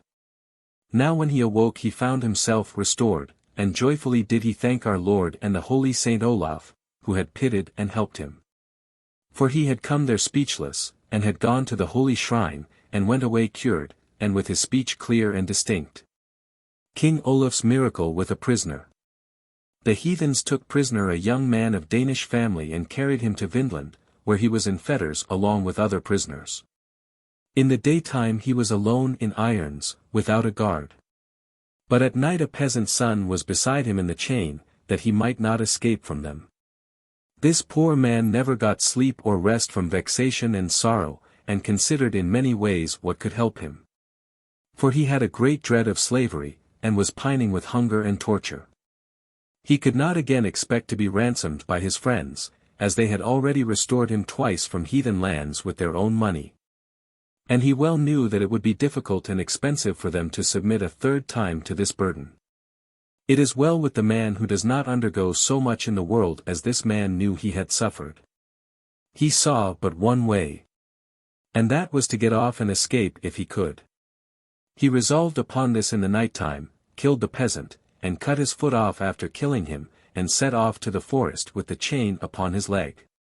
Now when the people knew this, soon after daylight in the morning, they pursued him with 2 dogs accustomed to trace anyone who escaped, and to find him in the forest however carefully he might be concealed. They got him into their hands and beat him, and did him all kinds of mischief, and dragging him home, left barely alive, and showed him no mercy. They tortured him severely, put him in a dark room, in which there lay already 16 Christian men, and bound him both with iron and other tyings, as fast as they could. Then he began to think that the misery and pain he had endured before were but shadows to his present sufferings. He saw no man before his eyes in this prison who would beg for mercy for him. No one had compassion on his wretchedness, except the Christian men who lay bound with him, who sorrowed with him, and bemoaned his fate together with their own misfortunes and helplessness. One day they advised him to make a vow to the holy King Olaf, to devote himself to some office in his sacred house, if he, by God's compassion and Saint Olaf's prayers, could get away from this prison. He gladly agreed to this, and made a vow and prepared himself for the situation they mentioned to him. The night after he thought in his sleep that he saw a man, not tall, standing at his side, who spoke to him thus, "Here, thou wretched man, why dost thou not get up?" He replied, "Sir, who are you?" "I am King Olaf, on whom thou hast called." "Oh, my good lord! Gladly would I raise myself, but I lie bound with iron and with chains on my legs, and also the other men who lie here." Thereupon the king accosts him with the words, "Stand up at once and be not afraid, for thou art loose." He awoke immediately, and told his comrades what had appeared to him in his dream. They told him to stand up, and try if it was true. He stood up, and observed that he was loose. Now said his fellow prisoners, this would help him but little, for the door was locked both on the inside and on the outside. Then an old man who sat there in a deplorable condition put in his word, and told him not to doubt the mercy of the man who had loosened his chains. "For he has wrought this miracle on thee that thou shouldst enjoy his mercy, and hereafter be free, without suffering more misery and torture. Make haste, then, and seek the door, and if thou are able to slip out, thou art saved." He did so, found the door open, slipped out and away to the forest. As soon as the Vinland people were aware of this they set loose the dogs, and pursued him in great haste, and the poor man lay hid, and saw well where they were following him. But now the hounds lost the trace when they came nearer, and all the eyes that sought him were struck with a blindness, so that nobody could find him, although he lay before their feet, and they all returned home, vexed that they could not find him. King Olaf did not permit this man's destruction after he had reached the forest, and restored him also to his health and hearing, for they had so long tortured and beaten him that he had become deaf. At last he came on board of a ship, with 2 other Christian men who had been long afflicted in that country. All of them worked zealously in this vessel, and so had a successful flight. Then he repaired to the holy man's house, strong and fit to bear arms. Now he was vexed at his vow, went from his promise to the holy king, ran away one day, and came in the evening to a bond who gave him lodging for God's sake. Then in the night he saw 3 girls coming to him, and handsome and nobly dressed were they. They spoke to him directly, and sharply reprimanded him for having been so bold as to run from the good king who had shown so much compassion to him, first in freeing him from his irons, and then from the prison. And yet he had deserted the mild master into whose service he had entered. Then he awoke full of terror, got up early, and told the housefather his dream. The good man had nothing so earnest in life as to send him back to the holy place. This miracle was first written down by a man who himself saw the man, and the marks of the chains upon his body. King Sigurd marries Cecilia. In the last period of King Sigurd's life, his new and extraordinary resolution was whispered about, that he would be divorced from his queen, and would take Cecilia, who was a great man's daughter, to wife. He ordered accordingly a great feast to be prepared, and intended to hold his wedding with her in Bergen. Now when Bishop Magna heard this, he was very sorry. And one day the bishop goes to the king's hall, and with him a priest called Sigurd, who was afterwards bishop of Bergen. When they came to the king's hall, the bishop sent the king a message that he would like to meet him, and asked the king to come out to him. He did so, and came out with a drawn sword in his hand. He received the bishop kindly and asked him to go in and sit down to table with him. The bishop replies, "I have other business now." "Is it true, sire, what is told me, that thou hast the intention of marrying, and of driving away thy queen, and taking another wife?" The king said it was true. Then the bishop changed countenance, and angrily replied, "How can it come into your mind, sire, to do such an act in our bishopric as to betray God's word and law, and the Holy Church? It surprises me that you treat with such contempt our episcopal office, and your own royal office. I will now do what is my duty. And in the name of God, of the holy King Olaf, of Peter the Apostle, and of the other saints, forbid thee this wickedness. While he thus spoke he stood straight up, as if stretching out his neck to the blow, as if ready if the king chose to let the sword fall, and the priest Sigurd, who afterwards was bishop, has declared that the sky appeared to him no bigger than a calf's skin, so frightful did the appearance of the king present itself to him. The king returned to the hall, however, without saying a word. And the bishop went to his house and home so cheerful and gay that he laughed, and saluted every child on his way, and was playing with his fingers. Then the priest Sigurd asked him the reason, saying, Why are you so cheerful, sir? Do you not consider that the king may be exasperated against you? And would it not be better to get out of the way? Then said the bishop, It appears to me more likely that he will not act so. And besides, what death could be better, or more desirable, than to leave life for the honor of God? Or to die for the holy cause of Christianity in our own office, by preventing that which is not right? I am so cheerful because I have done what I ought to do. There was much noise in the town about this. The king got ready for a journey, and took with him corn, malt and honey. He went south to Stavanger, and prepared a feast there for his marriage with Cecilia. When a bishop who ruled there heard of this he went to the king, and asked if it were true that he intended to marry in the lifetime of the queen. The king said it was so. The bishop answers, If it be so, sire, you must know how much such a thing is forbidden to inferior persons. Now it appears as if you thought it was allowable for you, because you have great power, and that it is proper for you, although it is against right and propriety. But I do not know how you will do it in our bishopric, dishonoring thereby God's command, the Holy Church, and our episcopal authority. But you must bestow a great amount of gifts and estates on this foundation, and thereby pay the mulct due to God and to us for such transgression. Then said the king, Take what thou wilt of our possessions. Thou art far more reasonable than Bishop Magna. Then the king went away, as well pleased with this bishop as ill pleased with him who had laid a prohibition on him. Thereafter the king married the girl, and loved her tenderly. Improvement of Konungahella. King Sigurd improved the town of Konungahella so much, that there was not a greater town in Norway at the time, and he remained there long for the defense of the frontiers. He built a king's house in the castle, and imposed a duty on all the districts in the neighborhood of the town, as well as on the townspeople, that every person of 9 years of age and upwards should bring to the castle 5 missile stones for weapons, or as many large stakes sharp at one end and 5 ells long. In the castle the king built a cross-church of timber, and carefully put together, as far as regards the wood and other materials. The cross-church was consecrated in the 24th year of King Sigurd's reign, AD 1127. Here the king deposited the piece of the Holy Cross, and many other holy relics. It was called the Castle Church. And before the high altar he placed the tables he had got made in the Greek country, which were of copper and silver, all gilt and beautifully adorned with jewels. Here was also the shrine which the Danish king Eirik Eymund had sent to King Sigurd.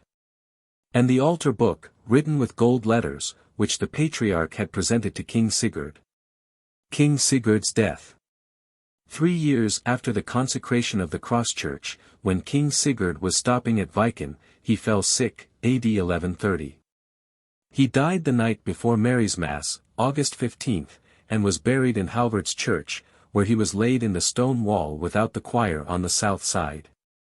His son Magnus was in the town at the time and took possession of the whole of the king's treasury when King Sigurd died.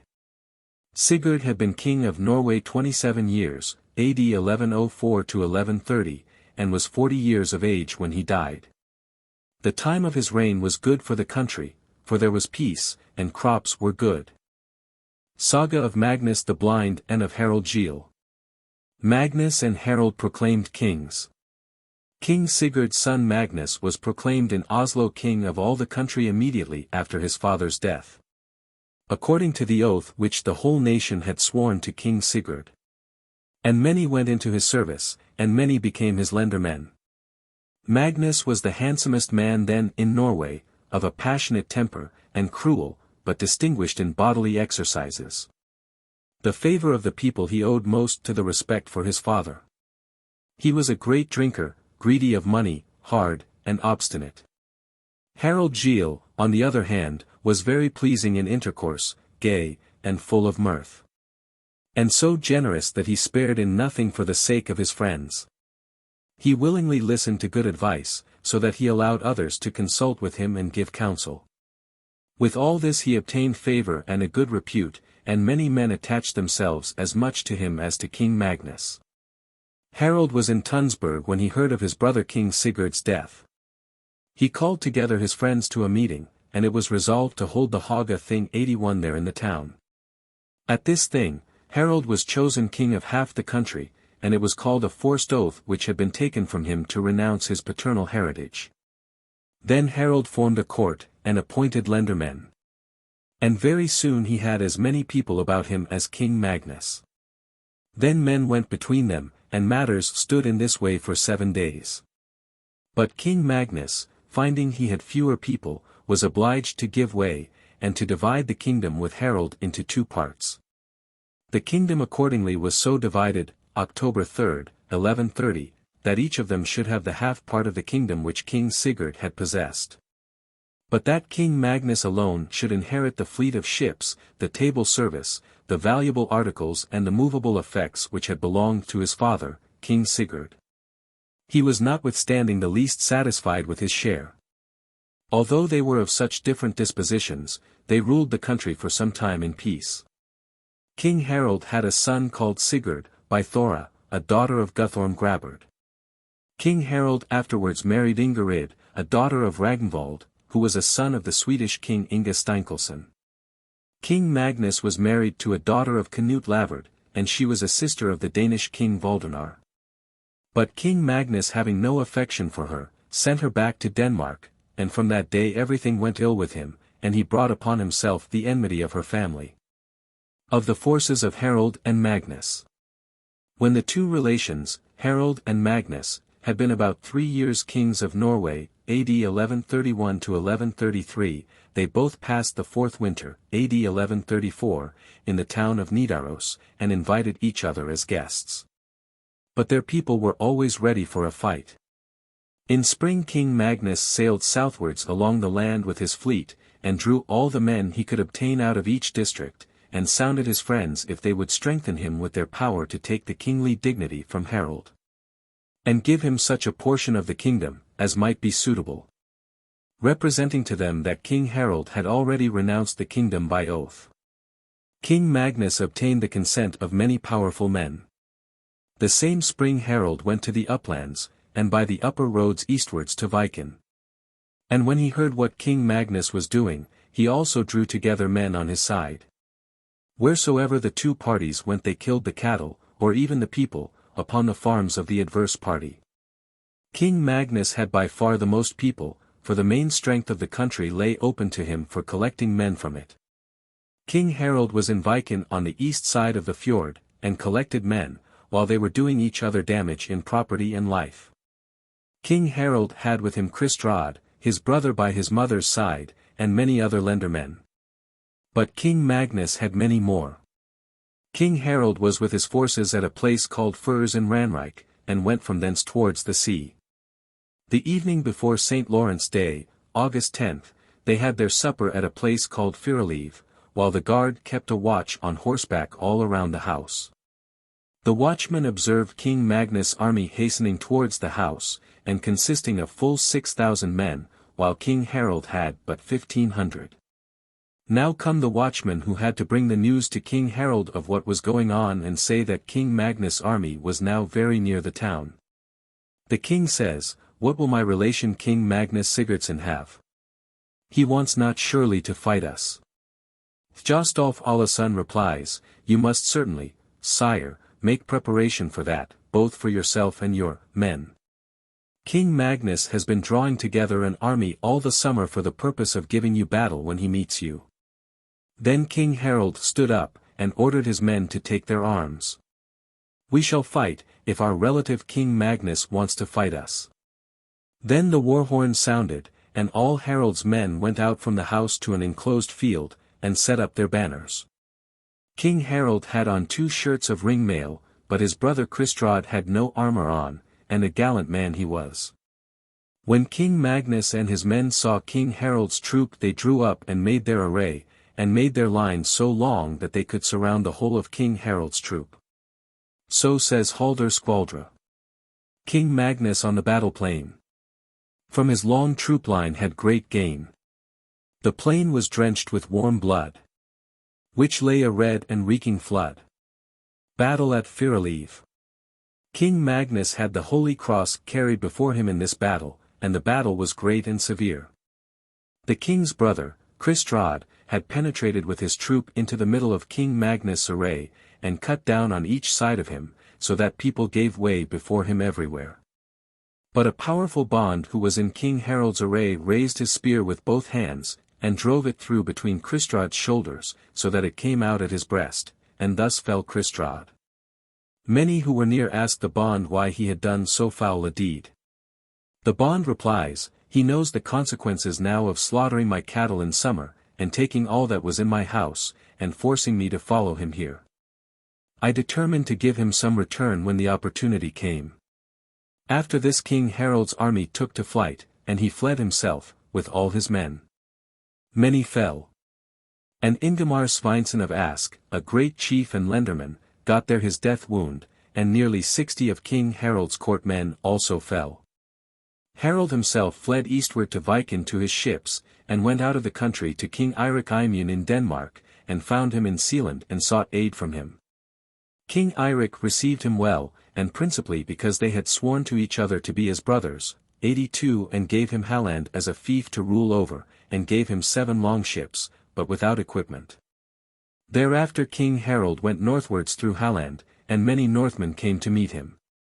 After this battle King Magnus subdued the whole country, giving life and safety to all who were wounded, and had them taken care of equally with his own men.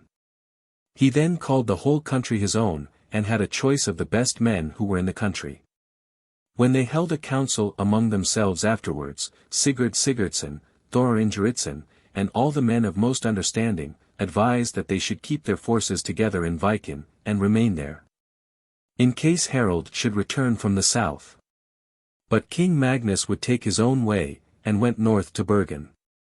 There he sat all winter, AD 1135, and allowed his men to leave him, on which the lendermen returned home to their own houses. Death of Asbjorn and of Nereid. King Harald came to Konungahella with the men who had followed him from Denmark.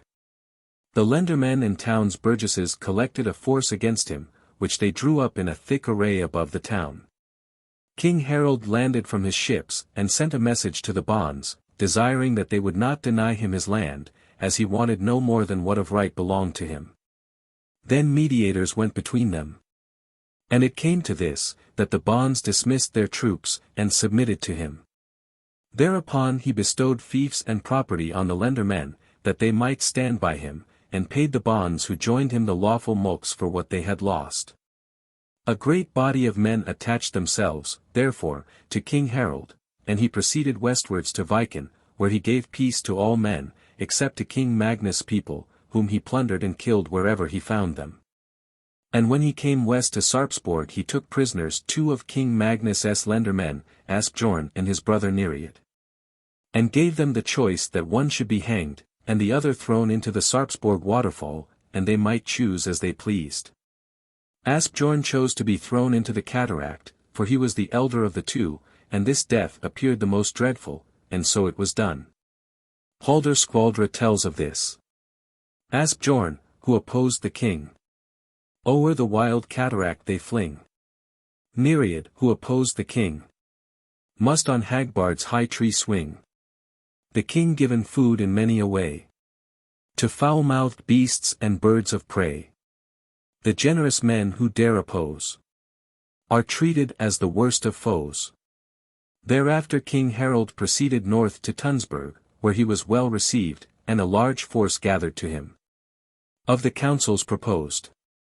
When King Magnus, who was in Bergen, heard these tidings, he called together all the chiefs who were in the town, and asked them their counsel, and what they should now do. Then Sigurd Sigurdsson said, "Here I can give a good advice. Let a ship be manned with good men, and put me, or any other lenderman, to command it. Send it to thy relation, King Harald, and offer him peace according to the conditions upright men may determine upon, and offer him the half of the kingdom. It appears to me probable that King Harald, by the words and counsel of good men, may accept this offer, and thus there may be a peace established between you. Then King Magnus replied, This proposal I will not accept of. For of what advantage would it be, after we have gained the whole kingdom in summer, to give away the half of it now? Give us some other counsel. Then Sigurd Sigurdsson answered, It appears to me, sire, that your lendermen who in autumn asked your leave to return home will now sit at home and will not come to you. At that time it was much against my advice that you dispersed so entirely the people we had collected, for I could well suppose that Harald would come back to Viken as soon as he heard that it was without a chief. Now there is still another counsel, and it is but a poor one, but it may turn out useful to us. Send out your pursuivants, and send other people with them, and let them go against the lendermen who will not join you in your necessity, and kill them. And bestow their property on others who will give you help although they may have been of small importance before. Let them drive together the people, the bad as well as the good. And go with the men you can thus assemble against King Harald, and give him battle. The king replies, It would be unpopular to put to death people of distinction, and raise up inferior people who often break faith and law, and the country would be still worse off. I would like to hear some other counsel still. Sigurd replies, It is difficult for me now to give advice, as you will neither make peace nor give battle. Let us go north to Throndheim, where the main strength of the country is most inclined to our side. And on the way let us gather all the men we can. It may be that these Elfgrims will be tired of such a long stride after us. The king replies, We must not fly from those whom we beat in summer. Give some better counsel still. Then Sigurd stood up and said, while he was preparing to go out, I will now give you the counsel which I see you will take, and which must have its course. Sit here in Bergen until Harald comes with his troops, and then you will either suffer death or disgrace. And Sigurd remained no longer at that meeting. Of Harald's force. King Harald came from the east along the coast with a great army, and this winter, AD 1135, is called on that account the Crowd Winter. King Harald came to Bergen on Christmas Eve, and landed with his fleet at Florevager. But would not fight on account of the sacred time. But King Magnus prepared for defense in the town. He erected a stone-slinging machine out on the home, and had iron chains and wooden booms laid across over the passage from the king's house to Norden's, and to the monk's bridge. He had foot traps made, and thrown into St. John's Field, and did not suspend these works except during the 3 sacred days of Christmas. The last holy day of Yule, King Harald ordered his war horns to sound the gathering of his men for going to the town, and, during the Yule holidays, his army had been increased by about 900 men. King Magnus taken prisoner. King Harald made a promise to King Olaf the Saint for victory, that he would build an Olaf's church in the town at his own expense. King Magnus drew up his men in the Christ churchyard. But King Harald laid his vessels first at Norden's. Now when King Magnus and his people saw that, they turned round towards the town, and to the end of the shore. But as they passed through the streets many of the burgesses ran into their houses and homes, and those who went across the fields fell into the foot traps. Then King Magnus and his men perceived that King Harald had rowed with all his men across to Higravik, and landed there, and had gone from thence the upper road up the hill opposite the town. Now Magnus returned back again through the streets, and then his men fled from him in all directions, some up to the mountains, some up to the neighborhood of the convent of nuns, some to churches, or hid themselves as they best could. King Magnus fled to his ship, but there was no possibility of getting away, for the iron chains outside prevented the passage of vessels. He had also but few men with him, and therefore could do nothing. Einar Sturluson tells of this in the Song of Harald. For a whole week an iron chain cut off all sailing to the main. Bergen's blue stable was locked fast. Her floating wains could not get past. Soon after Harald's people came out to the ships, and then King Magnus was made prisoner. He was sitting behind in the forecastle upon the chests of the high seat, and at his side Hakon Falk, his mother's brother, who was very popular but was not considered very wise, and Ivar Sturluson. They, and many others of King Magnus' friends, were taken, and some of them killed on the spot. King Magnus mutilated. Thereafter King Harald had a meeting of his councillors, and desired their counsel. And in this meeting the judgment was given that Magnus should be deposed from his dominions, and should no longer be called king. Then he was delivered to the king's slaves, who mutilated him, picked out both his eyes, cut off one foot, and at last castrated him. Ivar Sturluson was blinded, and Hakon killed. The whole country then was reduced to obedience under King Harald. Afterwards it was diligently examined who were King Magnus' best friends, or who knew most of his concealments of treasure or valuables. The holy cross King Magnus had kept beside him since the battle of Fyriliv, but would not tell where it was deposited for preservation. Bishop Reinald of Stavanger, who was an Englishman, was considered very greedy of money. He was a great friend of King Magnus, and it was thought likely that great treasure and valuables had been given into his keeping. Men were sent for him accordingly, and he came to Bergen, where it was insisted against him that he had some knowledge of such treasure, but he denied it altogether, would not admit it, and offered to clear himself by ordeal. King Harald would not have this, but laid on the bishop a money fine of 15 marks of gold, which he should pay to the king. The bishop declared he would not thus impoverish his bishop's see, but would rather offer his life. On this they hanged the bishop out on the holm, beside the sling machine. As he was going to the gallows he threw the sock from his foot, and said with an oath, "I know no more about King Magnus' treasure than what is in this sock." And in it there was a gold ring. Bishop Reinald was buried at Nordens in Michael's church, and this deed was much blamed. After this Harald Gille was sole king of Norway as long as he lived. Wonderful omens in Konungahella. 5 years after King Sigurd's death remarkable occurrences took place in Konungahella, AD 1135. Guthorm, a son of Harald Fletter, and Simund Husfrija, were at that time the king's officers there. Simund was married to Ingebjorg, a daughter of the priest Andres Brunson. Their sons were Paul Flip and Gun Fiss. Simund's natural son was called Asmund. Andres Brunson was a very remarkable man, who carried on divine service in the cross church. His wife 83 was called Solveig. John Lopson, who was then 11 years old, was in their house to be fostered and educated. The priest Lopt Samundsen, John's father, was also in the town at that time. The priest Andres and Solveig had a daughter by name Helga, who was Einar's wife. It happened now in Konungahella, the next Sunday night after Easter week, that there was a great noise in the streets through the whole town as if the king was going through with all his courtmen. The dogs were so affected that nobody could hold them, but they slipped loose, and when they came out they ran mad, biting all that came in their way, people and cattle. All who were bitten by them till the blood came turned raging mad. And pregnant women were taken in labor prematurely, and became mad. From Easter to Ascension Day, these portentous circumstances took place almost every night. People were dreadfully alarmed at these wonders. And many made themselves ready to remove, sold their houses, and went out to the country districts, or to other towns. The most intelligent men looked upon it as something extremely remarkable, were in dread of it. And said, as it proved to be, that it was an omen of important events which had not yet taken place. And the priest Andres, on Whit Sunday, made a long and excellent speech, and turned the conclusion of it to the distressing situation of the townspeople.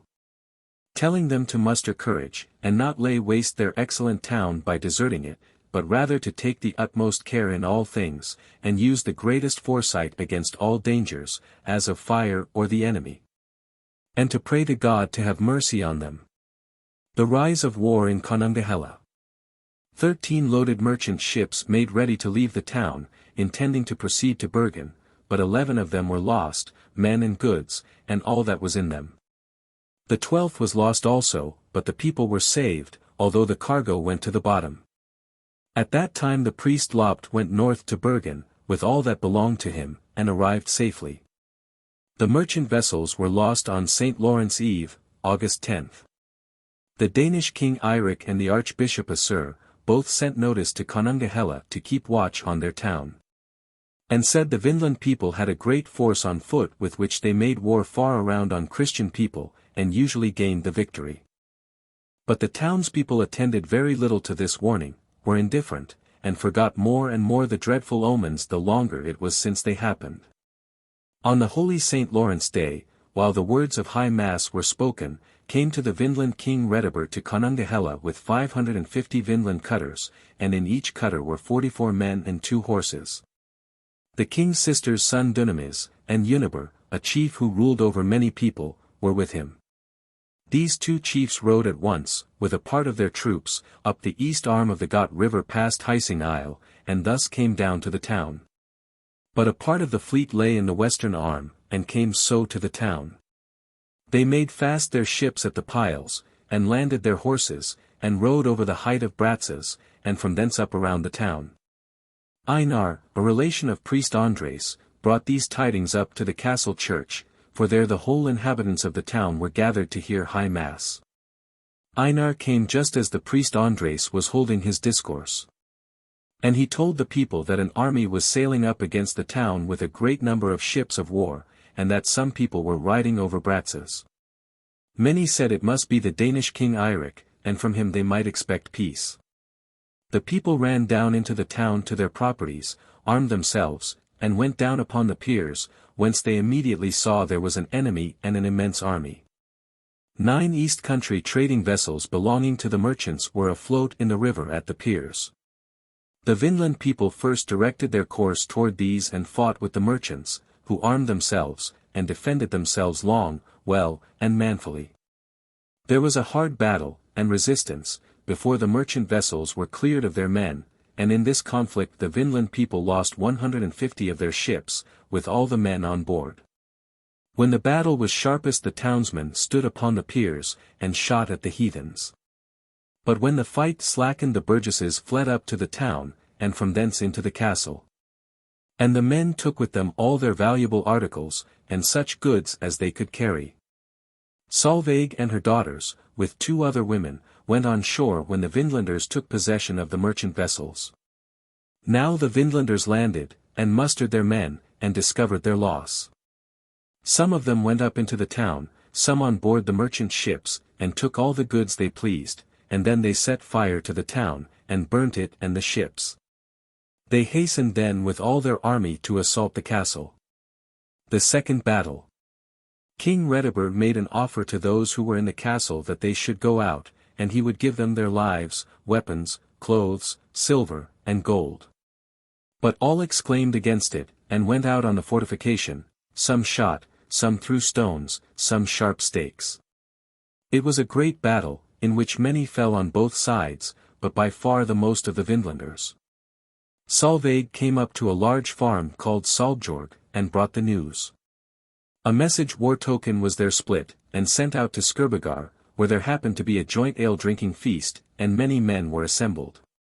A bond called Olver Mikkelman, Mickelmouth, was there, who immediately sprang up, took helmet and shield, and a great axe in his hand, and said, "Stand up, brave lads, and take your weapons. Let us go help the townspeople. For it would appear shameful to every man who heard of it, if we sit here sipping our ale, while good men in the town are losing their lives by our neglect." Many made an objection, and said they would only be losing their own lives, without being of any assistance to the townspeople. Then said Olver, "Although all of you should hold back, I will go alone. And 1 or 2 heathens, at any rate, shall fall before I fall." He ran down to the town, and a few men after him to see what he would do, and also whether they could assist him in any way. When he came near the castle, and the heathens saw him, they sent out 8 men fully armed against him, and when they met, the heathen men ran and surrounded him on all sides. Olver lifted his axe, and struck behind him with the extreme point of it, hitting the neck of the man who was coming up behind him, so that his throat and jawbone were cut through, and he fell dead backwards. Then he heaved his axe forwards, and struck the next man in the head, and clove him down to the shoulders. He then fought with the others, and killed 2 of them, but was much wounded himself. The 4 who remained took to flight, but Olaf ran after them.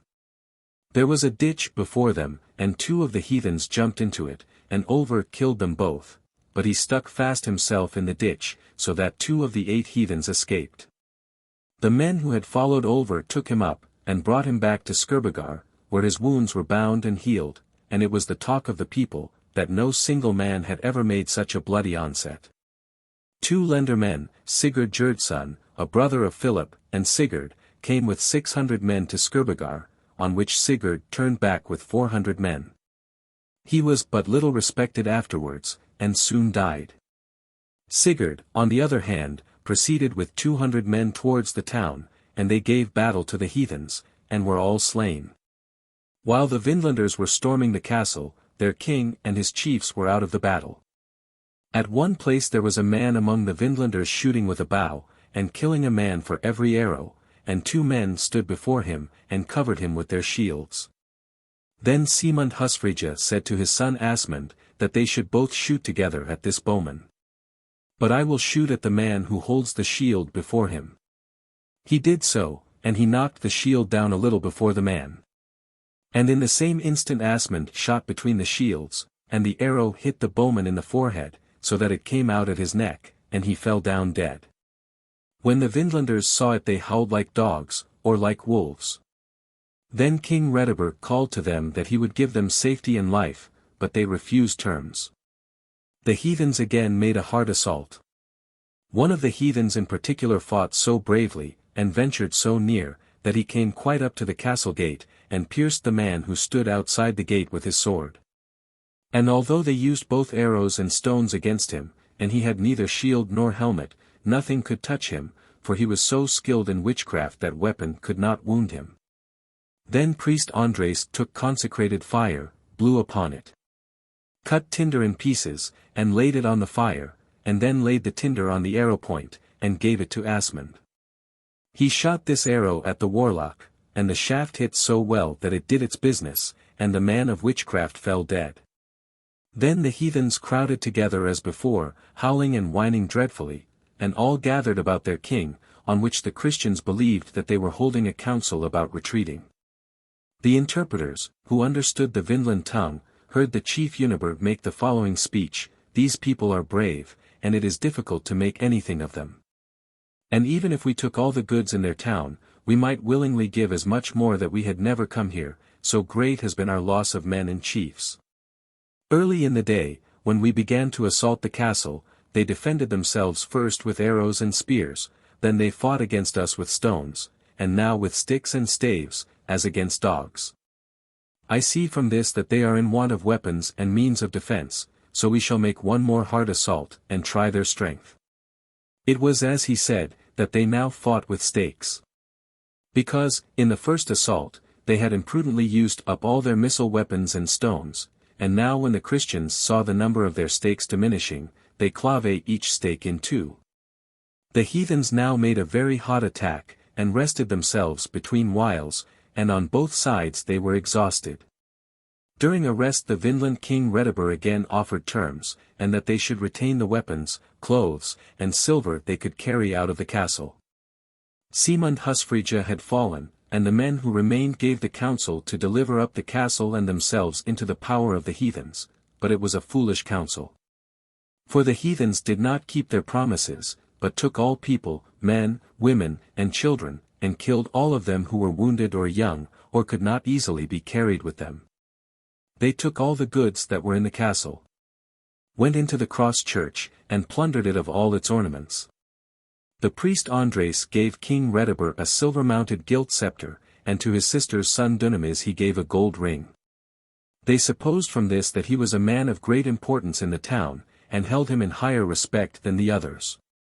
They took away with them the holy cross, and also the tables which stood before the altar, which Sigurd had got made in the Greek country, and had brought home himself. These they took, and laid flat down on the steps before the altar. Then the heathens went out of the church. Herdebreid said, "This house has been adorned with great zeal for the God to whom it is dedicated. But, methinks, he has shown little regard for the town or house, so I see their God has been angry at those who defended them." King Herdebreid gave the priest Andres the church, the shrine, the holy cross, the Bible, the altar book, and 4 clerks, prisoners, but the heathens burnt the castle church, and all the houses that were in the castle. As the fire they had set to the church went out twice, they hewed the church down, and then it burnt like other houses. Then the heathens went to their ships with the booty. But when they mustered their people and saw their loss, they made prisoners of all the people, and divided them among the vessels. Now priest Andres went on board the king's ship with the Holy Cross, and there came a great terror over the heathens on account of the portentous circumstance which took place in the king's ship. Namely, it became so hot that all thought they were to be burnt up. The king ordered the interpreter to ask the priest why this happened.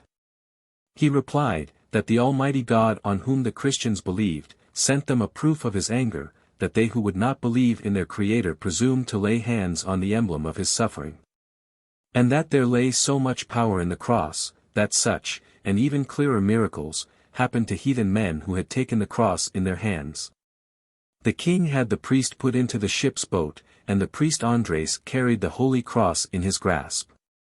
They led the boat along past the ship's bow, and then along the side of the next ship, and then shoved it with a boat hook in beside the pier.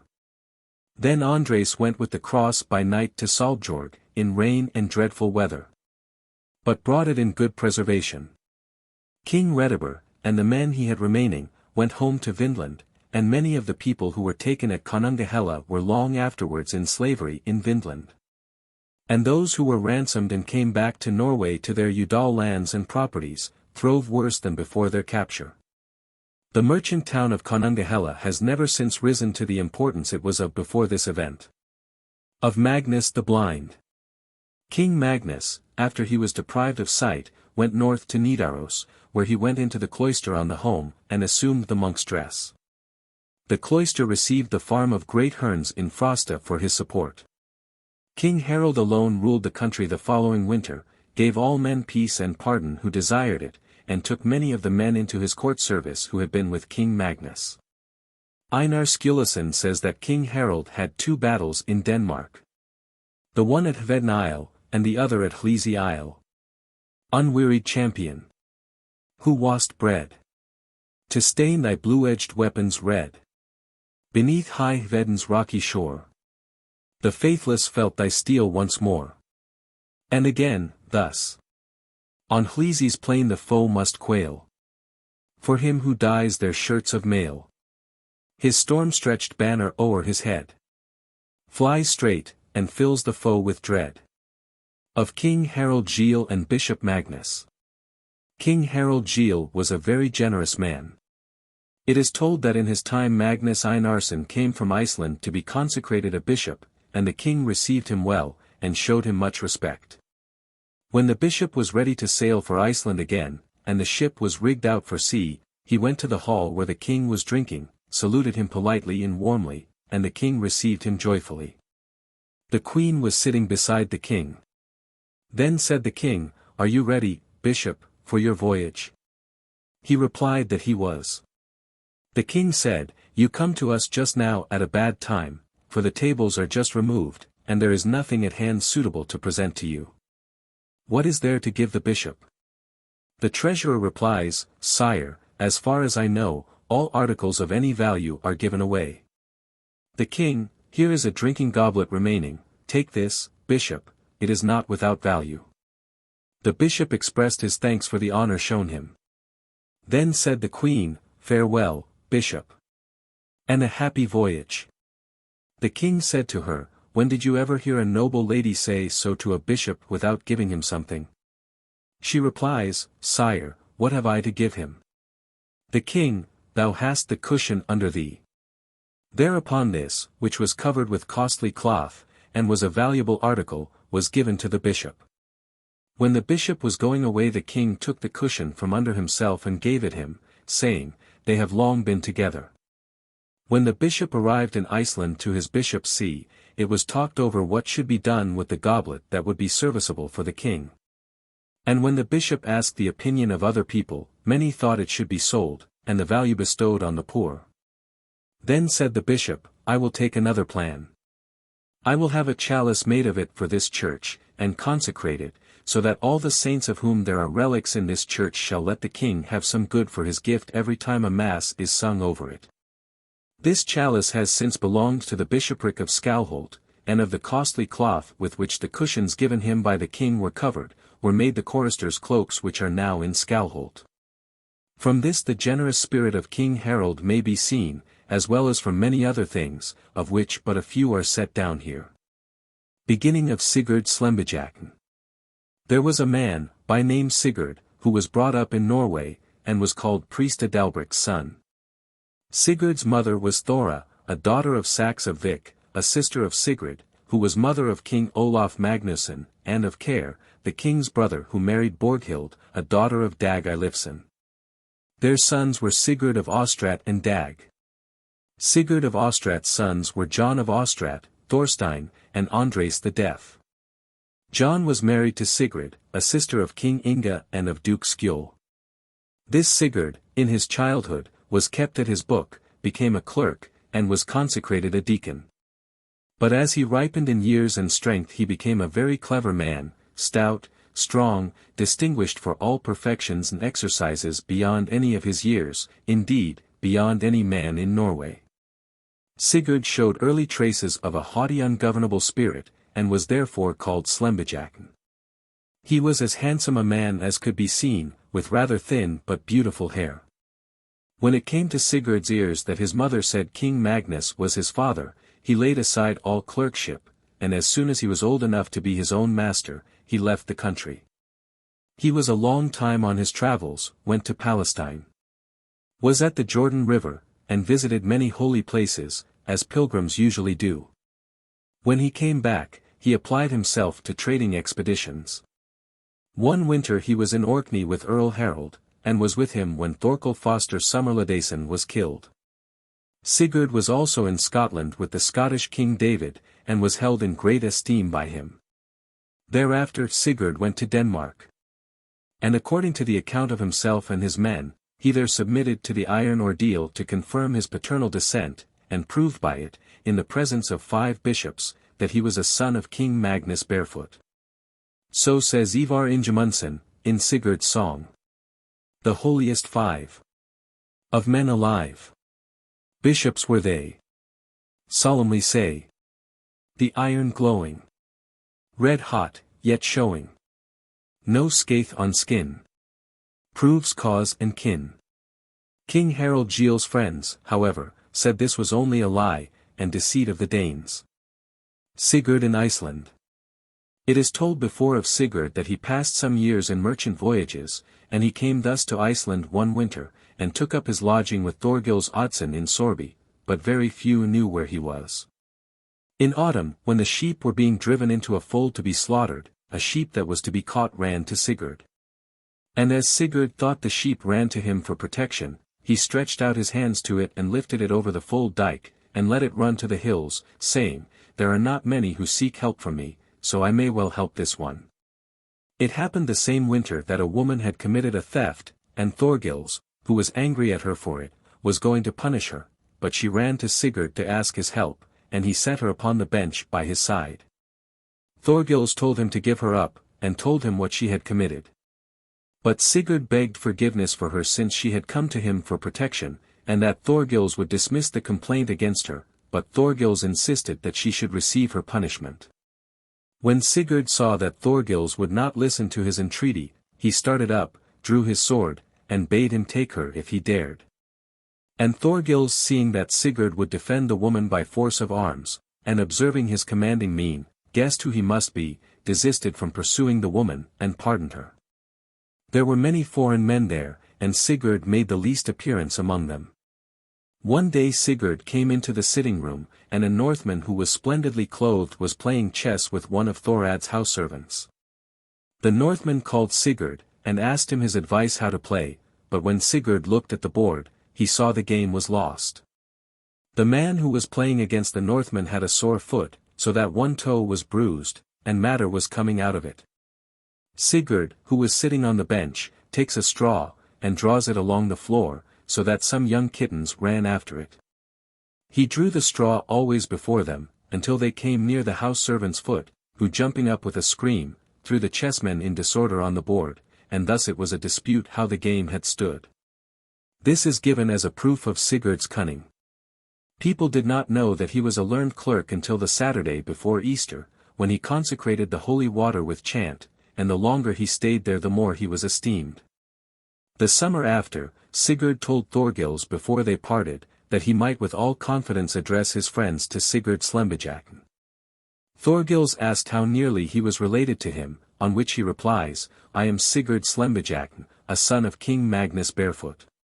He then left Iceland. Of Sigurd Slemb. When Harald Gille had been 6 years, a.d. 1136, king of Norway, Sigurd came to the country and went to his brother King Harald, and found him in Bergen. He placed himself entirely in the king's hands, disclosed who his father was, and asked him to acknowledge their relationship. The king gave him no hasty or distinct reply, but laid the matter before his friends in a conference at a specially appointed meeting. After this conference it became known that the king laid an accusation against Sigurd, because he had been at the killing of Thorkel Foster in the west. Thorkel had accompanied Harald to Norway when he first came to the country, and had been one of Harald's best friends. This case was followed up so severely, that a capital accusation against Sigurd was made, and, by the advice of the lendermen, was carried so far, that some of the king's pursuivants went one evening late to Sigurd, and called him to them. They then took a boat and rowed away with Sigurd from the town south to Nordens. Sigurd sat on a chest in the stern of the boat, and had his suspicions that foul play was intended. He was clothed in blue trousers, and over his shirt he had a hood tied with ribbons, which served him for a cloak. He sat looking down, and holding his hood strings, and sometimes moved them over his head, sometimes let them fall again before him. Now when they had passed the Ness, they were drunk, and merry, were rowing so eagerly that they were not taking notice of anything. Sigurd stood up, and went on the boat's deck. But the 2 men who were placed to guard him stood up also, and followed him to the side of the vessel, holding by his cloak, as is the custom in guarding people of distinction. As he was afraid that they would catch hold of more of his clothes, he seized them both, and leaped overboard with them. The boat, in the meantime, had gone on a long way, and it was a long time before those on board could turn the vessel, and long before they could get their own men taken on board again. And Sigurd dived under water, and swam so far away that he reached the land before they could get the boat turned to pursue him. Sigurd, who was very swift of foot, hied up to the mountains, and the king's men travelled about the whole night seeking him without finding him.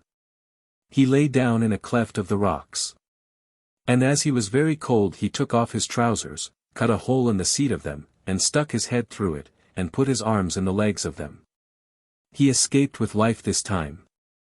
And the king's men returned, and could not conceal their unsuccessful adventure. Treachery towards King Harald. Sigurd thought now that it would be of no use to seek any help from King Harald again. And he kept himself concealed all the autumn and the beginning of the winter. He lay hid in Bergen, in the house of a priest. King Harald was also in the town, and many great people with him.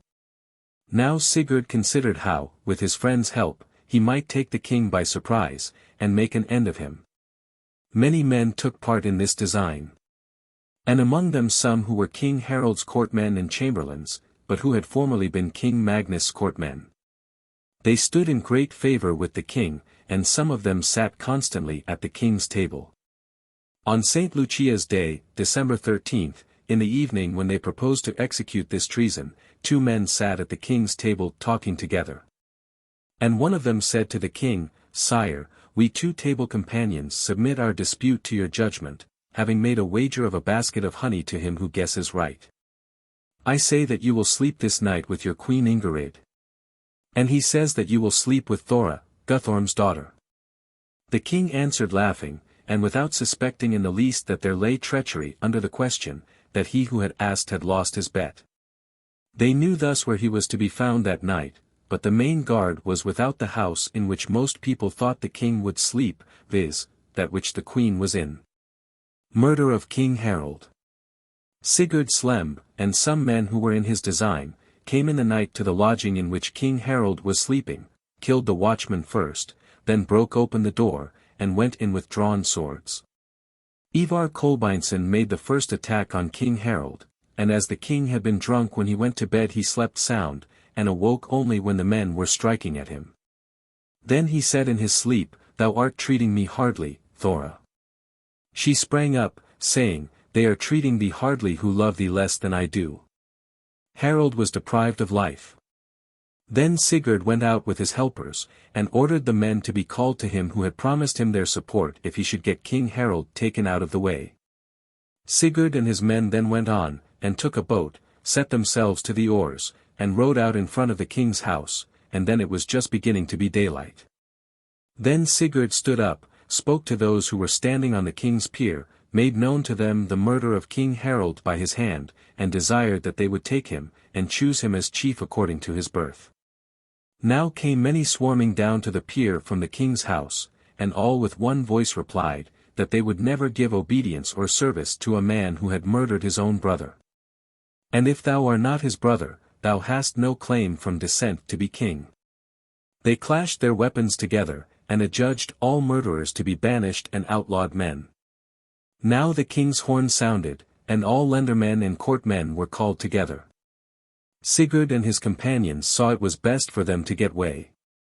And he went northward to North Hordaland, where he held a thing with the bonds, who submitted to him, and gave him the title of king. From thence he went to Son, and held a thing there with the bonds and was proclaimed king. Then he went north across the fjords, and most people supported his cause. So says Ivar Ingemundson. On Harald's fall. The bonds all. In Hord and Son. Took Magnus' son. The thing swore too. They would be true. To this new head. In Harald's stead. King Harald was buried in the old Christ church. Saga of Sigurd, Inge, and Eystein, the sons of Harald. History of King Sigurd and Inge. Queen Ingerid, and with her the lendermen and the court which had been with King Harald. Resolved to send a fast-sailing vessel to Throndheim to make known King Harald's death, and also to desire the Throndheim people to take King Harald's son Sigurd for king. He was then in the north, and was fostered by Sigurd Bardson. Queen Ingerid herself proceeded eastward immediately to Viken. Inge was the name of her son by King Harald, and he was then fostered by Amund Gjerdson, a grandson of Logburs. When they came to Viken a Borgarthing was immediately called together, at which Inge, who was in the 2nd year of his age, was chosen king. This resolution was supported by Amund and Thjostolf Olason, together with many other great chiefs. Now when the tidings came north to Throndheim that King Harald was murdered, the Throndheim people took Sigurd, King Harald's son, to be the king. And this resolution was supported by Otter Birding, Peter Sodolfsson, the brothers Guthorm of Rain, and Otter Bale, sons of Asalf and many other great chiefs. Afterwards the whole nation almost submitted to the brothers, and principally because their father was considered holy. And the country took the oath to them, that the kingly power should not go to any other man as long as any of King Harald's sons were alive. Of Sigurd Slembejacken. Sigurd Slemb sailed north around Stad. And when he came to North Moor, he found that letters and full powers had arrived before him from the leaders who had given in their allegiance to Harald's sons, so that there he got no welcome or help. As Sigurd himself had but few people with him, he resolved to go with them to Throndheim, and seek out Magnus the Blind, for he had already sent a message before him to Magnus' friends. Now when they came to the town, they rowed up the river Nid to meet King Magnus, and fastened their land ropes on the shore at the king's house, but were obliged to set off immediately, for all the people rose against them. They then landed at Munkholm, and took Magnus the Blind out of the cloister against the will of the monks, for he had been consecrated a monk. It is said by some that Magnus willingly went with them. Although it was differently reported, in order to make his cause appear better. Sigurd, immediately after Yule, January, AD 1137, went forth with his suite, expecting aid from his relations and Magnus' friends, and which they also got. Sigurd sailed with his men out of the fjord, and was joined afterwards by Bjorn Egilson, Gunnar of Gimsar, Haldr Sigurdsson, Aslak Hakonsson, the brothers Benedict and Eirik, and also the court which had before been with King Magnus, and many others. With this troop they went south to Moor, and down to the mouth of Romsdal fjord. Here Sigurd and Magnus divided their forces, and Sigurd went immediately westwards across the sea. King Magnus again proceeded to the uplands, where he expected much help and strength, and which he obtained. He remained there the winter and all the summer, AD 1137, and had many people with him. But King Inge proceeded against him with all his forces, and they met at a place called Min. There was a great battle, at which King Magnus had the most people. It is related that Thjostolf Olason carried King Inge in his belt as long as the battle lasted, and stood under the banner, but Thjostolf was hard pressed by fatigue and fighting. And it is commonly said that King Inge got his ill health there, and which he retained as long as he lived, so that his back was knotted into a hump, and the one foot was shorter than the other. And he was besides so infirm that he could scarcely walk as long as he lived. The defeat began to turn upon Magnus and his men. And in the front rank of his array fell Haldr Sigurdsson, Bjorn Egilson, Gunnar of Gimsar, and a great number of his men, before he himself would take to his horse and fly. So says Kall. Thy arrow storm on Min's banks. Fast thinned the foeman's strongest ranks. Thy good sword hewed the raven's feast. On Min's banks up in the east. Shield clashed on shield, and bucklers broke. Under thy battle-axe stroke. While thou, uncovered, urged the fray. Thy shield and mailcoat thrown away. And also this. The king to heaven belonging fled. When thou, in war's quick death game bred. Unpanzered, shieldless on the plain. His heavy steel-clad guards hadst slain. The painted shield, and steel-plate mail. Before thy fierce attack soon fail. To Magnus who belongs to heaven. Was no such fame in battle given. Magnus fled eastward to Gotland, and then to Denmark. At that time there was in Gotland an earl, Karl Sonnesson, who was a great and ambitious man. Magnus the Blind and his men said, wherever they happened to meet with chiefs, that Norway lay quite open to any great chieftain who would attack it. For it might well be said there was no king in the country, and the kingdom was only ruled by lendermen, and, among those who had most sway, there was, from mutual jealousy, most discord. Now Karl, being ambitious of power, listens willingly to such speeches, collects men, and rides west to Viken, where many people, out of fear, submit to him. When Thjostolf Olason and Amund heard of this, they went with the men they could get together, and took King Inge with them. They met Earl Karl and the Gotland army eastward in Krokaskog, where there was a great battle and a great defeat, King Inge gaining the victory. Munin Ogmundsson, Earl Karl's mother's brother, fell there. Ogmund, the father of Munin, was a son of Earl Orm Eilifsson, and Sigrid, a daughter of Earl Finn Arneson. Astrid, Ogunund's daughter, was the mother of Earl Karl. Many others of the Gotland people fell at Krokaskog. And the earl fled eastward through the forest. King Inge pursued them all the way out of the kingdom, and this expedition turned out a great disgrace to them. So says Kall. I must proclaim how our great lord colored deep red his ice-cold sword. And ravens played with Gotland bones. And wolves heard Gotlanders' last groans. Their silly jests were well repaid. In Krokaskog their laugh was laid. Thy battle power was then well tried.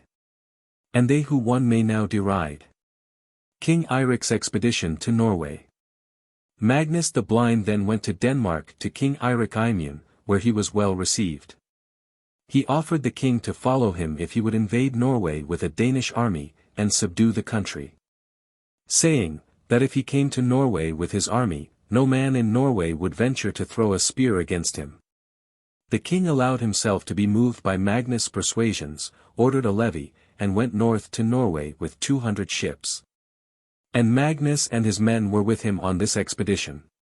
When they came to Viken, they proceeded peacefully and gently on the east side of the fjord.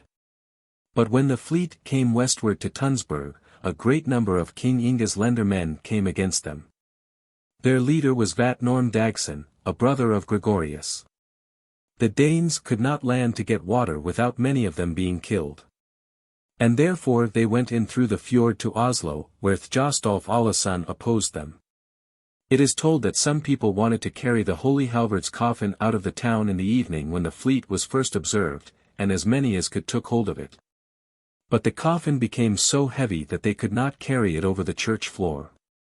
The morning after, however, when they saw the fleet sailing in past the Hofud Isle, 4 men carried the coffin out of the town, and Thjostolf and all the townspeople followed it.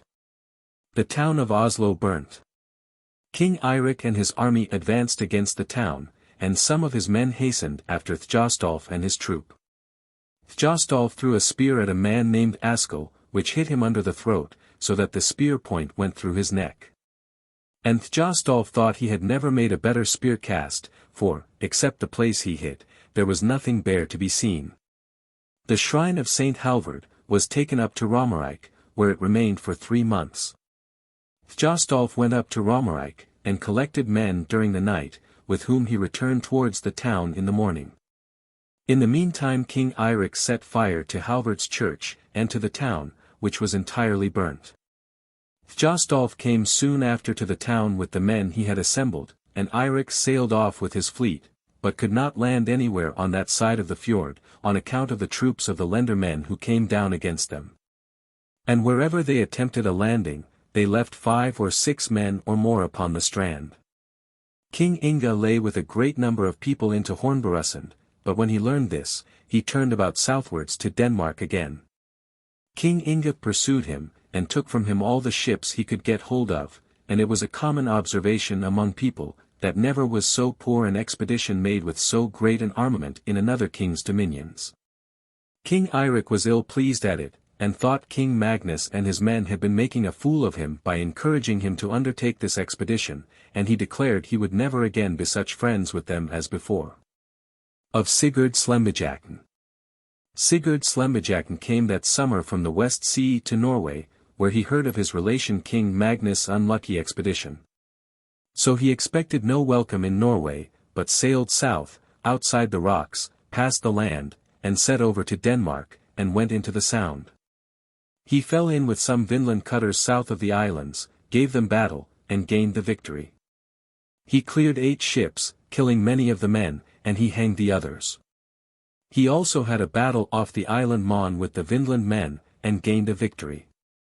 He then sailed from the south and came to the eastern arm of the Got River, and took 3 ships of the fleet of Thor of Vinantord, and Olaf, the son of Harald Kessia, who was Sigurd's own sister's son. For Ragnhild, the mother of Olaf, was a daughter of King Magnus Barefoot. He drove Olaf up the country. Thjostolf was at this time in Konungahella, and had collected people to defend the country, and Sigurd steered thither with his fleet. They shot at each other, but he could not effect a landing, and, on both sides, many were killed and many wounded. Ulfhedin Saxolfsson, Sigurd's forecastle man, fell there. He was an Icelander, from the north quarter. Sigurd continued his course northwards to Viken and plundered far and wide around. Now when Sigurd lay in a harbour called Portyrja on Limgard's coast, and watched the ships going to or coming from Viken to plunder them, the Tunsberg men collected an armed force against him, and came unexpectedly upon them while Sigurd and his men were on shore dividing their booty. Some of the men came down from the land, but some of the other party laid themselves with their ships right across the harbour outside of them. Sigurd ran up into his ship, and rowed out against them. Vatnorm's ship was the nearest, and he let his ship fall behind the line, and Sigurd rowed clear past, and thus escaped with 1 ship and the loss of many men. This verse was made upon Vatnorm 84. The water serpent, people say, from Portyrja slipped away. The murder of Baintein. Sigurd Slembejakken sailed from thence to Denmark. And at that time a man was lost in his ship, whose name was Kolbian Thorliatsen of Betald. He was sitting in a boat which was made fast to the vessel, and upset because she was sailing quickly. When they came south to Denmark, Sigurd's ship itself was cast away, but he got to Aalborg, and was there in winter. The summer after, A.D. 1138, Magnus and Sigurd sailed together from the south with 7 ships, and came unexpectedly in the night to Lister, where they laid their ships on the land. Eystein Kolbeinsson, a courtman of King Inge, and a very brave man, was there. Sigurd and his men jumped on shore at daylight, came unexpectedly on the people, surrounded the house, and were setting fire to the buildings. But Eystein came out of a storehouse with his weapons, well armed, and stood within the door with drawn sword, his shield before him, helmet on, and ready to defend himself. The door was somewhat low. Sigurd asked which of his lads had most desire to go in against Eystein, which he called brave man's work, but none was very hurried to make ready for it. While they were discussing this matter, Sigurd rushed into the house, past Eystein. Eystein struck at him, but missed him. Sigurd turned instantly on Eystein, and after exchanging blows, Sigurd gave him his deathstroke, and came out presently bearing his head in his hands. They took all the goods that were in the farmhouse, carried the booty to their ships, and sailed away. When King Inge and his friends, and also Kolbein's sons, Sigurd and Gyrd, the brothers of Eystein, heard of Eystein's murder, the king sent a great force against Sigurd Slemb and his followers. And also travelled himself, and took a ship from Hakon Paulsson Pungelta, who was a daughter's son of Aslak, a son of Erling Skjalgsson of Sol, and cousin of Hakon Mage. King Inge drove Hakon and his followers up the country, and took all their gear. Sigurd Stork, a son of Eindride of Gottel, and his brother, Eirik Hale, and Andres Keldusket, son of Grim of Vist, all fled away into the fjords. But Sigurd Slemb, Magnus the Blind and Thorleif Skiapa sailed outside the isles with 3 ships north to Hålogaland, and Magnus was in winter, AD 1139, north in Bjarki Isle with Vidkun Johnson. But Sigurd had the stem and stern post of his ship cut out, made a hole in her, and sank her in the inner part of Aegifjord, and thereafter he passed the winter at Tyldesen by Guljufrfjord in Hin. Far up the fjord there is a cave in the rock. In that place Sigurd sat with his followers, who were above 20 men, secretly, and hung a grey cloth before the mouth of the hole, so that no person could see them from the strand. Thorleif Skiapa, and Einar, son of Ogmund of Sand, and of Gudrun, daughter of Einar Erason of Reykjaholar, procured food for Sigurd during the winter. It is said that Sigurd made the Laplanders construct 2 boats for him during the winter up in the fjord. And they were fastened together with deer sinews, without nails, and with twigs of willow instead of knees, and each boat could carry 12 men. Sigurd was with the Laplanders while they were making the boats. And the Laplanders had good ale, with which they entertained Sigurd. Sigurd made these lines on it. In the Lapland tent. Brave days we spent. Under the grey birch tree. In bed or on bank. We knew no rank. And a merry crew were we. Good ale went round. As we sat on the ground. Under the grey birch tree. And up with the smoke. Flew laugh and joke. And a merry crew were we. These boats were so light that no ship could overtake them in the water, according to what was sung at the time. Our skin-sewed fin boats lightly swim. Over the sea like wind they skim.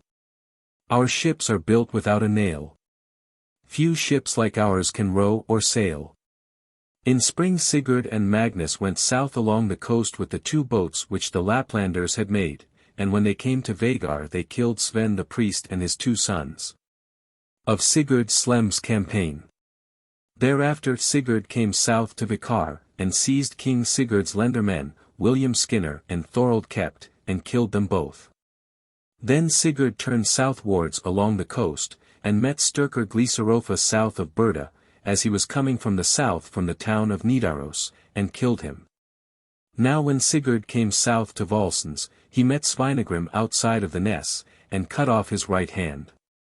From thence he went south to Mor, past the mouth of the Throngim fjord, where they took Heidin Herdmich and Calf Kringluch. They let Heidin escape, but killed Calf.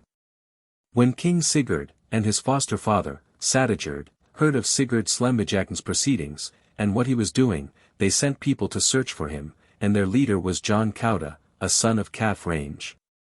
Bishop Ivar's brother, and besides the priest John Smiril. They went on board the ship the Reindeer, which had 22 rowing benches, and was one of the swiftest sailing vessels, to seek Sigurd. But as they could not find him, they returned northwards with little glory, for people said that they had got sight of Sigurd and his people, and durst not attack them. Afterwards Sigurd proceeded southwards to Hordaland, and came to Herdla, where Einar, a son of Laxapol, had a farm, and went into Hamar's fjord, to the Gangdagathing. They took all the goods that were at the farm, and a long ship of 22 benches which belonged to Einar, and also his son, 4 years old, who was living with one of his laboring people. Some wanted to kill the boy, but others took him and carried him with them. The laboring man said, "It will not be lucky for you to kill the child, and it will be of no use to you to carry him away, for it is my son, and not Einar's." And on his word they let the boy remain, and went away. When Einar came home he gave the laborer money to the value of 2 ore of gold, and thanked him for his clever invention, and promised him his constant friendship. So says Eirik Oddsson, who first wrote down this relation, and he heard himself Einar Paulsson telling these circumstances in Bergen. Sigurd then went southward along the coast all the way east to Viken, and met Finn Sodolfsson east at Kvildar, as he was engaged in drawing in King Inge's rents and duties, and hanged him. Then they sailed south to Denmark. Of King Inge's letter to King Sigurd. The people of Viken and of Bergen complained that it was wrong for King Sigurd and his friends to be sitting quietly north in the town of Nidaros, while his father's murderer was cruising about in the ordinary passage at the mouth of the Trondheim fjord. And King Inge and his people, on the other hand, were in Viken in the midst of the danger, defending the country and holding many battles. Then King Inge sent a letter north to the merchant town Nidaros, in which were these words: King Inge Haraldsson sends his brother King Sigurd, as also Sadigerd, Ogmund Svipt, Otter Birding, and all lendermen, courtmen, housepeople. And all the public, rich and poor, young and old, his own and God's salutation. The misfortune is known to all men that on account of our childhoods, thou being 5, and I but 3 years of age, we can undertake nothing without the counsel of our friends and other good men. Now I and my men think that we stand nearer to the danger and necessity common to us both, than thou and thy friends. Therefore make it so that thou, as soon as possible, come to me, and as strong in troops as possible, that we may be assembled to meet whatever may come. He will be our best friend who does all he can that we may be united, and may take an equal part in all things. But if thou refuse, and wilt not come after this message which I send thee in need, as thou hast done before, then thou must expect that I will come against thee with an armament, and let God decide between us. For we are not in a condition to sit here at so great an expense, and with so numerous a body of troops as are necessary here on account of the enemy, and besides many other pressing charges. Whilst thou hast half of all the land tax and other revenues of Norway. Live in the peace of God. Otter Birding's speech. Then Otter Birding stood up in the thing, and first of all answered thus: This is King Sigurd's reply to his brother King Inge, that God will reward him for his good salutation. And likewise for the trouble and burden which he and his friends have in this kingdom, and in matters of necessity which affect them both. Although now some think there is something sharp in King Inge's message to his brother Sigurd, yet he has in many respects sufficient cause for it. Now I will make known to you my opinion, and we will hear if King Sigurd and the other people of power will agree to it, and it is, that thou, King Sigurd, make thyself ready, with all the people who will follow thee, to defend thy country. And go as strong in men as possible to thy brother King Inge as soon as thou art prepared, in order to assist each other in all things that are for the common good, and may God Almighty strengthen and assist you both. Now, King, we will have thy words. Peter, a son of Sodolf, who was afterwards called Peter Berdersvein, bore King Sigurd to the thing. Then the king said, Ye must know that, if I am to advise, I will go as soon as possible to my brother King Inge. Then others spoke, one after the other. But although each began his speech in his own way, he ended with agreeing to what Otter Birding had proposed, and it was determined to call together the war forces, and go to the east part of the country.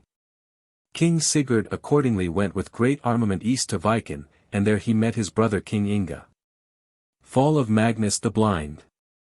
The same autumn, AD 1139, Sigurd Slemb and Magnus the Blind came from Denmark with 30 ships, manned both with Danes and Northmen.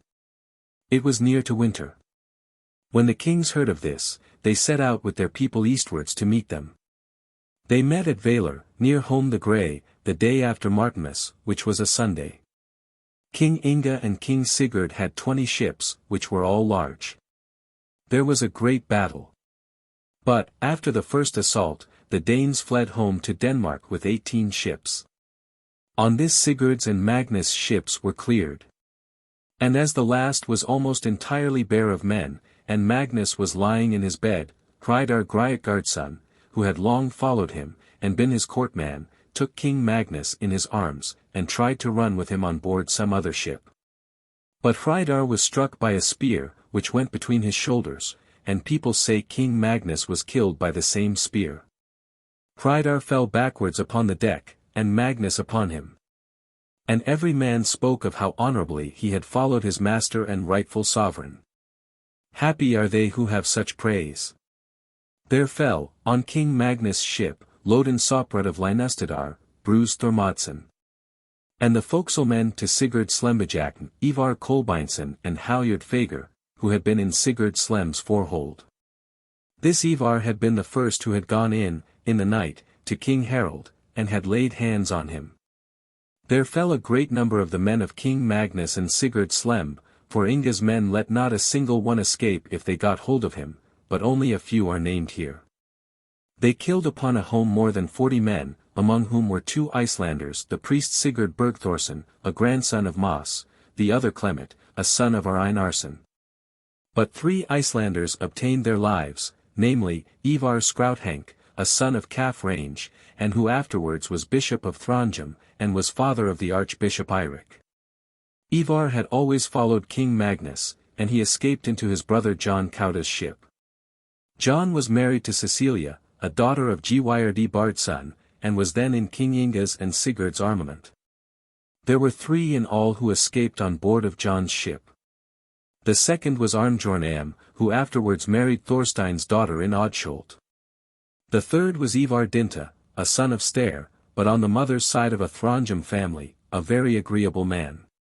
When the troops came to know that these 3 were on board his ship, they took their weapons and assaulted the vessel, and some blows were exchanged, and the whole fleet had nearly come to a fight among themselves. But it came to an agreement, so that John ransomed his brothers Ivar and Arnjorn for a fixed sum in ransom, which, however, was afterwards remitted. But Ivar Dinta was taken to the shore, and beheaded. For Sigurd and Gwyrd, the sons of Kolbein, would not take any mulct for him, as they knew he had been at their brother Baintine's murder. Ivar the bishop said, that never was there anything that touched him so nearly, as Ivar's going to the shore under the axe, and turning to the others with the wish that they might meet in joy hereafter. Gudrid Berger's daughter, a sister of Archbishop John, told Eirik Oddson that she heard Bishop Ivar say this. Sigurd Slem taken prisoner. A man called Thran Gildkir was the steersman of King Inge's ship. It was come so far, that Inge's men were rowing in small boats between the ships after those who were swimming in the water, and killed those they could get hold of. Sigurd Slem threw himself overboard after his ship had lost her crew, stripped off his armor under the water, and then swam with his shield over him. Some men from Thran's vessel took prisoner a man who was swimming, and were about to kill him. But he begged his life, and offered to tell them where Sigurd Slem was, and they agreed to it. Shields and spears, dead men, weapons, and clothes, were floating all around on the sea about the ships. Ye can see, said he, a red shield floating on the water, he is under it. They rowed to it immediately, took him, and brought him on board of Thran's ship. Thran then sent a message to Thjostolf, Otter, and Amund. Sigurd Slem had a tinder box on him, and the tinder was in a walnut shell, around which there was wax. This is related, because it seems an ingenious way of preserving it from ever getting wet. He swam with a shield over him, because nobody could know one shield from another where so many were floating about. And they would never have hit upon him, if they had not been told where he was.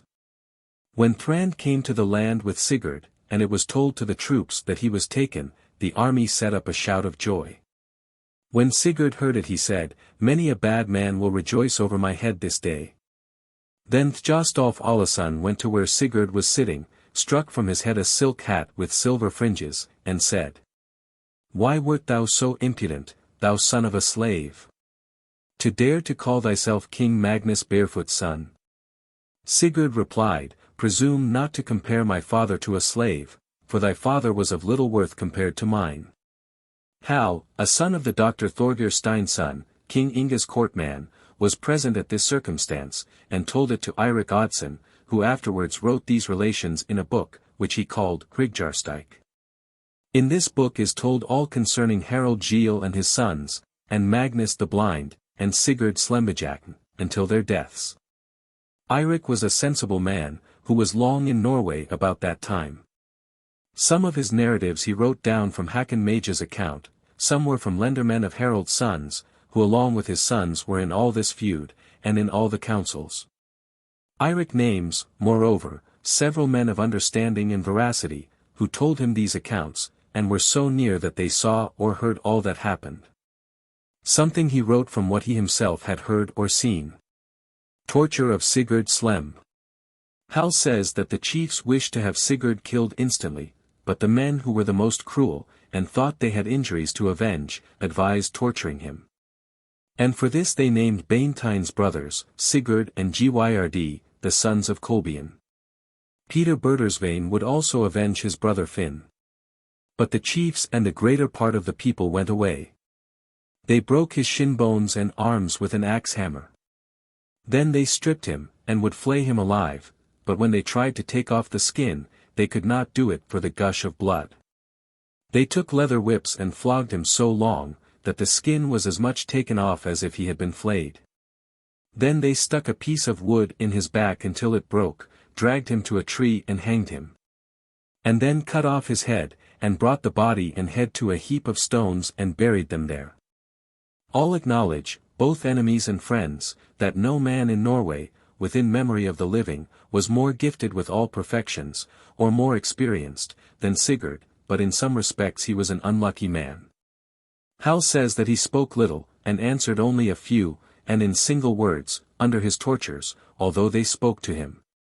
Hal says further, that he never moved when they tortured him, more than if they were striking a stock or a stone. This Hal alleged as proof that he was a brave hero, who had courage to endure tortures, for he still held his tongue, and never moved from the spot. And farther he says, that he never altered his voice in the least, but spoke with as much ease as if he was sitting at the ale table, neither speaking higher nor lower, nor in a more tremulous voice than he was used to do.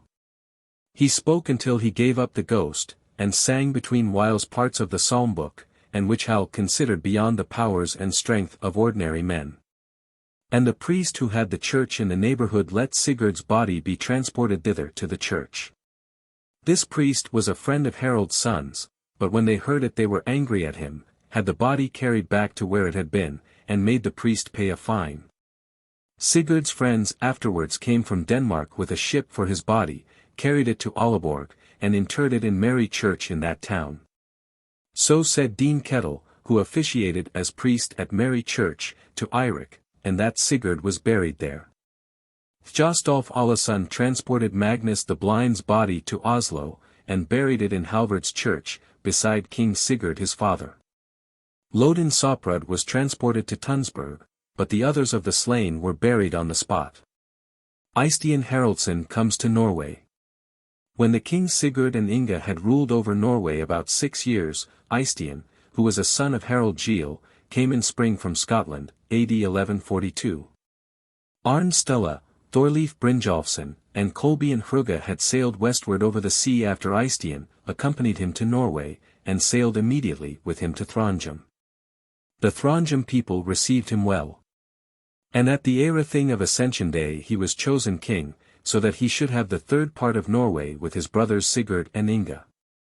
They were at this time in the east part of the country. And men went between the kings who brought about a peace, and that Eystein should have a third part of the kingdom.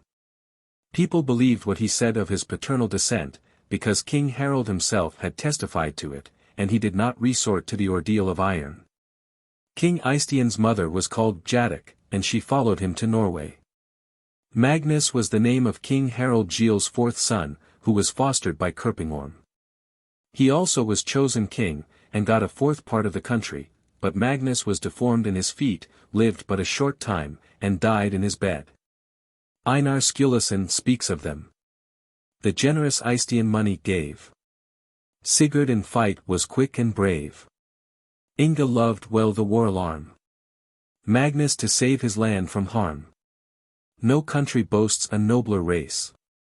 The battlefield, or thing, to grace. For brothers of such high pretense. The sun ne'er shone upon at once.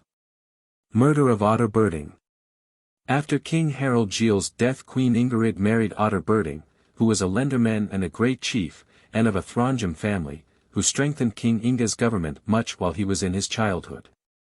King Sigurd was not very friendly to Otter, because, as he thought, Otter always took King Inge's side. Herdebreid was killed north in the merchant town, Nidaros, in an assault upon him in the twilight as he was going to the evening song. When he heard the whistling of the blow he held up his cloak with his hands against it, thinking, no doubt, it was a snowball thrown at him, as young boys do in the streets. Otter fell by the stroke. But his son, Alfrode, who just at the same moment was coming into the churchyard, saw his father's fall, and saw that the man who had killed him ran east about the church. Alf ran after him, and killed him at the corner of the choir. And people said that he had good luck in avenging his father, and afterwards was much more respected than he had been before. Beginning of King Eystein. King Eystein Haraldsson was in the interior of the Throngem district when he heard of Otter's murder, and summoned to him the bond army, with which he proceeded to the town, and he had many men. Otter's relations and other friends accused King Sigurd, who was in the town, of having instigated this deed, and the bonds were much enraged against him. But the king offered to clear himself by the ordeal of iron, and thereby to establish the truth of his denial, and accordingly a peace was made. King Sigurd went to the south end of the country, and the ordeal was never afterwards heard of. Beginning of Orm the king brother. Queen Ingerid had a son to Ivar Snaes, and he was called Orm, and got the surname of king brother. He was a handsome man in appearance, and became a great chief, as shall be told hereafter.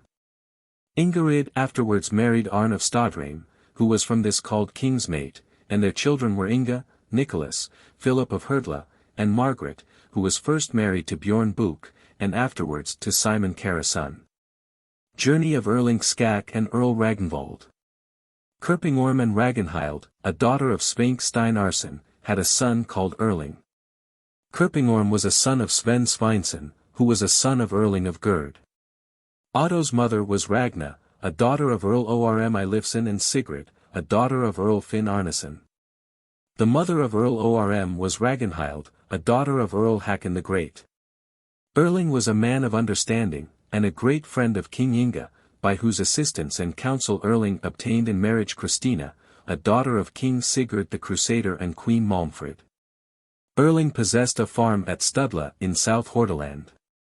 Erling left the country, and with him went Eystein Unge and several lendermen, who had chosen men with them. They intended to make a pilgrimage to Jerusalem, and went across the West Sea to Orkney. There Earl Ragnvald and Bishop William joined them. And they had in all 15 ships from Orkney, with which they first sailed to the South Hebrides, from thence west to Valland, and then the same way King Sigurd the Crusader had sailed to Norvesund. And they plundered all around in the heathen part of Spain. Soon after they had sailed through the Norvesund, Eystein Unge and his followers, with 6 ships, separated from them, and then each was for himself. Earl Ragnvald and Erling Skak fell in with a large ship of burden at sea called a Dramund, and gave battle to it with 9 ships. At last they laid their cutters close under the Dramund. But the heathens threw both weapons and stones, and pots full of pitch and boiling oil. Erling laid his ship so close under the Dramund, that the missiles of the heathens fell without his ship. Then Erling and his men cut a hole in the Dramund, some working below and some above the water mark, and so they boarded the vessel through it. So says Thorbjorn Skakeskald, in his poem on Erling. The axes of the Northmen bold. A door into the huge ship's hold. Hewed through her high and curved side. As snug beneath her bulge they ride. Their spears bring down the astonished foe. Who cannot see from whence the blow. The eagles prey, they, man by man.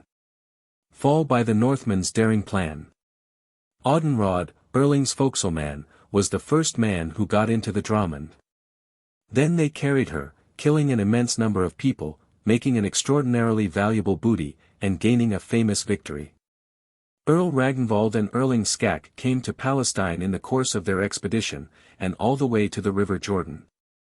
From thence they went first to Constantinople, where they left their ships, travelled northwards by land, and arrived in safety in Norway, where their journey was highly praised. Erling Skak appeared now a much greater man than before, both on account of his journey and of his marriage. Besides, he was a prudent, sensible man, rich, of great family, eloquent, and devoted to King Inge by the strictest friendship more than to the other royal brothers. Birth of Hakon Herdebreid. King Sigurd went to a feast east in Viken along with his court, and rode past a house belonging to a great bond called Simon. While the king was riding past the house, he heard within such beautiful singing that he was quite enchanted with it, and rode up to the house, and saw a lovely girl standing at the hand-mill and grinding. The king got off his horse, and went to the girl and courted her. When the king went away, the bond Simon came to know what the object of the king's visit had been.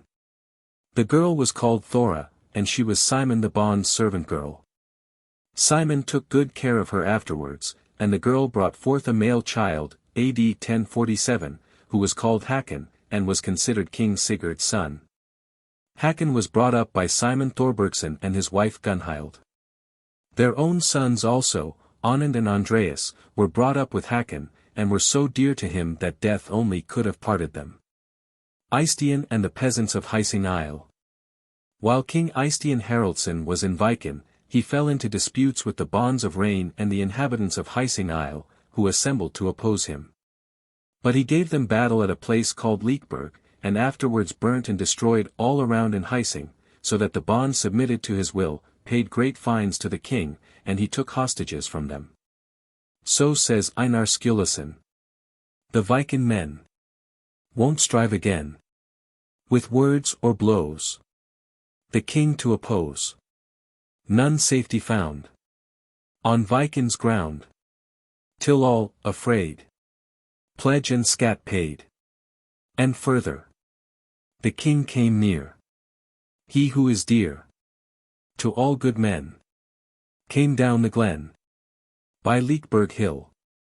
They who do ill, the rain folk, fly, or quarter cry. War expedition of King Haraldsson. Soon after King Eystein began his journey out of the country over sea to the west, AD 1153, and sailed first to Caithness. Here he heard that Earl Harald Madad's son was in Thursa, to which he sailed directly in 3 small boats. The earl had a ship of 30 banks of oars, and nearly 80 men in her. But they were not prepared to make resistance, so that King Eystein was able to board the ship with his men. And he took the earl prisoner, and carried him to his own ship, but the earl ransomed himself with 3 marks of gold, and thus they parted. Einar Sturluson tells of it thus. Earl Harald in his stout ship lay on the bright sand in Thursa Bay. With 80 men he had no fear, nor thought the Norse king was so near. He who provides the eagle's meals in 3 small boats alongshore steals, and Madad's son must ransom pay for his bad outlook that fair day.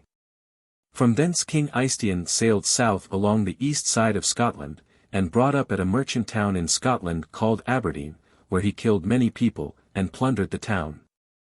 So says Einar Sturluson. At Aberdeen, too, I am told, fell many by our Norsemen bold.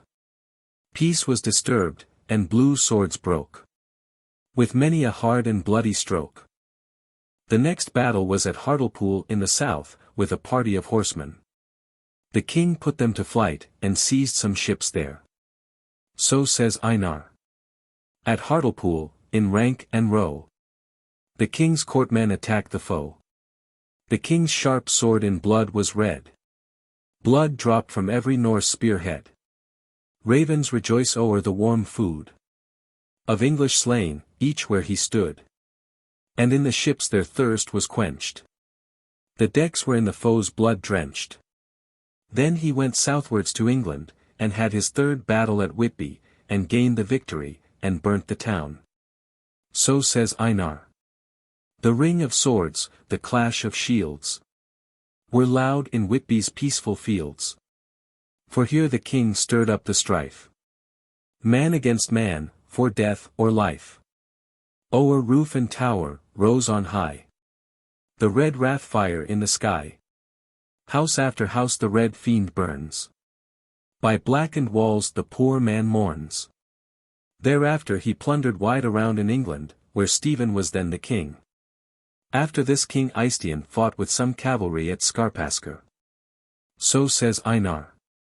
At Skarpaskr the English horse retire before the Norse king's force. The arrow shower like snowdrift flew, and the shield-covered foemen slew. He fought next at Palavik, and gained the victory. So says Einar. At Palavik the wild wolf feeds, well furnished by the king's brave deeds. He poured upon the grass-green plain a red shower from the Perthmen slain. On westwards in the sea he urges, with fire and sword the country purges. Langtown he burns, the country rang, for sword on shield incessant clang. Here they burnt Langeton, a large village. And people say that the town has never since risen to its former condition. After this King Eystein left England in autumn, and returned to Norway. People spoke in various ways about this expedition of Harald's sons. There was good peace maintained in Norway in the first years of the government of Harald's sons, and as long as their old councillors were alive, there was some kind of unanimity among them. While Inge and Sigurd were in their childhood, they had a court together, but Eystein, who was come to age of discretion, had a court for himself. But when Inge's and Sigurd's councillors were dead, namely, Sadigerd Bard's son, Otter Birding, Amund Gjerd's son, Thjostolf Alla's son, Ogmund Svipter, and Ogmund Dengur, a brother of Erling Skak, Erling was not much looked up to while Ogmund lived. The two kings, Inge and Sigurd, divided their courts. King Inge then got great assistance from Gregorius Dagson, a son of Dag Eilifsson by Ragnhild, a daughter of Skapti Ogmundsson. Gregorius had much property, and was himself a thriving, sagacious man. He presided in the governing the country under King Inge, and the king allowed him to manage his property for him according to his own judgment. Habits and manners of Harald's sons. When King Sigurd grew up he was a very ungovernable, restless man in every way, and so was King Eystein, but Eystein was the more reasonable of the two.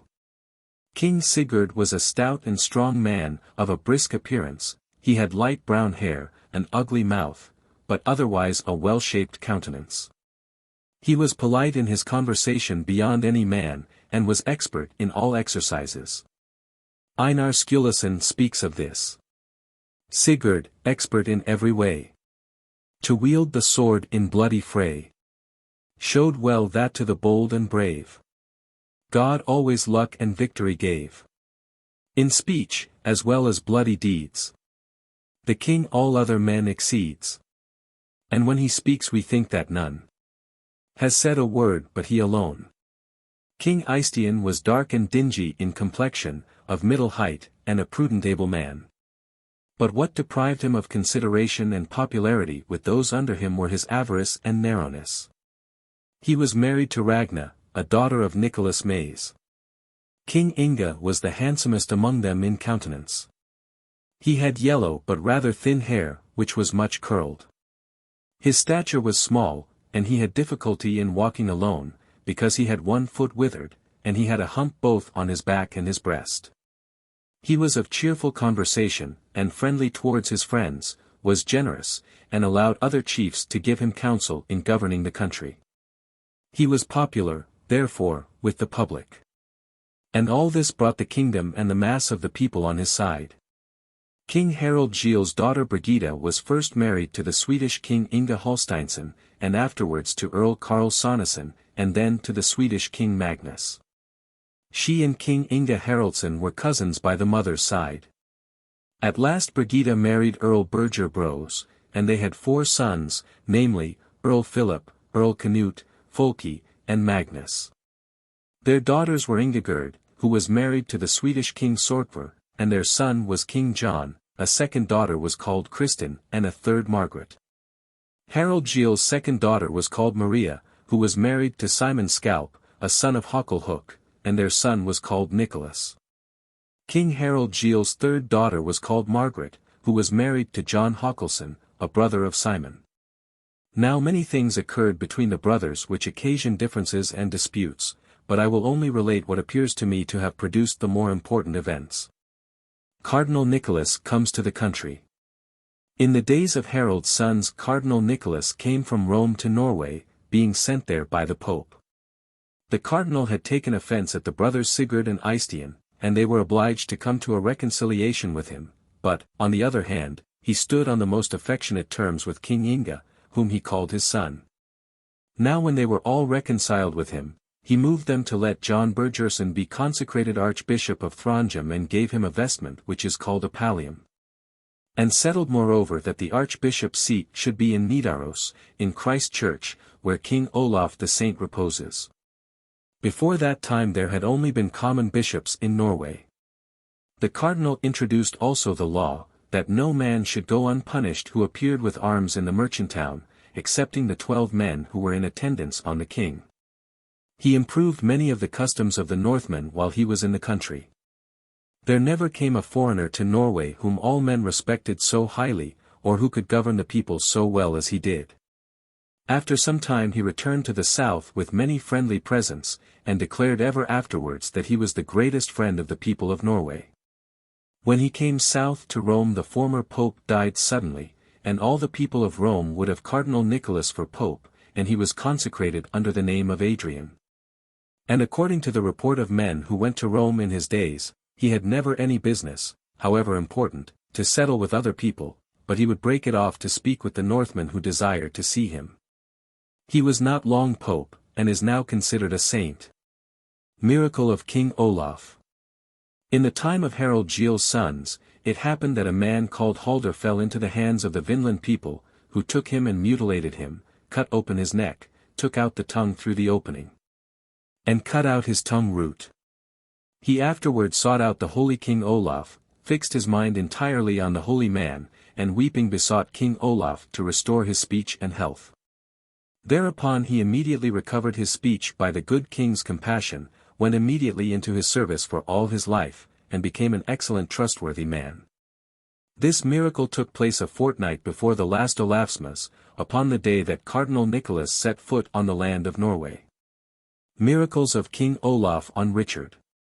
In the uplands were 2 brothers, men of great family, and men of fortune, Einar and Andres, sons of Guthorm Grabbard, and brothers of King Sigurd Haraldsson's mother.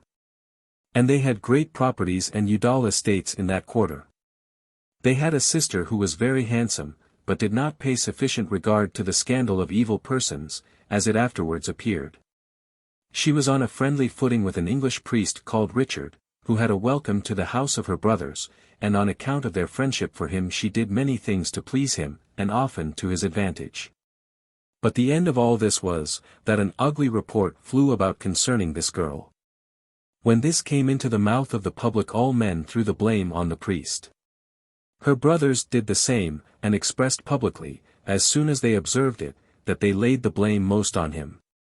The great friendship that was between the earl and the priest proved a great misfortune to both, which might have been expected, as the brothers were silent about their secret determination, and let nothing be observed. But one day they called the priest to them, who went, expecting nothing but good from them, enticed him from home with them, saying that they intended to go to another district, where they had some needful business, and inviting him to go with them. They had with them a farm servant who knew their purpose.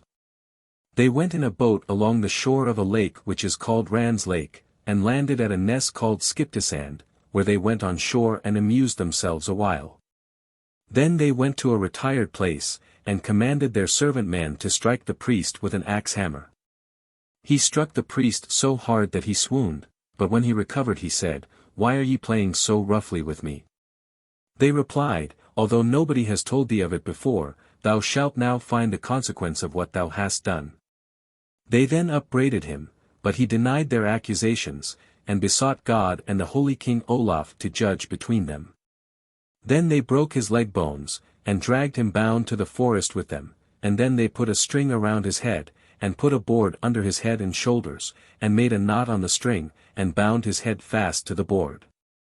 Then the elder brother, Einar, took a wedge, and put it on the priest's eye, and the servant who stood beside him struck upon it with an axe, so that the eye flew out, and fell upon the board.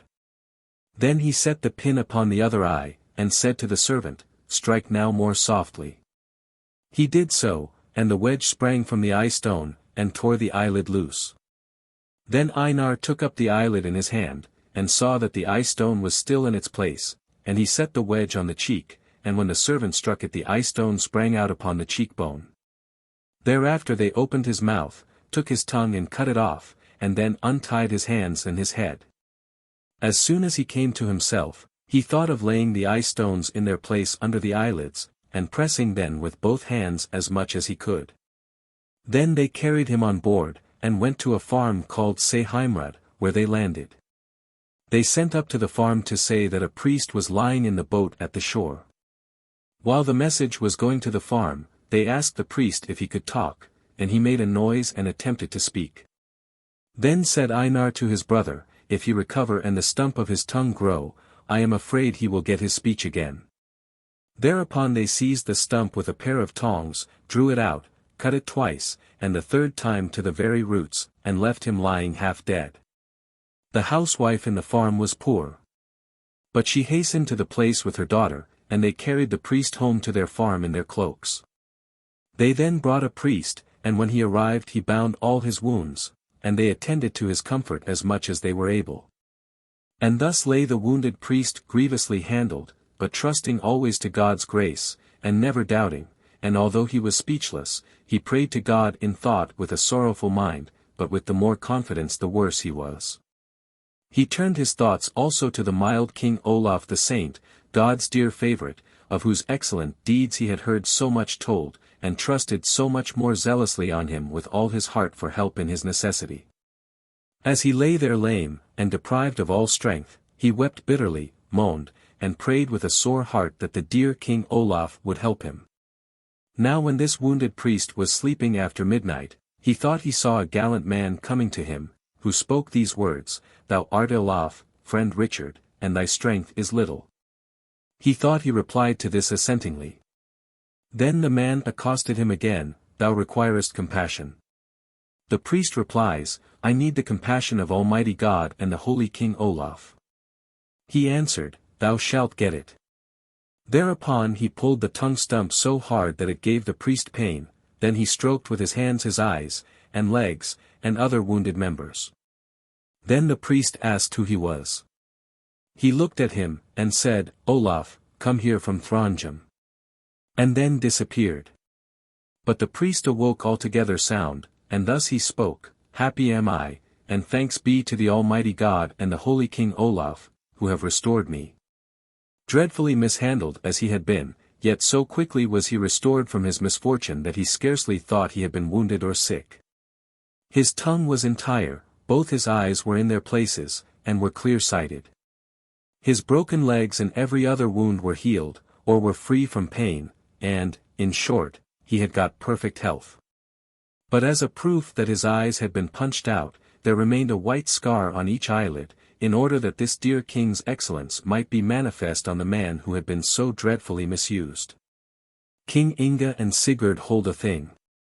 King Eystein and King Sigurd had quarreled, because King Sigurd had killed King Eystein's courtman Harald, the Viking man, who owned a house in Bergen, and also the priest John Tappert, a son of Jarn Sigurdsson. On account of this affair, a conference to settle it was appointed in winter in the uplands.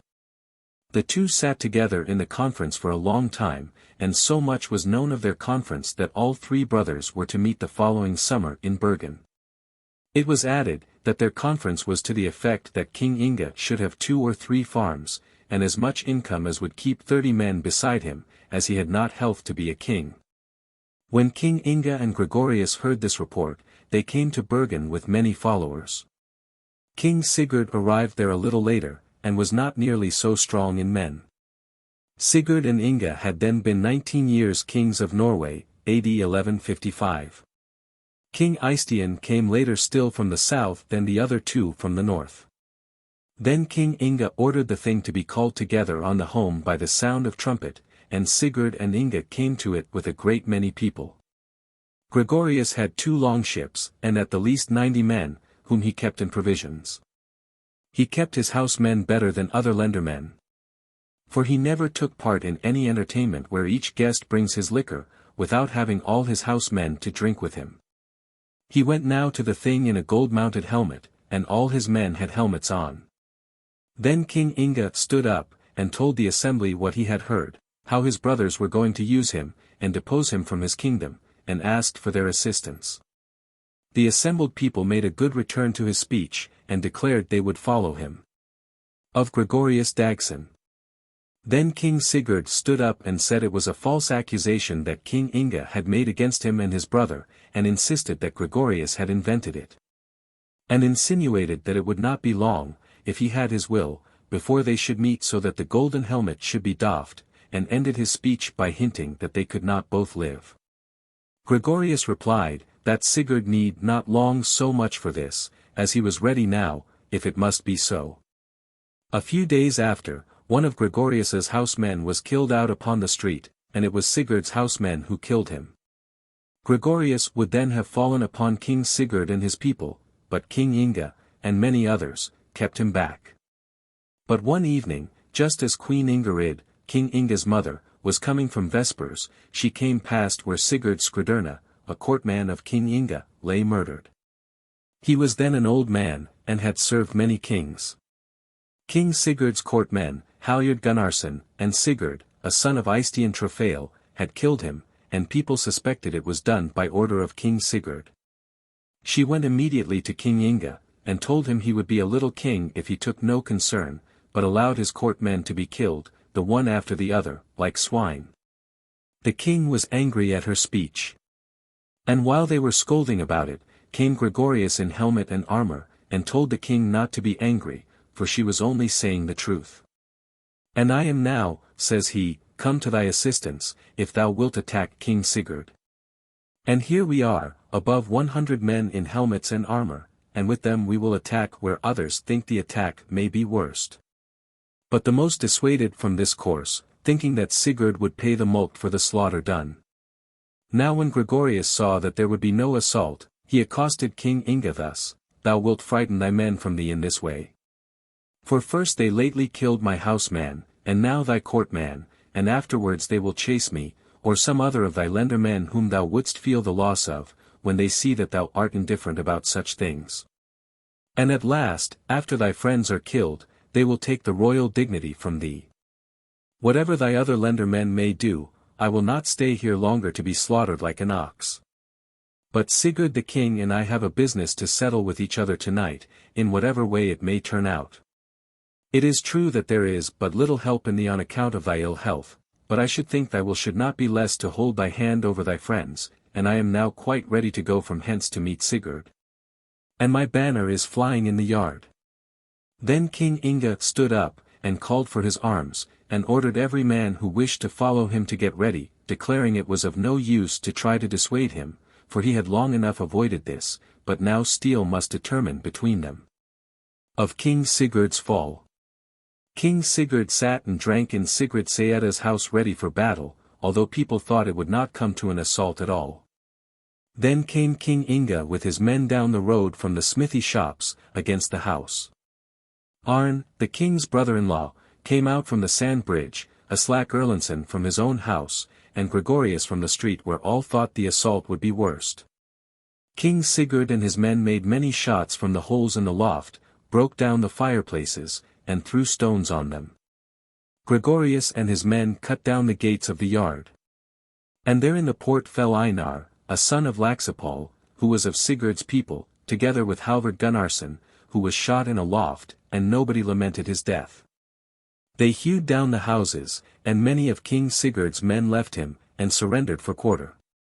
Then King Sigurd went up into a loft, and desired to be heard. He had a gilt shield, by which they knew him, but they would not listen to him, and shot arrows at him as thick as snow in a snow shower, so that he could not stay there. As his men had now left him, and the houses were being hewn down, he went out from thence, and with him his courtman Thord Husfrija from Viken. They wanted to come where King Inge was to be found, and Sigurd called to his brother King Inge, and begged him to grant him life and safety, but both Thord and Sigurd were instantly killed, and Thord fell with great glory. King Sigurd was interred in the old Christ church out on the Holm. King Inge gave Gregorius the ship King Sigurd had owned. There fell many of King Sigurd's and King Inge's men, although I only name a few, but of Gregorius's men there fell 4. And also some who belonged to no party, but were shot on the piers, or out in the ships.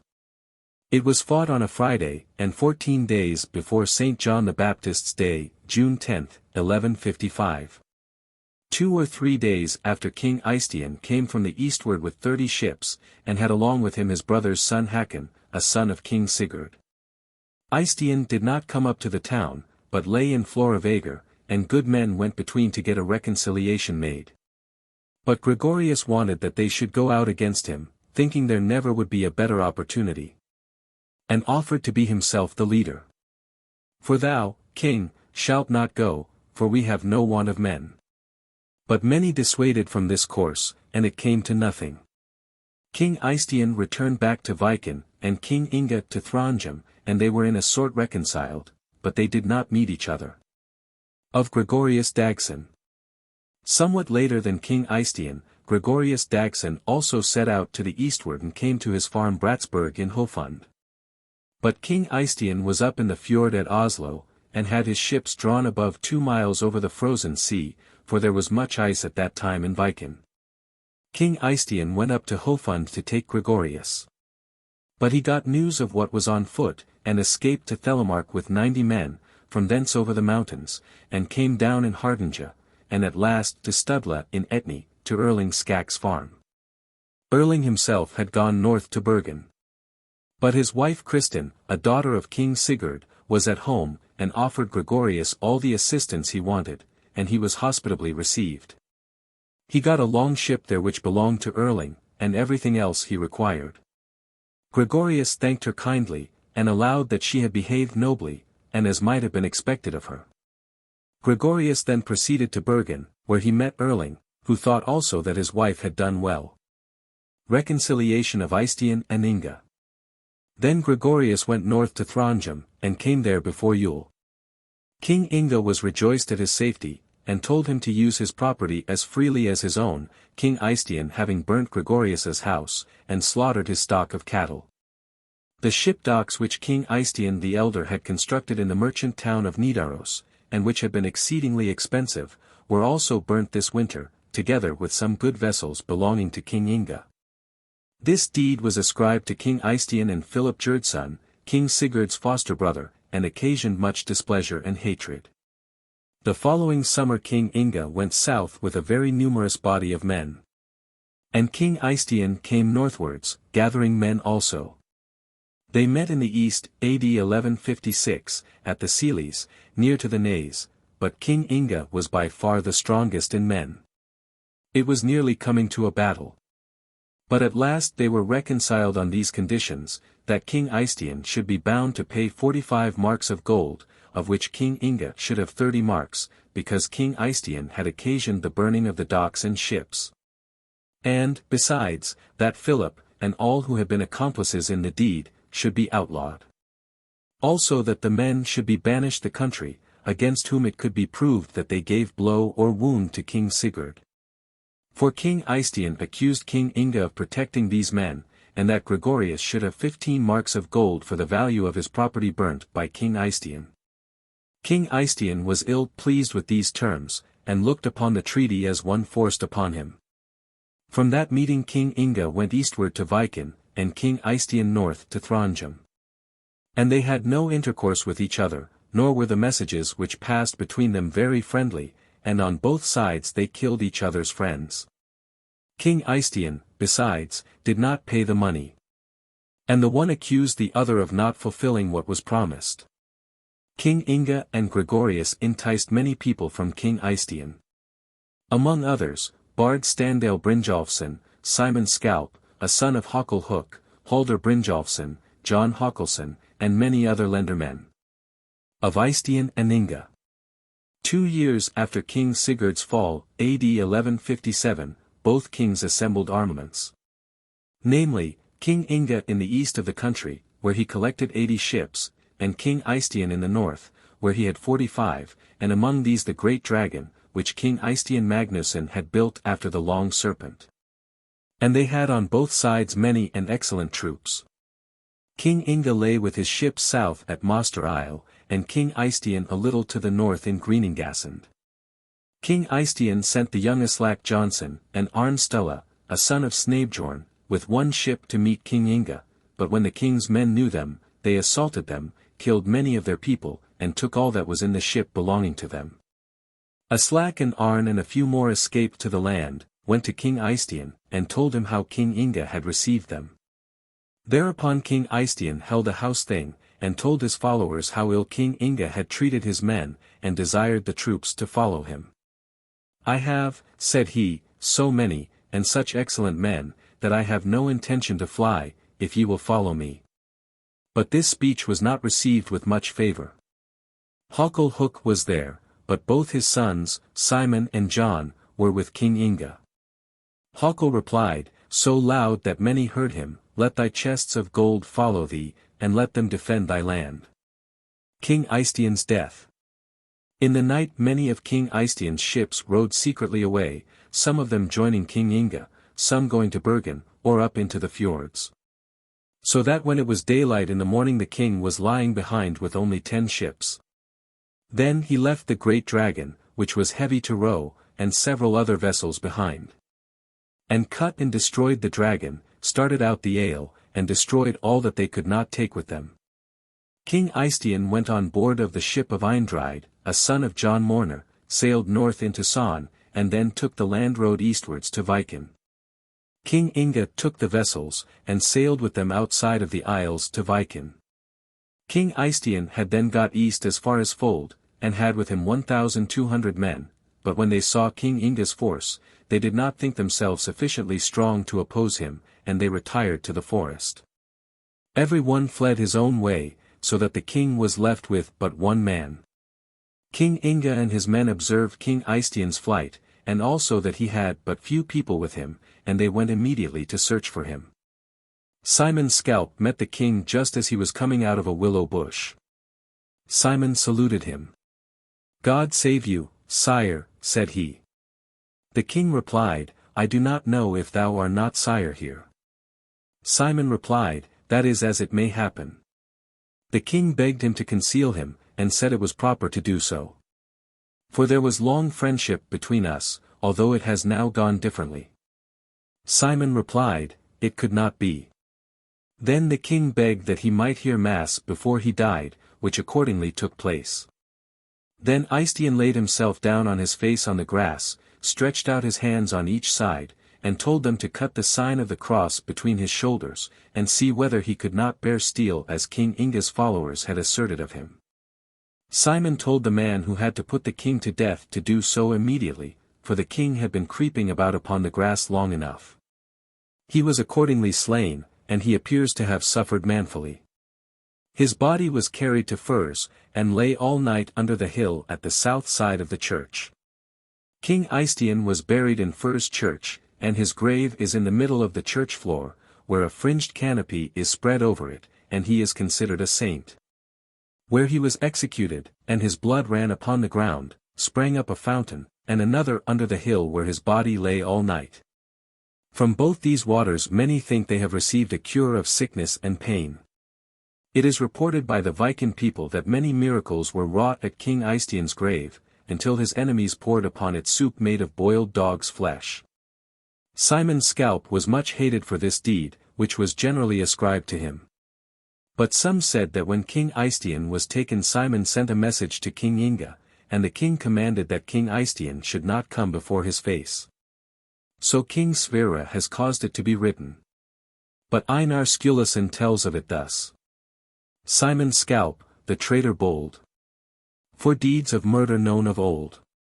His king betrayed, and ne'er will he God's blessed face hereafter see. Saga of Hakon Herdebreid.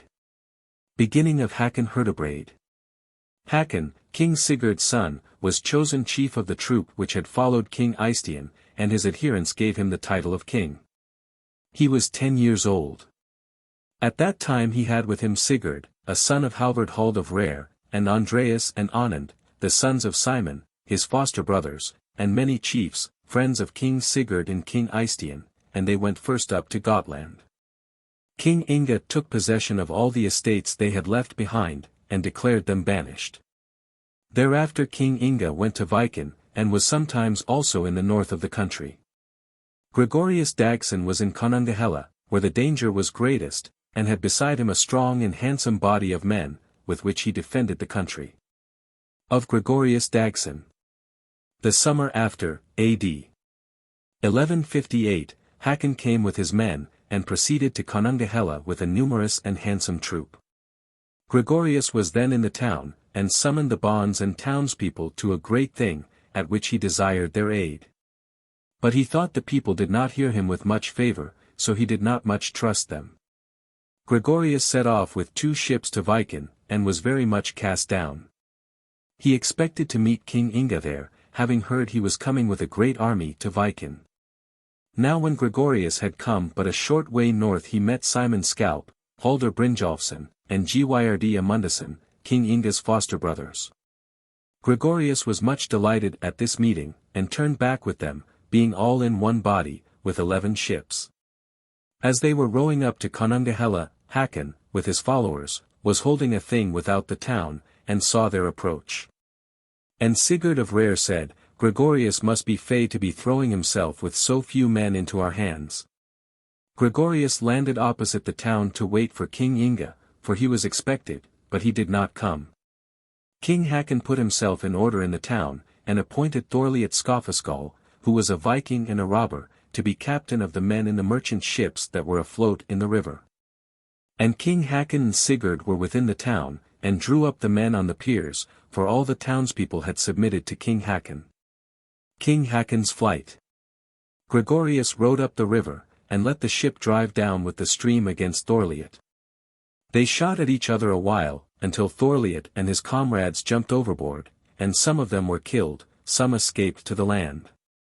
Then Gregorius rowed to the piers, and let a gangway be cast on shore at the very feet of Hakon's men.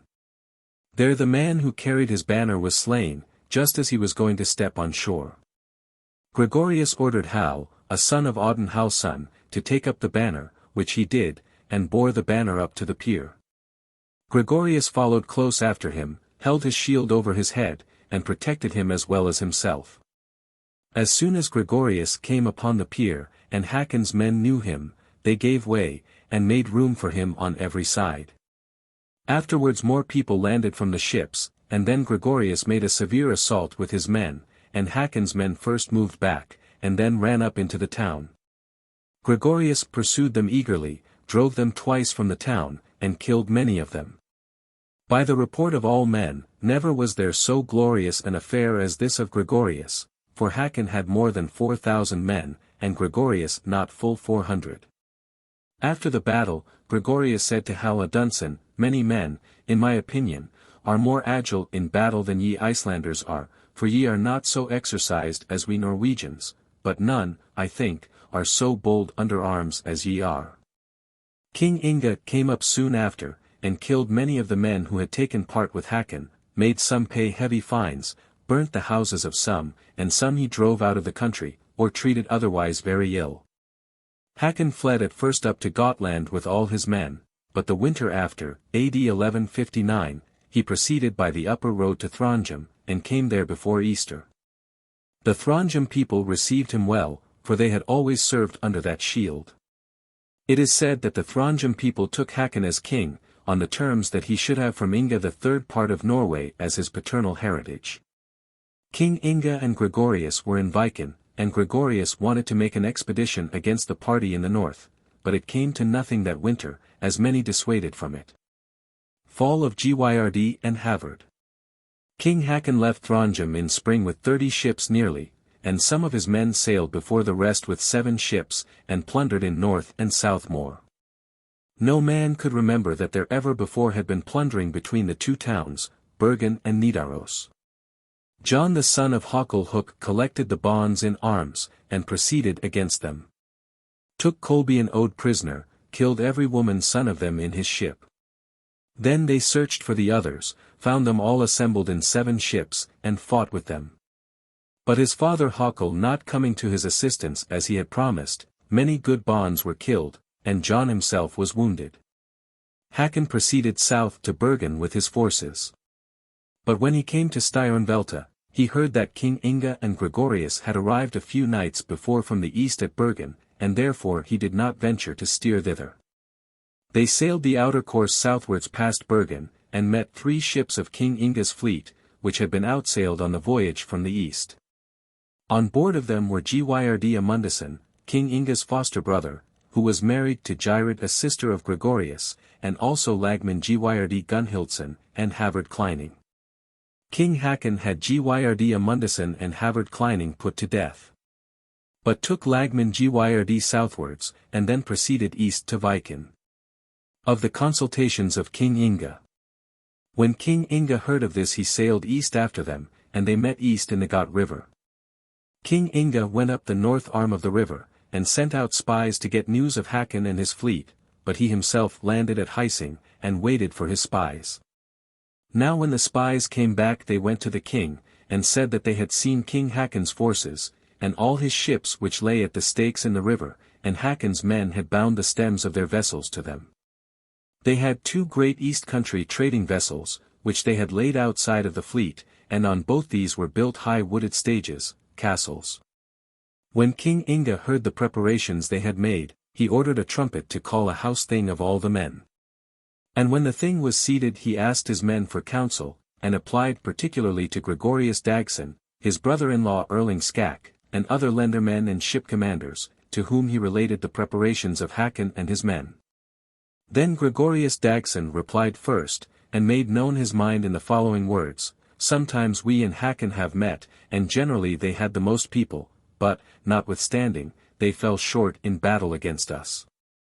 Now, on the other hand, we have by far the greatest force.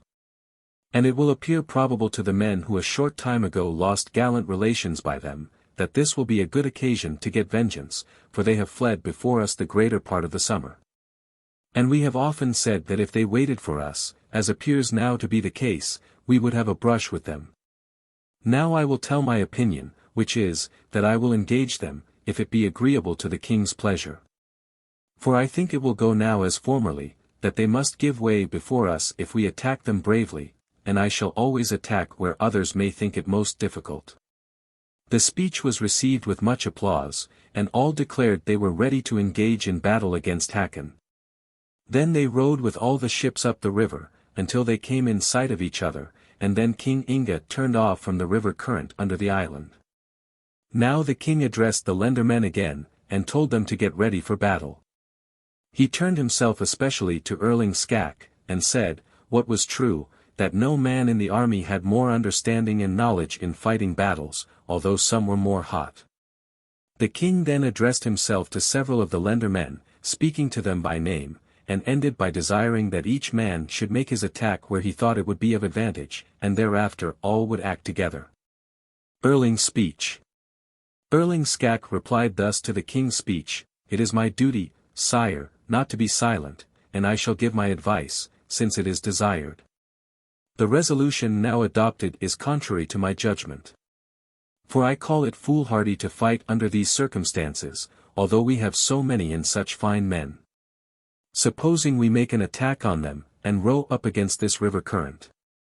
Then one of the 3 men who are in each half-room must be employed in rowing only, and another must be covering with the shield the man who rows, and what have we then to fight with but 1/3 of our men?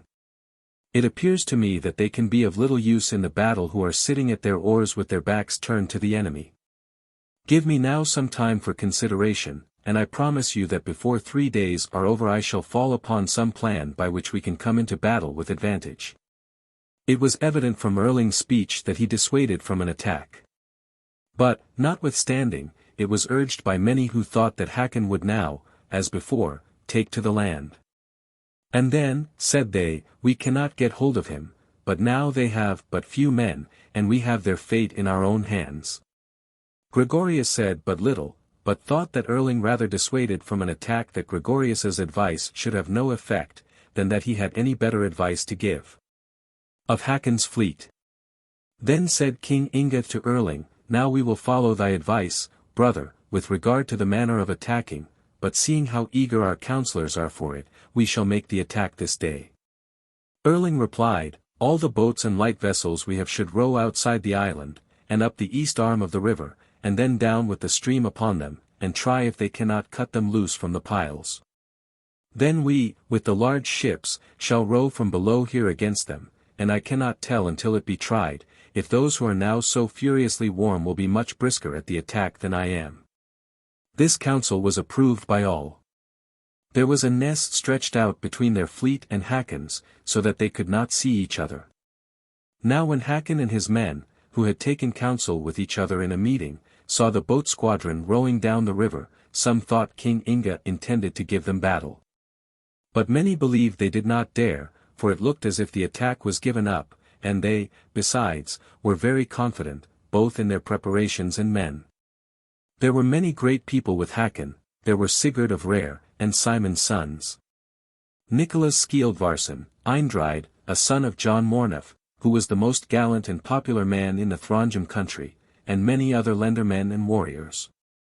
Now when they saw that King Inge's men with many ships were rowing out of the river, Hakon and his men believed they were going to fly. And therefore they cut their land ropes with which they lay fast at the piles, seized their oars, and rowed after them in pursuit. The ships ran fast down with the stream. But when they came further down the river, abreast of the Ness, they saw King Inge's main strength lying quiet at the island Heimskringla. King Inge's people saw Hakon's ships under way, and believed they were coming to attack them. And now there was great bustle and clash of arms, and they encouraged each other by a great war-shout. Hakon with his fleet turned northwards a little to the land, where there was a turn in the bight of the river, and where there was no current. They made ready for battle, carried land ropes to the shore, turned the stems of their ships outwards, and bound them all together. They laid the large east country traders without the other vessels, the one above, the other below, and bound them to the long ships. In the middle of the fleet lay the king's ship, and next to it Sigurd's. And on the other side of the king's ship lay Nicholas, and next to him Eystein Johnson. All the smaller ships lay farther off, and they were all nearly loaded with weapons and stones. Sigurd of Reyr's speech. Then Sigurd of Reyr made the following speech: "Now there is hope that the time is come which has been promised us all the summer, that we shall meet King Inge in battle. We have long prepared ourselves for this. And many of our comrades have boasted that they would never fly from or submit to King Inge and Gregorius, and now let them remember their words. But we who have sometimes got the toothache in our conflicts with them, speak less confidently. For it has happened, as all have heard, that we very often have come off without glory. But, nevertheless, it is now necessary to fight manfully, and stand to it with steadiness, for the only escape for us is in victory. Although we have somewhat fewer men than they, yet luck determines which side shall have the advantage, and God knows that the right is on our side. Inge has killed 2 of his brothers. And it is obvious to all men that the mulcty intends to pay King Hakon for his father's murder is to murder him also, as well as his other relations, which will be seen this day to be his intent. King Hakon desired from the beginning no more of Norway than the 3rd part, which his father had possessed, and which was denied him. And yet, in my opinion, King Hakon has a better right to inherit after his father's brother, King Eystein, than Inge or Simon Scalp, or the other men who killed King Eystein. Many of them who would save their souls, and yet have defiled their hands with such bloody deeds as Inge has done, must think it a presumption before God that he takes the name of king, and I wonder God suffers such monstrous wickedness as his. But it may be God's will that we shall now put him down. Let us fight then manfully, and God will give us victory, and, if we fall, will repay us with joys unspeakable for now allowing the might of the wicked to prevail over us. Go forth then in confidence, and be not afraid when the battle begins. Let each watch over his own and his comrade's safety, and God protect us all. There went a good report abroad of this speech of Sigurd, and all promised fairly, and to do their duty. King Hakon went on board of the great East Country ship, and a shield bulwark was made around him. But his standard remained on the long ship in which it had been before. Of King Inge's men. Now must we tell about King Inge and his men. When they saw that King Hakon and his people were ready for battle, and the river only was between them, they sent a light vessel to recall the rest of the fleet which had rowed away. And in the meantime the king waited for them, and arranged the troops for the attack. Then the chiefs consulted in presence of the army, and told their opinions, first, which ships should lie nearest to the enemy, and then where each should attack. Gregorius spoke thus: We have many and fine men, and it is my advice, King Inge, that you do not go to the assault with us, for everything is preserved if you are safe. And no man knows where an arrow may hit, even from the hands of a bad bowman. And they have prepared themselves so, that missiles and stones can be thrown from the high stages upon the merchant ships, so that there is less danger for those who are farthest from them. They have not more men than we lendermen can very well engage with. I shall lay my ship alongside their largest ship, and I expect the conflict between us will be but short. For it has often been so in our former meetings, although there has been a much greater want of men with us than now. All thought well of the advice that the king himself should not take part in the battle. Then Erling said, I agree also to the counsel that you, sire, should not go into the battle. It appears to me that their preparations are such, that we require all our precaution not to suffer a great defeat from them. And whole limbs are the easiest cured. In the council we held before today many opposed what I said, and ye said then that I did not want to fight. But now I think the business has altered its appearance, and greatly to our advantage, since they have hauled off from the piles, and now it stands so that I do not dissuade from giving battle.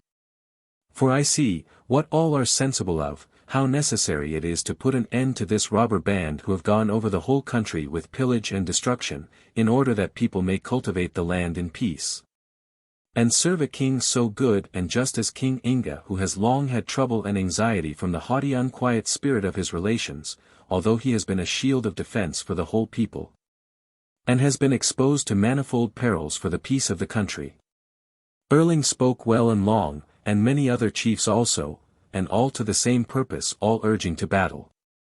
In the meantime they waited until all the fleet should be assembled.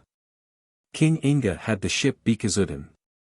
And, at the entreaty of his friends, he did not join the battle, but lay still at the island. Beginning of the battle. When the army was ready they rowed briskly against the enemy, and both sides raised a warshout. Inge's men did not bind their ships together, but let them be loose, for they rowed right across the current, by which the large ships were much swayed. Erling laid his ship beside King Hakon's ship, and ran the stem between his and Sigurd's ship, by which the battle began. But Gregorius's ship swung upon the ground, and heeled very much over, so that at first she could not come into the battle, and when Hakon's men saw this they laid themselves against her, and attacked Gregorius's ship on all sides. Ivar, Hakon Mage's son, laid his ship so that the stems struck together. And he got a boat hook fastened on Gregorius, on that part of his body where the waist is smallest, and dragged him to him, by which Gregorius stumbled against the ship's rails. But the hook slipped to one side, or Gregorius would have been dragged overboard. Gregorius, however, was but little wounded, for he had on a plate coat of armor. Ivar called out to him, that he had a thick bark. Gregorius replied, that if Ivar went on so he would require it all, and not have too much. It was very near then that Gregorius and his men had sprung overboard, but a slack unge threw an anchor into their ship, and dragged them off the ground. Then Gregorius laid himself against Ivar's ship, and they fought a long while, but Gregorius's ship being both higher-sided and more strongly manned, many people fell in Ivar's ship, and some jumped overboard. Ivar was so severely wounded that he could not take part in the fight.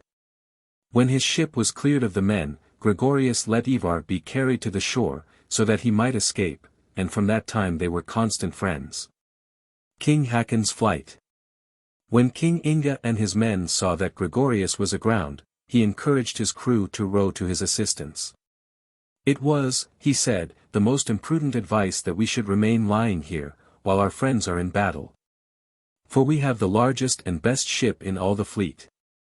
But now I see that Gregorius, the man to whom I owe the most, is in need of help, so we must hasten to the fight where it is sharpest.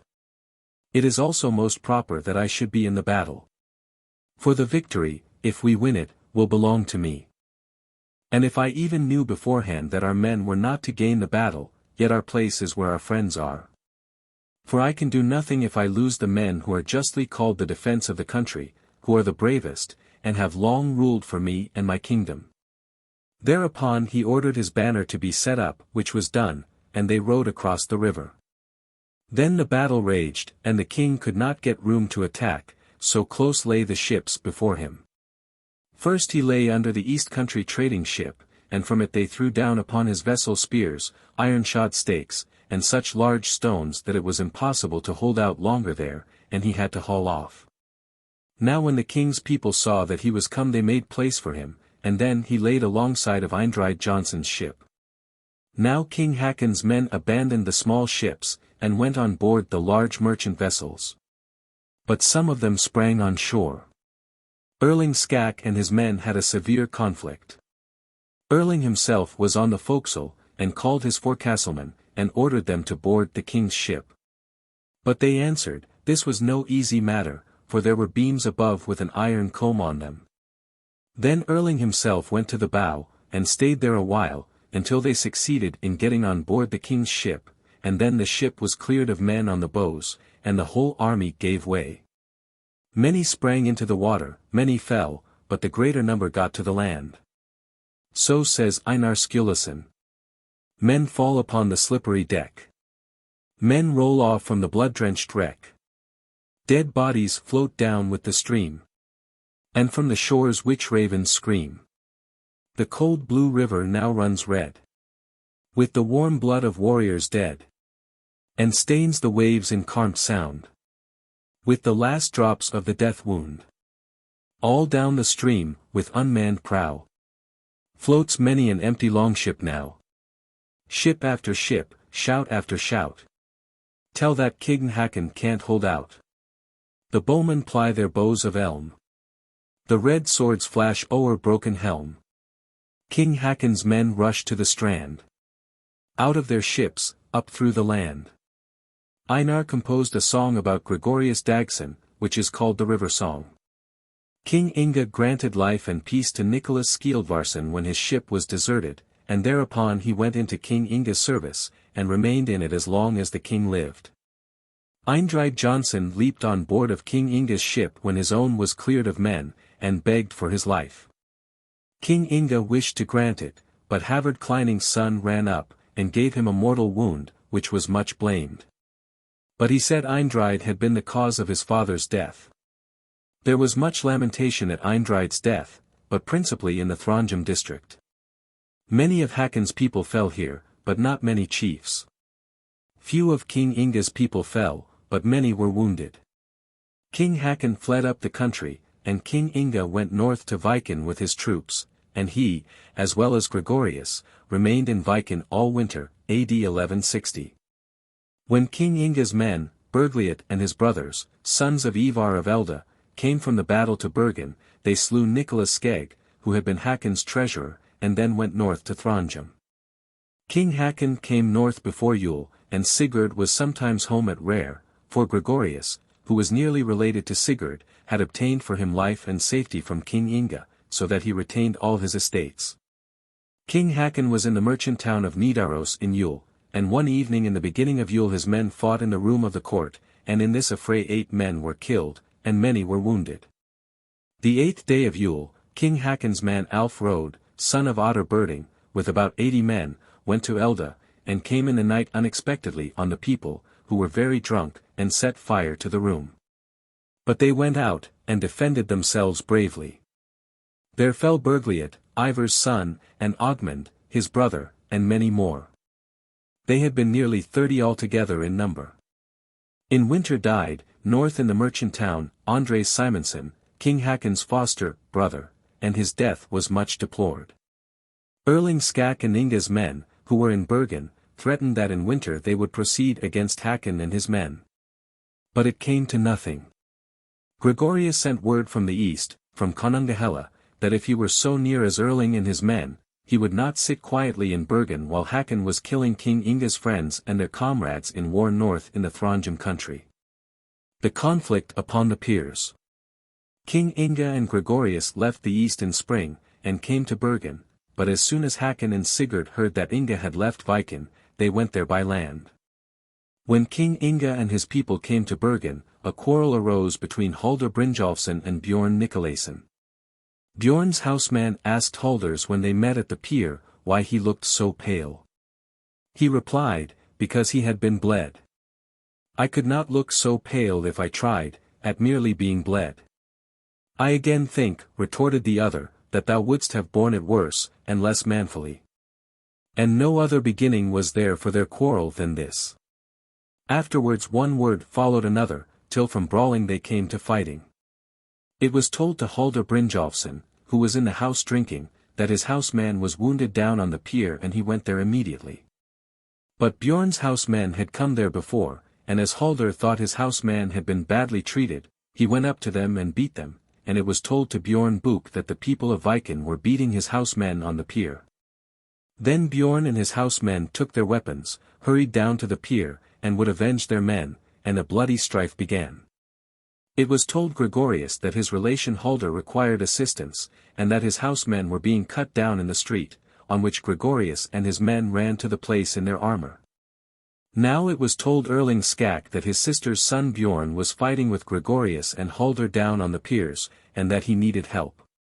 Then he proceeded thither with a great force, and exhorted the people to stand by him, saying it would be a great disgrace never to be wiped out, if the Viken people should trample upon them in their own native place.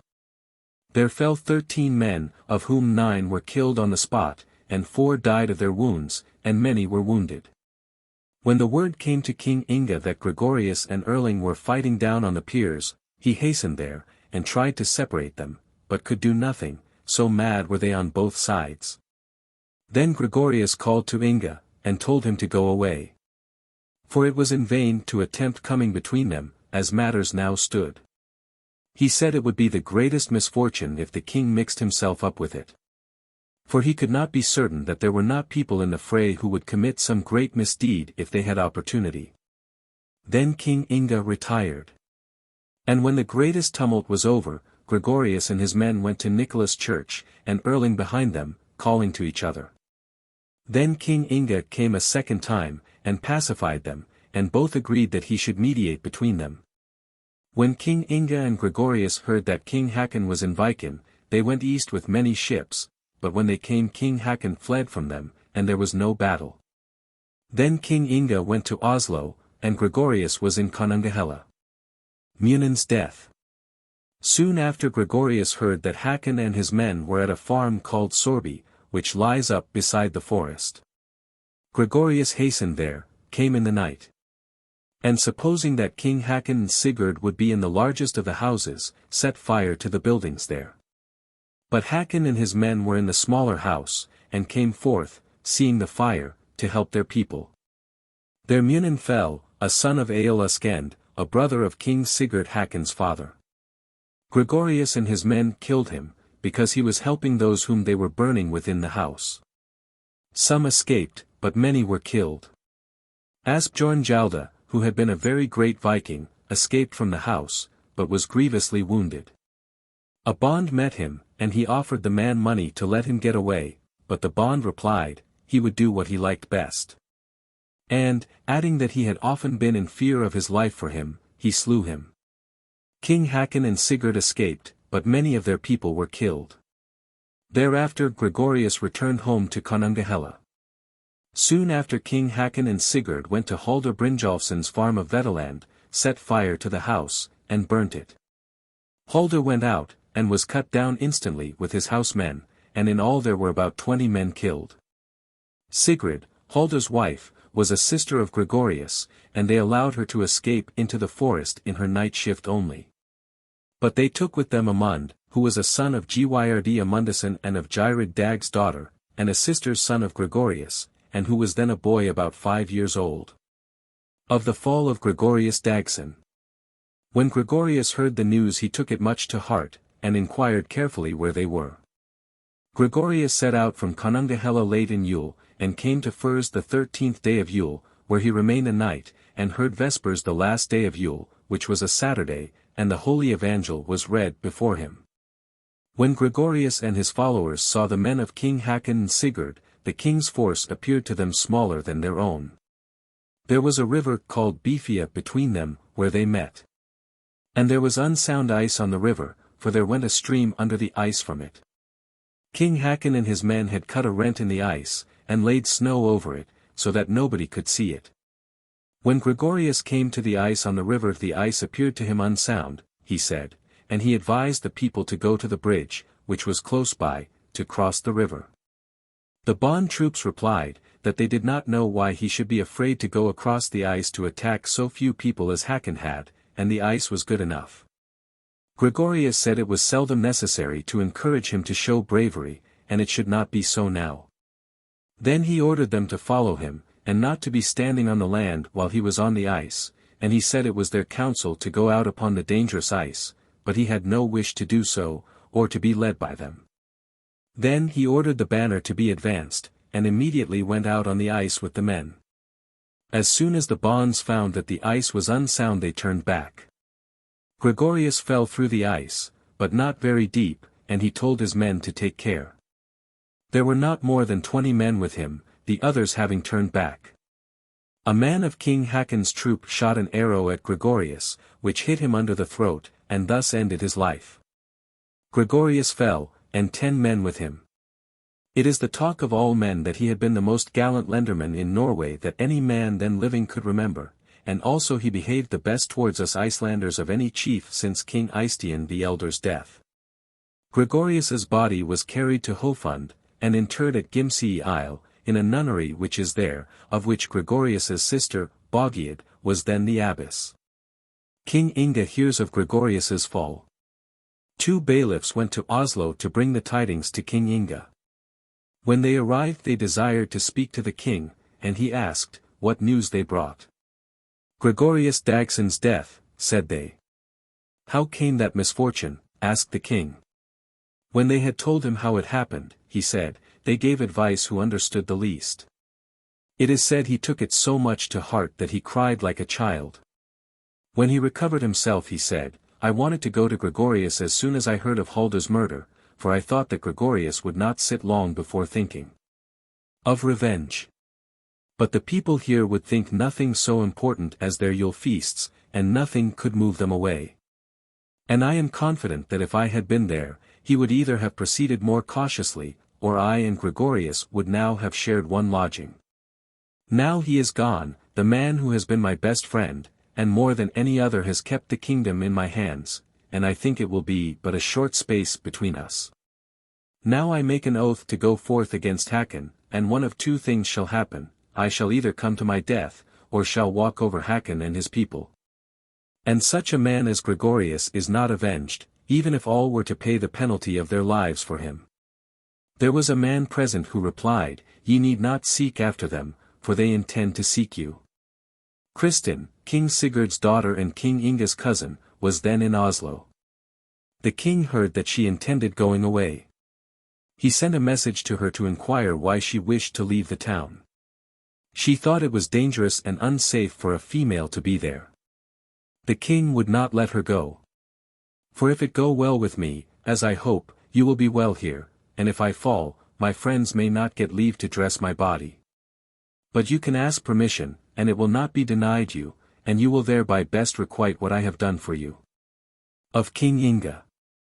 On St. Blasius' Day, February 3, 1161, in the evening, King Inge's spies brought him the news that King Hakon was coming towards the town.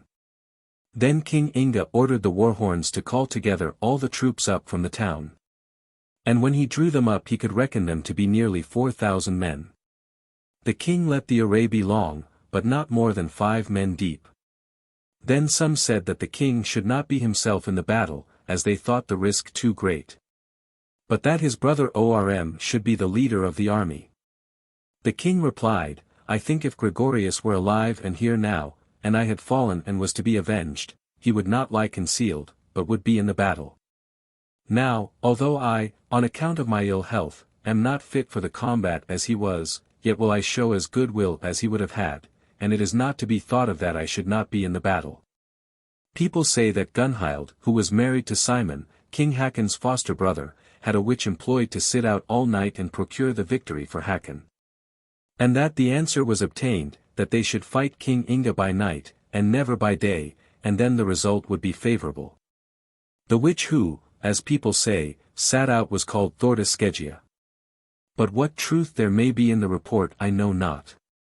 Simon's scalp had gone to the town, and was gone to sleep, when the war shouts awoke him.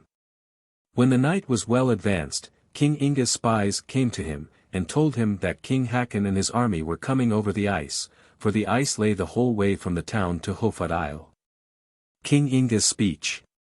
Thereupon King Inge went with his army out on the ice, and he drew it up in order of battle in front of the town. Simon's scalp was in that wing of the array which was towards Thraleborg. And on the other wing, which was towards the nunnery, was Gudrod, the king of the South Hebudes, a son of Olaf Kleining, and John, a son of Sven Bergthor Buk. When King Hakon and his army came near to King Inge's array, both sides raised a war shout. Gudrod and John gave King Hakon and his men a sign, and let them know where they were in the line, and as soon as Hakon's men in consequence turned thither, Gudrod immediately fled with 1,500 men. And John, and a great body of men with him, ran over to King Hakon's army, and assisted them in the fight. When this news was told to King Inge, he said, Such is the difference between my friends. Never would Gregorius have done so in his life. There were some who advised King Inge to get on horseback, and ride from the battle up to Romerike, where, said they, you would get help enough, even this very day. The king replied, he had no inclination to do so. I have heard you often say, and I think truly, that it was of little use to my brother, King Eystein, that he took to flight, and yet he was a man distinguished for many qualities which adorn a king. Now I, who labor under so great decrepitude, can see how bad my fate would be, if I betook myself to what proved so unfortunate for him, with so great a difference as there is between our activity, health, and strength. I was in the 2nd year of my age when I was chosen king of Norway, and I am now 25, and I think I have had misfortune and sorrow under my kingly dignity, rather than pleasure and peaceful days. I have had many battles, sometimes with more, sometimes with fewer people, and it is my greatest luck that I have never fled. God will dispose of my life, and of how long it shall be, but I shall never betake myself to flight. King Inge's fall. Now as John and his troop had broken the one wing of King Inge's array, many of those who were nearest to him fled, by which the whole array was dispersed, and fell into disorder. But Hakon and his men went briskly forwards. And now it was near daybreak. An assault was made against King Inge's banner, and in this conflict King Inge fell, but his brother Orm continued the battle, while many of the army fled up into the town. Twice Orm went to the town after the king's fall to encourage the people, and both times returned, and went out again upon the ice to continue the battle. Hakon's men attacked the wing of the array which Simon's scalp led. And in that assault fell of King Inge's men his brother-in-law, Gudbrand Skafhaugsson. Simon's scalp and Halvard Hiker went against each other with their troops, and fought while they drew aside past Thraleborg. And in this conflict both Simon and Halvard fell. Orm, the king's brother, gained great reputation in this battle, but he at last fled. Orm the winter before had been contracted with Ragna, a daughter of Nicholas Mays, who had been married before to King Eystein Haraldsson, and the wedding was fixed for the Sunday after St. Blasius's Mass, which was on a Friday. Orm fled east to Svithjod, where his brother Magnus was then king, and their brother Ragnvald was an earl there at that time. They were the sons of Queen Ingerid and Henrik Holt, who was a son of the Danish king Sven Sveinsson. The princess Kristin took care of King Inge's body, which was laid on the stone wall of Halvard's church, on the south side without the choir. He had then been king for 23 years, AD 1137 to 1161. In this battle many fell on both sides, but principally of King Inge's men. Of King Hakon's people fell Arn Fryrikson. Hakon's men took all the feast and victuals prepared for the wedding, and a great booty besides. Of King Hakon and Queen Kristin. Then King Hakon took possession of the whole country, and distributed all the offices among his own friends, both in the towns and in the country. King Hakon and his men had a meeting in Halvard's church, where they had a private conference concerning the management of the country. Kristin the princess gave the priest who kept the church keys a large sum of money to conceal one of her men in the church, so that she might know what Hakon and his counselors intended. When she learned what they had said, she sent a man to Bergen to her husband Erling Skak, with the message that he should never trust Hakon or his men. Of Olaf's miracle. It happened at the battle of Stiklestad, as before related, that King Olaf threw from him the sword called Nidr when he received his wound. A Swedish man, who had broken his own sword, took it up, and fought with it. When this man escaped with the other fugitives he came to Svithjod, and went home to his house. From that time he kept the sword all his days, and afterwards his son, and so relation after relation. And when the sword shifted its owner, the one told to the other the name of the sword and where it came from. A long time after, in the days of Kyrre the emperor of Constantinople, when there was a great body of Varings in the town, it happened in the summer that the emperor was on a campaign, and lay in the camp with his army. The Varings who had the guard, and watched over the emperor, lay on the open plain without the camp. They changed the watch with each other in the night, and those who had been before on watch lay down and slept, but all completely armed. It was their custom, when they went to sleep, that each should have his helmet on his head, his shield over him, sword under the head, and the right hand on the sword handle. One of these comrades, whose lot it was to watch the latter part of the night, found, on awakening towards morning, that his sword was gone. He looked after it, and saw it lying on the flat plain at a distance from him. He got up and took the sword, thinking that his comrades who had been on watch had taken the sword from him in a joke, but they all denied it. The same thing happened 3 nights. Then he wondered at it, as well as they who saw or heard of it. And people began to ask him how it could have happened. He said that his sword was called Nidr, and had belonged to King Olaf the Saint, who had himself carried it in the battle of Stiklestad. And he also related how the sword since that time had gone from one to another.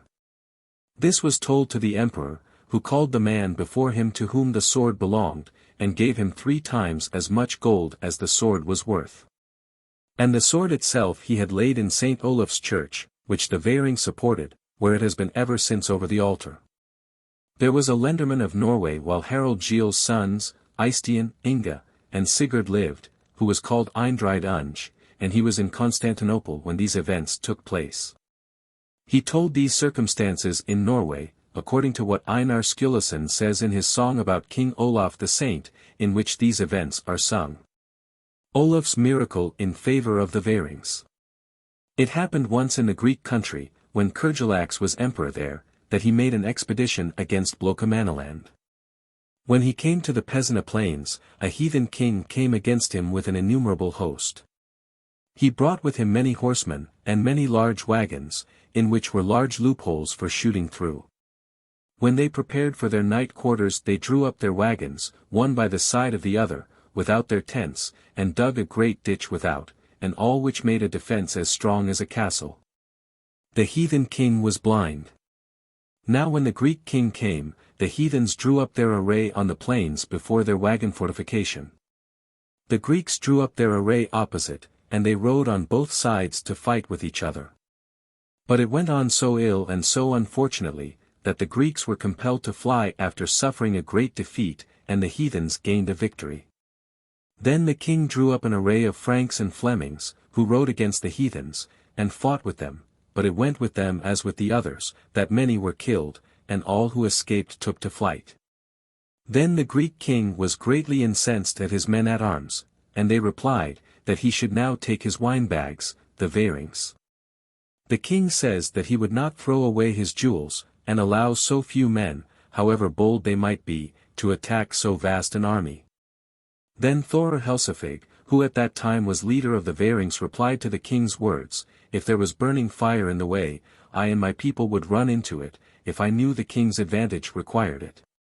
Then the king replied, call upon your holy king Olaf for help and strength.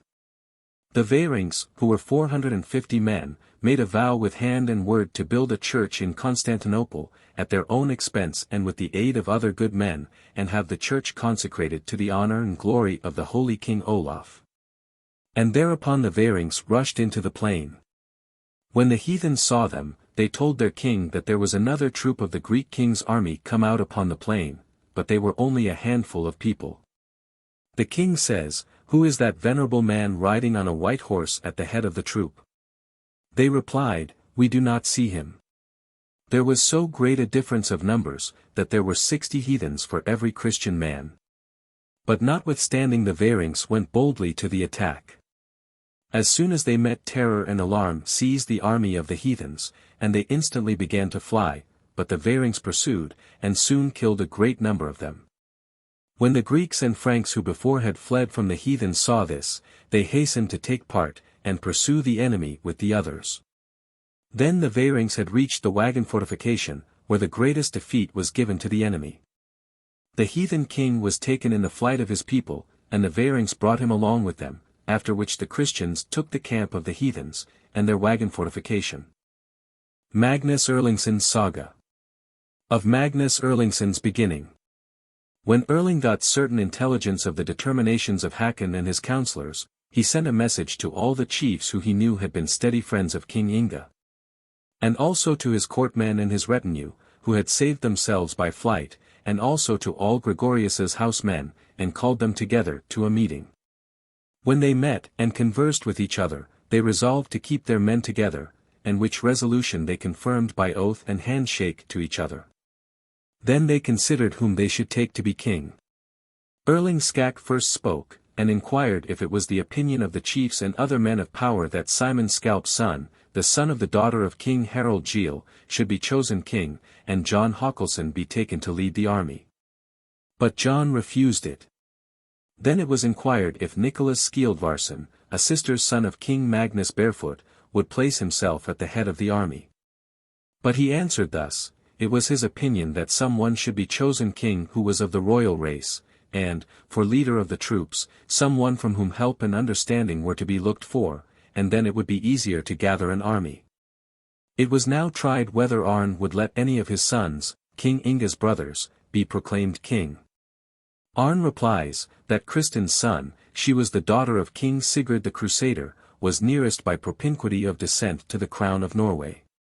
And here is also a man to be his adviser, and whose duty it is to take care of him and of the kingdom, and that man is his father Erling, who is both prudent, brave, experienced in war, and an able man in governing the kingdom.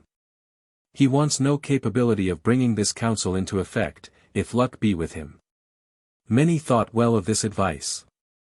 Erling replied to it, as far as I can see or hear in this meeting, the most will rather be excused from taking upon themselves such a difficult business. Now it appears to me altogether uncertain, provided we begin this work, whether he who puts himself at the head of it will gain any honor. Or whether matters will go as they have done before when any one undertakes such great things, that he loses all his property and possibly his life. But if this counsel be adopted, there may be men who will undertake to carry it through. But he who comes under such an obligation must seek, in every way, to prevent any opposition or enmity from those who are now in this council. All gave assurance that they would enter into this confederacy with perfect fidelity. Then said Erling, I can say for myself that it would almost be my death to serve King Hakon. And however dangerous it may be, I will rather venture to adopt your advice, and take upon me to lead this force, if that be the will, counsel, and desire of you all, and if you will all bind yourselves to this agreement by oath. To this they all agreed, and in this meeting it was determined to take Erling's son Magnus to be king. They afterwards held a thing in the town, and at this thing Magnus Erlingson, then 5 years old, was elected king of the whole country. All who had been servants of King Inge went into his service, and each of them retained the office and dignity he had held under King Inge, AD 1161. King Magnus goes to Denmark. Erling Skak made himself ready to travel, fitted out ships, and had with him King Magnus, together with the household men who were on the spot. In this expedition were the king's relatives, Arn. Ingerid, King Inge's mother, with her 2 sons, besides John Katiza, a son of Sigurd Stork, and Erling's housemen, as well as those who had been Gregorius's housemen, and they had in all 10 ships. They went south to Denmark to King Valdemar and Bereis Heinrexson, King Inge's brother. King Valdemar was King Magnus' blood relation, for Ingebjorg, mother of King Valdemar, and Malmfrid, mother of Kristin, King Magnus' mother, were cousins. The Danish king received them hospitably, and he and Erling had private meetings and consultations, and so much was known of their counsels.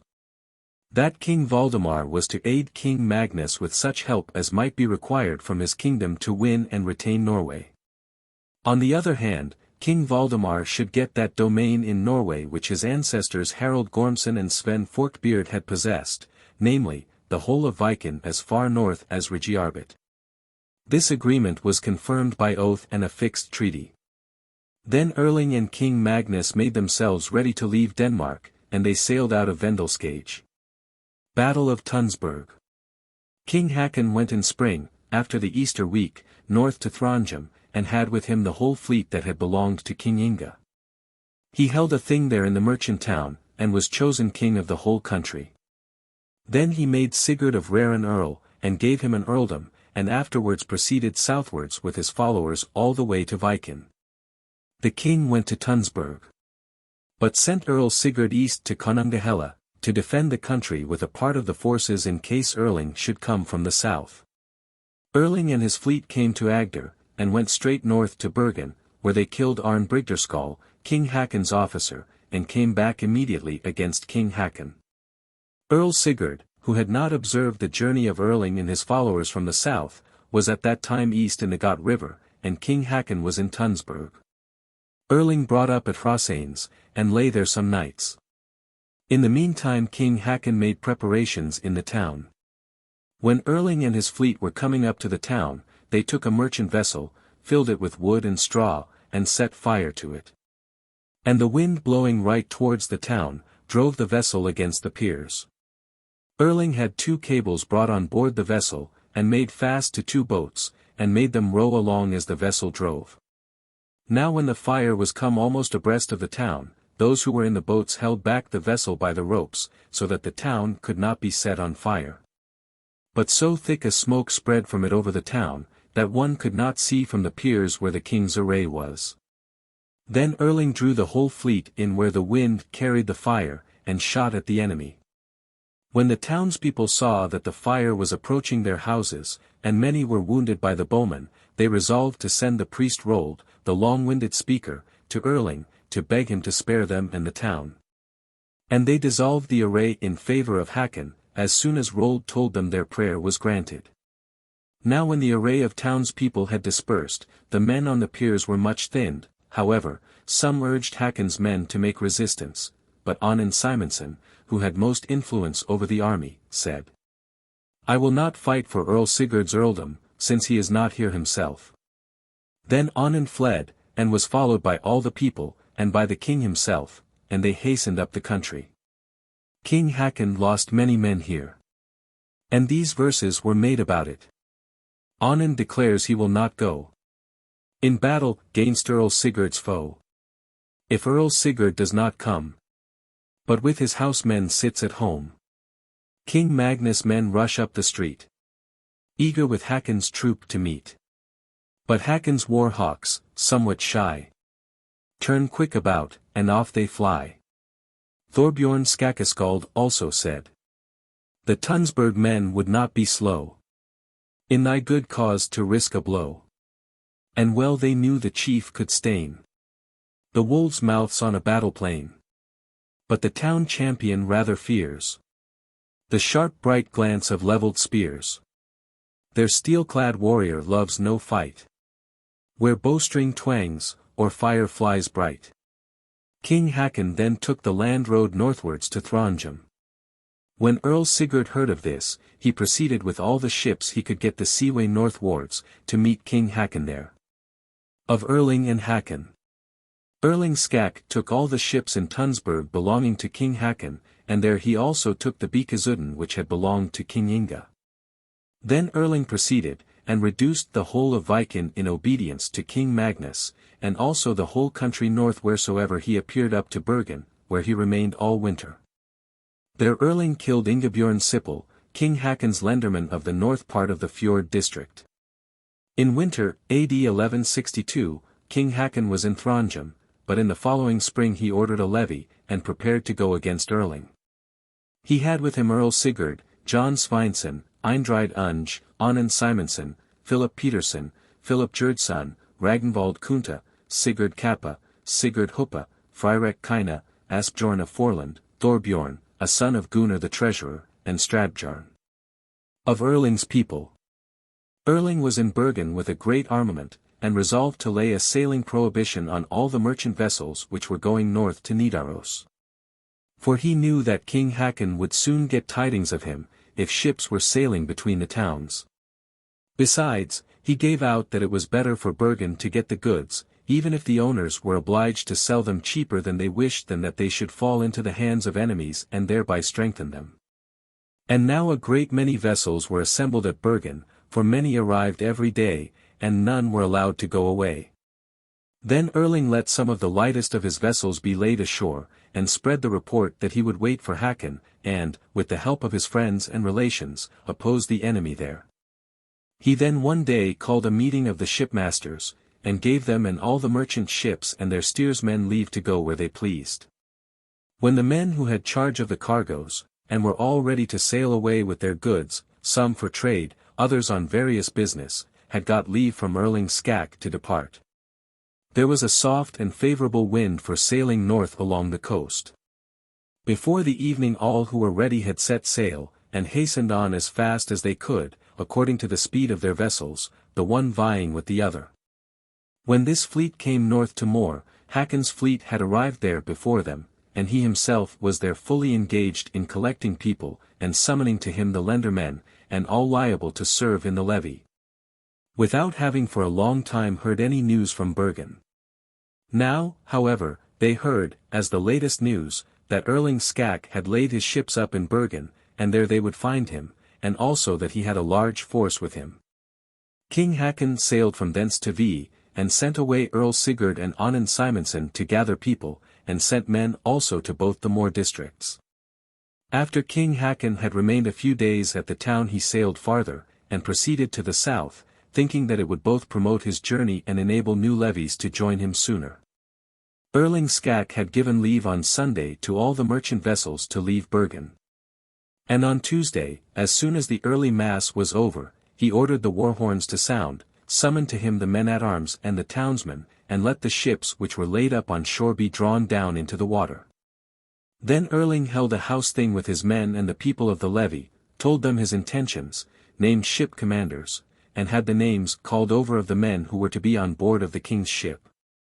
This thing ended with Erling's order to every man to make himself ready in his berth wherever a place was appointed him, and declared that he who remained in the town after the Bikazudden was hauled out, should be punished by loss of life or limb. Orm, the king's brother, laid his ships out in the harbour immediately that evening, and many others, and the greater number were afloat before. Of Erling Skak. On Wednesday, before Mass was sung in the town, Erling sailed from Bergen with all his fleet, consisting of 21 ships, and there was a fresh breeze for sailing northwards along the coast. Erling had his son King Magnus with him, and there were many lendermen accompanied by the finest men. When Erling came north, abreast of the fjord district, he sent a boat on shore to John Håkolsson's farm, and took Nicholas, a son of Simon Scalp and of Maria, Harald Gille's daughter, and brought him out to the fleet. And put him on board the king's ship. On Friday, immediately after matins, they sailed to Steinavag, and King Hakon, with 13 ships, was lying in the harbour in the neighbourhood. He himself and his men were up at play upon the island, and the lendermen were sitting on the hill, when they saw a boat rowing from the south with 2 men in it, who were bending back deep towards the keel, and taking hasty strokes with their oars. When they came to the shore they did not belay the boat, but both ran from it. The great men, seeing this, said to each other, "These men must have some news to tell," and got up to meet them. When they met, Onan Simonson asked, "Have ye any news of Erling Skak, that ye are running so fast?" They answered, as soon as they could get out the words, for they had lost their breath, "Here comes Erling against you, sailing from the south, with 21 ships, or thereabouts, of which many are great enough. And now ye will soon see their sails." Then said Eystein, "Unge, too near to the nose," said the peasant, when his eye was knocked out. They went in haste now to where the games were playing, and immediately the war horns resounded, and with the battle call all the people were gathered down to the ships in the greatest haste. It was just the time of day when their meat was nearly cooked. All the men rushed to the ships, and each ran on board the vessel that was nearest to him, so that the ships were unequally manned. Some took to the oars. Some raised the masts, turned the heads of the vessels to the north, and steered for Vie, where they expected much assistance from the towns. Fall of King Hakon.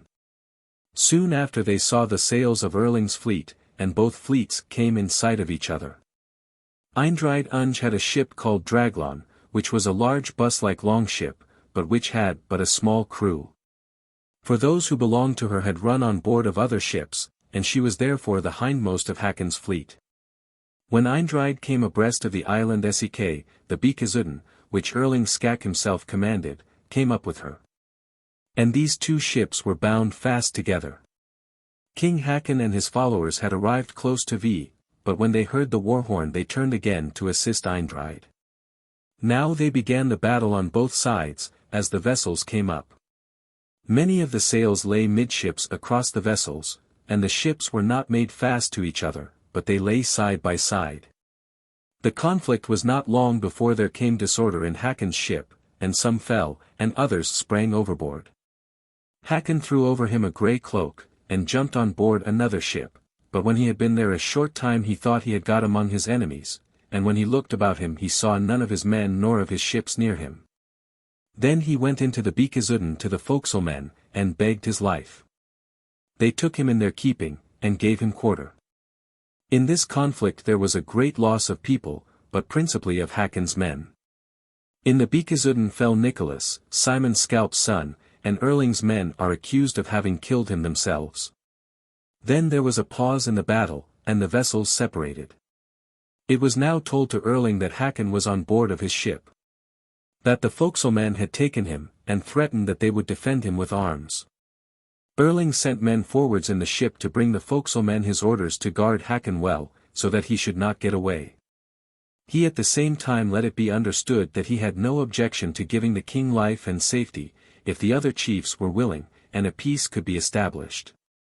All the forecastle men gave their chief great credit and honor for these words. Then Erling ordered anew a blast of the war horns, and that the ships should be attacked which had not lost their men. Saying that they would never have such another opportunity of avenging King Inge. Thereupon they all raised a war shout, encouraged each other, and rushed to the assault. In this tumult King Hakon received his death wound. When his men knew he had fallen they rowed with all their might against the enemy, threw away their shields, slashed with both hands, and cared not for life. This heat and recklessness, however, proved soon a great loss to them.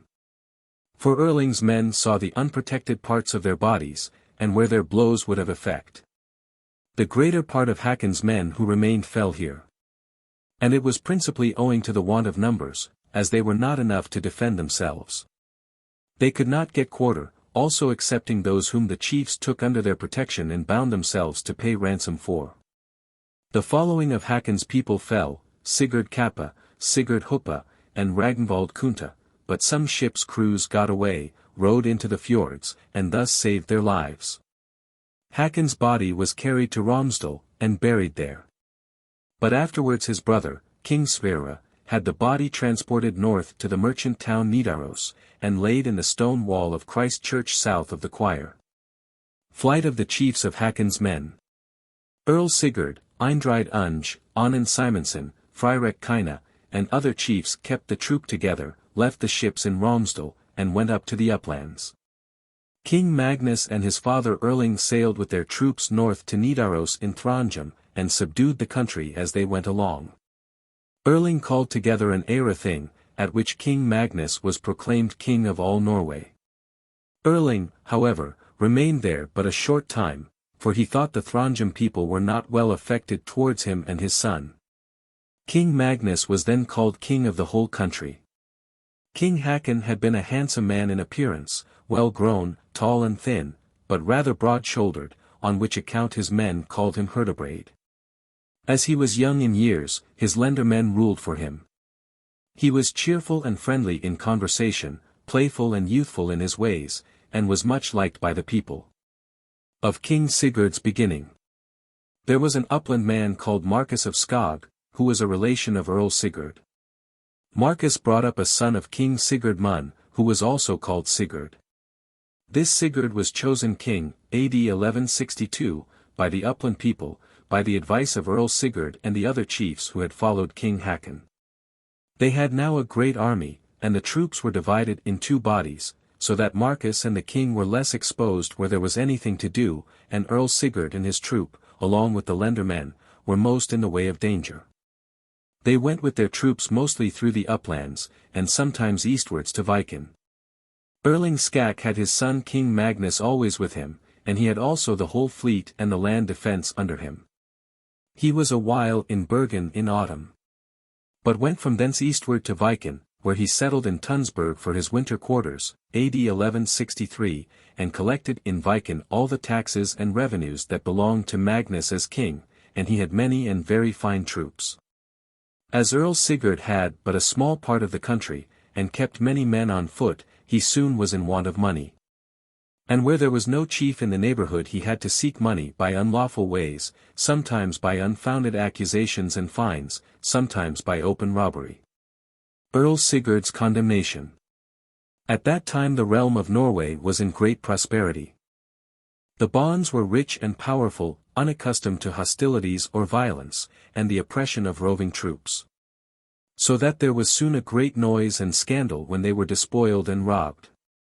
The people of Viken were very friendly to Erling and King Magnus, principally from the popularity of the late King Inge Haraldsson. For the Viken people had always served under his banner. Erling kept a guard in the town, and 12 men were on watch every night. Erling had things regularly with the bonds, at which the misdeeds of Sigurd's people were often talked over.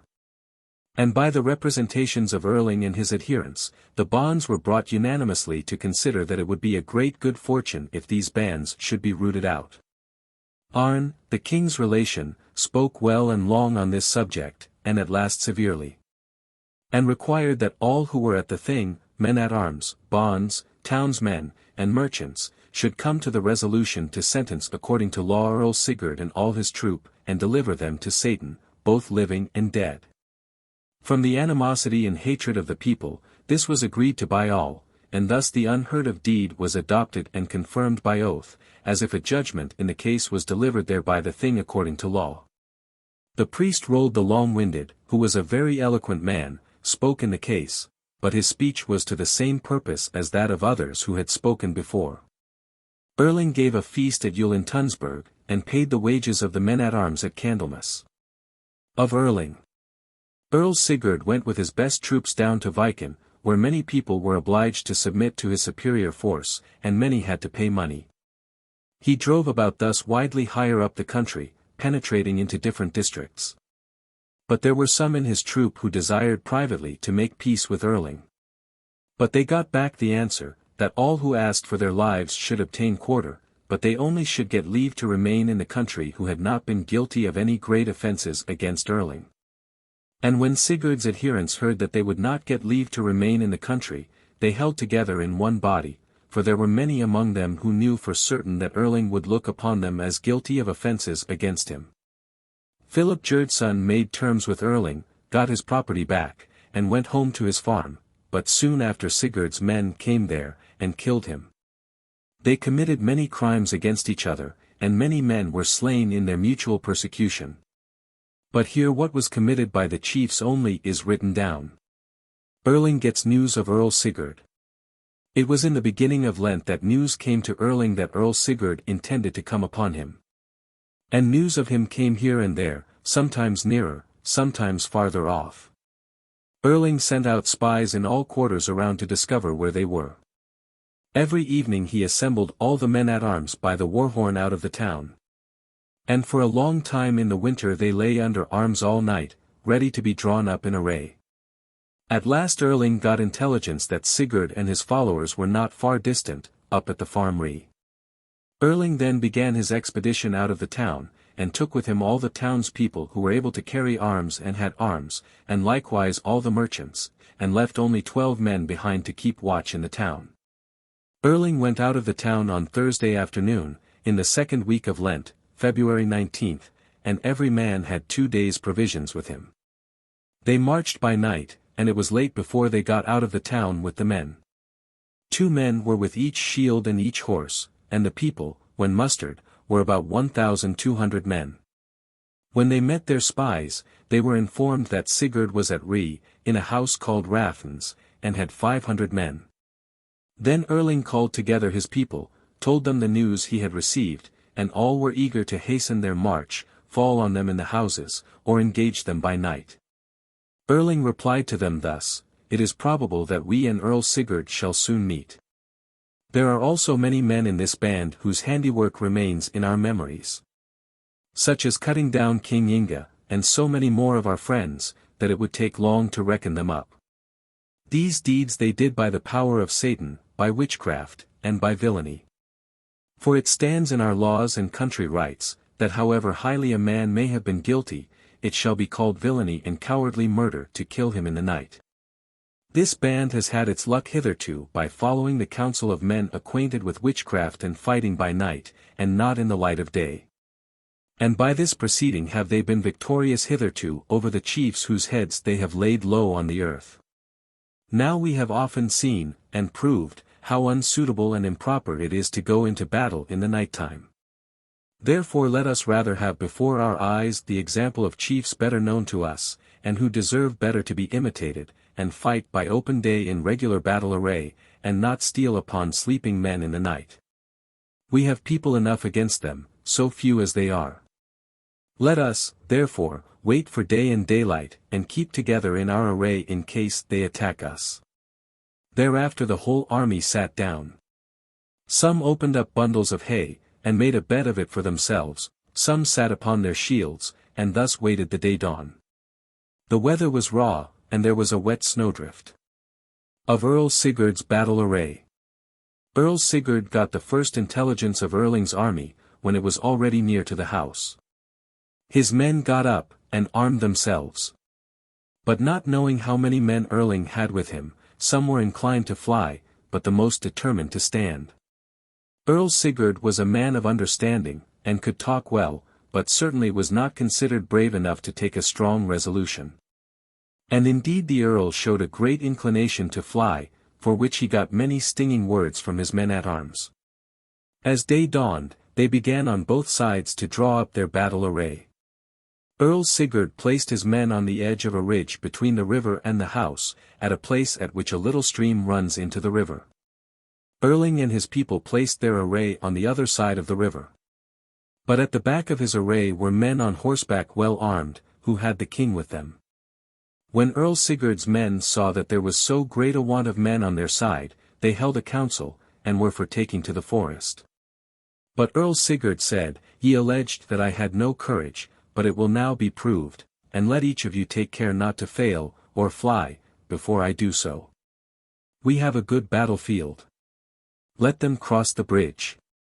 But as soon as the banner comes over it let us then rush down the hill upon them, and none desert his neighbor."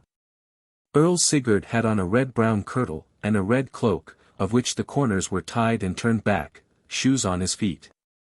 And a shield and sword called Bastard. The Earl said, God knows that I would rather get at Erling Skak with a stroke of Bastard, than receive much gold. Earl Sigurd's fall. Erling Skak's army wished to go on to the bridge. But Erling told them to go up along the river, which was small, and not difficult to cross, as its banks were flat, and they did so. Earl Sigurd's array proceeded up along the ridge right opposite to them. But as the ridge ended, and the ground was good and level over the river, Erling told his men to sing a paternoster, and beg God to give them the victory who best deserved it. Then they all sang aloud, Kyrre eleison, and struck with their weapons on their shields. But with this singing 300 men of Erling's people slipped away and fled. Then Erling and his people went across the river, and the Earl's men raised the war shout, but there was no assault from the ridge down upon Erling's array, but the battle began upon the hill itself. They first used spears, then edge weapons. And the Earl's banner soon retired so far back, that Erling and his men scaled the ridge. The battle lasted but a short time before the Earl's men fled to the forest, which they had close behind them. This was told Earl Sigurd, and his men bade him fly, but he replied, Let us on while we can. And his men went bravely on, and cut down on all sides. In this tumult fell Earl Sigurd and John Sveinsson, and nearly 60 men. Erling lost few men, and pursued the fugitives to the forest. There Erling halted his troops, and turned back. He came just as the king's slaves were about stripping the clothes off Earl Sigurd, who was not quite lifeless. He had put his sword in the sheath, and it lay by his side. Erling took it, struck the slaves with it, and drove them away. Then Erling, with his troops, returned, and sat down in Tunsberg. 7 days after Earl Sigurd's fall Erling's men took Eystein prisoner, and killed him, with all his ship's crew. Marquis of Skog, and Sigurd Sigurdsson. Marquis of Skog, and King Sigurd, his foster son, rode down to Viken toward spring, and there got a ship, but when Erling heard it he went eastwards against them, and they met at Konungahella. Marcus fled with his followers to the island Heimskringla, and there the country people of Heimskringla came down in swarms, and placed themselves in Marcus's and Sigurd's array. Erling and his men rowed to the shore, but Marcus's men shot at them. Then Erling said to his people, Let us take their ships, but not go up to fight with a land force. The Heimskringers are a bad set to quarrel with, hard, and without understanding. They will keep this troop but a little while among them, for Heimskringla is but a small spot. This was done, they took the ships, and brought them over to Konungahella. Marcus and his men went up to the forest district, from which they intended to make assaults, and they had spies out on both sides. Erling had many men at arms with him, whom he brought from other districts, and they made attacks on each other in turn. Beginning of Archbishop Eystein. Eystein, a son of Erlendhimaid, was selected to be archbishop, after Archbishop John's death, and he was consecrated the same year King Inge was killed. Now when Archbishop Eystein came to his see, he made himself beloved by all the country, as an excellent active man of high birth. The Throndheim people, in particular, received him with pleasure. For most of the great people in the Throndheim district were connected with the archbishop by relationship or other connection, and all were his friends. The archbishop brought forward a request to the bonds in a speech, in which he set forth the great want of money for the see, and also how much greater improvement of the revenues would be necessary to maintain it suitably. As it was now of much more importance than formerly when the bishop's see was first established. He requested of the bonds that they should give him, for determining lawsuits, an ore of silver value, instead of what they had before paid, which was an ore of judgment money, of that kind which was paid to the king in judging cases. And the difference between the two kinds of ore was, that the ore he desired was a half greater than the other. By help of the archbishop's relations and friends, and his own activity, this was carried. And it was fixed by law in all the Throndheim district, and in all the districts belonging to his archbishopric. Of Marcus and King Sigurd. When Sigurd and Marcus lost their ships in the Got River, and saw they could get no hold on Erling, they went to the uplands, and proceeded by land north to Throndheim. Sigurd was received there joyfully, and chosen king at an Eyre thing, and many gallant men, with their sons, attached themselves to his party. They fitted out ships, rigged them for a voyage, and proceeded when summer came southwards to moor, and took up all the royal revenues wheresoever they came. At this time the following lendermen were appointed in Bergen for the defence of the country: Nicholas Sigurdsson, Nokvi Palsson, and several military leaders, as Thorolf Dyrwyl, Thorbjorn Jolkir, and many others. As Marcus and Sigurd sailed south, they heard that Erling's men were numerous in Bergen, and therefore they sailed outside the coast rocks, and southwards past Bergen. It was generally remarked, that Marcus's men always got a fair wind, wherever they wished to sail to. Marcus and King Sigurd killed. As soon as Erling Skak heard that Sigurd and Marcus had sailed southwards, he hastened to Viken, and drew together an armed force, and he soon had a great many men, and many stout ships.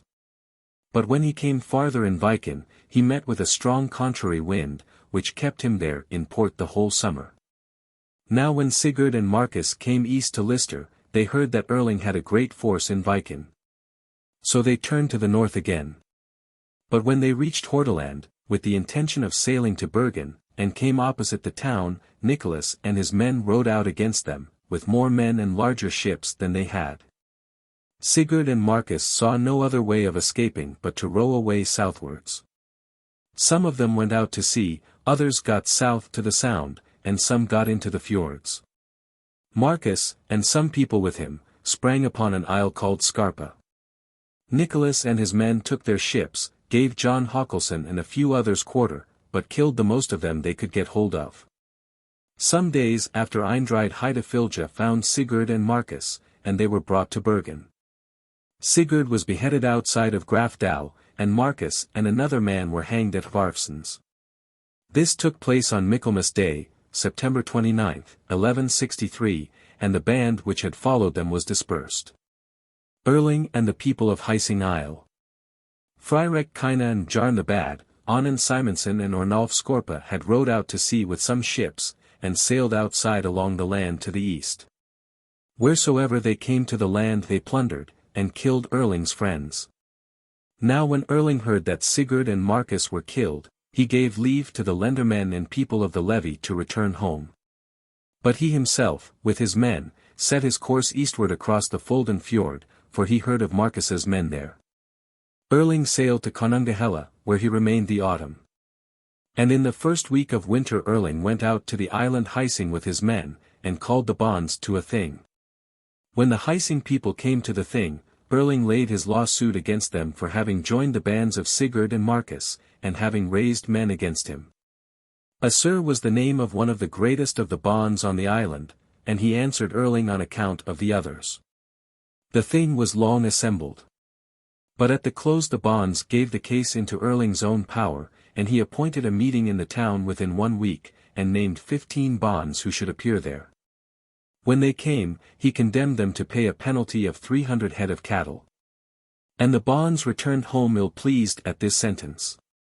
Soon after the Got River was frozen, and Erling's ships were fast in the ice, and the bonds kept back the mulct, and lay assembled for some time. Erling made a Yule feast in the town. But the Heising people had joint feasts with each other, and kept under arms during Yule. The night after the 5th day of Yule Erling went up to Heising, surrounded Assur's house, and burnt him in it.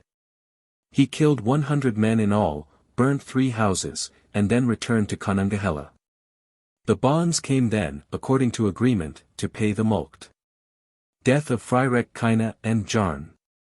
Erling Skak made ready to sail in spring as soon as he could get his ships afloat for ice, and sailed from Konungahella. For he heard that those who had formerly been Marcus's friends were marauding in the north of Viken. Erling sent out spies to learn their doings, searched for them, and found them lying in a harbour. Onnen Simonson and Ornolf Skorpa escaped, but Fryrek Kine and Jarn the Bad were taken, and many of their followers were killed. Erling had Fryrek bound to an anchor and thrown overboard. And for that deed Erling was much detested in the Throndheim country, for the most powerful men there were relatives of Fryrek. Erling ordered Jarn the Bad to be hanged. And he uttered, according to his custom, many dreadful imprecations during his execution. Thorbjorn Skakeskald tells of this business. East of the fjord beyond the land. Unnoticed by the pirate band. Erling stole on them ere they knew. And seized and killed all Kynna's crew. Kynna, fast to an anchor bound, was thrown into the deep blue sound. And Bjarn swung high on gallows tree. A sight all good men loved to see. Onund and Ornulf, with the band that had escaped, fled to Denmark. But were sometimes in Gotland, or in Viken. Conference between Erling and Eystein. Erling Skak sailed after this to Tunsberg, and remained there very long in spring, AD 1164. But when summer came he proceeded north to Bergen, where at that time a great many people were assembled.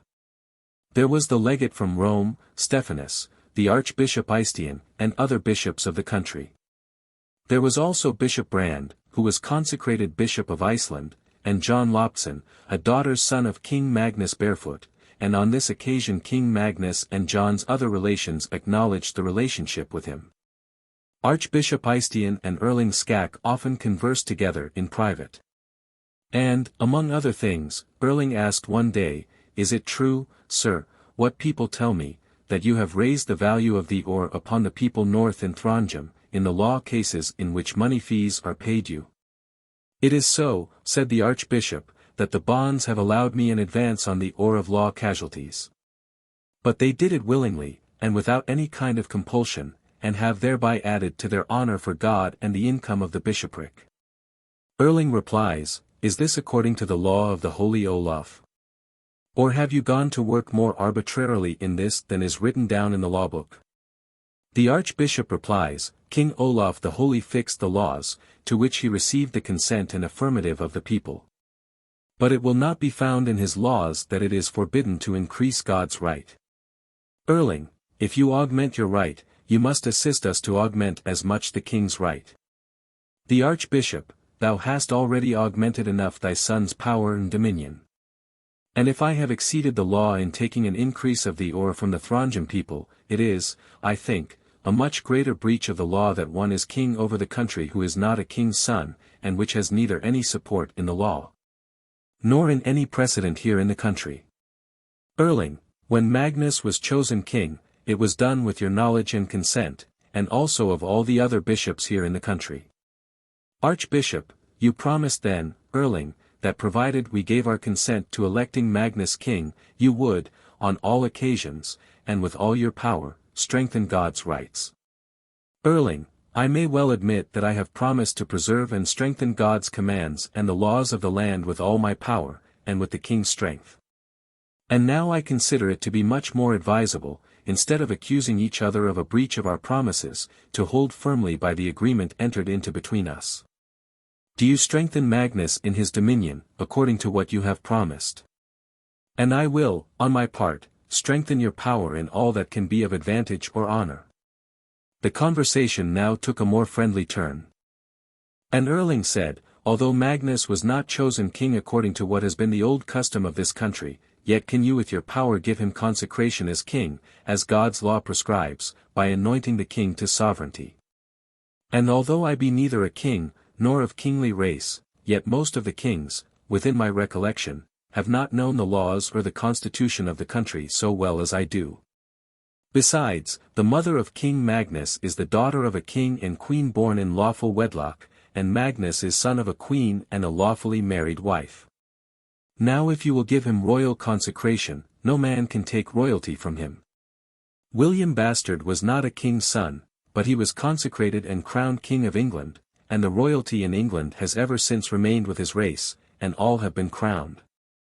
Sven Ulfsson was not a king's son in Denmark, and still he was a crowned king, and his sons likewise, and all his descendants have been crowned kings. Now we have here in Norway an archiepiscopal seat, to the glory and honor of the country. Let us also have a crowned king, as well as the Danes and Englishmen." Erling and the archbishop afterwards talked often of this matter, and they were quite agreed. Then the archbishop brought the business before the legate, and got him easily persuaded to give his consent. Thereafter the archbishop called together the bishops, and other learned men, and explained the subject to them. They all replied in the same terms, that they would follow the counsels of the archbishop, and all were eager to promote the consecration as soon as the archbishop pleased. King Magnus' consecration. Erling Skak then had a great feast prepared in the king's house. The large hall was covered with costly cloth and tapestry, and adorned with great expense. The courtmen and all the attendants were there entertained, and there were numerous guests, and many chiefs. Then King Magnus received the royal consecration from the Archbishop Eystein. And at the consecration there were 5 other bishops and the legate, besides a number of other clergy. Erling Skak, and with him 12 other lendermen, administered to the king the oath of the law. And the day of the consecration the king and Erling had the legate, the archbishop, and all the other bishops as guests, and the feast was exceedingly magnificent, and the father and son distributed many great presents. King Magnus was then 8 years of age, and had been king for 3 years. King Valdemar's embassy. When the Danish king Valdemar heard the news from Norway that Magnus was become king of the whole country, and all the other parties in the country were rooted out, he sent his men with a letter to King Magnus and Erling, and reminded them of the agreement which Erling had entered into, under oath, with King Valdemar, of which we have spoken before. Namely, that Viken from the east to Regiarbit should be ceded to King Valdemar, if Magnus became the sole king of Norway. When the ambassadors came forward and showed Erling the letter of the Danish king, and he heard the Danish king's demand upon Norway, he laid it before the other chiefs by whose counsels he usually covered his acts. All, as one man, replied that the Danes should never hold the slightest portion of Norway, for never had things been worse in the land than when the Danes had power in it. The ambassadors of the Danish king were urgent with Erling for an answer, and desired to have it decided. But Erling begged them to proceed with him east to Viken, and said he would give his final answer when he had met with the men of most understanding and influence in Viken. Erling and the people of Viken. Erling Skak proceeded in autumn to Viken, and stayed in Tunsberg, from whence he sent people to Sarpsborg to summon a thing 85 of 4 districts, and then Erling went there with his people. When the thing was seated Erling made a speech in which he explained the resolutions which had been settled upon between him and the Danish king, the first time he collected troops against his enemies. "I will," said Erling, "keep faithfully the agreement which we then entered into with the king, if it be your will and consent, bonds, rather to serve the Danish king than the king who is now consecrated and crowned king of this country." The bonds replied thus to Erling's speech: "Never will we become the Danish king's men, as long as one of us Viken men is in life." And the whole assembly, with shouts and cries, called on Erling to keep the oath he had taken to defend his son's dominions, should we even all follow thee to battle. And so the thing was dissolved. The ambassadors of the Danish king then returned home, and told the issue of their errand. The Danes abused Erling, and all Northmen, and declared that evil only proceeded from them. And the report was spread, that in spring the Danish king would send out an army and lay waste Norway. Erling returned in autumn north to Bergen, stayed there all winter, and gave their pay to his people. Letters of the Throngem people. The same winter, AD 1165, some Danish people came by land through the uplands, saying they were to go, as was then the general practice, to the holy King Olaf's festival. But when they came to the Throngem country, they went to many men of influence, and told their business. Which was, that the Danish king had sent them to desire their friendship, and consent, if he came to the country, promising them both power and money. With this verbal message came also the Danish king's letter and seal, and a message to the Throngem people that they should send back their letters and seals to him. They did so, and the most of them received well the Danish king's message. Whereupon the messengers returned back towards Lent. Erling was in Bergen. And toward spring Erling's friends told him the loose reports they had heard by some merchant vessels that had arrived from Throngem, that the Throngem people were in hostility openly against him. And had declared that if Erling came to Throngem, he should never pass Agdanes in life. Erling said this was mere folly and idle talk. Erling now made it known that he would go to Onarheim to the Gangdag thing. And ordered a cutter of 20 rowing benches to be fitted out, a boat of 15 benches, and a provision ship. When the vessels were ready, there came a strong southerly gale. On the Thursday of the Ascension week, Erling called his people by sound of trumpet to their departure, but the men were loath to leave the town, and were ill inclined to row against the wind. Erling brought his vessels to Biskopshavn. "Well," said Erling, "since ye are so unwilling to row against the wind, raise the mast, hoist the sails, and let the ship go north." They did so, and sailed northwards both day and night.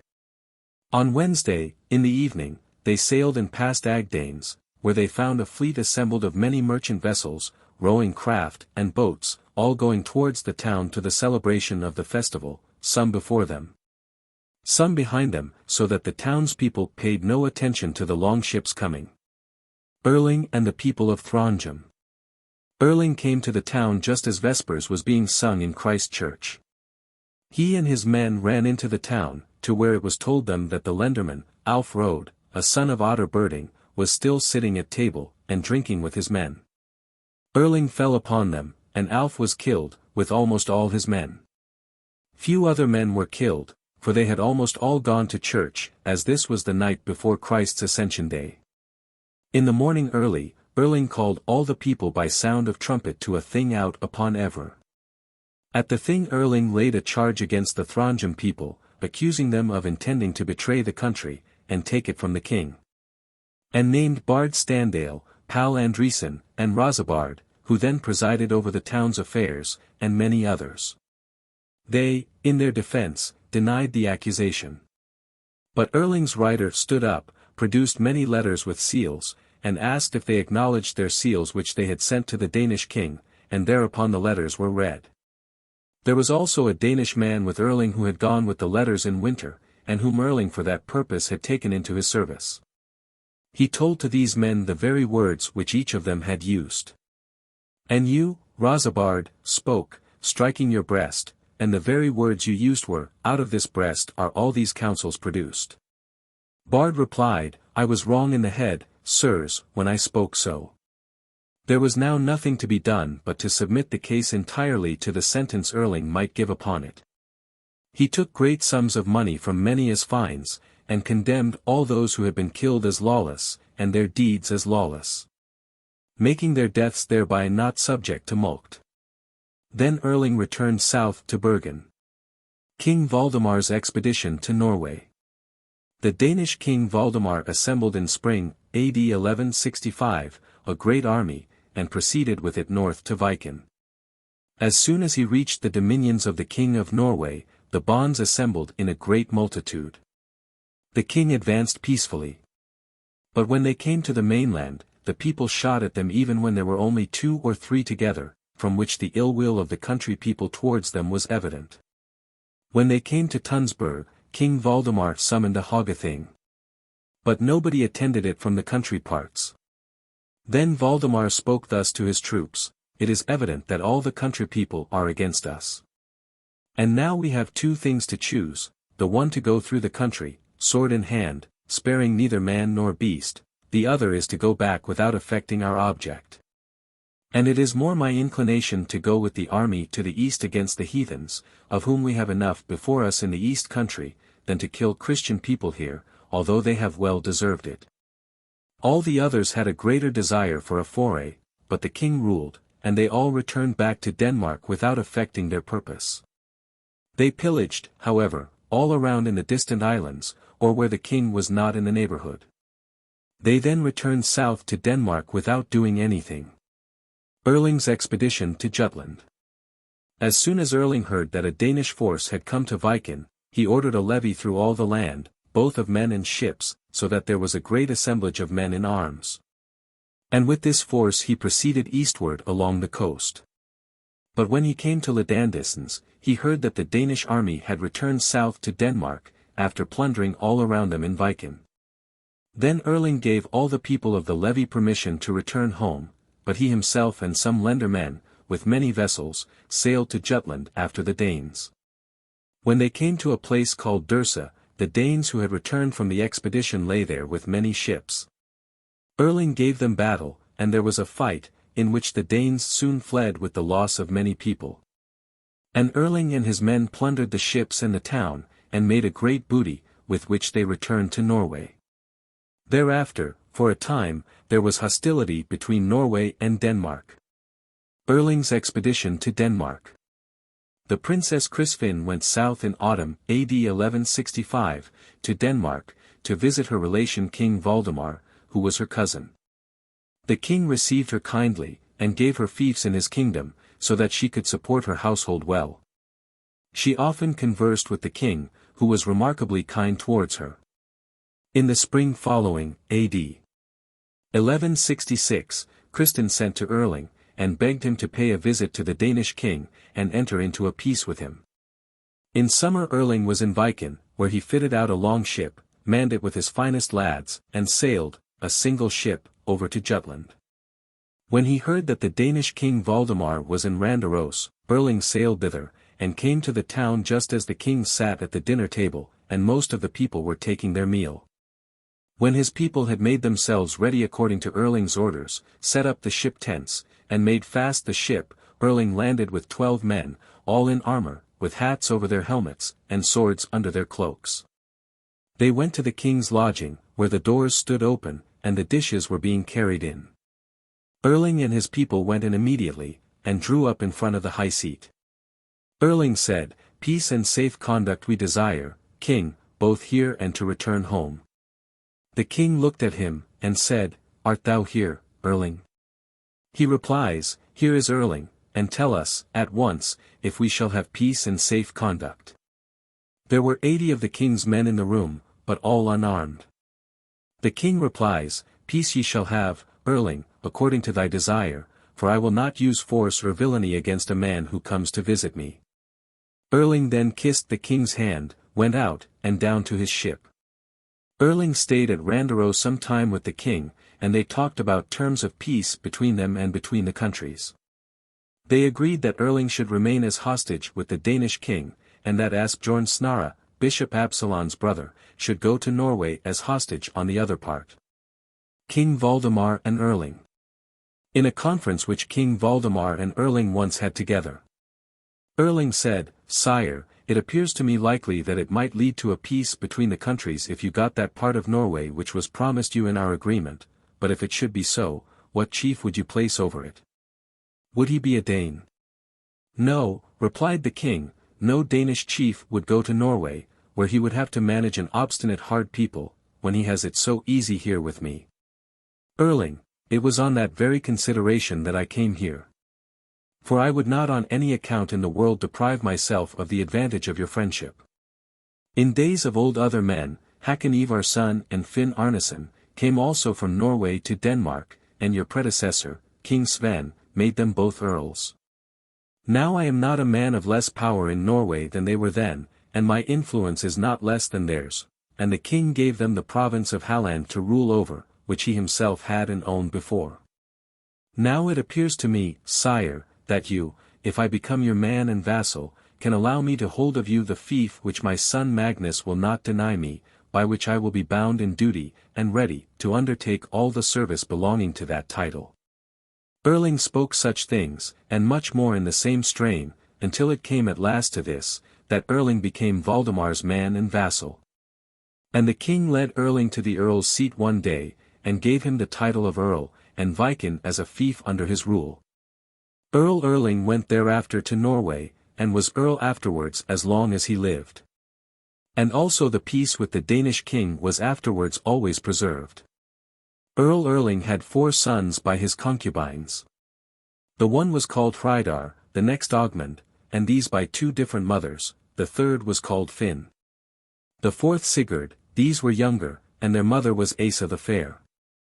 The Princess Kristin and Earl Erling had a daughter called Ragnhild, who was married to John Thorbergsson of Randaberg. Kristin went away from the country with a man called Grim Russell, and they went to Constantinople, where they were for a time, and had some children. Beginning of Olaf. Olaf, a son of Gudbrand Skafhog, and Maria, a daughter of King Eystein Magnusson, were brought up in the house of Sigurd Agnhot in the uplands. While Earl Erling was in Denmark, A.D. 1166, Olaf and his foster father gathered a troop together, and many upland people joined them, and Olaf was chosen king by them. They went with their bands through the uplands, and sometimes down to Viken, and sometimes east to the forest settlements, but never came on board of ships. Now when Earl Erling got news of this troop, he hastened to Viken with his forces. And was there in summer in his ships, and in Oslo in autumn, AD 1167, and kept Yule there.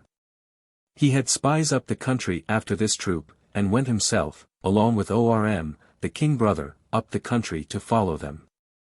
Now when they came to a lake called 86, they took all the vessels that were upon the lake. Of Erling. The priest who performed divine service at a place called Ridiokel, close by the lake, invited the earl to a feast at Candlemas. The earl promised to come, and thinking it would be good to hear mass there, he rode with his attendants over the lake the night before Candlemas Day. But the priest had another plan on hand. He sent men to bring Olaf news of Earl Erling's arrival. The priest gave Erling strong drink in the evening, and let him have an excessive quantity of it. When the earl wished to lie down and sleep, the beds were made ready in the drinking room. But when they had slept a short time, the earl awoke, and asked if it was not the hour for matins. The priest replied, that only a small part of the night was gone, and told him to sleep in peace. The earl replied, I dream of many things tonight, and I sleep ill. He slumbered again, but awoke soon, and told the priest to get up and sing mass. The priest told the earl to sleep, and said it was but midnight.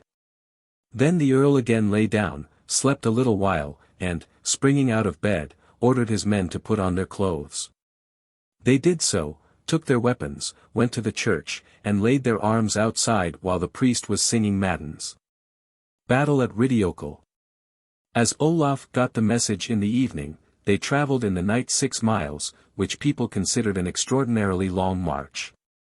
They arrived at Ridiokel while the priest was still singing mass, and it was pitch dark. Olaf and his men went into the room, raised a war shout, and killed some of the earl's men who had not gone to the early mass.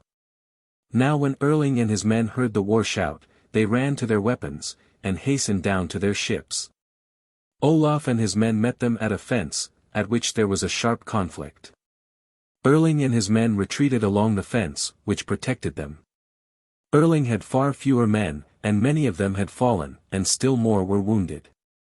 What helped Earl Erling and his men the most was, that Olaf's men could not distinguish them, it was so dark, and the earl's men were always drawing down to their ships. Arthorgerson, father of Bishop Gudmund, fell there, and many other of Erling's courtmen. Erling himself was wounded in the left side, but some say he did it himself in drawing his sword. Orm the king brother was also severely wounded. And with great difficulty they escaped to their ships, and instantly pushed off from land. It was generally considered as a most unlucky meeting for Olaf's people, as Earl Erling was in a manner sold into their hands, if they had proceeded with common prudence. He was afterwards called Olaf the Unlucky. But others called his people Hatlads. They went with their bands through the uplands as before. Erling again went down to Viken to his ships, and remained there all summer. Olaf was in the uplands, and sometimes east in the forest districts, where he and his troop remained all the next winter, AD 1168. Battle at Stangar. The following spring the Hatlads went down to Viken, and raised the king's taxes all around, and remained there long in summer. When Earl Erling heard this, he hastened with his troops to meet them in Viken, and fell in with them east of the fjord, at a place called Stangar, where they had a great battle, in which Erling was victorious. Sigurd Agnhat, and many others of Olaf's men, fell there, but Olaf escaped by flight, went south to Denmark, and was all winter, AD 1169, in Aalborg in Jutland. The following spring Olaf fell into an illness which ended in death, and he was buried in the Maria church, and the Danes call him a saint. Harald's death. King Magnus had a lenderman called Nicholas Kjufung, who was a son of Pal Skaptisson. He took Harald prisoner, who called himself a son of King Sigurd Haraldsson and the Princess Kristin, and a brother of King Magnus by the mother's side. Nicholas brought Harald to Bergen, and delivered him into Earl Erling's hands. It was Erling's custom when his enemies came before him, that he either said nothing to them, or very little, and that in all gentleness, when he had determined to put them to death. Or rose with furious words against them, when he intended to spare their lives. Erling spoke but little to Harald, and many, therefore, suspected his intentions, and some begged King Magnus to put in a good word for Harald with the Earl. And the king did so. The Earl replies, "Thy friends advise thee badly. Thou wouldst govern this kingdom but a short time in peace and safety, if thou wert to follow the counsels of the heart only." Earl Erling ordered Harald to be taken to Nordens, where he was beheaded. Eystein Eysteinsson and the Birkbanes. There was a man called Eystein, who gave himself out for a son of King Eystein Haraldsson. He was at this time young, and not full grown. It is told of him that he one summer appeared in Svithjod, and went to Earl Birger Brosa, who was then married to Brigida, Eystein's aunt, a daughter of King Harald Gille. Eystein explained his business to him, and asked their assistance. Both Earl Birger and his wife listened to him in a friendly way, and promised him their confidence, and he stayed with them a while. Earl Birger gave him some assistance of men, and a good sum for travelling expenses, and both promised him their friendship on his taking leave. Thereafter Eystein proceeded north into Norway, A.D. 1174, and when he came down to Viken people flocked to him in crowds, and Eystein was their proclaimed king, and he remained in Viken in winter. As they were very poor in money, they robbed all around, wherefore the lendermen and bonds raised men against them, and being thus overpowered by numbers, they fled away to the forests and deserted hill grounds, where they lived for a long time. Their clothes being worn out, they wound the bark of the birch tree about their legs, and thus were called by the bonds Birkbanes. They often rushed down upon the settled districts, pushed on here or there, and made an assault where they did not find many people to oppose them. They had several battles with the bonds with various success. And the Birkbanes held 3 battles in regular array, and gained the victory in them all. At Krokaskog they had nearly made an unlucky expedition, for a great number of bonds and men-at-arms were assembled there against them. But the Birkbanes felled brushwood across the roads, and retired into the forest. They were 2 years, A.D. 1175 to 1176, in Viken before they showed themselves in the northern parts of the country. Birkbanes, King Eystein, and Skak. Magnus had been king for 13 years when the Birkbanes first made their appearance. They got themselves ships in the 3rd summer, A.D. 1176, with which they sailed along the coast gathering goods and men. They were first in Viken, but when summer advanced they proceeded northwards, and so rapidly that no news preceded them until they came to Trondheim. The Birkbanes' troop consisted principally of hillmen and Elfgrims, and many were from Telemark, and all were well armed. Their king, Eystein, was a handsome man, and with a little but good countenance. And he was not of great stature, for his men called him Eystein Mela. King Magnus and Earl Erling were in Bergen when the Birkbanes sailed past it to the north, but they did not hear of them. Earl Erling was a man of great understanding and power, an excellent leader in war, and an able and prudent ruler of the country, but he had the character of being cruel and severe. The cause of this was principally that he never allowed his enemies to remain in the country, even when they prayed to him for mercy, and therefore many joined the bands which were collected against him. Erling was a tall strong-made man, somewhat short-necked and high-shouldered, had a long and sharp countenance of a light complexion, and his hair became very grey. He bore his head a little on one side, was free and agreeable in his manners. He wore the old fashion of clothes, long body pieces and long arms to his coats, foreign cloak, and high shoes. He made the king wear the same kind of dress in his youth, but when he grew up, and acted for himself, he dressed very sumptuously. King Magnus was of a light turn of mind, full of jokes, a great lover of mirth, and not less of women. Of Nicholas. Nicholas was a son of Sigurd Hranesson and of Skjaldr, a daughter of Brynjolf Ulfold, and a sister of Halder Brynjolfsson by the father's side, and of King Magnus Barefoot by the mother's side. Nicholas was a distinguished chief, who had a farm at Ongul in Halagaland, which was called Stig. Nicholas had also a house in Nidaros, below St. John's Church, where Thorgir the scribe lately dwelt. Nicholas was often in the town, and was president of the townspeople. Skjaldvar, Nicholas's daughter, was married to Eirik Arneson, who was also a lenderman. Of Eirik and Nicholas. As the people of the town were coming from matins the last day of Merrymas, September 8, Eirik came up to Nicholas, and said, "Here are some fishermen come from the sea, who report that some long ships are sailing into the fjord. And people conjecture that these may be the Birkebeins. It would be advisable to call the townspeople together with the war horns, to meet under arms out on Eyrar." Nicholas replies, "I don't go after fishermen's reports. But I shall send out spies to the fjord, and in the meantime hold a thing today."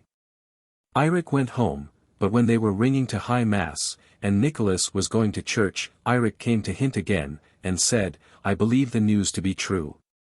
For here are men who say they saw them under sail, and I think it would be most advisable to ride out of town, and gather men with arms, for it appears to me the townspeople will be too few."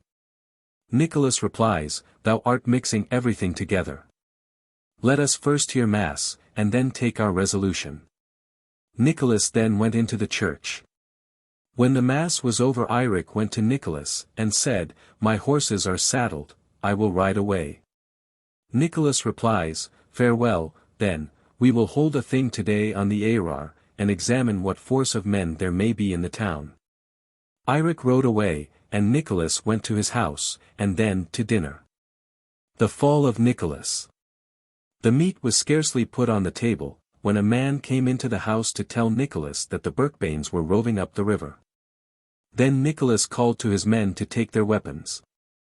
When they were armed, Nicholas ordered them to go up into the loft. But that was a most imprudent step, for if they had remained in the yard, the townspeople might have come to their assistance. But now the Birkebeins filled the whole yard, and from thence scrambled from all sides up to the loft. They called to Nicholas, and offered him quarter, but he refused it. Then they attacked the loft. Nicholas and his men defended themselves with bow shot, hand shot, and stones of the chimney, but the Birkebeins hewed down the houses, broke up the loft, and returned shot for shot from bow or hand. Nicholas had a red shield in which were gilt nails, and about it was a border of stars. The Birkebeins shot so that the arrows went in up to the arrow feather. Then said Nicholas, "My shield deceives me." Nicholas and a number of his people fell, and his death was greatly lamented. The Birkebeins gave all the townspeople their lives. Eystein proclaimed king. Eystein was then proclaimed king, and all the people submitted to him. He stayed a while in the town, and then went into the interior of the Thrangian land, where many joined him, and among them Thorfinn Svart of Snows with a troop of people. When the Birkebeins, in the beginning of winter, A.D. 1177, came again into the town, the sons of Gudrun from Saltans, John Ketling, Sigurd, and William, joined them, and when they proceeded afterwards from Nidaros up Orkadal, they could number nearly 2,000 men. They afterwards went to the uplands, and on to Thoten and Hadaland, and from thence to Ringerike, and subdued the country where Suver they came. The fall of King Eystein. King Magnus went eastward to Viken in autumn with a part of his men and with him Orm, the king's brother, but Earl Erling remained behind in Bergen to meet the Birkebeins in case they took the sea route. King Magnus went to Tunsberg, where he and Orm held their Yule, AD 1177. When King Magnus heard that the Birkebeins were up in Ree, the king and Orm proceeded thither with their men. There was much snow, and it was dreadfully cold. When they came to the farm they left the beaten track on the road, and drew up their array outside of the fence, and trod a path through the snow with their men, who were not quite 1,500 in number. The Birkebeins were dispersed here and there in other farms, a few men in each house. When they perceived King Magnus' army they assembled, and drew up in regular order. And as they thought their force was larger than his, which it actually was, they resolved to fight. But when they hurried forward to the road only a few could advance at a time, which broke their array, and the men fell who first advanced upon the beaten way. Then the Birkebeins' banner was cut down. Those who were nearest gave way and some took to flight. King Magnus' men pursued them, and killed one after the other as they came up with them. Thus the Birkbanes could never form themselves in array. And being exposed to the weapons of the enemy singly, many of them fell, and many fled.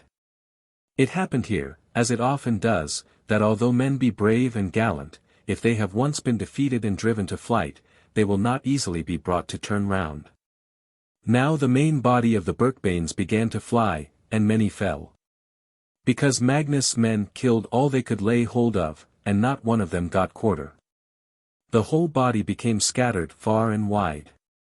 Eystein in his flight ran into a house, and begged for his life, and that the bond would conceal him. But the bond killed him, and then went to King Magnus, whom he found at Rathens, where the king was in a room warming himself by the fire along with many people. Some went for the corpse, and bore it into the room, where the king told the people to come and inspect the body. A man was sitting on a bench in the corner, and he was a Birkbane, but nobody had observed him. And when he saw and recognized his chief's body he sprang up suddenly and actively, rushed out upon the floor, and with an axe he had in his hands made a blow at King Magnus' neck between the shoulders. A man saw the axe swinging, and pulled the king to a side, by which the axe struck lower in the shoulder, and made a large wound. He then raised the axe again, and made a blow at Orm, the king-brother, who was lying on a bench, and the blow was directed at both legs. But Orm, seeing the man about to kill him, drew in his feet instantly, threw them over his head, and the blow fell on the bench, in which the axe stuck fast, and then the blows at the Birkbane came so thick that he could scarcely fall to the ground. It was discovered that he had dragged his entrails after him over the floor, and this man's bravery was highly praised. King Magnus' men followed the fugitives, and killed so many that they were tired of it. Thorfinn of Snows, and a very great number of Throngem people, fell there. Of the Birkbanes. The faction which called itself the Birkbanes had gathered together in great numbers. They were a hardy people, and the boldest of men under arms. But wild, and going forward madly when they had a strong force. They had few men in their faction who were good counsellors, or accustomed to rule a country by law, or to head an army. And if there were such men among them who had more knowledge, yet the many would only allow of those measures which they liked, trusting always to their numbers and courage. Of the men who escaped many were wounded, and had lost both their clothes and their arms, and were altogether destitute of money. Some went east to the borders, some went all the way east to Svithjod. But the most of them went to Thelemark, where they had their families. All took flight, as they had no hope of getting their lives from King Magnus or Earl Erling. Of King Magnus Erlingson. King Magnus then returned to Tunsberg, and got great renown by this victory, for it had been an expression in the mouths of all, that Earl Erling was the shield and support of his son and himself. But after gaining a victory over so strong and numerous a force with fewer troops, King Magnus was considered by all as surpassing other leaders, and that he would become a warrior as much greater than his father, Earl Erling, as he was younger. The end.